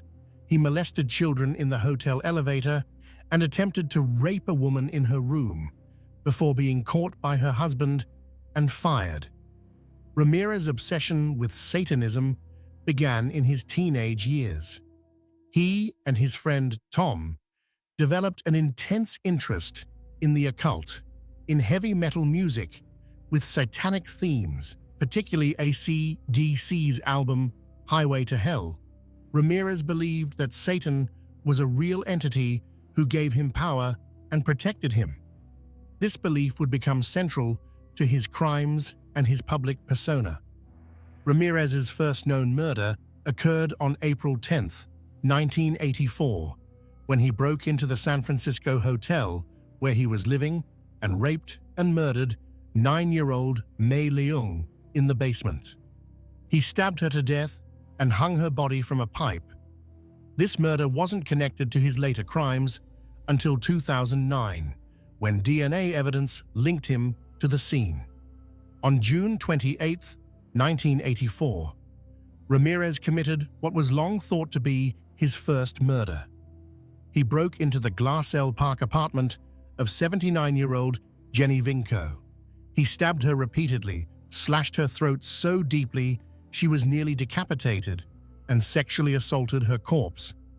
A fingerprint was found on a window screen, but computerized fingerprint databases didn't exist yet, so the print couldn't be matched. After the Vinco murder, Ramirez apparently didn't kill again for 8 months, but in March 1985, he resumed with a vengeance. On March 17th, he shot and killed 34-year-old Dele Okazaki and shot Maria Hernandez, who survived when the bullet ricocheted off her keys. Within an hour, he murdered 30-year-old Tsai Lian Veronica Yu in Monterey Park. 10 days later, on March 27th, Ramirez murdered 64-year-old Vincent Zazara and his 44-year-old wife Maxine in their home. He shot Vincent first, then brutally assaulted Maxine before stabbing her multiple times. He gouged out her eyes, a level of savagery that shocked investigators. At the scene, he left distinctive Avia sneaker prints and drew a pentagram on the wall. The attacks escalated in frequency and brutality. In May, Ramirez killed 84-year-old William Doi and raped his wife, Lillian, who survived. At the end of May, he beat 2 elderly sisters, Mabel Bell and Florence Lang, with a hammer so severely that it cracked the handle. He drew a pentagram on Mabel's inner thigh. Mabel died from her injuries, but Florence survived. In late June, Ramirez broke into the home of 6-year-old Anastasia Hronis and abducted her, molesting her before releasing her. The following night, he slit the throat of 32-year-old Patty Elaine Higgins, killing her. July 1985 was particularly horrific. On July 2nd, Ramirez killed 75-year-old Mary Louise Cannon by beating her to death. On July 5th, he killed 16-year-old Whitney Bennett by beating her with a tire iron, though she miraculously survived. On July 7th, he killed 61-year-old Joyce Lucille Nelson and 63-year-old Sophie Dickman, who he sexually assaulted. On July 20th, he killed 66-year-old Maxine Kneiding, 64-year-old Layla Kneiding, and 32-year-old Chinarong Kovananth, also sexually assaulting Kovananth's wife. Throughout all these attacks, Ramirez would often force victims to swear on Satan that they weren't hiding valuables. He would tell surviving victims to tell them the Night Stalker was here. He seemed to crave notoriety, wanting his crimes recognized. The investigation was massive. Los Angeles assembled a task force, and the FBI stepped in to assist. But Ramirez was frustratingly difficult to profile. His victims had no common characteristics. They were men, women, children, elderly, young, Asian, white, Latino, rich, poor. He used guns, knives, blunt objects, strangulation. Sometimes he committed burglary without violence. Sometimes he sexually assaulted. Sometimes he killed quickly. Sometimes he tortured victims for hours. The breakthrough came from fingerprint technology. One of Ramirez's fingerprints from a crime scene was run through a newly computerized system and matched to his records. On August 30th, 1985, Ramirez's name and photograph were released to the media. The next day, August 31st, Ramirez was in East Los Angeles when someone recognized him from the newspaper. Ramirez tried to flee, attempting to steal a car, when the car's owner and neighbors realized who he was. They chased him down.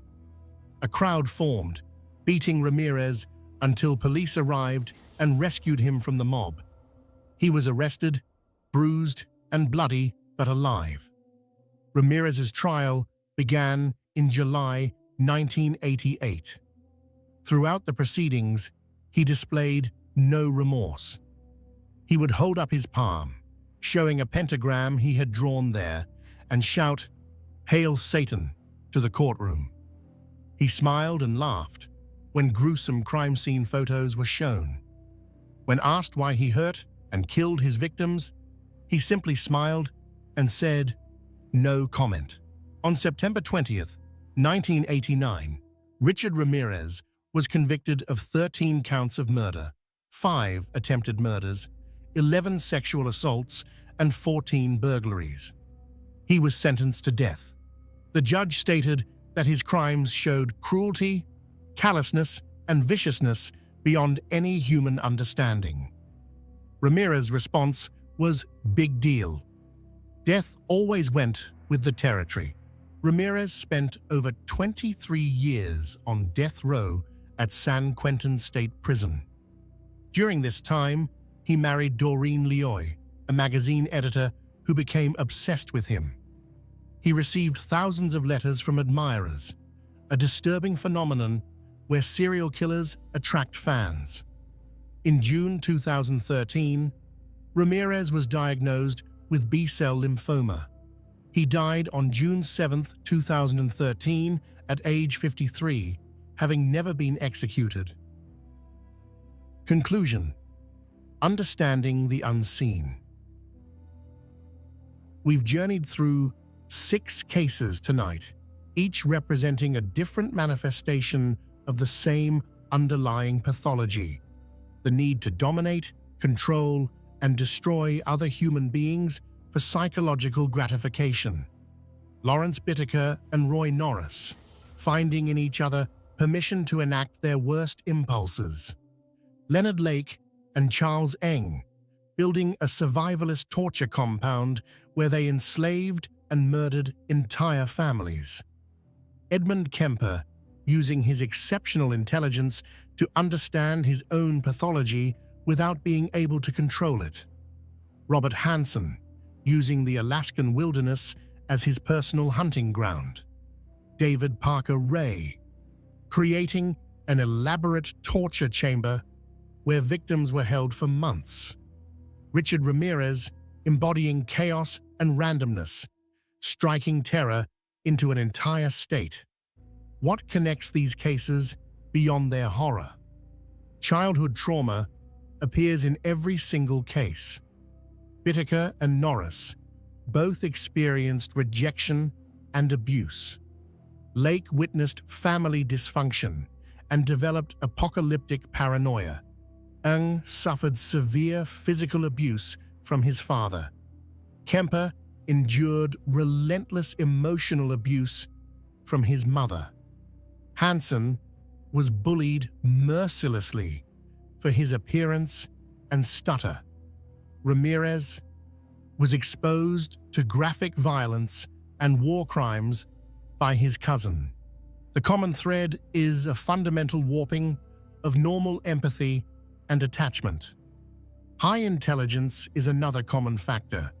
Bittaker, Lake, Kemper, Hansen, and Ray all demonstrated above-average intelligence. They used their cognitive abilities not to contribute to society, but to more effectively prey upon it. They planned carefully, avoided detection for years, and manipulated those around them. The targeting of vulnerable victims appears repeatedly. Hansen explicitly chose sex workers and dancers. Lake and Eng targeted families who could be isolated. Ray chose transient women and sex workers. These predators understood that society cares less about certain victims, that investigations into their disappearances would be less thorough. Geographic factors played significant roles. Hansen used Alaska's vast wilderness. Lake and Ung used a remote mountain cabin. Ray operated from an isolated trailer in the New Mexico desert. Location wasn't just where they killed, it was part of their strategy. The ability to appear normal, to maintain a mask of sanity, is perhaps the most disturbing common trait.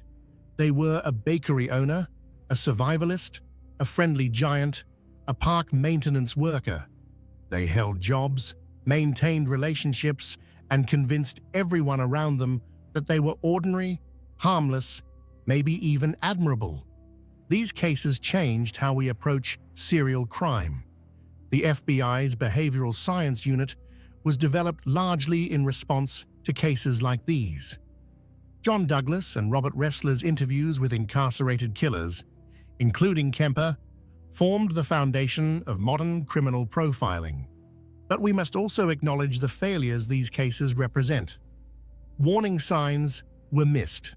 Early crimes weren't pursued aggressively. Marginalized victims weren't taken seriously.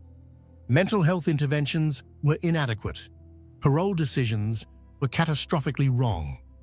For survivors of these crimes, life after trauma is an ongoing struggle. For families of victims, particularly those whose loved ones' bodies were never recovered, the pain never fully resolves. 5 of Hansen's victims remain lost in the Alaskan wilderness. 2 of Lake and Ung's victims have never been found.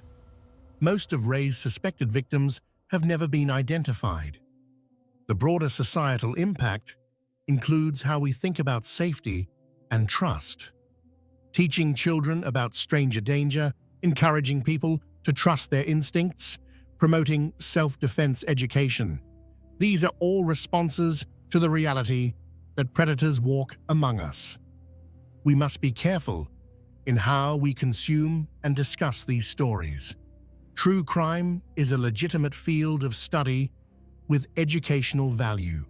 Understanding these cases helps us recognize warning signs, protect ourselves and others, support survivors, and advocate for justice.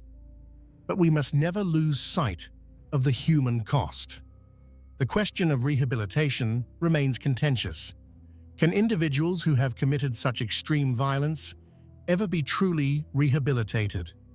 Current research suggests that psychopathy, particularly when combined with severe violence, has a very poor prognosis. This is why risk assessment in parole decisions is so crucial. Looking forward, there are reasons for cautious optimism. Advances in forensic science, particularly DNA analysis and digital forensics, make it harder for killers to avoid detection. Improved criminal databases allow cross-referencing of crimes across jurisdictions. Better understanding of psychological risk factors allows earlier intervention. But we must also acknowledge uncomfortable truths.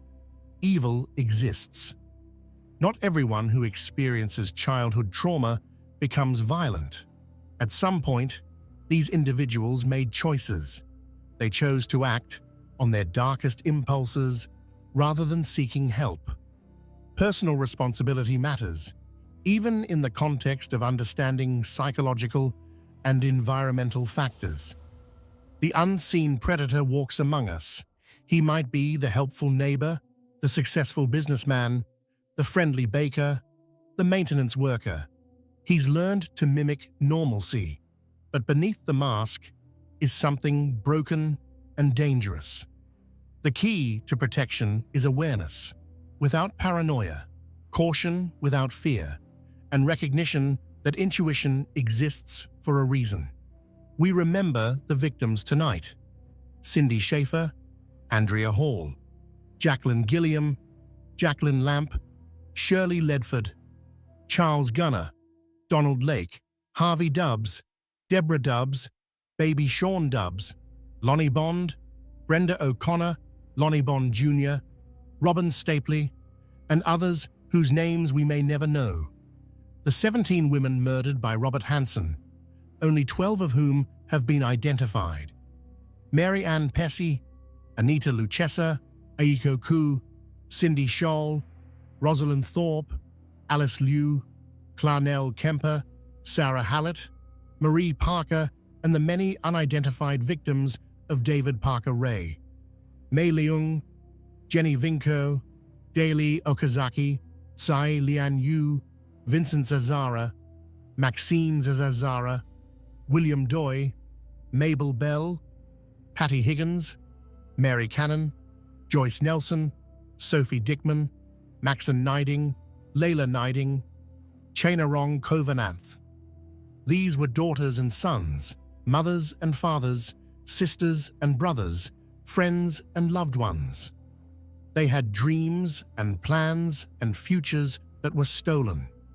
We honor them by learning from these tragedies, by working to prevent future ones, and by refusing to forget that these were real people whose lives mattered. Thank you for taking this difficult journey with me tonight. I know these cases are disturbing and emotionally challenging, but understanding them is important. It helps us recognize warning signs, protect ourselves and others, support survivors, and advocate for justice. If you or someone you know has been affected by violent crime, please reach out to victim support services in your area. You're not alone, and help is available. If you found this exploration valuable, please consider subscribing to the channel. Your support helps me continue producing detailed true crime content that honors victims while educating viewers. Leave a comment sharing your thoughts on these cases or any cases you would like to see covered in the future. Together, by shining light into the darkest corners, we make it harder for predators to remain unseen.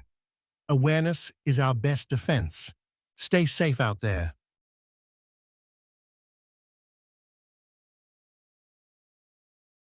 King Von, When the Streets Became the Stage, a documented chronicle. The rain fell steady on that November morning in 2020, streaking down the windows of Grady Memorial Hospital in Atlanta, Georgia.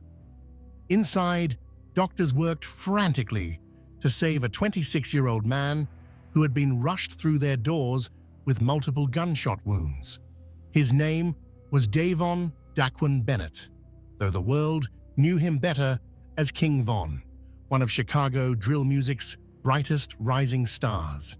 Despite their best efforts at 4:48 in the morning, Von was pronounced dead. The music industry mourned the loss of a talented storyteller. His fans grieved for an artist who seemed on the verge of superstardom. But for many families in Chicago, Von's death marked something entirely different. For them, it closed a chapter on years of terror, violence, and loss at the hands of someone they believed was responsible for multiple murders and who had weaponized fame to continue violence. This is not a story about redemption or wasted potential. This is not a tale of a troubled youth who made mistakes and found his way. This is a documented account of violence, system failures, and an entertainment industry that some argue profited from real bloodshed. The evidence for what you're about to hear comes from police reports, FBI documents, court testimony, federal indictments, and Bennett's own words captured on social media and in his music. Before we continue, it's critical to establish what can be proven versus what remains alleged or speculative. Bennett was acquitted of one murder charge in 2017. He was never charged in most of the other deaths discussed in this video. Many connections between Bennett and unsolved murders come from circumstantial evidence, social media posts, song lyrics, and analysis by online researchers rather than criminal charges or convictions. Where someone is never charged or is acquitted, the legal presumption of innocence applies. However, federal prosecutors stated after his death that had he lived, they planned to charge him in connection with the murder of F.B.G. Duck, and 6 men were convicted for carrying out that killing. What emerges is a portrait of a man who was charged in 2 murder cases, acquitted in one, and killed before facing charges in another, who turned his street experiences, whether lived or imagined, into chart-topping music, and who federal authorities believe ordered a killing that would destroy families and send 6 men to prison for life. Part 1. The Foundation of Violence. Understanding Chicago's South Side. To understand Davon Bennett's story, you first have to understand where he came from. Chicago's South Side has been shaped by decades of policies and practices that concentrated poverty, segregated communities, and created the conditions for cycles of violence that continue to this day. The Parkway Gardens apartment complex, located at 6400 block of South Dr. Martin Luther King Jr. Drive, wasn't always known as O Block. When it was built in the 1950s, Parkway Gardens represented hope. Designed by architect Henry K. Holzman, the complex featured 35 buildings, 11 8-story high-rises and 24 row houses spanning 13 acres. The buildings had modern heating, appliances, and elevators, luxuries many African-American families couldn't access elsewhere in Chicago due to discriminatory housing practices. Parkway Gardens was significant for another reason. It became the first cooperatively owned black housing development in the United States. Middle-class African-American professionals managed the complex, and prominent figures like Mary McLeod Bethune spoke at its cornerstone-laying ceremony. Governor Adlai Stevenson II, Chicago Mayor Martin H. Kennelly, and both of Illinois's U.S. senators attended. The complex was meant to provide quality, affordable housing during an era when redlining and racial covenants severely limited where black families could live. Among its early residents was a young girl named Michelle Robinson, who would later become Michelle Obama, First Lady of the United States. But the dream didn't last. In 1972, Parkway Gardens Cooperative defaulted on a $13.8 million hard-insured loan. The U.S. Department of Housing and Urban Development took control, and almost immediately, maintenance and investment declined. The buildings began to deteriorate. By the 1980s, the complex had fallen into such disrepair that when HUD foreclosed in 1986, the entire property, 35 buildings, was appraised at only $4.4 million. On March 11, 1987, it sold for $1 to the National Development Council. As the buildings decayed, gangs moved in. The 1970s and 80s saw Greater Grand Crossing, the community surrounding Parkway Gardens, become one of Chicago's most dangerous neighborhoods. The gangster disciples and black disciples fought for territory. The crack epidemic devastated families. Mass incarceration removed fathers and brothers from homes. Schools struggled. Jobs disappeared. The ladder to prosperity that Parkway Gardens was meant to provide had broken. Then, in 2006, something happened that would change Parkway Gardens forever.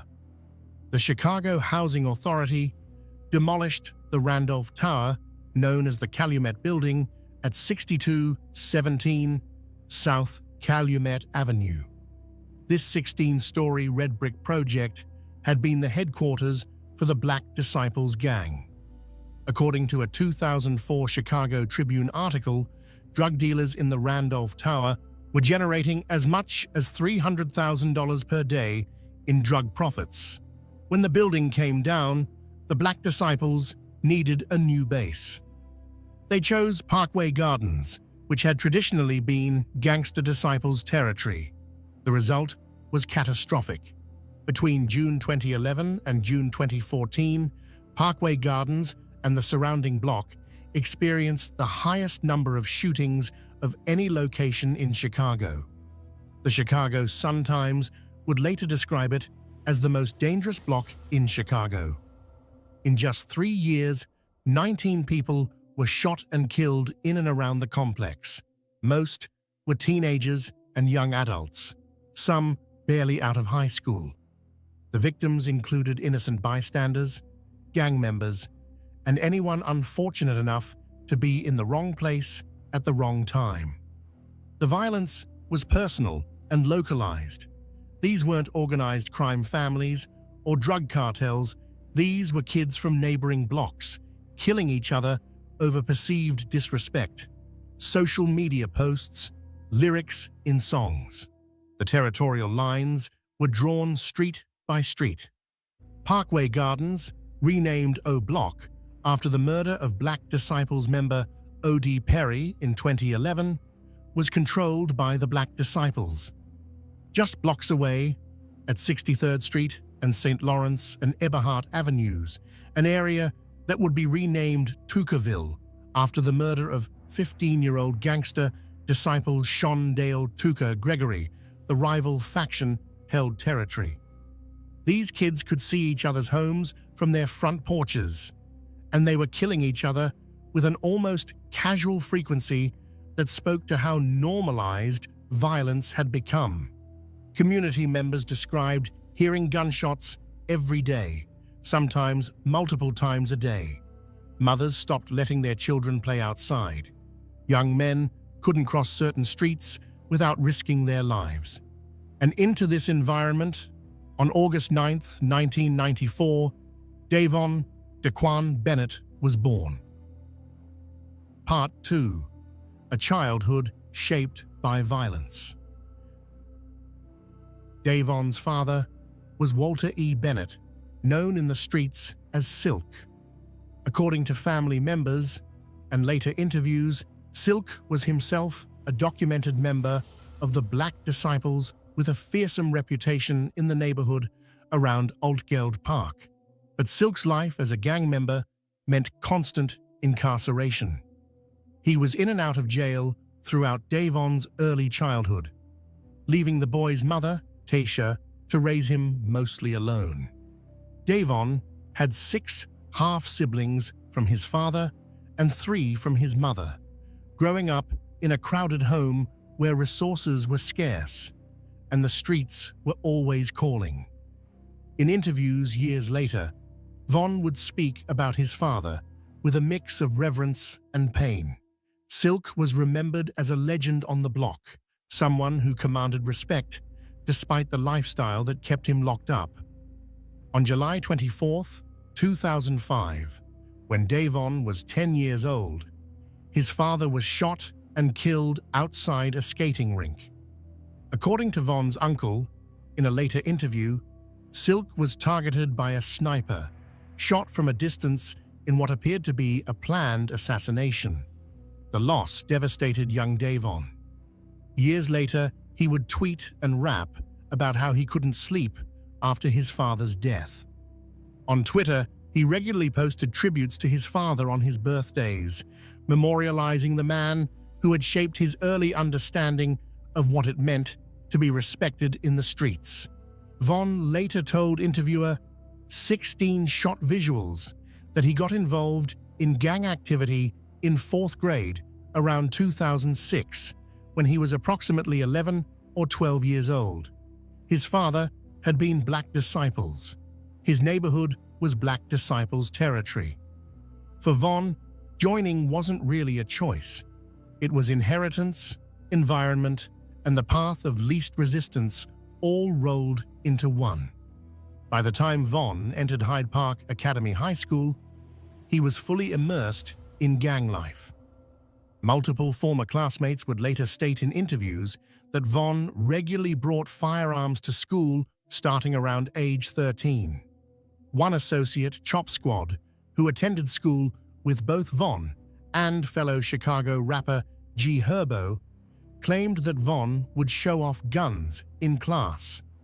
G. Herbo himself would later rap about this in a collaboration with Von called FaceTime, saying that Von showed him a revolver during freshman orientation, an experience that led G. Herbo to begin bringing guns to school himself.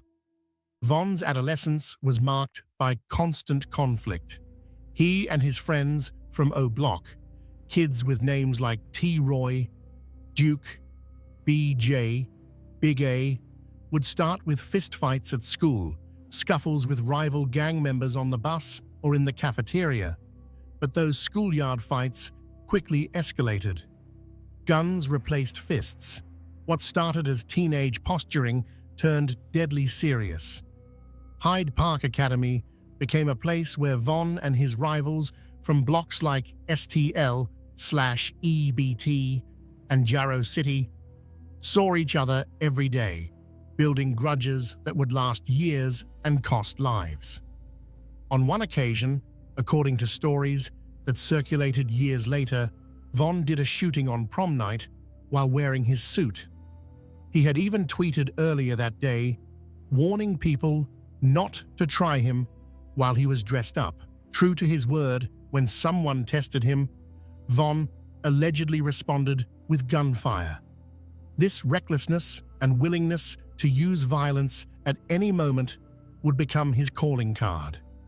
Von's first arrest came in August 2010, when he was 16 years old. According to court records, he committed armed robbery at 64th and King Drive at 12:45 p.m., pulling a gun on a victim and stealing their vehicle. He was arrested 5 minutes later. The charges were serious: armed robbery with a firearm, and Von faced 21 to 45 years in prison under a plea deal. As a juvenile, he was instead sentenced to boot camp, an intense military-style program designed to shock young offenders straight. He was released early, but would be back behind bars within months. Von's second documented arrest came in November 12 for unlawful possession of a firearm. He would be booked into Cook County Jail and spend time incarcerated between December 10 and March 12, about 15 months total. During this time, his best friend T-Roy tweeted calling for his release. The two were inseparable, partners in everything, according to those who knew them. But it was during his next period of freedom, from March 12th to November 12th, that something changed in Davon Bennett. Multiple associates and Von himself would later describe this period as when he transformed from a street kid into something darker. The deaths of friends, people like O.D. Perry, Patoon, and later White White, would turn him, in his own words, into a demon. Part 3. The Streets Run Red: Allegations of Early Murders. A critical note on evidence and speculation. What follows in this section are allegations that have never been proven in court. Bennett was never charged with most of the murders discussed here, and these cases remain officially unsolved. The connections between Bennett and these deaths come primarily from circumstantial evidence, the timing of social media posts, analysis by online researchers and gang historians, and song lyrics that Bennett himself later claimed were fictional. While this circumstantial evidence has been compiled by researchers and discussed in some police documents, it's important to understand that correlation does not equal causation, and tweet timing is not proof of involvement. We present this information because it's part of the public narrative around Bennett's life, but we clearly label it as unproven allegation rather than established fact. To understand the allegations against Von during this period, we need to examine what was happening in Chicago more broadly. The early 2010s saw the rise of Chicago drill music, a subgenre of hip-hop characterized by dark, aggressive beats and lyrics that described real gang violence in unflinching detail. Artists like Chief Keef, Lil Durk, and others from O Block were getting national attention for music that wasn't just entertainment. It was essentially real-time reporting of the gang war happening in their neighborhoods. Social media, particularly Twitter, played a huge role in escalating tensions. Gang members would taunt each other online, disrespect dead rivals, post their locations, and issue threats. These online beefs would quickly turn into real-world violence. Someone would tweet their location. Minutes later, shots would ring out. Then more tweets, mocking the dead, celebrating the kill, warning others they were next. Into this environment, Von became extraordinarily active on Twitter. Starting in June 12, his tweets from this period, many of which were captured before being deleted, paint a disturbing picture. Von would openly claim to be drilling, Chicago slang for shooting people, in the name of O.D. Perry. He tweeted about wanting to kill police officers. He warned people not to diss him and T-Roy. He claimed to shoot people like it's nothing. He said he'd been drilling since he was young. The timing of some of these tweets would become crucial later, when researchers and eventually police began trying to connect Von to specific unsolved murders. While Von was never charged in these early cases, online researchers, gang historians, and eventually police documents would connect him to several killings between 2012 and 2014. These connections came from multiple sources: the timing of Von's tweets, witness statements that didn't result in charges, and Von's own later references in songs after he became a rapper. One oft-cited example involves a man known as P5 or Crack, whose real name was Edric Johnson. On October 30th, 2012, which happened to be T-Roy's birthday, Von allegedly tweeted that he was drilling like OD and told people to check the stats. According to Chicago police reports, less than 30 minutes later, at around 9:13 a.m., P5 was shot multiple times in the 6200 block of South Eberhart Avenue. He was rushed to the hospital but pronounced dead at 9:54 a.m. Von's Twitter activity around this time was notable. Just 3 minutes before the recorded time of the shooting, Von tweeted, "Laughing my ass off." At 9:13, the exact time police recorded the shooting, Von tweeted about his gun making someone do 40 flips. Then, just after noon, he tweeted, "The early bird catches the worm." In the days that followed, Von's tweets became even more brazen. He tweeted wondering if he was messed up in the head, and indicating he thought he'd gone crazy. 2 days later, he tweeted, "Damn, Modell got killed in October and Crack. Who's going to get killed in November?" Stay tuned. Von was never charged in P5's death. No arrests were made. The case remains officially unsolved. The connection between Von and this murder is based entirely on the timing correlation between his tweets and the shooting.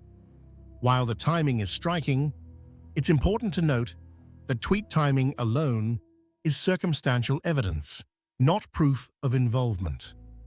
The pattern, however, was unmistakable to online researchers paying attention. Von would hint at violence on social media, someone would die, and then Von would post again in what appeared to be celebration, using barely coded language. Another example involves a young man named Rodney Stewart, known as Boss Trell. On November 7th, 2012, Von tweeted about bodies dropping and beating cases. That evening, he tweeted that he was out sliding with T-Roy. T-Roy himself tweeted about going to get his gun. The following morning, the news reported the shooting of Boss Trell. The 17-year-old had been found with a gunshot wound to the head around 6:50 a.m. and was rushed to the hospital. While Bostrel fought for his life, Von and T. Roy were active on Twitter. T. Roy tweeted "Man down" only hours after the body was discovered.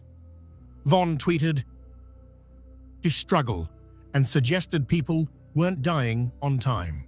T. Roy mockingly tweeted, "Nortrell, stay alive." Bostrel was pronounced dead that night at 11:30 p.m. The next day, Von took to Twitter to mock him further, tweeting that STL doesn't stand for St. Lawrence, but instead for steady taking L's. He told people, "Don't worry about who killed who, just be glad that you didn't get killed and shut up." Again, Von was never charged. The case remains officially unsolved. Some alternative theories exist. One suggests Bostrel was killed by someone trying to retrieve a gun that had been taken. But regardless of the truth, Von and T. Roy's Twitter activity suggested they were at minimum celebrating the death, if not responsible for it. The pattern continued. In late 2012 and early 2013, Von's Twitter account was a running commentary on violence in Chicago.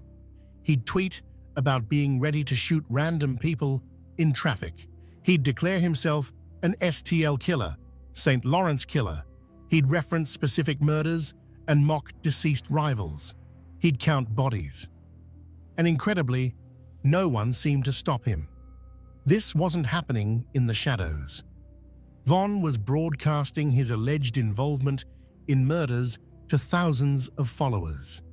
He was creating a digital paper trail that would later be analyzed, frame by frame, tweet by tweet, trying to piece together just how many people Davon Bennett had allegedly killed. Part 4. The Murders That Changed Everything. While Von was allegedly racking up bodies and tweeting about it, 2 deaths would have particularly significant impacts on his life and would later become key to understanding his story. The first was the death of Tony Dunn, known as White White. On August 8, 2012, Von and White White went to a convenience store together on East 63rd Street and South Martin Luther King Drive. Von went inside while White White waited outside. At approximately 11:30 p.m., a gunman pulled up and shot White White in the back. A police officer on the scene even returned fire, hitting the shooter, who managed to escape. White White was pronounced dead in the early hours of August 9th, Von's 18th birthday. This killing devastated Von. He tweeted numerous times about White White's murder, describing how he'd just bought White White a pill and gone inside the store only to come back outside to find a crowd surrounding his shot friend. At first, Von believed White White would be okay. When he learned his friend had died, Von's tweets became darker. He pledged to kill his enemies publicly. He said this killing was what led him to act out. Years later, Von would elaborate on this in his song Demon, saying outright that witnessing White White's death on his 18th birthday was what turned him into a demon. He rapped that after this, he and T. Roy would be doing hits back-to-back to avenge the loss. The second death that profoundly affected Von and would later become central to a police investigation was that of Gakira Barnes, known as K.Y. K.I. was a 17-year-old gangster disciple from the STL/EBT faction, rivals to Von's O Block Black Disciples. The Chicago Sun-Times would later publish a feature article describing her as a female assassin in Chicago's gang war, comparing her to Snoop from the HBO series The Wire, a masculine female killer. Police suspected K.A.Y.'s involvement in multiple shootings, though she was never charged. Some investigators believed she was involved in the 2011 killing of O.D. Perry, the Black Disciples member after whom O Block was named, though this was never proven. Von and Kay had an extensive, strange history on Twitter. Their first interaction occurred in September 2012, when Von tweeted about beating up an OPP girl on the train. K.I. responded, indicating she'd been injured but wasn't bothered because her gun would put holes in her ops' faces. What followed was months of back and forth that mixed genuine animosity with what seemed like flirtation. Von would ask K.I. if she was a gangster or a bitch. She'd say she was a gangster. He'd ask why he never sees her when he comes to her block. She'd say he could die just like White White. He'd warn her to kill him because he'd kill her if she didn't. Then, bizarrely, when K.I. tweeted asking for retweets if people thought she looked good, Von retweeted it. When K.I. tweeted that she'd beaten up someone from O Block and they should tell Von she's tough, Von replied that he could tell she was tough and jokingly asked if she was looking for a boyfriend. He began referring to her as wifey. In 2016, someone on the message board 4chan claimed to have hacked K.I.'s private DMs and published alleged messages between her and Von. According to these alleged DMs, Von had asked K.I. if she wanted to hook up. She replied she wasn't interested. Von said that when all of this is over, he'd have her. K.I. allegedly asked Von straight up if O Block was plotting to kill her. Von reportedly said yes. There were people looking to kill her, but he didn't think he could do it because she seemed cool. He even asked when she was going to stop gangbanging. K.I. replied she wasn't going to stop, calling Von a goofy and asking when he was going to stop. Von said he was gangbanging until he died. K.I. agreed, saying she planned the same thing. Whether these DMs were authentic is impossible to verify.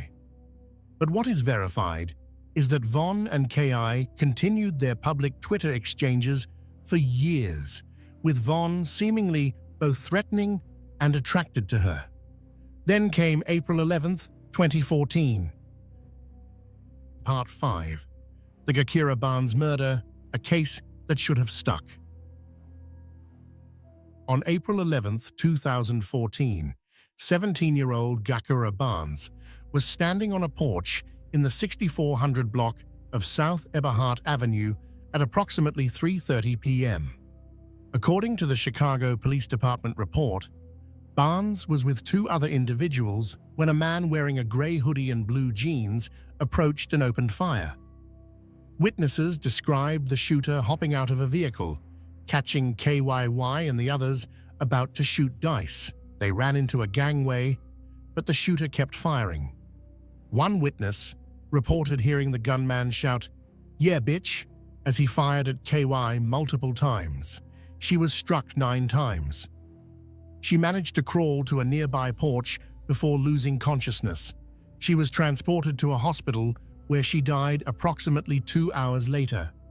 On April 29, 2014, at 12:15 p.m., Davon Bennett was arrested at 7807 South Paulina Street. He was charged with first-degree murder and 2 counts of aggravated assault with a firearm in connection with Barnes's killing. According to Chicago Police Department documents released in July 2021, 7 years after the murder and 8 months after Bennett's death, 4 witnesses were brought in for identification. Witness 1 could not identify Bennett. Witness 2 pointed to Bennett but was unsure. Witness 3 claimed it was Bennett but couldn't make a positive identification.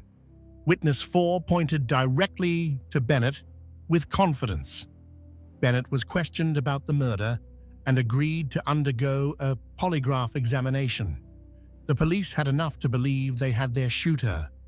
4 witnesses, 1 positive ID, and Bennett in custody just days after the killing. But there was a problem.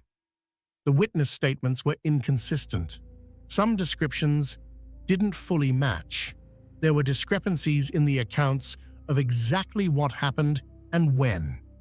And Cook County prosecutors made a determination. While they believed Bennett was the shooter, the inconsistencies meant they couldn't prove it beyond a reasonable doubt at trial. The official Chicago Police Department document, released after Bennett's death, stated the investigation revealed that the victim was killed by Davon Bennett.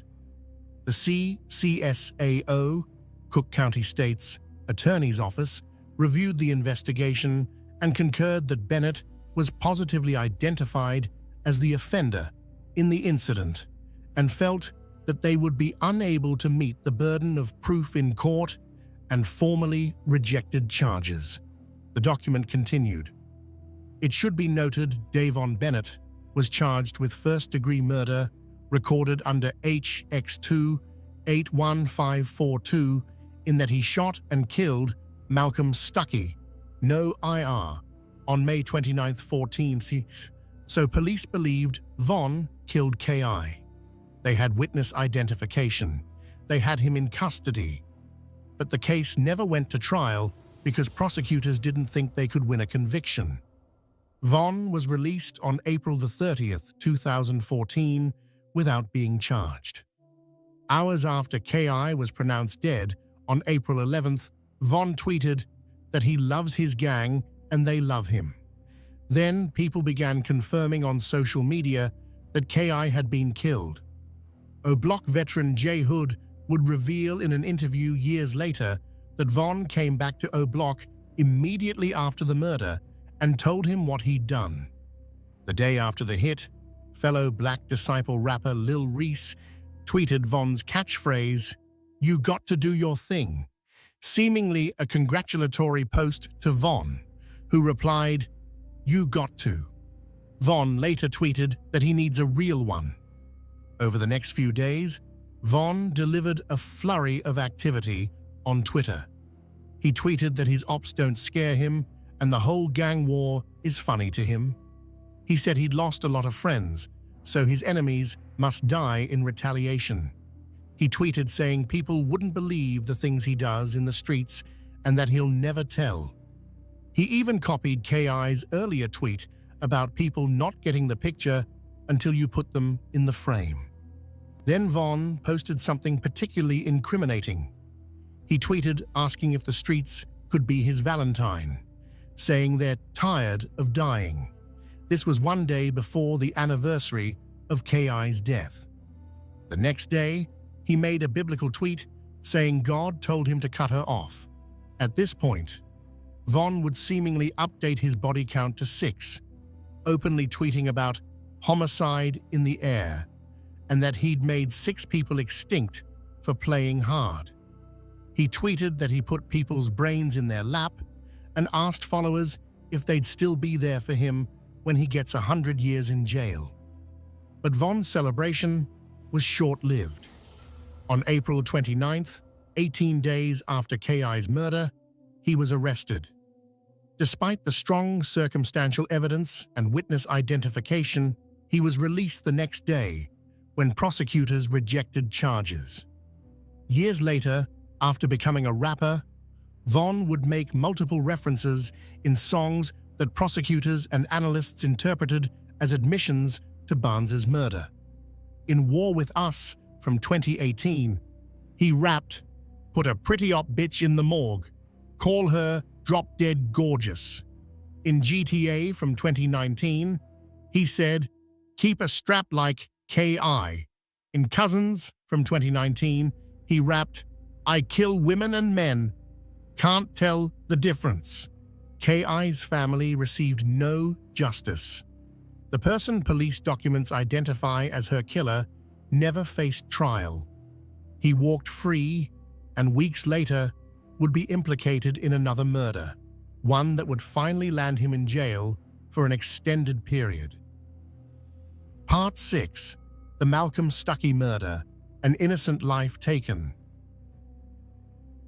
On the afternoon of May 29, 2014, there was a birthday party at 5722 South LaSalle Street in Chicago's Englewood neighborhood. The house was divided into 3 apartments, situated a couple blocks east of Interstate 94 and 3 miles west of the Museum of Science and Industry. Malcolm Stuckey was a 19-year-old college student at South Suburban College. He was a basketball player. He worked as a janitor at the Museum of Science and Industry. According to friends and family, he wasn't involved in gang activity.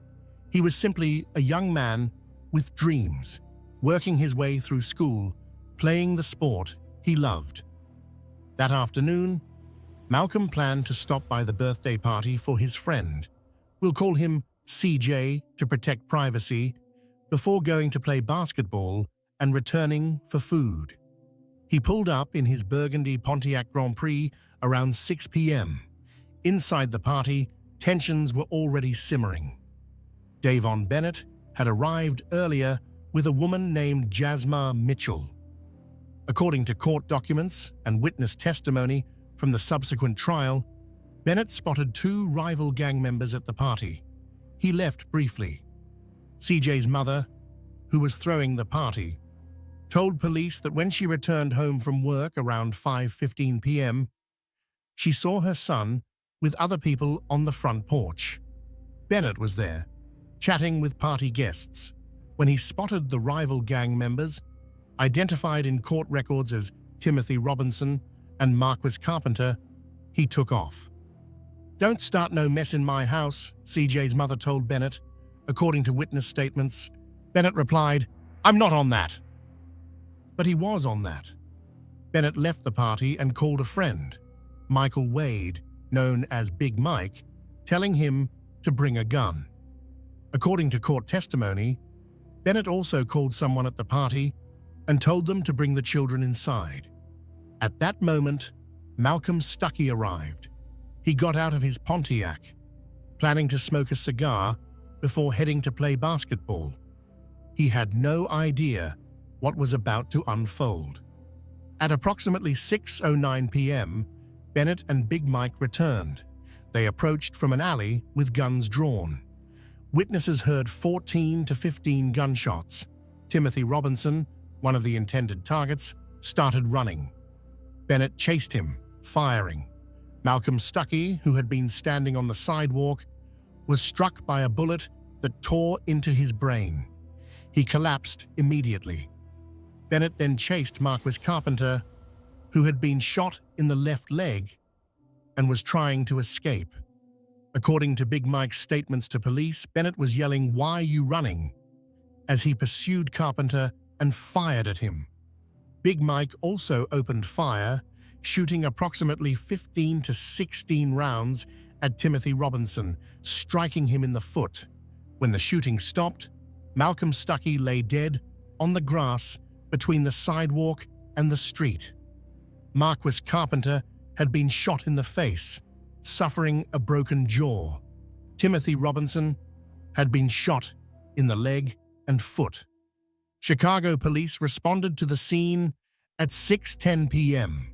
Malcolm Stuckey was pronounced dead at 6:09 p.m., the same time the shooting occurred. He never had a chance. Malcolm's 16-year-old cousin, Modell McGraw, would be the one to discover his body. The image would haunt him.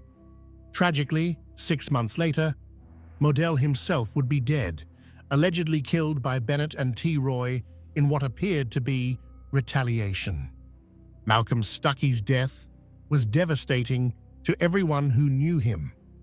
His friend, Deontay Willis, told reporters, "He was supposed to be on his way to see me. He had stopped answering his phone." Willis also spoke about the broader problem of gun violence in Chicago, saying, "It's everywhere. It can happen anytime. You learn to look over your shoulder." The murder weapon in this case tells its own disturbing story about gun trafficking. According to federal court documents in United States v. Smalley, the gun was a .40 caliber Smith & Wesson handgun, purchased on March 29, 2014, exactly 2 months before Malcolm's murder, in Natchez, Mississippi. The buyer was Jonathan Smalley, who ran a gun trafficking operation that funneled at least 25 firearms from Mississippi to Chicago gang members between 2009 and 2016. 11 of these weapons, including the one that killed Malcolm Stuckey. Ballistics testing confirmed the same gun was used in Malcolm's murder and in at least one other shooting shortly after, where Bennett allegedly fired it 12 times into another man who survived. Smalley would eventually be sentenced to more than 5 years in federal prison in 2018 for his gun trafficking operation. But Malcolm Stuckey was already long dead, another victim of easy gun access and a system that couldn't stop weapons from flowing from states with lax gun laws into one of America's most violence-plagued cities. Part 7. Justice Denied, the Malcolm Stuckey Trial. On July 20, 2014, at 3:06 p.m., Michael Wade was arrested and charged with first-degree murder and 2 counts of attempted murder in connection with the shooting. 2 days later, on July 22, 2014, at 12:40 p.m., Davon Bennett was also arrested at his home and charged with 1 count of first-degree murder and 2 counts of attempted murder. Big Mike initially agreed to cooperate with prosecutors. He would testify against Bennett as part of a plea deal. This was huge for the prosecution. They had an eyewitness who was present during the shooting, willing to describe exactly what happened and Bennett's role in it. But the case would drag on for over 3 years. Bennett was held in Cook County Jail from July 14 to December 17, awaiting trial. During that time, several things happened that would ultimately lead to his acquittal. First, witnesses became hard to find or their stories changed. In cases involving gang violence, witness intimidation is common. People fear retaliation if they testify. Some witnesses who initially spoke to police became unavailable or gave inconsistent statements when prosecutors tried to prepare for trial. Second, and most critically, Big Mike changed his mind. On October 23, 2017, Bennett was placed in a bullpen in Cook County Jail with Big Mike, another associate named T.H.F. Gucci, and an OPP from 051 Young Money who had a tattoo saying, "Fuck L.A., a reference to the deceased L.A. Capone, a rapper affiliated with Bennett's faction. According to later accounts, Big Mike helped Bennett slip his arm out of handcuffs, and Von attacked the rival, with Gucci joining in by kicking him while he was still restrained. This incident seemed to solidify the bond between Bennett and Big Mike. When it came time for trial, Big Mike withdrew his cooperation agreement. He refused to testify against Bennett. This was catastrophic for prosecutors.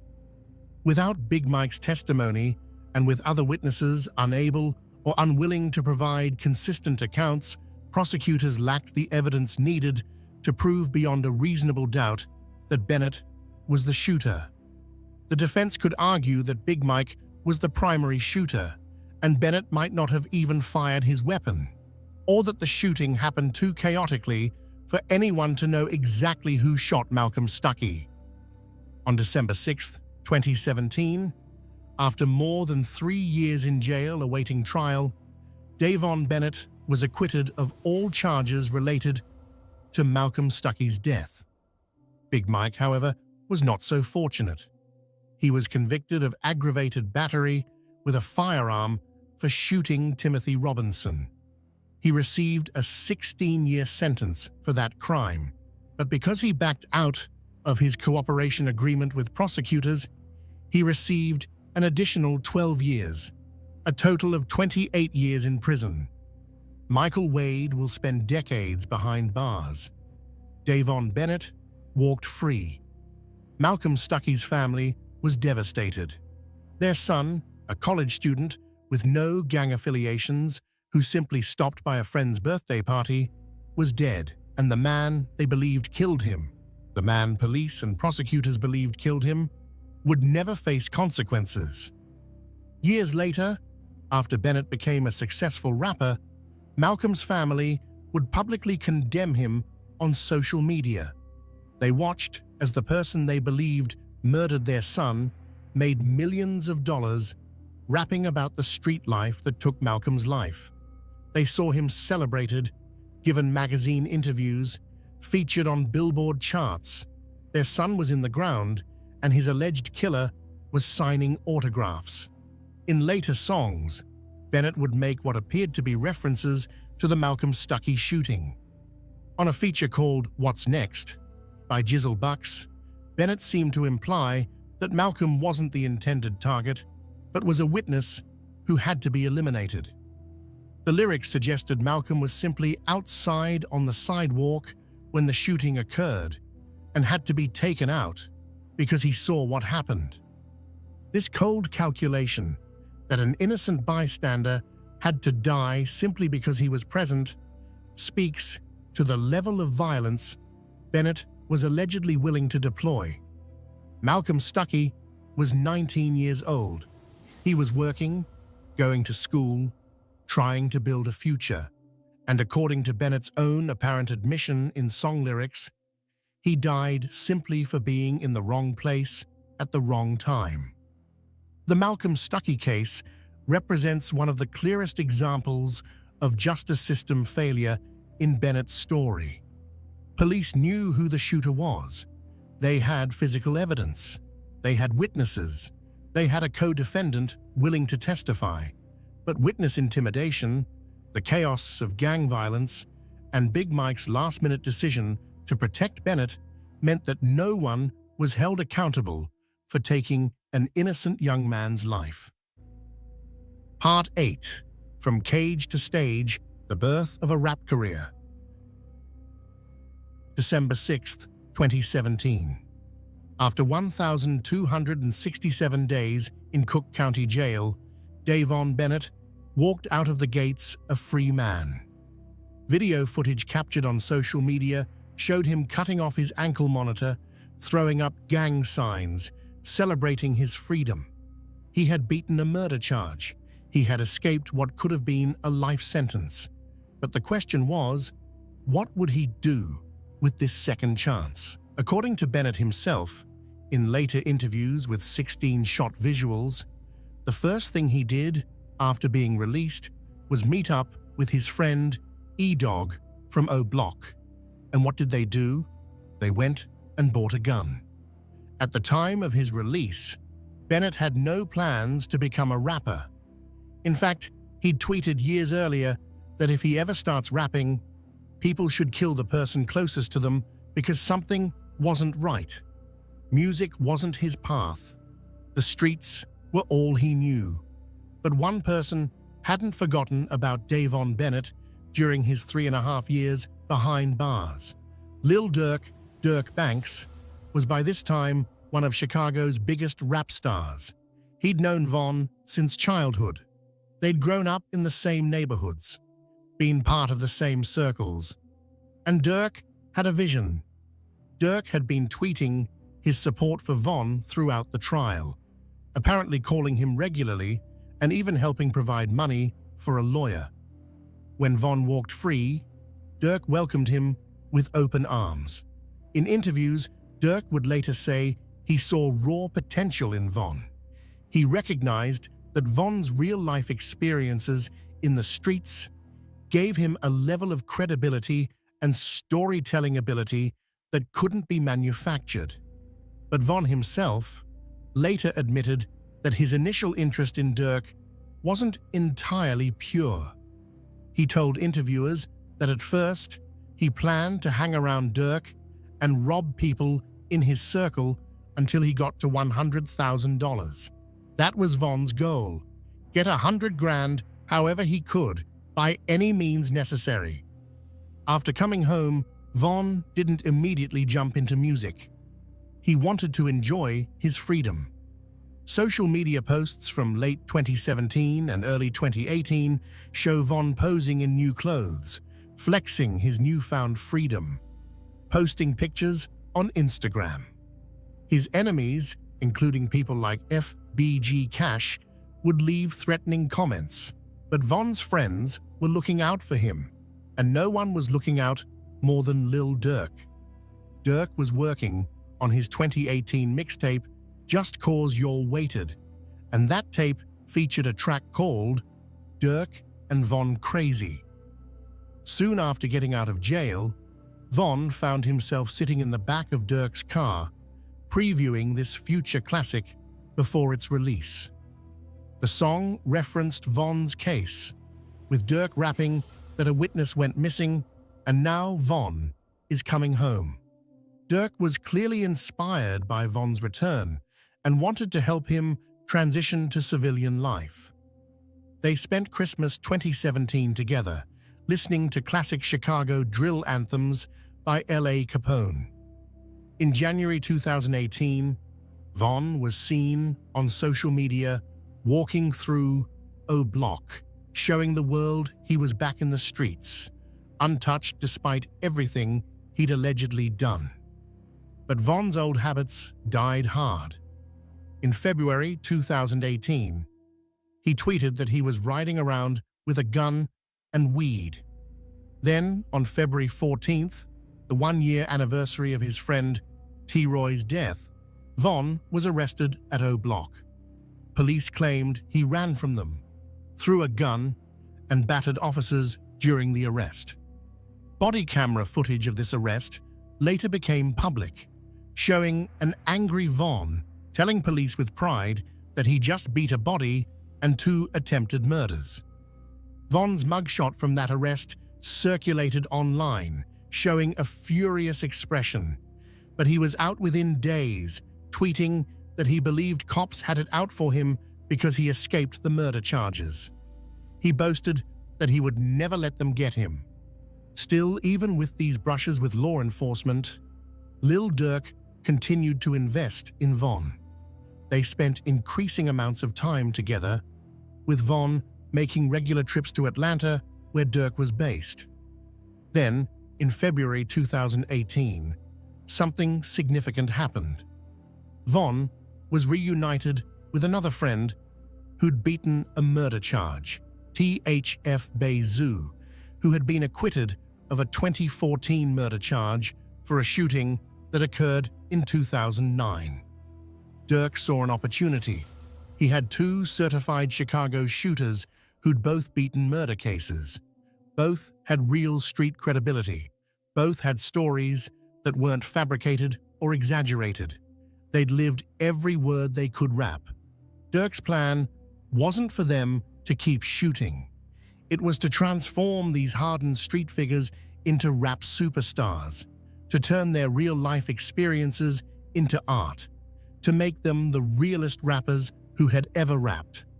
Von started posting pictures in the studio with Durk, hinting at an upcoming career in the rap game.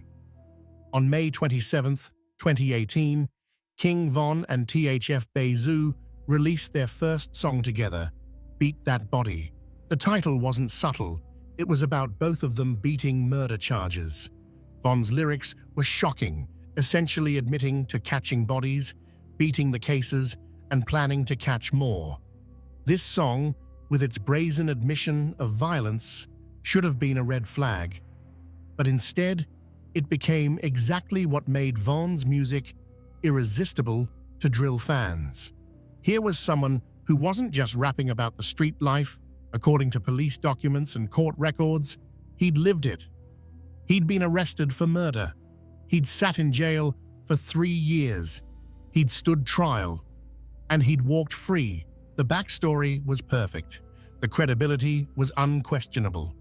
And Durk, according to later interviews, said people in Chicago instantly went crazy for Von's music. But Von didn't initially seem optimistic about his rap career. He barely promoted Beat That Body and appeared to have no plans to give up his full-time role as an O Block shot caller. Because even as Von was recording his first songs, violence continued to play out in the streets, and Von, according to various sources, remained plugged into the action. Part 9. The Songs and the Streets. Violence continues. While Von was in jail from 2014 to 2017, numerous people from O Block and surrounding areas had been killed. His friend T. Roy, his partner in crime, his right-hand man, had been shot and killed in a convenience store on Valentine's Day 2017. Von's people posted Twitter tributes, and Von later opened up about the devastating moment when he got the news about T. Roy's death while locked up. Von took T. Roy's death extremely seriously. Even after becoming a famous rapper, he would threaten to kill trolls who DM'd him mocking T. Roy on his birthday. The loss of his closest friend seemed to fuel something darker in Von. A need not just for revenge, but for systematic elimination of enemies. After T. Roy's death, a new group formed in O Block called Get Back Gang.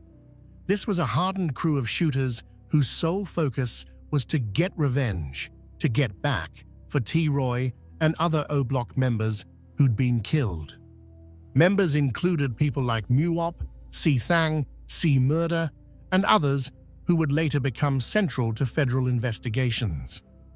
One person Get Back Gang allegedly killed was a man known as Can't Get Right, real name DeAndre Wallace.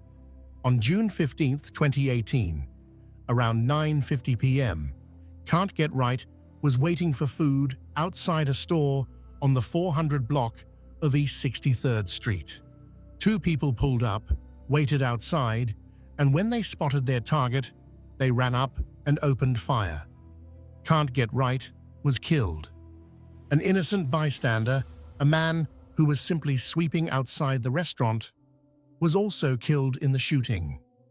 The shooting and immediate aftermath were captured on CCTV footage too graphic to describe in detail, but which shows the calculated brutality of the attack.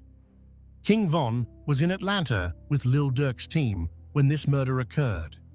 But hours after the killing, Von went live on Instagram alongside Memo 600, mocking the murder in real time. They lit a blunt and said they were smoking Can't Get Right, asking viewers what just happened. When people started commenting Can't Get Up, the O Block crew seemed to find this hilarious. Von said it was two people down and they'd have to roll another one. They mocked the ops posting tributes to their fallen friend on Instagram. They joked about how the victim got a fresh fade from the gun. Von came back on camera saying Can't Get Right must have known he was going to die and that no one would care, he's gone. Von's involvement in this killing is debated. He was in another city when it happened. But what's not debatable is his celebration of it, his detailed knowledge of how it occurred, and his apparent role as someone who ordered or encouraged these hits. Friends of Can't Get Right would post on social media that they believed Von paid for the hit. Only days before the Can't Get Right murder, Von had tweeted that you can only diss or smoke a dead person if you actually played a role in killing them. His celebration of Can't Get Right's death seemed to indicate he believed he had played such a role, whether by ordering it, financing it, or planning it. This would become Von's pattern. Violence would occur, and he would celebrate publicly while maintaining just enough distance to avoid direct culpability. He was in another city. He wasn't the shooter. He just knew about it. He just talked about it. He just rapped about it. And somehow, that was supposed to make it okay. On July 31st, 2018, Lil Durk's Only the Family Involved Volume 1 compilation album was released.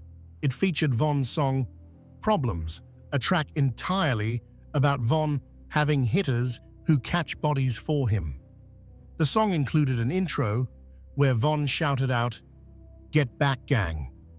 The lyrics described killing both targets and witnesses. Von rapped that killing was his hobby and that his loyal shooters were the ones catching bodies for him. A music video for Problems dropped on Von's 24th birthday, August 9th, 2018. It appeared on Lil Durk's official YouTube channel.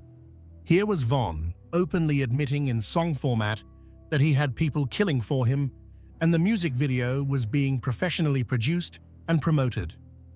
The violence wasn't hidden anymore, it was the product being sold. Lil Durk was impressed with Von's murder raps. He tweeted that Von was next up in the rap game. Von responded by saying he'd soon drop music with Durk and that he was switching up, not associating with anyone he used to know. But even as Von laid foundations for a rap career, he couldn't stop being reckless. Around this time, Von appeared in a viral Instagram live clip training a small child on O Block to disrespect rival dead gang members and teaching the kid to shoot people in the head with a water pistol. Von was creating the next generation of killers, normalizing violence for children who should have been playing games, not being indoctrinated into gang warfare. Von tweeted about having killers around him and posted pictures of his whole crew. People would eventually annotate these pictures, speculating on how many people each O Block member had killed. The attention brought more police scrutiny to O Block. By late August 2018, Von was seen on Instagram Live observing arrests taking place on the block itself, joking that he had his shoes tied in case he needed to run. Part 10. A Violent Autumn, the Dooski and Wooski shootings. On October 9, 2018, Chicago rapper Dooski the Man, real name Dooski Chris, was shot in the head on the 5600 block of South Michigan Avenue around 3:50 p.m. The shooting appeared to be a drive-by from a passing brown vehicle. He died shortly after. The evening before Dooski's murder, Von had tweeted that there was a dark cloud over Chicago. A few days after Dooski's death, Von went live with Lil Durk, saying he was smoking Dooski, K.I., Tuka, and P5, a list of dead rivals that read like a scorecard. Only a week after Dooski's murder, on October 18, 2018, Von released a new song called War With Us. The track featured the lyrics about putting a pretty op bitch in the morgue, widely interpreted as a reference to K.I.'s murder. Von also said he was a hitman. Von ended the song literally describing himself as a professional killer, but Von's biggest target during this period was a gangster disciple from Tukaville named Wooski. Von and Wooski had been going back and forth since 2012. They'd traded threats on Twitter. They'd tried to catch each other at convenience stores. They'd argued about who had more bodies and who would die first.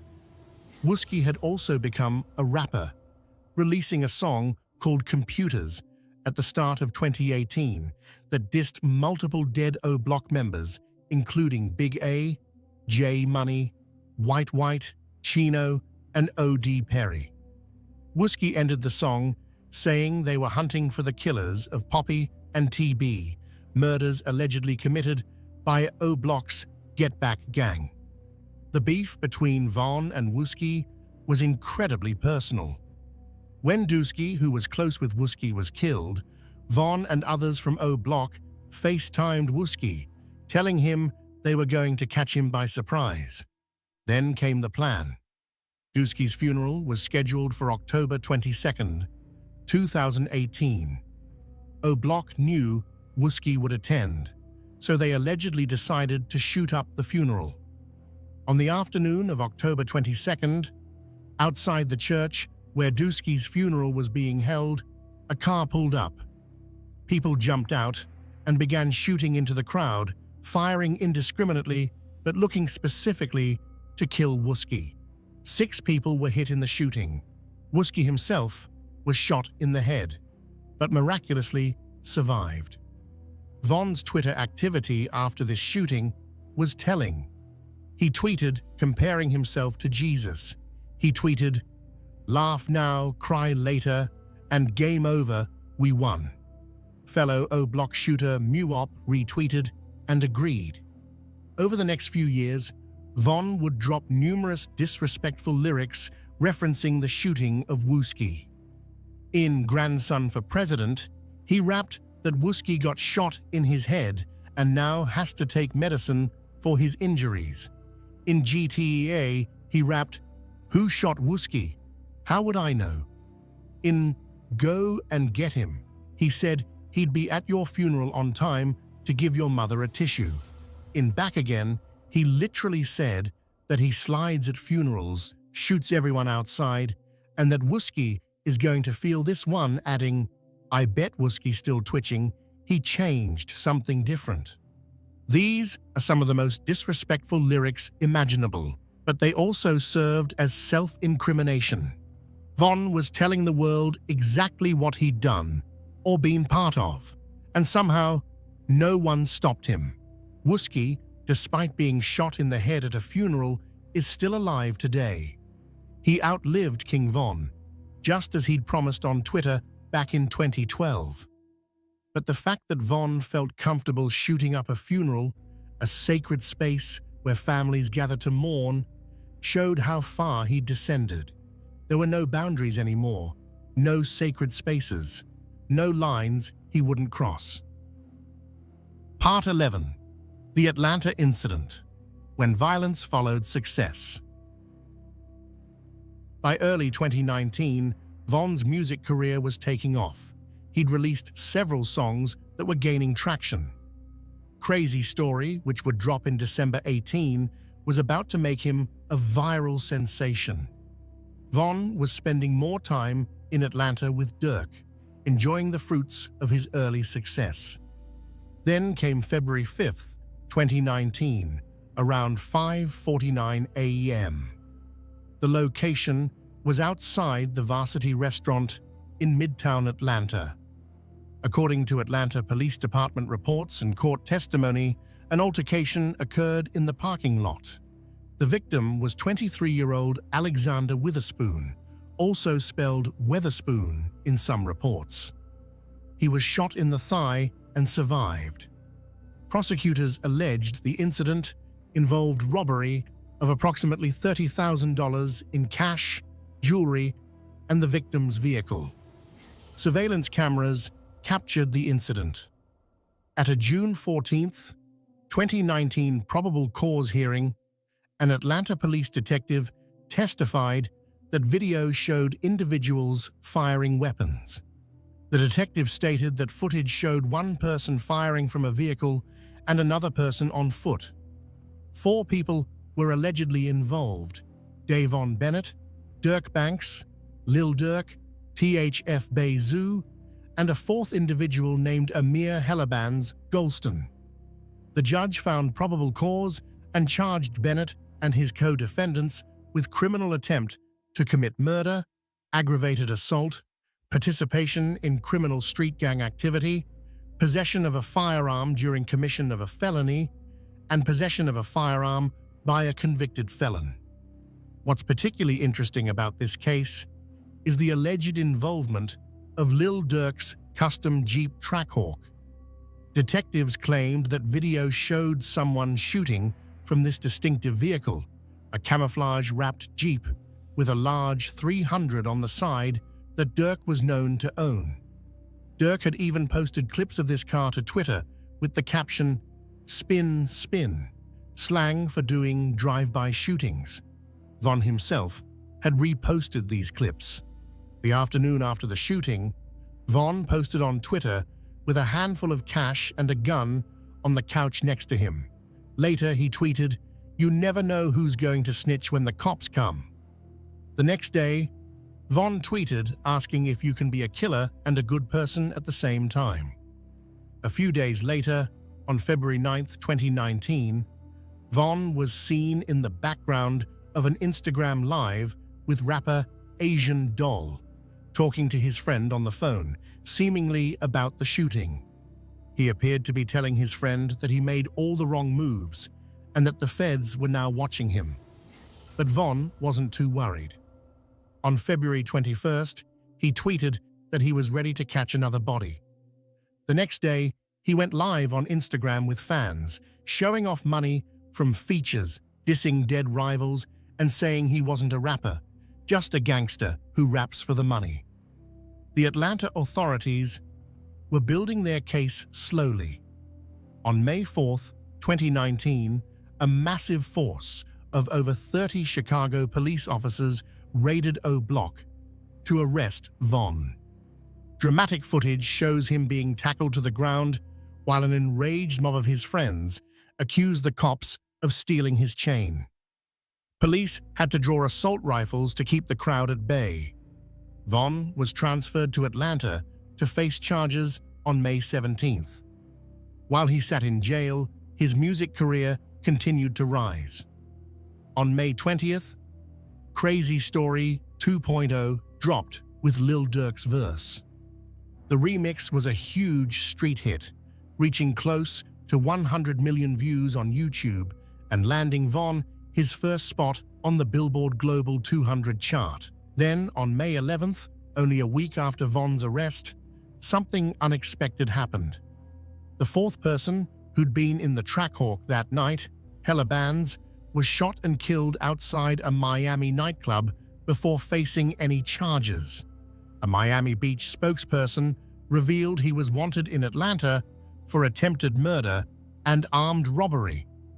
On May 13th, THF Beyzou was also arrested in Chicago, charged with being a fugitive from justice in connection with the Atlanta shooting. Lil Durk turned himself in on May 30th, 2019, doing a TV news interview where he said he was turning himself in to face the charges and that he was releasing a song called Turn Myself In. An Atlanta judge revealed they believed there was enough evidence to charge both Durk and Von with attempted murder. Durk and Von appeared together in an iconic televised court appearance. Their defense team put forward a self-defense plea, suggesting the man who was shot actually initiated the altercation. After legal back and forths, Lil Durk was granted release on a $250,000 bond. Von was released on a $300,000 bond on June 22, 2019. Part of Von's bail conditions were that he and Durk could not be around each other, as Von later revealed in a No Jumper interview. But they would still release music together, dropping Like That on July 9, 2019. Despite facing serious attempted murder charges, both Von and Durk continued to rap about criminality. Von's lyrics still hinted at having killed K.I. and continued dissing dead rivals. The charges against Lil Durk were eventually dropped in October 2022. In January 2023, after Von's death, the District Attorney's Office filed a motion to dismiss all charges. The motion stated, "The facts of this case have been reviewed, and although probable cause existed for the defendant's arrest, the decision at this time is not to prosecute."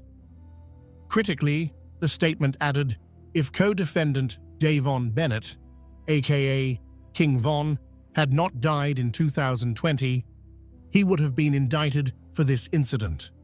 So once again, Bennett escaped consequences for his alleged actions, this time only because he'd be killed before facing trial. Part 12, Crazy Story, the song that changed everything. While Von was dealing with legal troubles in Atlanta, a song he'd recorded before his arrest was about to change his life forever. On December 6, 2018, exactly 1 year after beating his murder charge, Von released Crazy Story. The song was a storytelling masterpiece in the drill format. Von wrapped an entire narrative about plotting an armed robbery on a rich drug dealer, using a woman to set him up. The robbery goes wrong when Von's ops catch him lacking, resulting in a shootout. The accompanying music video brought the story to life, with Von playing the main character and narrator. Von ended the song with what would become his iconic catchphrase. From 64th and from 65th, we not from 63rd, shouting out "O Block" on 64th and 65th King Drive while dissing his ops from 63rd and St. Lawrence/Eberhard. Dissing 63rd became a huge part of Von's brand. He later sold merchandise showing the street sign for 63rd with a big cross over it. The popularity of Crazy Story was explosive. It racked up 3 million views in a week. Today, it sits at over 69 million views on YouTube and has been certified triple platinum by the RIA. Von was on a high after the release, tweeting a picture with a caption about people seeing you shine and forgetting you're dangerous. The success of Crazy Story got Von significant mainstream attention. He'd already appeared on The Breakfast Club with Lil Durk in November 18, where Charlemagne the God asked him directly about his murder charge. Von, with Durk trying to help him navigate the questions, confirmed he'd beaten the case, but was coy about whether he actually committed the murder. He told Charlemagne he couldn't get a normal job in Chicago because he'd done so much dirt that he'd probably be killed on sight if seen working a regular job. Von's debut mixtape, Grandson Volume 1, dropped on September 19, 2019, while he was still in jail for the battery charge. He'd beaten up a man who called his girlfriend a bitch. The project landed at number 75 on the Billboard 200. Impressive for a debut from someone sitting in a jail cell. The mixtape featured What It's Like, an introspective track where Von opened up about life in the gang, catching people who killed his friends while in jail, and witnessing his friend D-Rose getting sentenced to 40 years for a 2014 murder.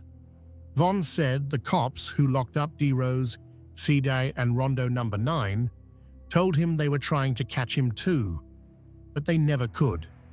Von got out of jail on October 10, 2019, and immediately began promoting his music and announcing tour dates. He played huge shows with fans going crazy. His music was resonating not just because of the beats or his flow, but because people knew the stories weren't fiction. When Von rapped about beating a murder charge, he'd actually beaten one. When he rapped about shootings, police documents suggested he'd been involved in them. The authenticity was undeniable and disturbing. Part 13. The Took Her to the O music video, foreshadowing FBG Duck's death. On February 20, 2020, Von released one of his biggest songs, Took Her to the O. It was another storytelling track with a catchy chorus where Von shouted out, "O Block." But this time, the story was chilling. In the song and accompanying music video, Von meets a woman who leads him to his rival, a rapper clearly meant to represent FBG Duck. Von ends the song saying he shoots this Duck character, literally rapping that he killed him and left him on the curb. The music video reenacted the entire scenario, showing Von shooting the Duck character dead. The day Von released the video, he tweeted that everything he says in his music is made up and he's just rapping to make money for his family. But behind the scenes, according to FBI documents that would be declassified years later, Von had allegedly put a $100,000 bounty on FBG Duck's head. This is where Von's alleged behavior crosses from street violence into something more calculated and sinister. He'd achieved success. He was making money. He had options. But his compulsion to eliminate enemies, particularly FBG Duck, remained strong. FBG Duck, real name Carlton Weekly, was a 26-year-old drill rapper affiliated with Tuckerville, the Gangster Disciples faction that was O-Block's main rival. Duck had known Von since they attended Hyde Park Academy together. In 2014, Duck claimed on Twitter to have plotted to beat Von up on the school bus. Their feud was over a decade old. Duck had also become successful in drill music. His 2017 single, Slide, brought him mainstream attention and earned him a recording contract with Sony Music. A remix featuring 21 Savage was later certified gold. Duck popularized the term clout in Chicago hip-hop, referring to himself as Big Clout. Duck had released diss tracks aimed at O-Block, mocking dead members and challenging Von and his crew. Von had responded with "Took Her to the O," essentially making a music video fantasy about killing Duck. The video got 1 million views in 24 hours. It would eventually be certified triple platinum. For Von, the song and video weren't enough. According to FBI documents, he wanted Duck dead for real. Part 14, August 4th, 2020, the FBG Duck murder. On the afternoon of August 4th, 2020, 26-year-old Carlton Weekly was shopping in Chicago's Gold Coast neighborhood. It was a beautiful day. He was at Oak Street, often described as the Rodeo Drive of Chicago, an upscale, high-end shopping district far from the violence of the South Side. Duck was with his girlfriend, Cachet Williams, shopping for his young son's birthday. Around 4:26 p.m., Duck was outside the Dolce & Gabbana store at the first block of East Oak Street. It was a public place, busy with shoppers and tourists. Duck likely felt safe in such an open, affluent area. Then 2 vehicles arrived, a silver Chrysler 300 and a black Ford Fusion. According to federal court documents and witness testimony, 4 masked gunmen exited the vehicles. They had been provided Duck's location and had driven 30 minutes from O-Block to the Gold Coast specifically to kill him. The shooting lasted approximately 12 seconds. The gunman fired 38 rounds. Duck was struck 16 times and pronounced dead at the scene. Williams and another man, Davon Brinson, were shot but survived. Someone posted a 12-minute video depicting the crime scene immediately after Duck's death. The footage, too graphic to describe in detail, showed Duck writhing in pain on the ground in the final moments of his life. The brazen, broad daylight hit made international news. Reporters compared the killing to a Chicago mob boss hit from the 1930s.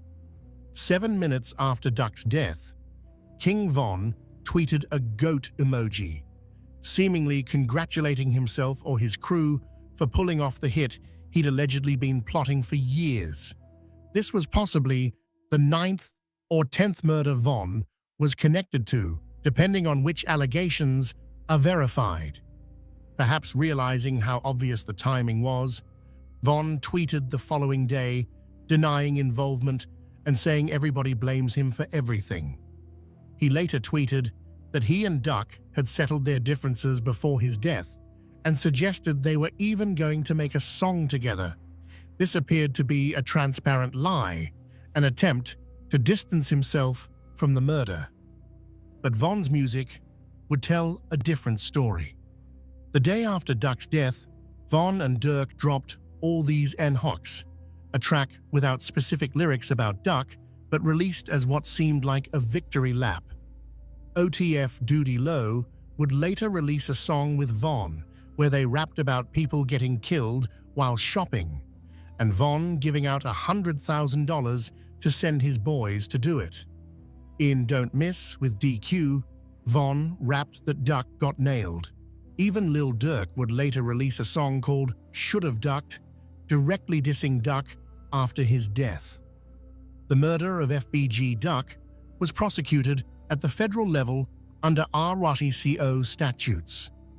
On October 13, 2021, federal authorities arrested 5 individuals: Charles C. Murder Liggins, 32, Kenneth Kenny Mac Robertson, 30, Marcus Muops Smart, 24, Von's close associate, who appeared frequently in his social media posts, Christopher C. Thang, Thomas, 24, and to Carlos Los Offord, 32. A 6th defendant, Ralph Teasy Turpin, 34, was later added to the indictment.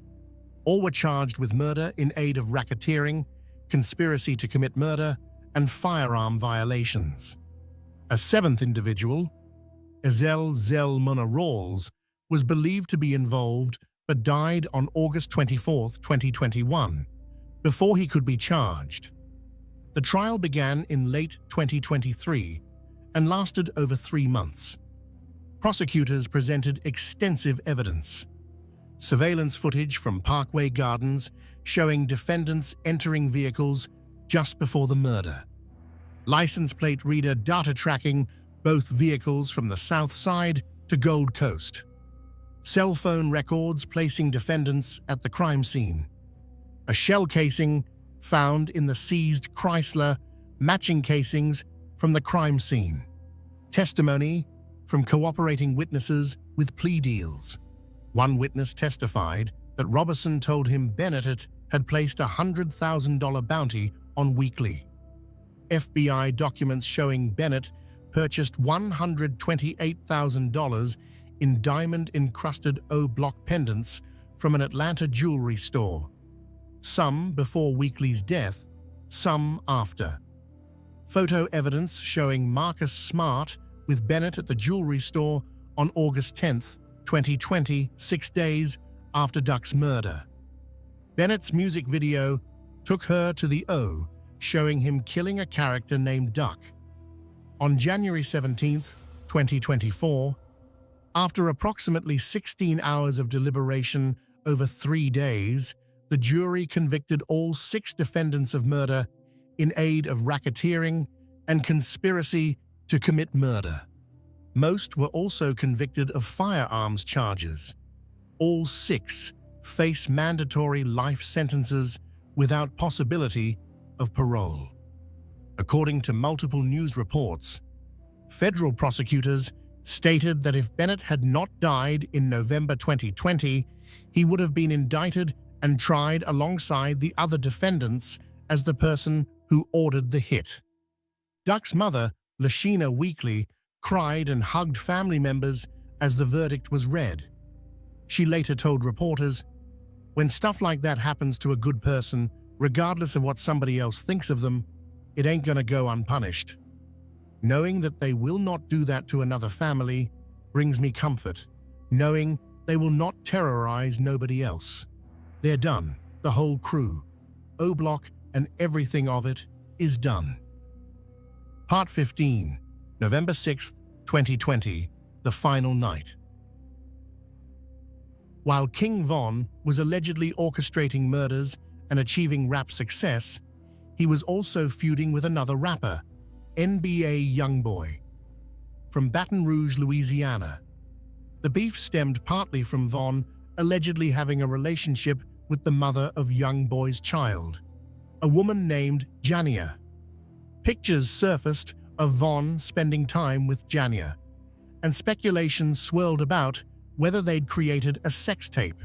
Youngboy responded by posting that he'd make sure his son grows up and sleeps with Von's daughter, since Von was trolling him with his baby mother. The feud escalated from there, with Von making threats and Youngboy's associate, Quando Rondo, getting involved. Von was also on again, off again with a female rapper named Asian Doll. Their relationship was tumultuous and public. When things were good, Von would show off gifts from her. When they were bad, he'd tweet about breakups. Asian Doll even ended up briefly connecting with NBA Youngboy during one of her splits from Von, which only intensified the animosity. On October 30th, 2020, Von released his debut studio album, Welcome to O Block. The timing was notable. It was the anniversary of T-Roy's birthday and the anniversary of P5's murder. The album peaked at number 5 on the Billboard 200 and was later certified platinum. It contained some of Von's most revealing lyrics, including songs where he seemingly admitted to multiple murders. In Demon, Von rapped that he'd killed 7 people, saying, "Bodies, I got a few, 4 plus 3, 3 plus 2. Some interpreted this as 7 kills and 5 assists. In Armed and Dangerous, which opened the album, Von rapped that cops were onto him. In The Code, he rapped about splitting $100,000 with his team, the same amount FBI documents alleged he'd put on Duck's head. Von recorded a freestyle for LA Leakers where he rapped that he had 7 bodies. He did an interview with DJ Academics where, when asked about FBG Duck's death, Von slowly ate cereal while claiming to be hurt by it, an unconvincing performance that many saw as mocking. The album's success meant Von should have been celebrating. Instead, 8 days after its release, he'd be dead. On November 6, 2020, Von performed at Opium nightclub in Atlanta, celebrating his album release. After 1 a.m., his entourage left the club. Instead of returning to their Airbnb as planned, Von's vehicle diverted to Monaco Hookah Lounge at 255 Trinity Avenue Southwest. Von's manager, 100K Track, later told DJ Vlad that his team was blindsided by the changing plan. At approximately 3:23 a.m., Von and his crew arrived at Monaco. Quando Rondo and his associate, Timothy Lol Tim Leaks, were also present. Surveillance footage captured what happened next. Von approached Quando Rondo and struck him, initiating a physical fight. Von and others from his crew began beating Quando on the ground. Multiple people were involved, punching and kicking. Then Lul Tim, who was in a nearby vehicle, exited with a firearm and shot Von multiple times. Von was struck 5 times, 3 times in the back, once in the right groin, once in the left shoulder. Von's associates returned fire. One associate, later identified as Slutty, attempted to shoot Lul Tim at point-blank range, but his weapon jammed. 2 plainclothes Atlanta police officers working security nearby believed they were under attack and opened fire. In the chaos, 6 people total were shot. Slutty was killed by police. Another O Block member, Mark Blakely, was killed, caught in the crossfire. Lol Tim was shot by Von's associates but survived. Another associate, Louis, was shot in the head by police but survived, though with permanent injuries he would die in 2025. Von's manager was grazed by a bullet but survived. Von was dragged to a waiting car by MUOP and other O Block members and rushed to Grady Memorial Hospital. He was admitted in critical condition and went into emergency surgery. Despite doctors' efforts, Davon Bennett was pronounced dead at 4:48 a.m. He was 26 years old. Timothy Leaks was arrested on November 7, 2020, and charged with felony murder. However, on August 2023, all charges were dropped under Georgia's Stand Your Ground law. Prosecutors determined Leaks acted in defense of Quando Rondo, who was being beaten by multiple attackers. Surveillance footage supported this determination. The irony was stark. A man allegedly responsible for multiple deaths died when someone defended another person from his attack.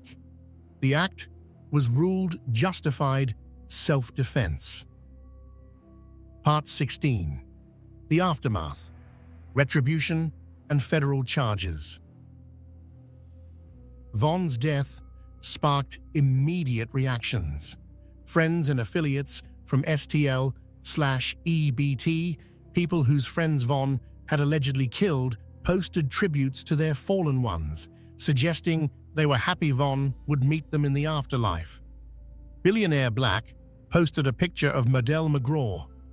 Someone who'd been shot alongside Modell posted a picture of FBG Duck.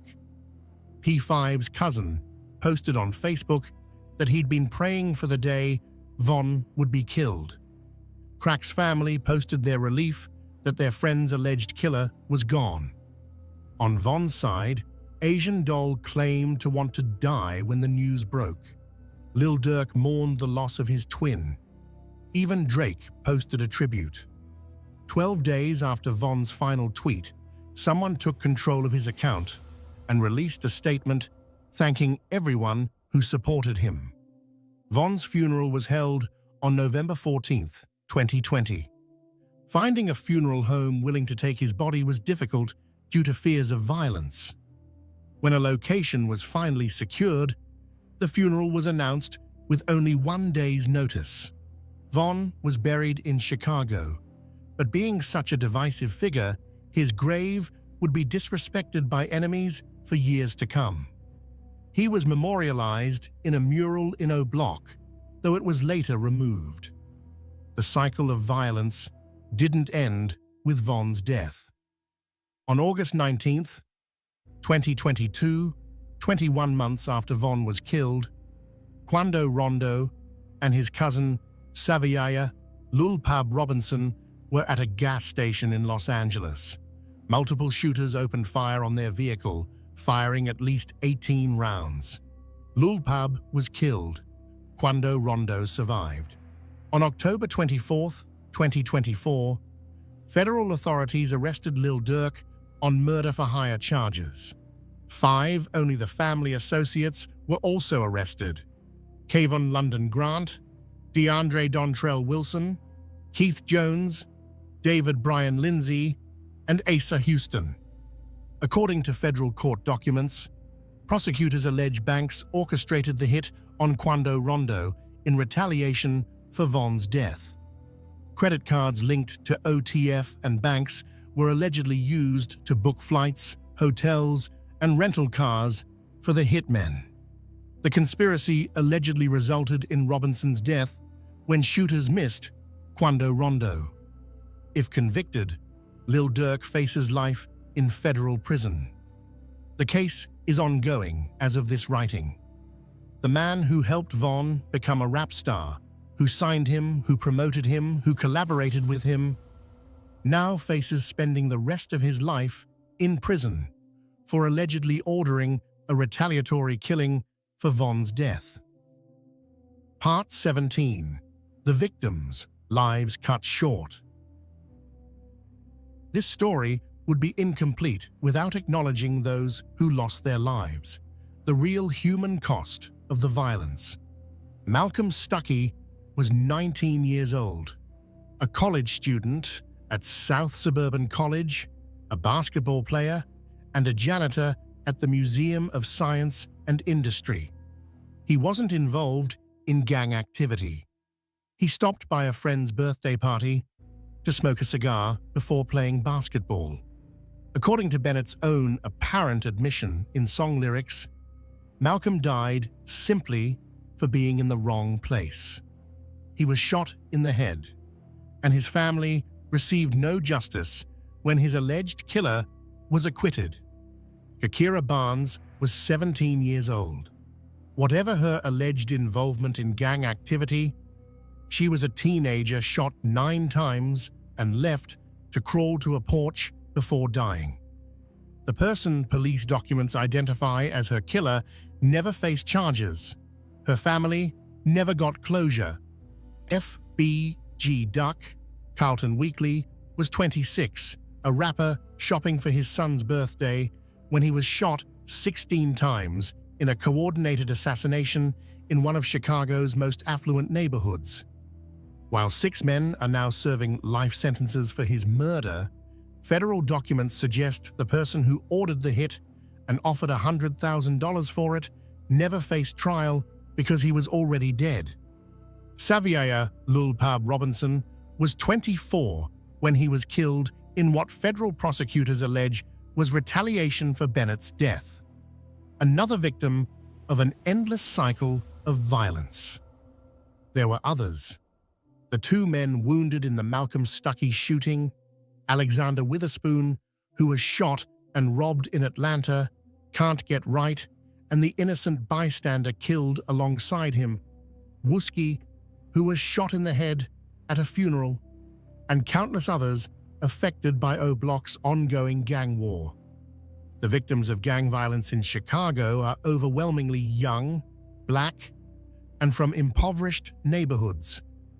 They're killing each other over territory that spans just a few blocks, over perceived slights, over social media posts, over songs. The zip codes where they're born essentially predict whether they'll survive to 30. These are communities that have been failed by decades of discriminatory housing policies, economic disinvestment, underfunded schools, and a criminal justice system that can't or won't protect them. The violence isn't random. It's the predictable result of systemic failures that concentrate poverty, limit opportunities, and leave young people with few paths forward. Part 18. The Civil Lawsuit and Industry Accountability. On October 9, 2024, FBG Duck's mother, Lashina Weekly, along with survivors Cache Williams and Davon Brinson, filed a wrongful death lawsuit. The defendants named include the 6 convicted men, the estate of Davon Bennett, Derek Lil Durk Banks, Only the Family Records, OTF, several major record labels, Alamo Records, Sony Music Entertainment, Interscope Records, Universal Music Group, Empire Distribution, the City of Chicago, Dolce & Gabbana, private security firms. The lawsuit alleges that Bennett and Banks profited off of Weekly's death through negligence and misconduct, and that record labels knew about Bennett's vendetta against FBG Duck and consistently sought to build a brand of violence and reality rap based on committing real acts of violence. This lawsuit raises important questions about music industry responsibility. Major labels signed, promoted, and profited from an artist whose lyrics appeared to describe and celebrate real murders. They distributed music videos that reenacted killings. They platformed someone that police documents and FBI files connected to multiple homicides. The suit argues these labels knew what they were promoting. They marketed Bennett's authenticity, his real street credibility, his actual criminal background. That authenticity was the selling point. But if the crimes were real and the labels knew they were real, what is their ethical and legal responsibility? The entertainment industry has long grappled with this question. How much are labels, streaming platforms, and media outlets responsible for the real-world consequences of the art they profit from? Where is the line between artistic expression and incitement to violence? Can you market reality rap when the reality includes actual murder? Bennett's career represents perhaps the most extreme example of this dilemma. This wasn't a case of an artist using violent imagery metaphorically or describing a past they'd left behind. According to extensive documentation, Bennett was allegedly actively committing or ordering murders while simultaneously rapping about them and profiting from those raps. His music wasn't art imitating life, it was life being broadcast in real time, with major labels collecting the revenue. The lawsuit seeks to hold these entities accountable for their role in allegedly enabling Bennett's violence by providing him with a platform, financial resources, and celebrity status that may have emboldened him and protected him from consequences. Part 19. System Failures. How did this happen? Bennett's story reveals multiple catastrophic failures in systems meant to protect public safety, witness protection, and intimidation. In both the Malcolm Stuckey and Gakira Barnes cases, prosecutors had evidence, but witnesses were too intimidated to testify or gave inconsistent statements. The criminal justice system cannot function when witnesses, often themselves gang-affiliated or living in gang territory, reasonably fear for their lives if they cooperate with police. Chicago has struggled to implement effective witness protection programs. The city's gang territories are small and overlapping. Moving a witness to another neighborhood doesn't help if gang members can easily find them. Federal witness protection is typically reserved for high-level organized crime cases, not street gang murders. Social media evidence. Underutilized Bennett openly posted content that appeared to reference or confess to crimes. His Twitter activity in 2012 through 2014 was a near real-time documentation of alleged murders. Yet these posts weren't effectively used in investigations until after his death. Law enforcement has struggled to keep pace with how gang members use social media. By the time police identify incriminating posts, they're often deleted. Even when preserved, establishing that a tweet at a certain time proves involvement in a crime is legally difficult. LMAO posted minutes before a shooting is suspicious but not proof of murder. Gun trafficking, the weapon used in Malcolm Stuckey's murder, came through an illegal gun trafficking operation that supplied 25+ firearms to Chicago gang members. Mississippi's lax gun laws and interstate trafficking mean that even with strict gun laws in Chicago, weapons flow freely into the city. The trafficker, Jonathan Smalley, faced only 5 years in prison, despite knowing his guns were going to gang members and being used in murders. The system punishes the shooters when it catches them, but does little to stop the pipeline supplying weapons. Delayed federal intervention. The FBG Duck case was only prosecuted federally under RICO statutes after Duck's death. Had federal authorities intervened earlier in Bennett's pattern of alleged criminal activity, lives might have been saved. Federal RICO cases are powerful tools against organized criminal enterprises, but they're typically reactive rather than proactive. Music industry accountability record labels profited from music that appeared to describe or celebrate real murders. Bennett's lyrics contain specific references that law enforcement and legal experts interpreted as confessions, yet he continued to be signed, promoted, and platformed by major labels.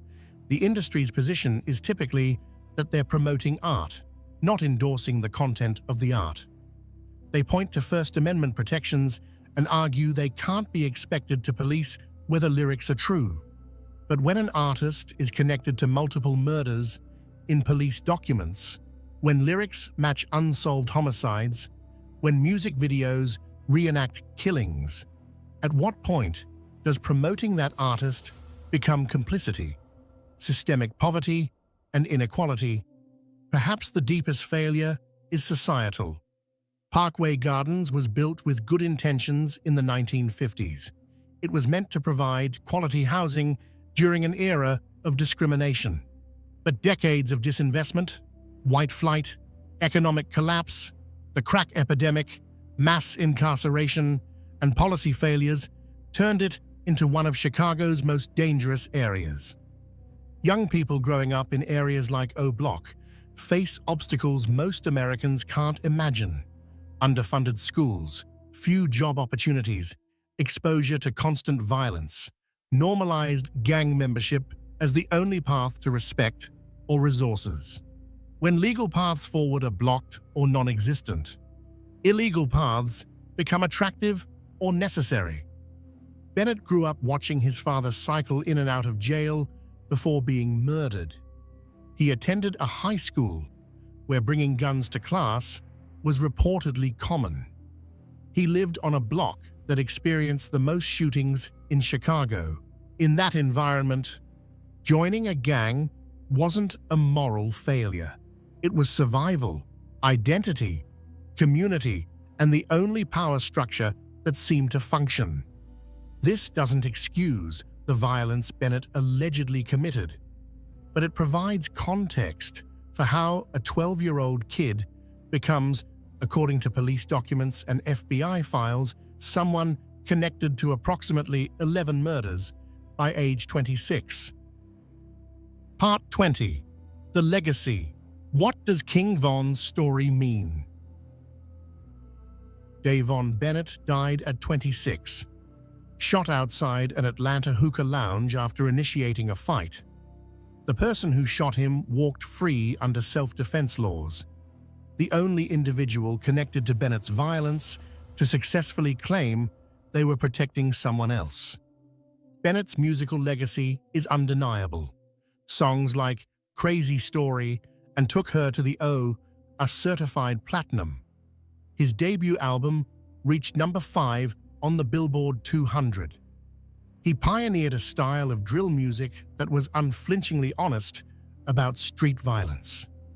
His storytelling ability was genuine talent, but that talent was built on a foundation that police documents, FBI files, court testimony, and his own lyrics suggest included multiple murders. His authenticity, the quality that made his music so compelling, allegedly came from actually living the violence he rapped about. 6 men are now serving mandatory life sentences without parole for FBG Duck's murder. Federal documents suggest Bennett ordered the hit, but never faced charges because he was already dead. Lil Durk, who helped launch Bennett's career, now faces life in prison for allegedly ordering a retaliatory killing after Bennett's death. Michael Wade is serving 28 years for his role in Malcolm Stuckey's murder, while Bennett was acquitted. The cycle continues. Young men in Chicago are still killing each other over blocks, over disrespect, over social media posts. The conditions that created Bennett, poverty, lack of opportunity, systemic racism, easy access to guns, normalized violence, haven't changed. Bennett's story is not a cautionary tale about the streets claiming another young artist. The evidence suggests he wasn't an artist who happened to come from the streets. He was allegedly a serial killer who happened to be able to rap. According to extensive documentation from law enforcement, he allegedly killed before he was famous, continued allegedly ordering killings after achieving success, and used his wealth and platform to allegedly finance and celebrate violence. The Malcolm Stuckey family never got justice. The Gakira Barnes family never got justice. The FBG Duck family is suing for civil damages because criminal prosecution of the alleged mastermind was impossible. He was killed before he could be charged. The system failed repeatedly. Every failure cost lives. And when Bennett finally faced someone defending another person from his attack, that act was ruled justified. The only win for justice in his entire violent story. There is no redemption arc here, no change of heart, no lessons learned. Bennett used every chance he received: early release from boot camp, acquittal from murder charges, success in music, to allegedly continue or orchestrate violence. When he had wealth, fame, and options, federal documents suggest he used his money to place a 6-figure bounty on a rival's head. The only certainties are the body count and the grieving families. Everything else is police documents FBI files, witness statements, court testimony, and convicted co-conspirators serving life sentences. The evidence has been presented. The conclusions are yours to draw. Epilogue, a final note on true crime storytelling. This examination of Davon Bennett's case serves to educate about the real human cost of violence and the failures of systems meant to protect people. True crime content should never glorify violence or celebrate killers. Instead, it should illuminate how these tragedies occur and what can be done to prevent future ones. The families of victims deserve to have their loved ones remembered as people, not statistics. Malcolm Stuckey was a student with dreams. Carlton Weekly was a father shopping for his son's birthday. Jakira Barnes was a teenager, however troubled. Their lives had value that was stolen from them. For listeners and viewers of true crime content, it's important to remember that these are real people, real families, real grief. This isn't entertainment. It's documentation of tragedy and system failure that should inspire thought about how we as a society can do better. If you found this information valuable and want to support this channel's mission of educating about true crime while respecting victims, please like and subscribe.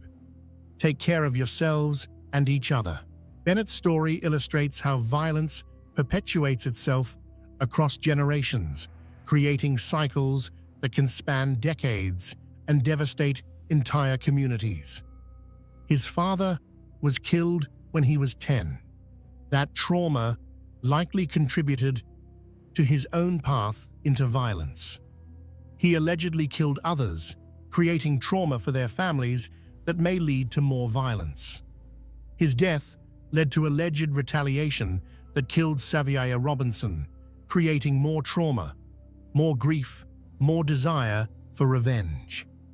Each act of violence ripples outward, affecting not just the direct victims, but entire families and neighborhoods. Breaking these cycles requires acknowledging their complexity. Bennett made choices. He chose violence repeatedly, even after having opportunities to change course.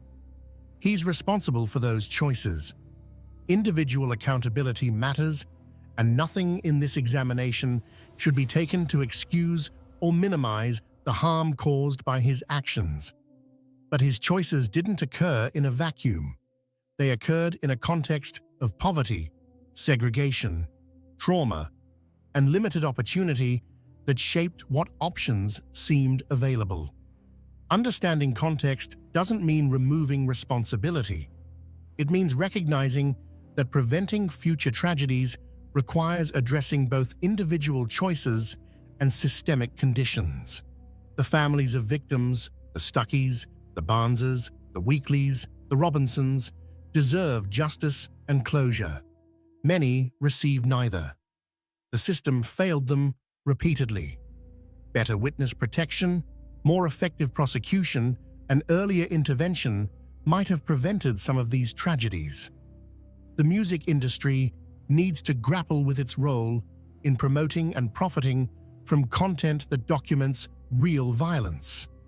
The First Amendment protects artistic expression, but that protection doesn't eliminate moral responsibility for amplifying content that may fuel further harm. Record labels, streaming platforms, and media outlets all play a role in deciding what content receives promotion, investment, and mainstream visibility. Social media platforms need better mechanisms for identifying and addressing gang-related content that threatens or celebrates real violence while respecting free speech and privacy concerns. But ultimately, preventing future Davon Bennetts requires addressing root causes. No amount of policing or prosecution will solve violence rooted in poverty, lack of opportunity, and generational trauma. Real solutions require comprehensive community investment, quality education, available jobs, affordable housing, mental health services, and pathways to success that don't involve crime. If we're serious about preventing similar tragedies, we need to invest in communities before crises occur, not just respond after violence erupts.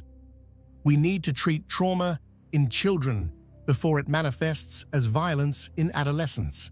We need to create economic opportunities that make legitimate paths more attractive than illegal ones. Davon Bennett's story is a tragedy for him, for his victims, for their families, and for communities devastated by cycles of violence. May we learn from this tragedy and work toward preventing the next one. Thank you for watching this comprehensive examination of the Davon Bennett case. If you found this information valuable, please like and subscribe. Take care of yourselves and each other.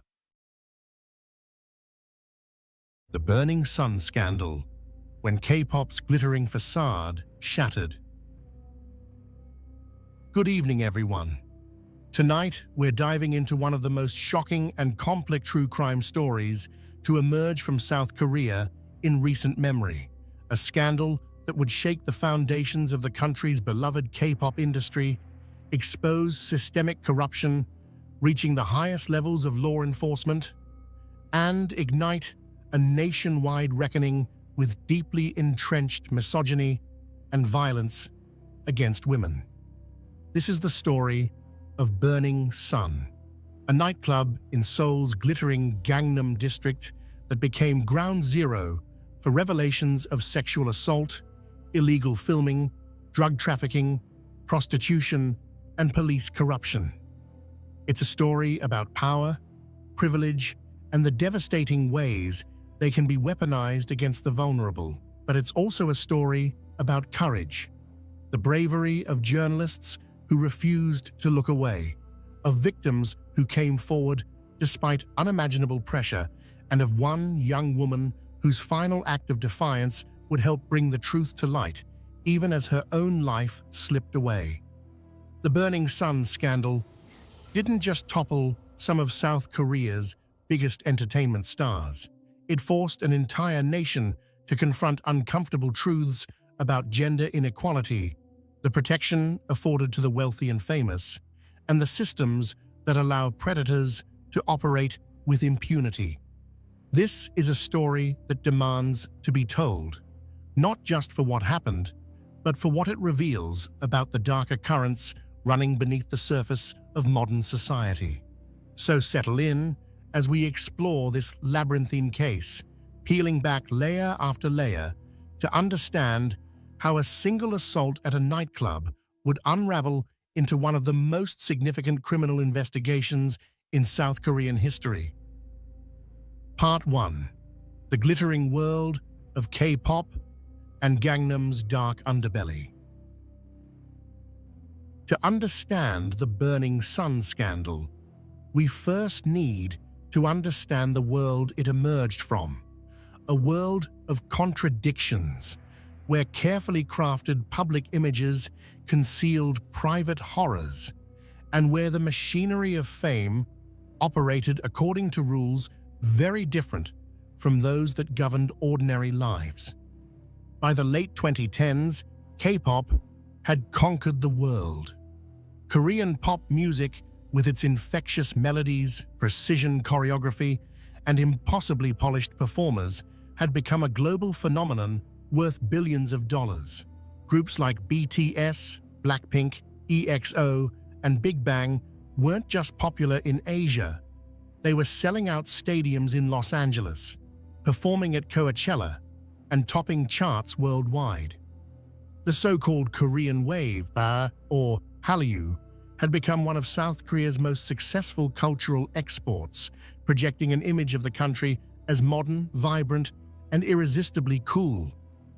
At the heart of this industry were the idols themselves, young performers, often teenagers when they debuted, who had typically spent years as trainees in the grueling system maintained by major entertainment companies. These trainees would practice singing, dancing, and foreign languages for hours every day, living in dormitories and adhering to strict rules about their behavior, appearance, and personal lives. The successful ones would eventually debut in carefully assembled groups, each member chosen for a specific role and appeal. The public image of K-pop idols was meticulously managed. They were meant to appear flawless, wholesome, and devoted entirely to their fans. Romantic relationships were often forbidden or hidden, as the fantasy of availability was part of the idol's appeal. Scandals could end careers overnight. Fans expected purity, and the industry delivered it, or at least the illusion of it. But beneath this glossy surface, the K-pop industry had a darker side. The intense pressure, lack of privacy, and exploitation of young performers created an environment ripe for abuse. Female idols, in particular, faced constant objectification and harassment. The same system that demanded perfection also demanded silence about its failures and cruelties. Seoul's Gangnam District embodied these contradictions perfectly. Made famous worldwide by Psy's 2012 hit Gangnam Style, this neighborhood on the south bank of the Han River was synonymous with wealth, luxury, and status. Designer boutiques lined the streets.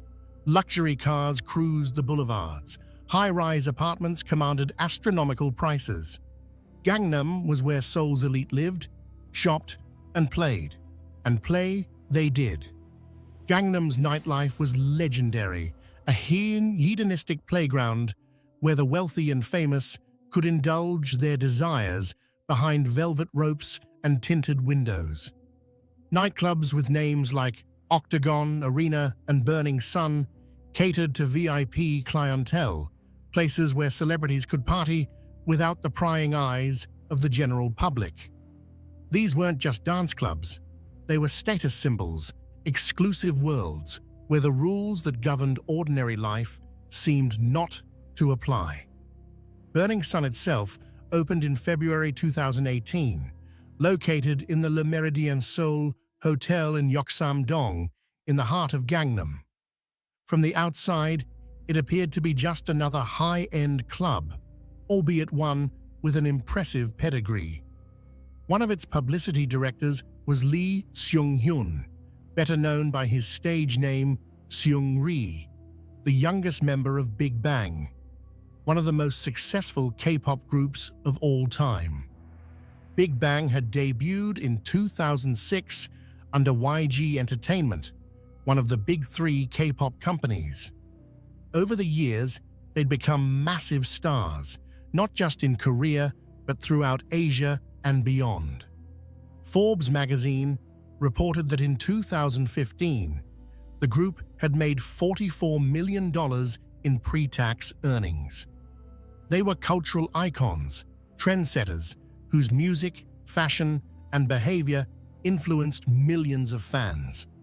Seungri, born on December 12, 1990, had joined Big Bang at just 15 years old.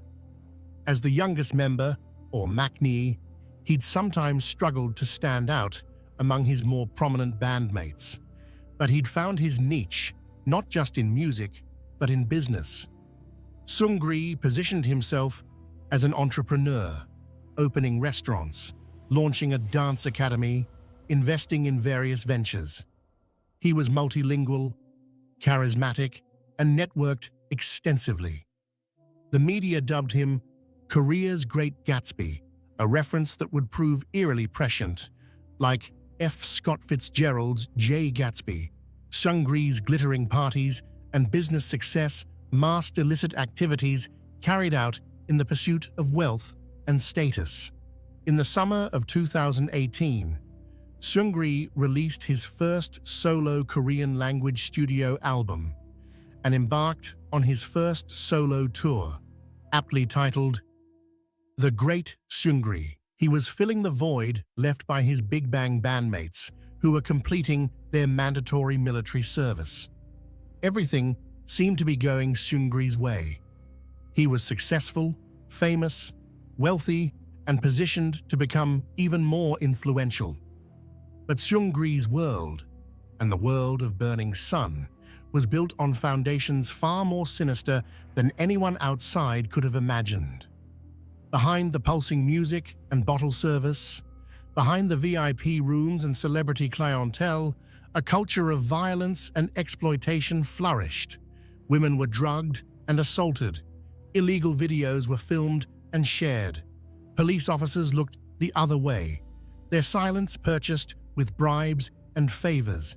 It was a system that depended on the silence and complicity of many, the vulnerability of victims who had no voice, and the confidence of perpetrators who believed themselves untouchable. That confidence would prove to be their downfall. Because in November 2018, on a Saturday night at Burning Sun, an incident occurred that would set in motion a series of events exposing everything. A man named Kim Sang-kyo would file a complaint about what happened that night, a complaint that would ultimately trigger one of the most significant criminal investigations in South Korean entertainment history. His name was Kim Sang-kyo, and his decision to speak out would change everything, though his story, like so much about this case, would prove far more complicated than it first appeared. Part 2. The night that started it all. The date was November 24th, 2018. It was a Saturday night, and Kim Sang-kyo, a 28-year-old man, had come to Burning Sun with friends to celebrate a birthday.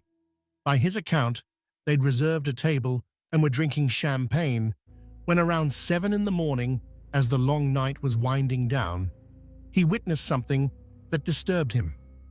According to Kim's later testimony, he saw a woman at a nearby table who appeared to be in distress. A man was grabbing at her, trying to pull her back to the table. The woman broke free and hid behind Kim, grabbing onto his shoulder. Kim claimed he intervened, holding the man's arms back and asking security for help. Instead of assistance, Kim said, the man punched him. What happened next would become the subject of intense dispute and investigation.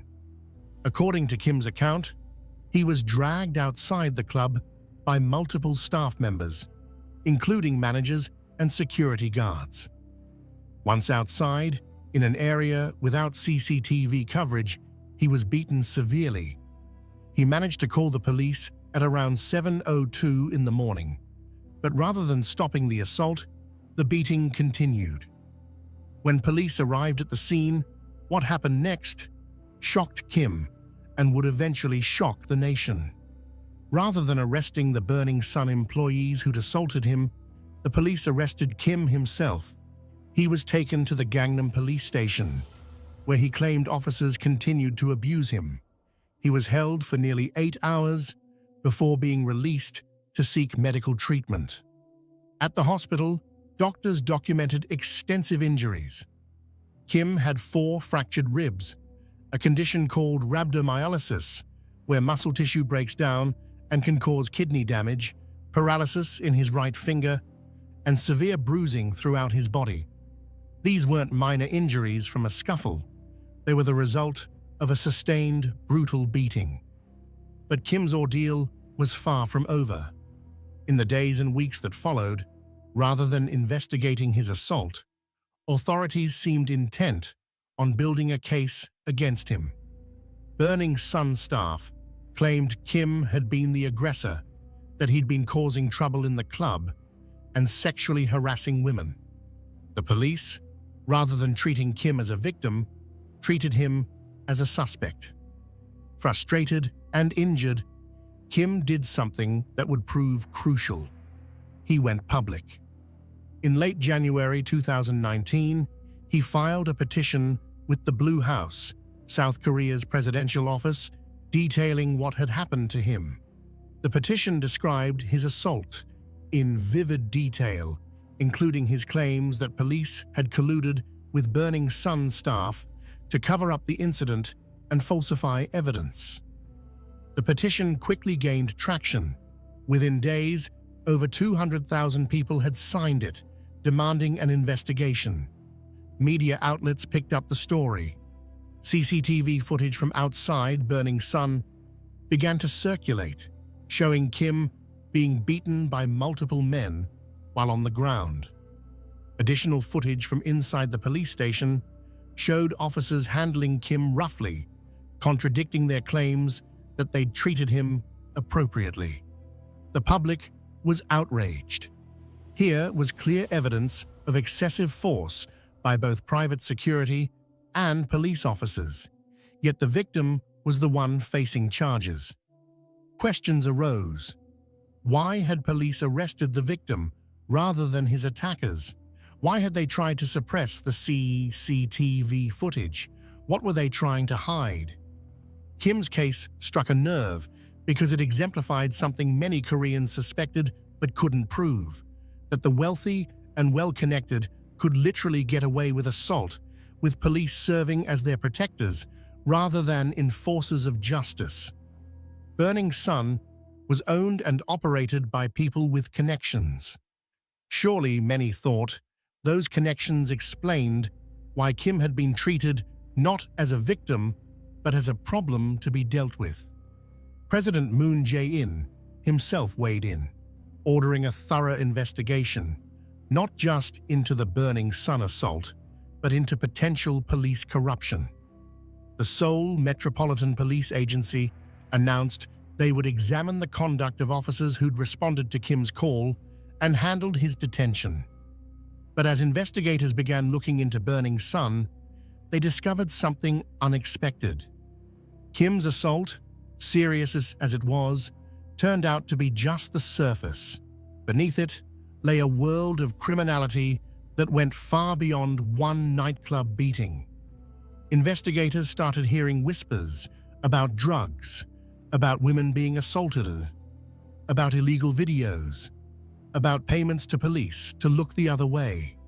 The more they dug, the more disturbing the picture became. It's important to note that Kim Sang-kyo's story would become more complex as events unfolded. While his initial complaint proved instrumental in launching the investigation that would expose the Burning Sun scandal, Kim himself would later face serious legal challenges. In the years following that November night, he was charged with more than 15 offenses stemming from events at Burning Sun. In November 2022, nearly 4 years after that fateful night, a court found Kim guilty of sexually harassing a woman at Burning Sun on the same evening he was assaulted, as well as obstruction of business and defamation. The court cited CCTV evidence and victim testimony in reaching its verdict. Kim received a suspended sentence of 1 year in prison with 2 years of probation, along with mandatory completion of a 40-hour sexual assault treatment program and 80 hours of community service. Kim maintained throughout his legal battles that many of the charges against him were attempts to discredit him as a whistleblower, and that authorities had aggressively pursued him in retaliation for exposing corruption. He was acquitted of 2 other sexual harassment charges due to insufficient evidence. The court did acknowledge procedural irregularities in Kim's arrest, including failure to properly read him his rights and improper handling during his transport to the station. This complexity doesn't negate the importance of Kim's initial report in exposing the systematic criminal activity at Burning Sun. His complaint, whatever the circumstances surrounding it, did trigger an investigation that would ultimately reveal crimes far more serious and widespread than anyone initially imagined. But it does illustrate something important about this case, that the events of that night and the scandal that followed involved layers of truth that defied simple narratives of heroes and villains. Real life rarely offers the clear moral lines that make for easy storytelling, and the Burning Sun scandal was no exception. What Kim's complaint did accomplish was this. It forced authorities to look closely at Burning Sun, and once they started looking, they couldn't ignore what they found. And what they found would prove explosive in ways no one could have predicted. Part 3. Burning Sun's Dark Reality. As investigators began examining Burning Sun in response to Kim Sang-kyo's complaint and the public outcry it generated, a picture emerged of a club where criminal activity wasn't an aberration but standard operating procedure. The assaults on customers, it turned out, weren't isolated incidents. They were part of a pattern of violence used to control the club and protect its illegal operations.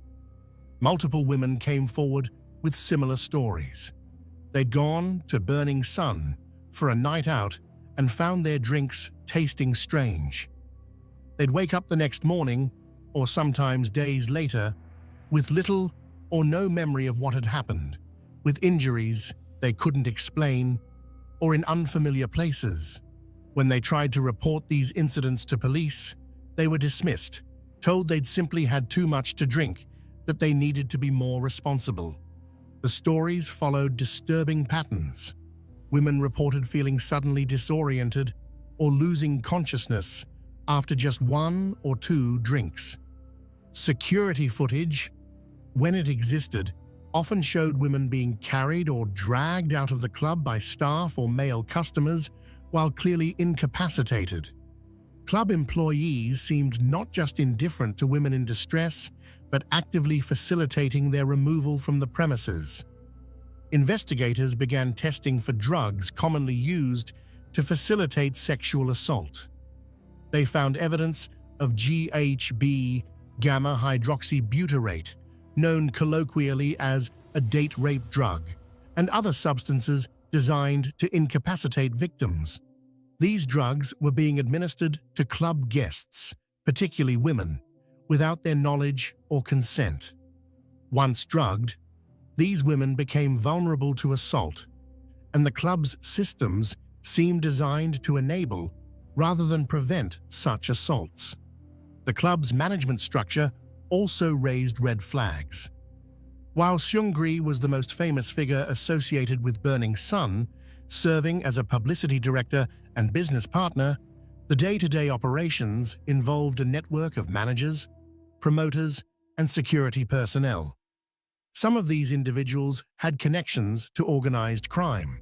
One security staff member had ties to gangs, and there were allegations that the club employed violence not just against troublesome customers, but as a means of enforcing loyalty and silence among staff. Lee Moon-ho, one of Burning Sun's CEOs, became a focal point of the drug investigation. Authorities found evidence that Lee had not only used drugs himself, including ecstasy and ketamine, but had supplied them to club customers. This wasn't recreational use happening incidentally at a nightclub. This was systematic distribution, with drugs being provided to specific customers, often wealthy businessmen being entertained by club management. The club's financial records revealed other irregularities. There were allegations of money laundering, tax evasion on a massive scale, and violation of food sanitation laws. An investigation would later reveal that Arena, another club with similar ownership, had evaded approximately 16 billion won in taxes, around $14 million, between 2014 and 2017. But perhaps most disturbing were the allegations about prostitution. Investigators heard consistent reports that Burning Sun and other clubs in the same network weren't just venues where prostitution might happen incidentally. They were places where prostitution was actively arranged by management for VIP customers and potential investors. Women were recruited, sometimes under false pretenses, and provided to wealthy men as part of business entertainment packages. These weren't independent sex workers making their own choices about clients and compensation. These were women being directed, managed, and provided by club staff to men who'd been promised such services as part of their VIP experience. Some of the women involved may not have even realized they were being positioned as prostitutes until they found themselves in situations they couldn't easily escape. The scale of the operation was stunning. This wasn't a few corrupt employees taking advantage of their positions. This was systematic criminality woven into the club's business model. Burning Sun made money not just from bottle service and cover charges, but from facilitating illegal activities for customers willing to pay premium prices for experiences that existed outside legal boundaries. And none was more prominent than Seungri, whose name and image had been used to market Burning Sun to the young and wealthy. As a publicity director and business partner in the club, Seungri had benefited financially from Burning Sun's operations, but his involvement went deeper than many initially realized.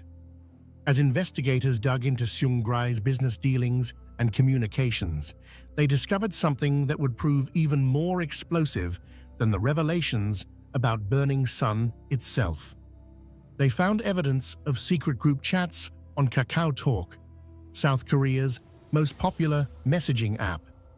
And in these chats, Seungri and other prominent figures in the K-pop world had been discussing activities that would horrify the nation: prostitution arrangements, illegal hidden camera footage, and sexual assault.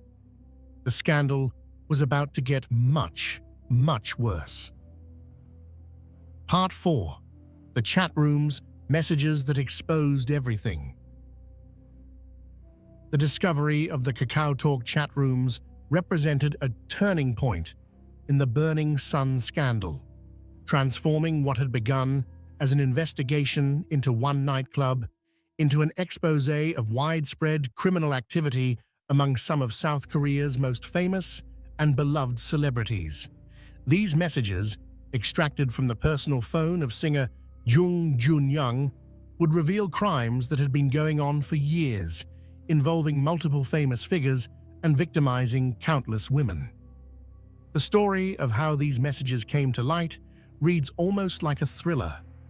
In September 2016, Jung Jun-young, then a rising star in the Korean entertainment industry, had been investigated by police after a woman accused him of secretly filming a sexual encounter. At the time, Jung's agency claimed the allegations were a misunderstanding, and in October 2016, after what the agency characterized as a thorough investigation, Jung was acquitted. The case was closed, and Jung's career continued uninterrupted. But someone knew the truth. When Jung took his phone to a private forensics company for repairs sometime around 2018, a technician there discovered something disturbing on the device: videos and chat messages that clearly showed Jung filming sexual encounters without the consent of the women involved, then sharing those videos with friends. The technician, whose identity has never been publicly revealed, made a decision that would prove momentous. Rather than simply fixing the phone and returning it, the technician copied the incriminating material. The technician then reached out to a lawyer named Bang Jung-hyun, sending him an email containing thousands of chat messages spanning an 8-month period from late 2015 through mid-2016. Bang recognized immediately that what he was looking at was evidence of serious crimes. When the Burning Sun scandal began making headlines in early 2019, Bang forwarded these messages to SBS's investigative news program, SBS Fun-E, and to the Anti-Corruption and Civil Rights Commission. On February 26, 2019, SBS Fun-E published the contents of the first chat room. The revelations were explosive. The messages showed Seungri instructing staff at Burning Sun and his other business ventures to provide prostitutes to potential investors and wealthy businessmen. He discussed the arrangements in clinical, business-like language, treating the women involved as commodities to be provided as part of his hospitality to business partners. But that was just the beginning. On March 11, 2019, SBS's 8 o'clock news revealed more chat rooms, and these were far more disturbing. These groups included not just Seungri, but Jung Jun-young, Choi Jong-hoon, a former member of the popular K-pop group FT Island, and several other men. The content of these chats was genuinely shocking, even to investigators and journalists who thought they'd seen everything. Jung Jun-young had been systematically filming sexual encounters with women without their knowledge or consent. The videos showed women who were clearly drunk or unconscious, unable to consent to being filmed or to the sexual acts themselves. Jung would then share these videos in the group chats, sometimes within minutes of filming them. The other members would respond with messages cheering him on, requesting more videos, or sharing their own illegal footage. The messages weren't just evidence of crimes, they revealed the mindset of the perpetrators, their complete lack of respect for their victims, and their confidence that they would never face consequences. The men joked about drugging women. They discussed which victims were best and rated them. They shared tips on where to find vulnerable women and how to avoid getting caught. When one participant expressed mild concern about the legality of what they were doing, others laughed it off, assuring him that they had police connections who would protect them, and they weren't wrong to feel confident. The chat rooms also revealed a cozy relationship between these celebrities and high-ranking police officials. One figure referred to in the chats as the police superintendent general appeared to be providing the group with inside information about investigations and helping them avoid legal troubles. The group members joked about their police protection, confident that they were essentially untouchable. The sheer number of victims was staggering. According to court documents that would later be released, Jung Jun-young alone had filmed and distributed content from at least 11 different women between November 2015 and June 2016, and that only covered the period for which investigators had direct evidence. Jung had shared these videos across 5 different group chats and sent them in 3 separate private conversations, with 14 different people receiving the illegal material. The victims in these videos had not given consent to be filmed. Many didn't even know the videos existed until police contacted them during the investigation. Some of the women had been in relationships with Jung and thought they were having private, consensual, intimate moments. Others had been too drunk or drugged to know what was happening. When authorities reached out to these women as part of the investigation, many were devastated. One victim, interviewed by reporter Kang Kyung-yoon, who broke the story, begged, "Please save me. How do I live after this?" The trauma inflicted on these women was immeasurable. Not only had they been violated in the most intimate way possible, but their private moments had been shared among strangers, turned into entertainment for a group of men who saw them as nothing more than objects. And because the videos had been shared digitally, the women faced the terrifying reality that these images might still be circulating, impossible to fully delete or contain. As investigators dug deeper into the chat rooms, more names emerged.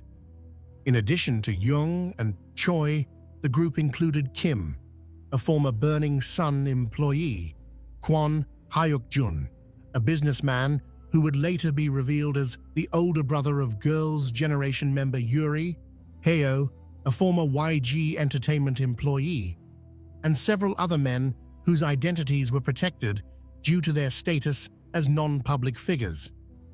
One particularly disturbing aspect of the chat rooms was the participants' discussions of gang rape. Messages suggested that multiple men had participated in assaulting unconscious or severely intoxicated women, with the attacks sometimes being filmed and shared. These weren't spontaneous crimes of opportunity, but coordinated assaults, with participants discussing logistics, sharing locations, and celebrating their crimes afterward.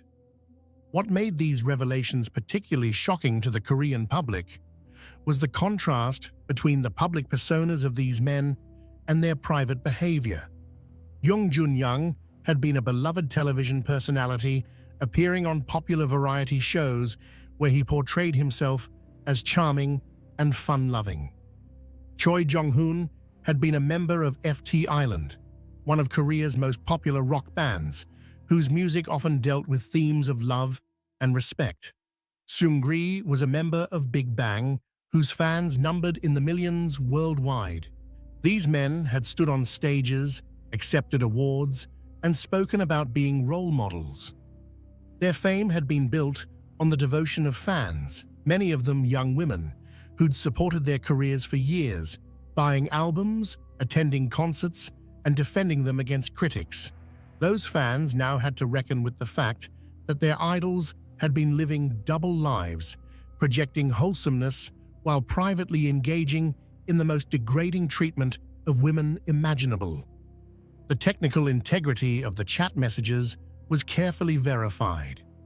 When lawyer Bang Jung-hyun appeared on SBS's 8 o'clock news on March 11th to discuss how he'd obtained the messages, he explained that the files had been protected with tamper-proof verification, a hashcode system that would show if any alterations had been made.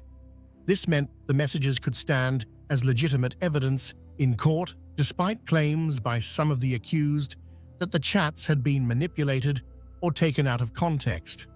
As more chat room contents were revealed, the scandal expanded beyond just the core group. Other celebrities found themselves under scrutiny for their connections to the participants. Journalists began investigating whether other prominent figures in the entertainment industry might have been involved or had knowledge of these activities.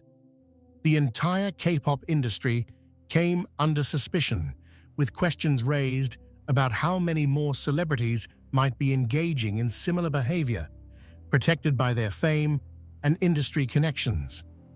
The chat room revelations transformed public perception of the scandal.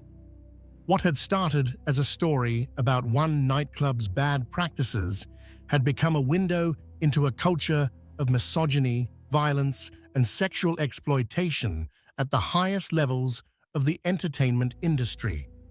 These weren't just random criminals.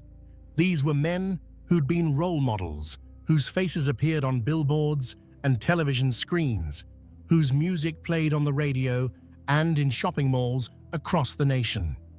The discovery of these messages would lead to criminal charges, convictions, and prison sentences.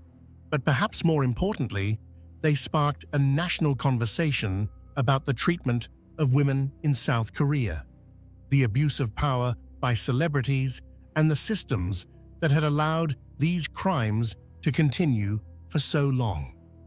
The pretty facade of K-pop had been ripped away, revealing the ugliness that had been hidden behind it. Part 5. Goo Hara, the brave woman who helped expose the truth. Among the many tragic elements of the Burning Sun scandal, few are more heartbreaking than the story of Goo Hara. A former member of the popular girl group Kara, Hara would play a crucial role in exposing police corruption at the heart of the scandal. But the courage she showed would come at a devastating personal cost. Goo Hara was born on January 3, 1991. She debuted with Kara in 2008, and the group quickly became one of the most successful K-pop acts of the early 2010s. They were particularly popular in Japan, where they achieved mainstream success rare for Korean acts at the time. Hara was known for her bright personality, her dancing ability, and her dedication to her craft. But behind the scenes, Hara faced challenges that her public image didn't reflect. The pressure of idol life took its toll. The constant scrutiny, the impossible beauty standards, the grueling schedules, and the lack of privacy wore on her. Like many idols, she struggled with depression and anxiety, conditions that were often dismissed or stigmatized in an industry that demanded performers maintain cheerful, flawless public personas regardless of their internal suffering. In 2018, Hara's personal life became painfully public when her relationship with a hairdresser named Choi Jong-bum turned abusive. The couple had begun dating after meeting on the set of a beauty television program called My Mad Beauty Diary. Initially, the relationship seemed happy, but it deteriorated into violence and manipulation. On September 13, 2018, just 2 months before the Burning Sun incident, Choi broke into Hara's home while she was sleeping. According to Hara's account, a fight ensued, triggered by Choi's jealousy over Hara having lunch with a male acquaintance. The argument escalated into physical violence. Choi assaulted Hara, causing injuries including damage severe enough that she experienced uterine hemorrhaging. But the physical assault wasn't the worst of it. During the fight, Choi threatened Hara with something that would cause her even more terror than the violence itself. He told her that he had secretly filmed them having sex, and he would release the video to destroy her career if she didn't comply with his demands. This threat, the weaponization of intimate footage, would hang over Hara for the rest of her life. Both Hara and Choi filed assault complaints against each other. When the case went to court, the details that emerged painted a picture of a deeply abusive relationship. Choi had been controlling, jealous, and violent. The assault on September 13th was not an isolated incident, but part of a pattern. Evidence showed that Choi had indeed filmed intimate encounters and had threatened to release them. In August 2019, a court found Choi guilty of assault, making threats, property damage, and coercion. However, he was not convicted on the illegal filming charge. The court ruled that there wasn't sufficient evidence to prove the recording itself was illegal, though it acknowledged he'd used the threat of releasing the video as blackmail. Choi received a suspended sentence, 1.5 years in prison, suspended for 3 years. This meant he wouldn't serve jail time unless he committed another crime during the probation period. The sentence sparked outrage. Here was a man who had violently assaulted his girlfriend, caused her significant physical harm, and blackmailed her with threats to release intimate footage that would destroy her career. And he received no jail time. The message to victims of domestic abuse and revenge porn seemed clear. The justice system would not protect them adequately. For Hara, the sentence felt like a betrayal. She'd been brave enough to come forward, to testify about her abuse in public, to allow the details of her victimization to become part of the public record. And in return, her abuser walked free. Worse, she faced intense public scrutiny and judgment. While some supported her, others blamed her for the relationship's problems, suggesting she'd somehow provoked Choi's violence or questioning why she dated him in the first place. The cruel logic of victim blaming was applied mercilessly. Choi had physically assaulted Hara, damaged her property, and terrorized her with threats to release intimate videos, yet he received only a suspended sentence. The message seemed clear. Even when the justice system acknowledged a man's abusive behavior, it wouldn't impose serious consequences. The stress of the case, combined with the intense public judgment, took a terrible toll on Hara's mental health. In May 2019, she attempted suicide. Fortunately, she survived, and her friend and fellow Kara member Gu Ji-young found her in time. Hara was hospitalized and later released, but the incident revealed the depth of her suffering. Around this same time, the Burning Sun scandal was unfolding. As we've already discussed, Hara reached out to reporter Kang Kyung-yoon to offer help with the investigation.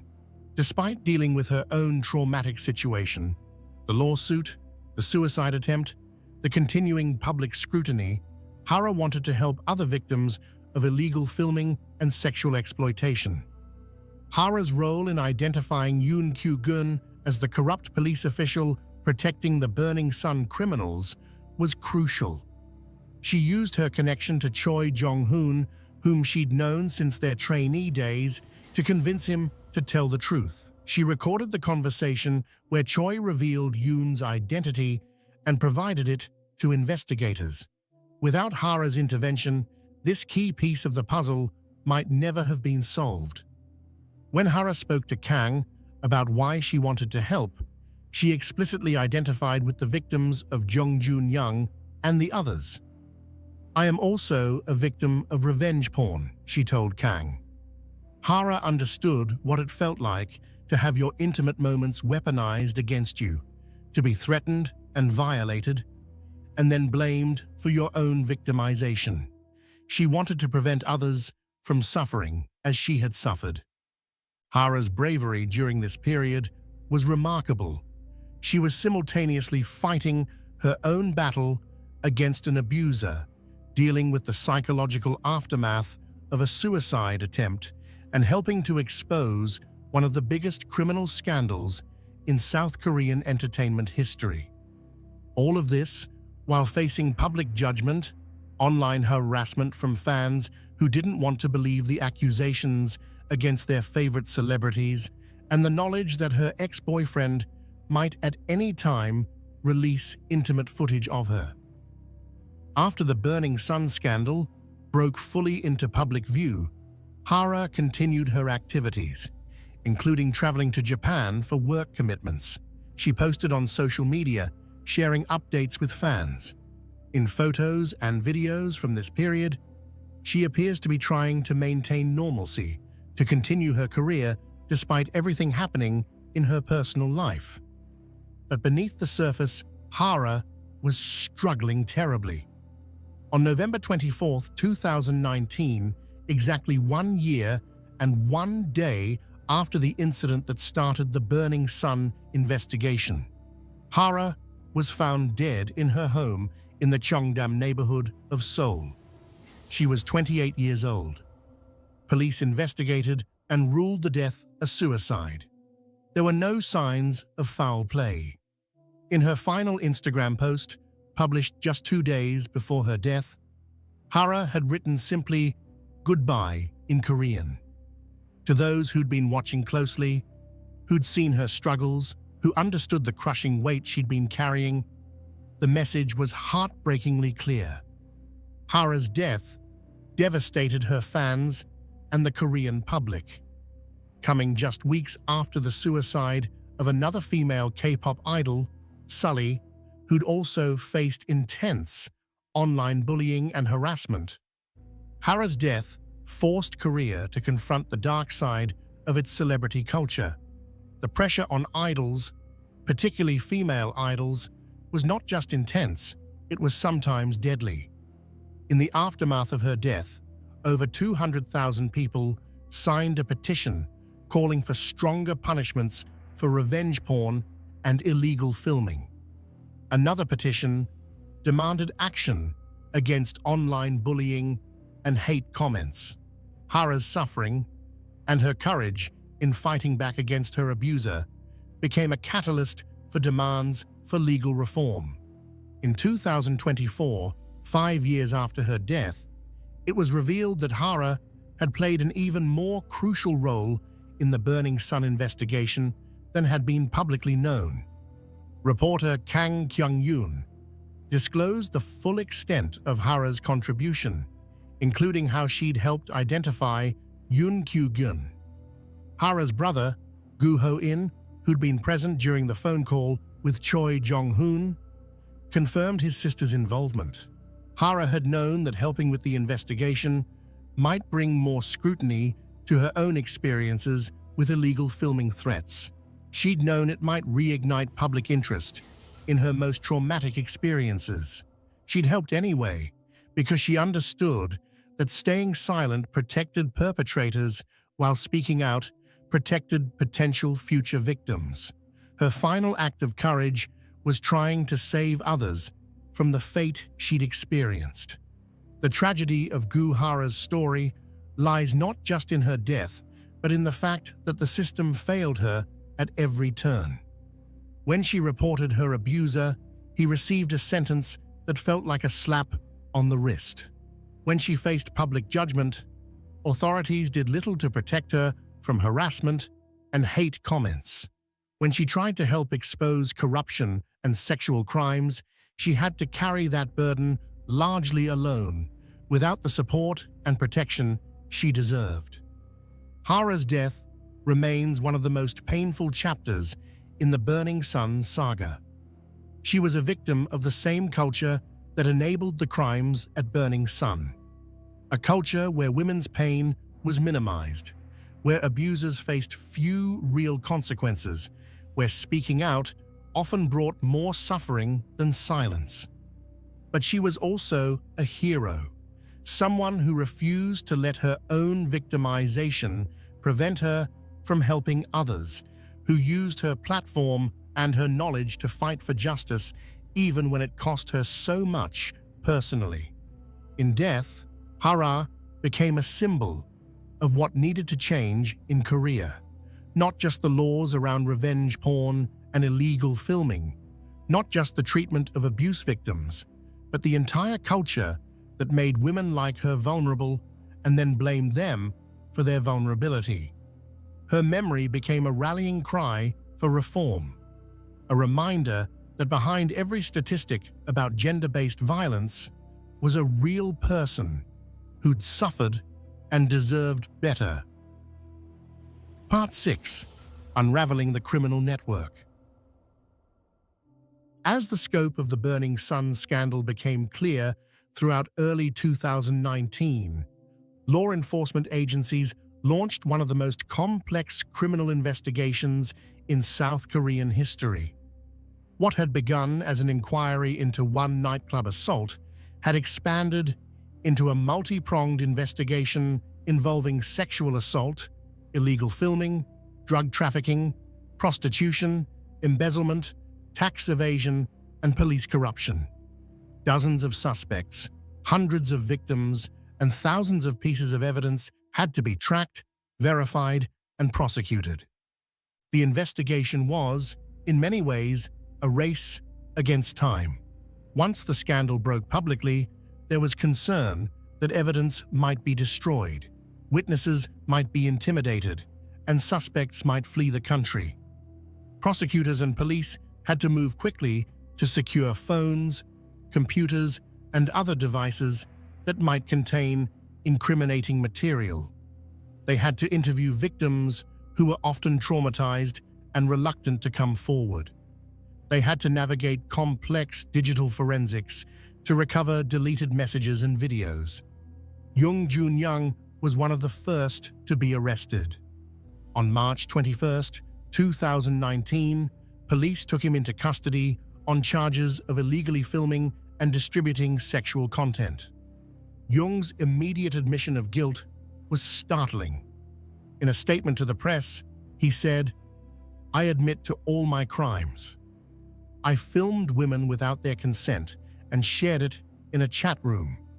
And while I was doing so, I didn't feel a great sense of guilt." His candor seemed to reflect not remorse so much as resignation. He knew the evidence against him was overwhelming. But as police dug deeper, they uncovered allegations even more serious than the illegal filming. Women came forward claiming that Jung along with other men, including Choi Jong-hun, had raped them while they were unconscious or too intoxicated to resist. One woman described being assaulted by 5 men, including Jung, in March 2016 at a hotel. She'd been drinking and lost consciousness, waking later with injuries and fragmented memories of the attack.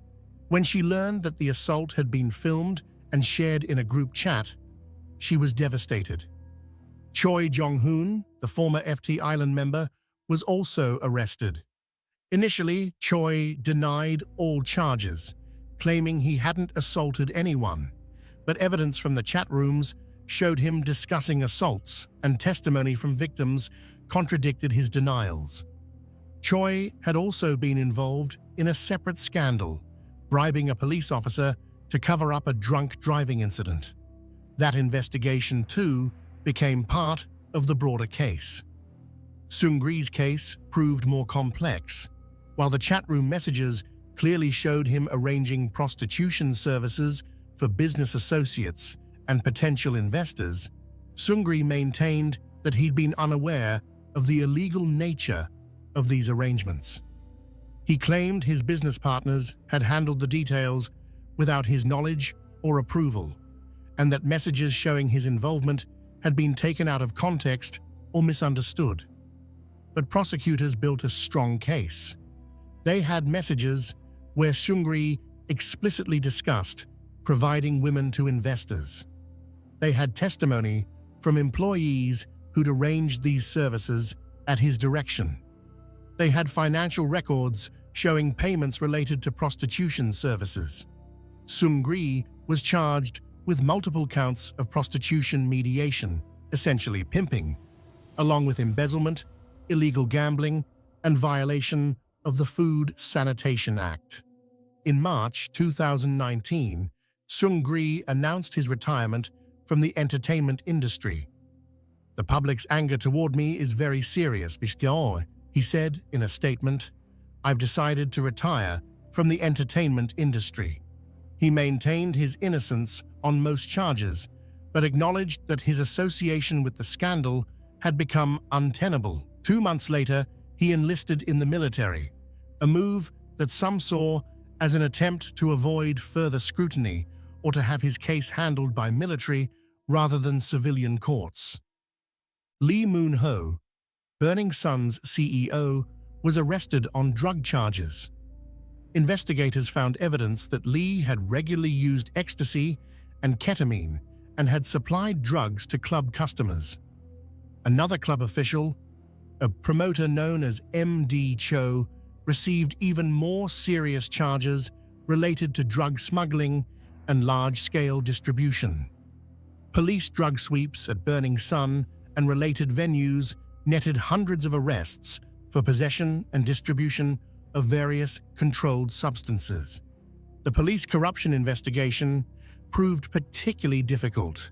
Identifying and prosecuting corrupt officers required navigating an institution that was understandably defensive about accusations of widespread corruption. The blue wall of silence, the tendency of police to protect their own, made witnesses reluctant to testify and evidence difficult to obtain. Yoon Kyu-gun, the senior police official identified through Gu Hara's intervention, became the highest-profile target. Yoon was arrested in March 2019 on charges of bribery and using his position to suppress investigations and provide inside information to club owners and operators. The charges alleged that Yoon had accepted bribes in exchange for warning club operators about planned raids, providing information about ongoing investigations, and using his influence to minimize the consequences when club operators were caught breaking laws. President Moon Jae-in personally weighed in on the scandal, calling for thorough investigations of both the entertainment industry figures and the police officers who'd enabled them. The Burning Sun incident is not just about one club, Moon said. It's about the culture of corruption and the abuse of power. He ordered police reforms, including better oversight of nightlife venues and stricter protocols for handling sexual assault cases, but the police corruption investigation faced obstacles. Many of the lower-ranking officers who'd responded to the initial Burning Sun call or who'd had regular contact with club officials received only administrative punishments, reprimands, suspensions, or transfers. The most serious charges were dropped or resulted in acquittals. In several high-profile cases, judges ruled that while the officers' conduct had been inappropriate, prosecutors hadn't proven criminal intent or that money had actually changed hands. This frustrated many who felt the scandal had revealed systemic corruption that went unpunished. The two officers most directly involved in Kim Sang-kyo's arrest and detention were cleared of assault charges, with the court ruling that while their procedures had been flawed, there wasn't sufficient evidence to prove they'd intentionally harmed Kim. The message seemed to be that institutional failures and bad judgment weren't criminal offenses, even when they enabled serious crimes by others. Meanwhile, victims of the crimes faced their own challenges. Many women who'd been filmed without consent or sexually assaulted struggled with whether to cooperate with investigators. Coming forward meant having their victimization become part of the public record. It meant facing questions about their behavior, their clothing, their alcohol consumption, or the victim blaming that typically accompanies sexual assault cases. It meant potentially facing the perpetrators in court, reliving trauma, and having intimate details of their assaults discussed by strangers. Reporter Kang Kyung-yoon, who'd broken many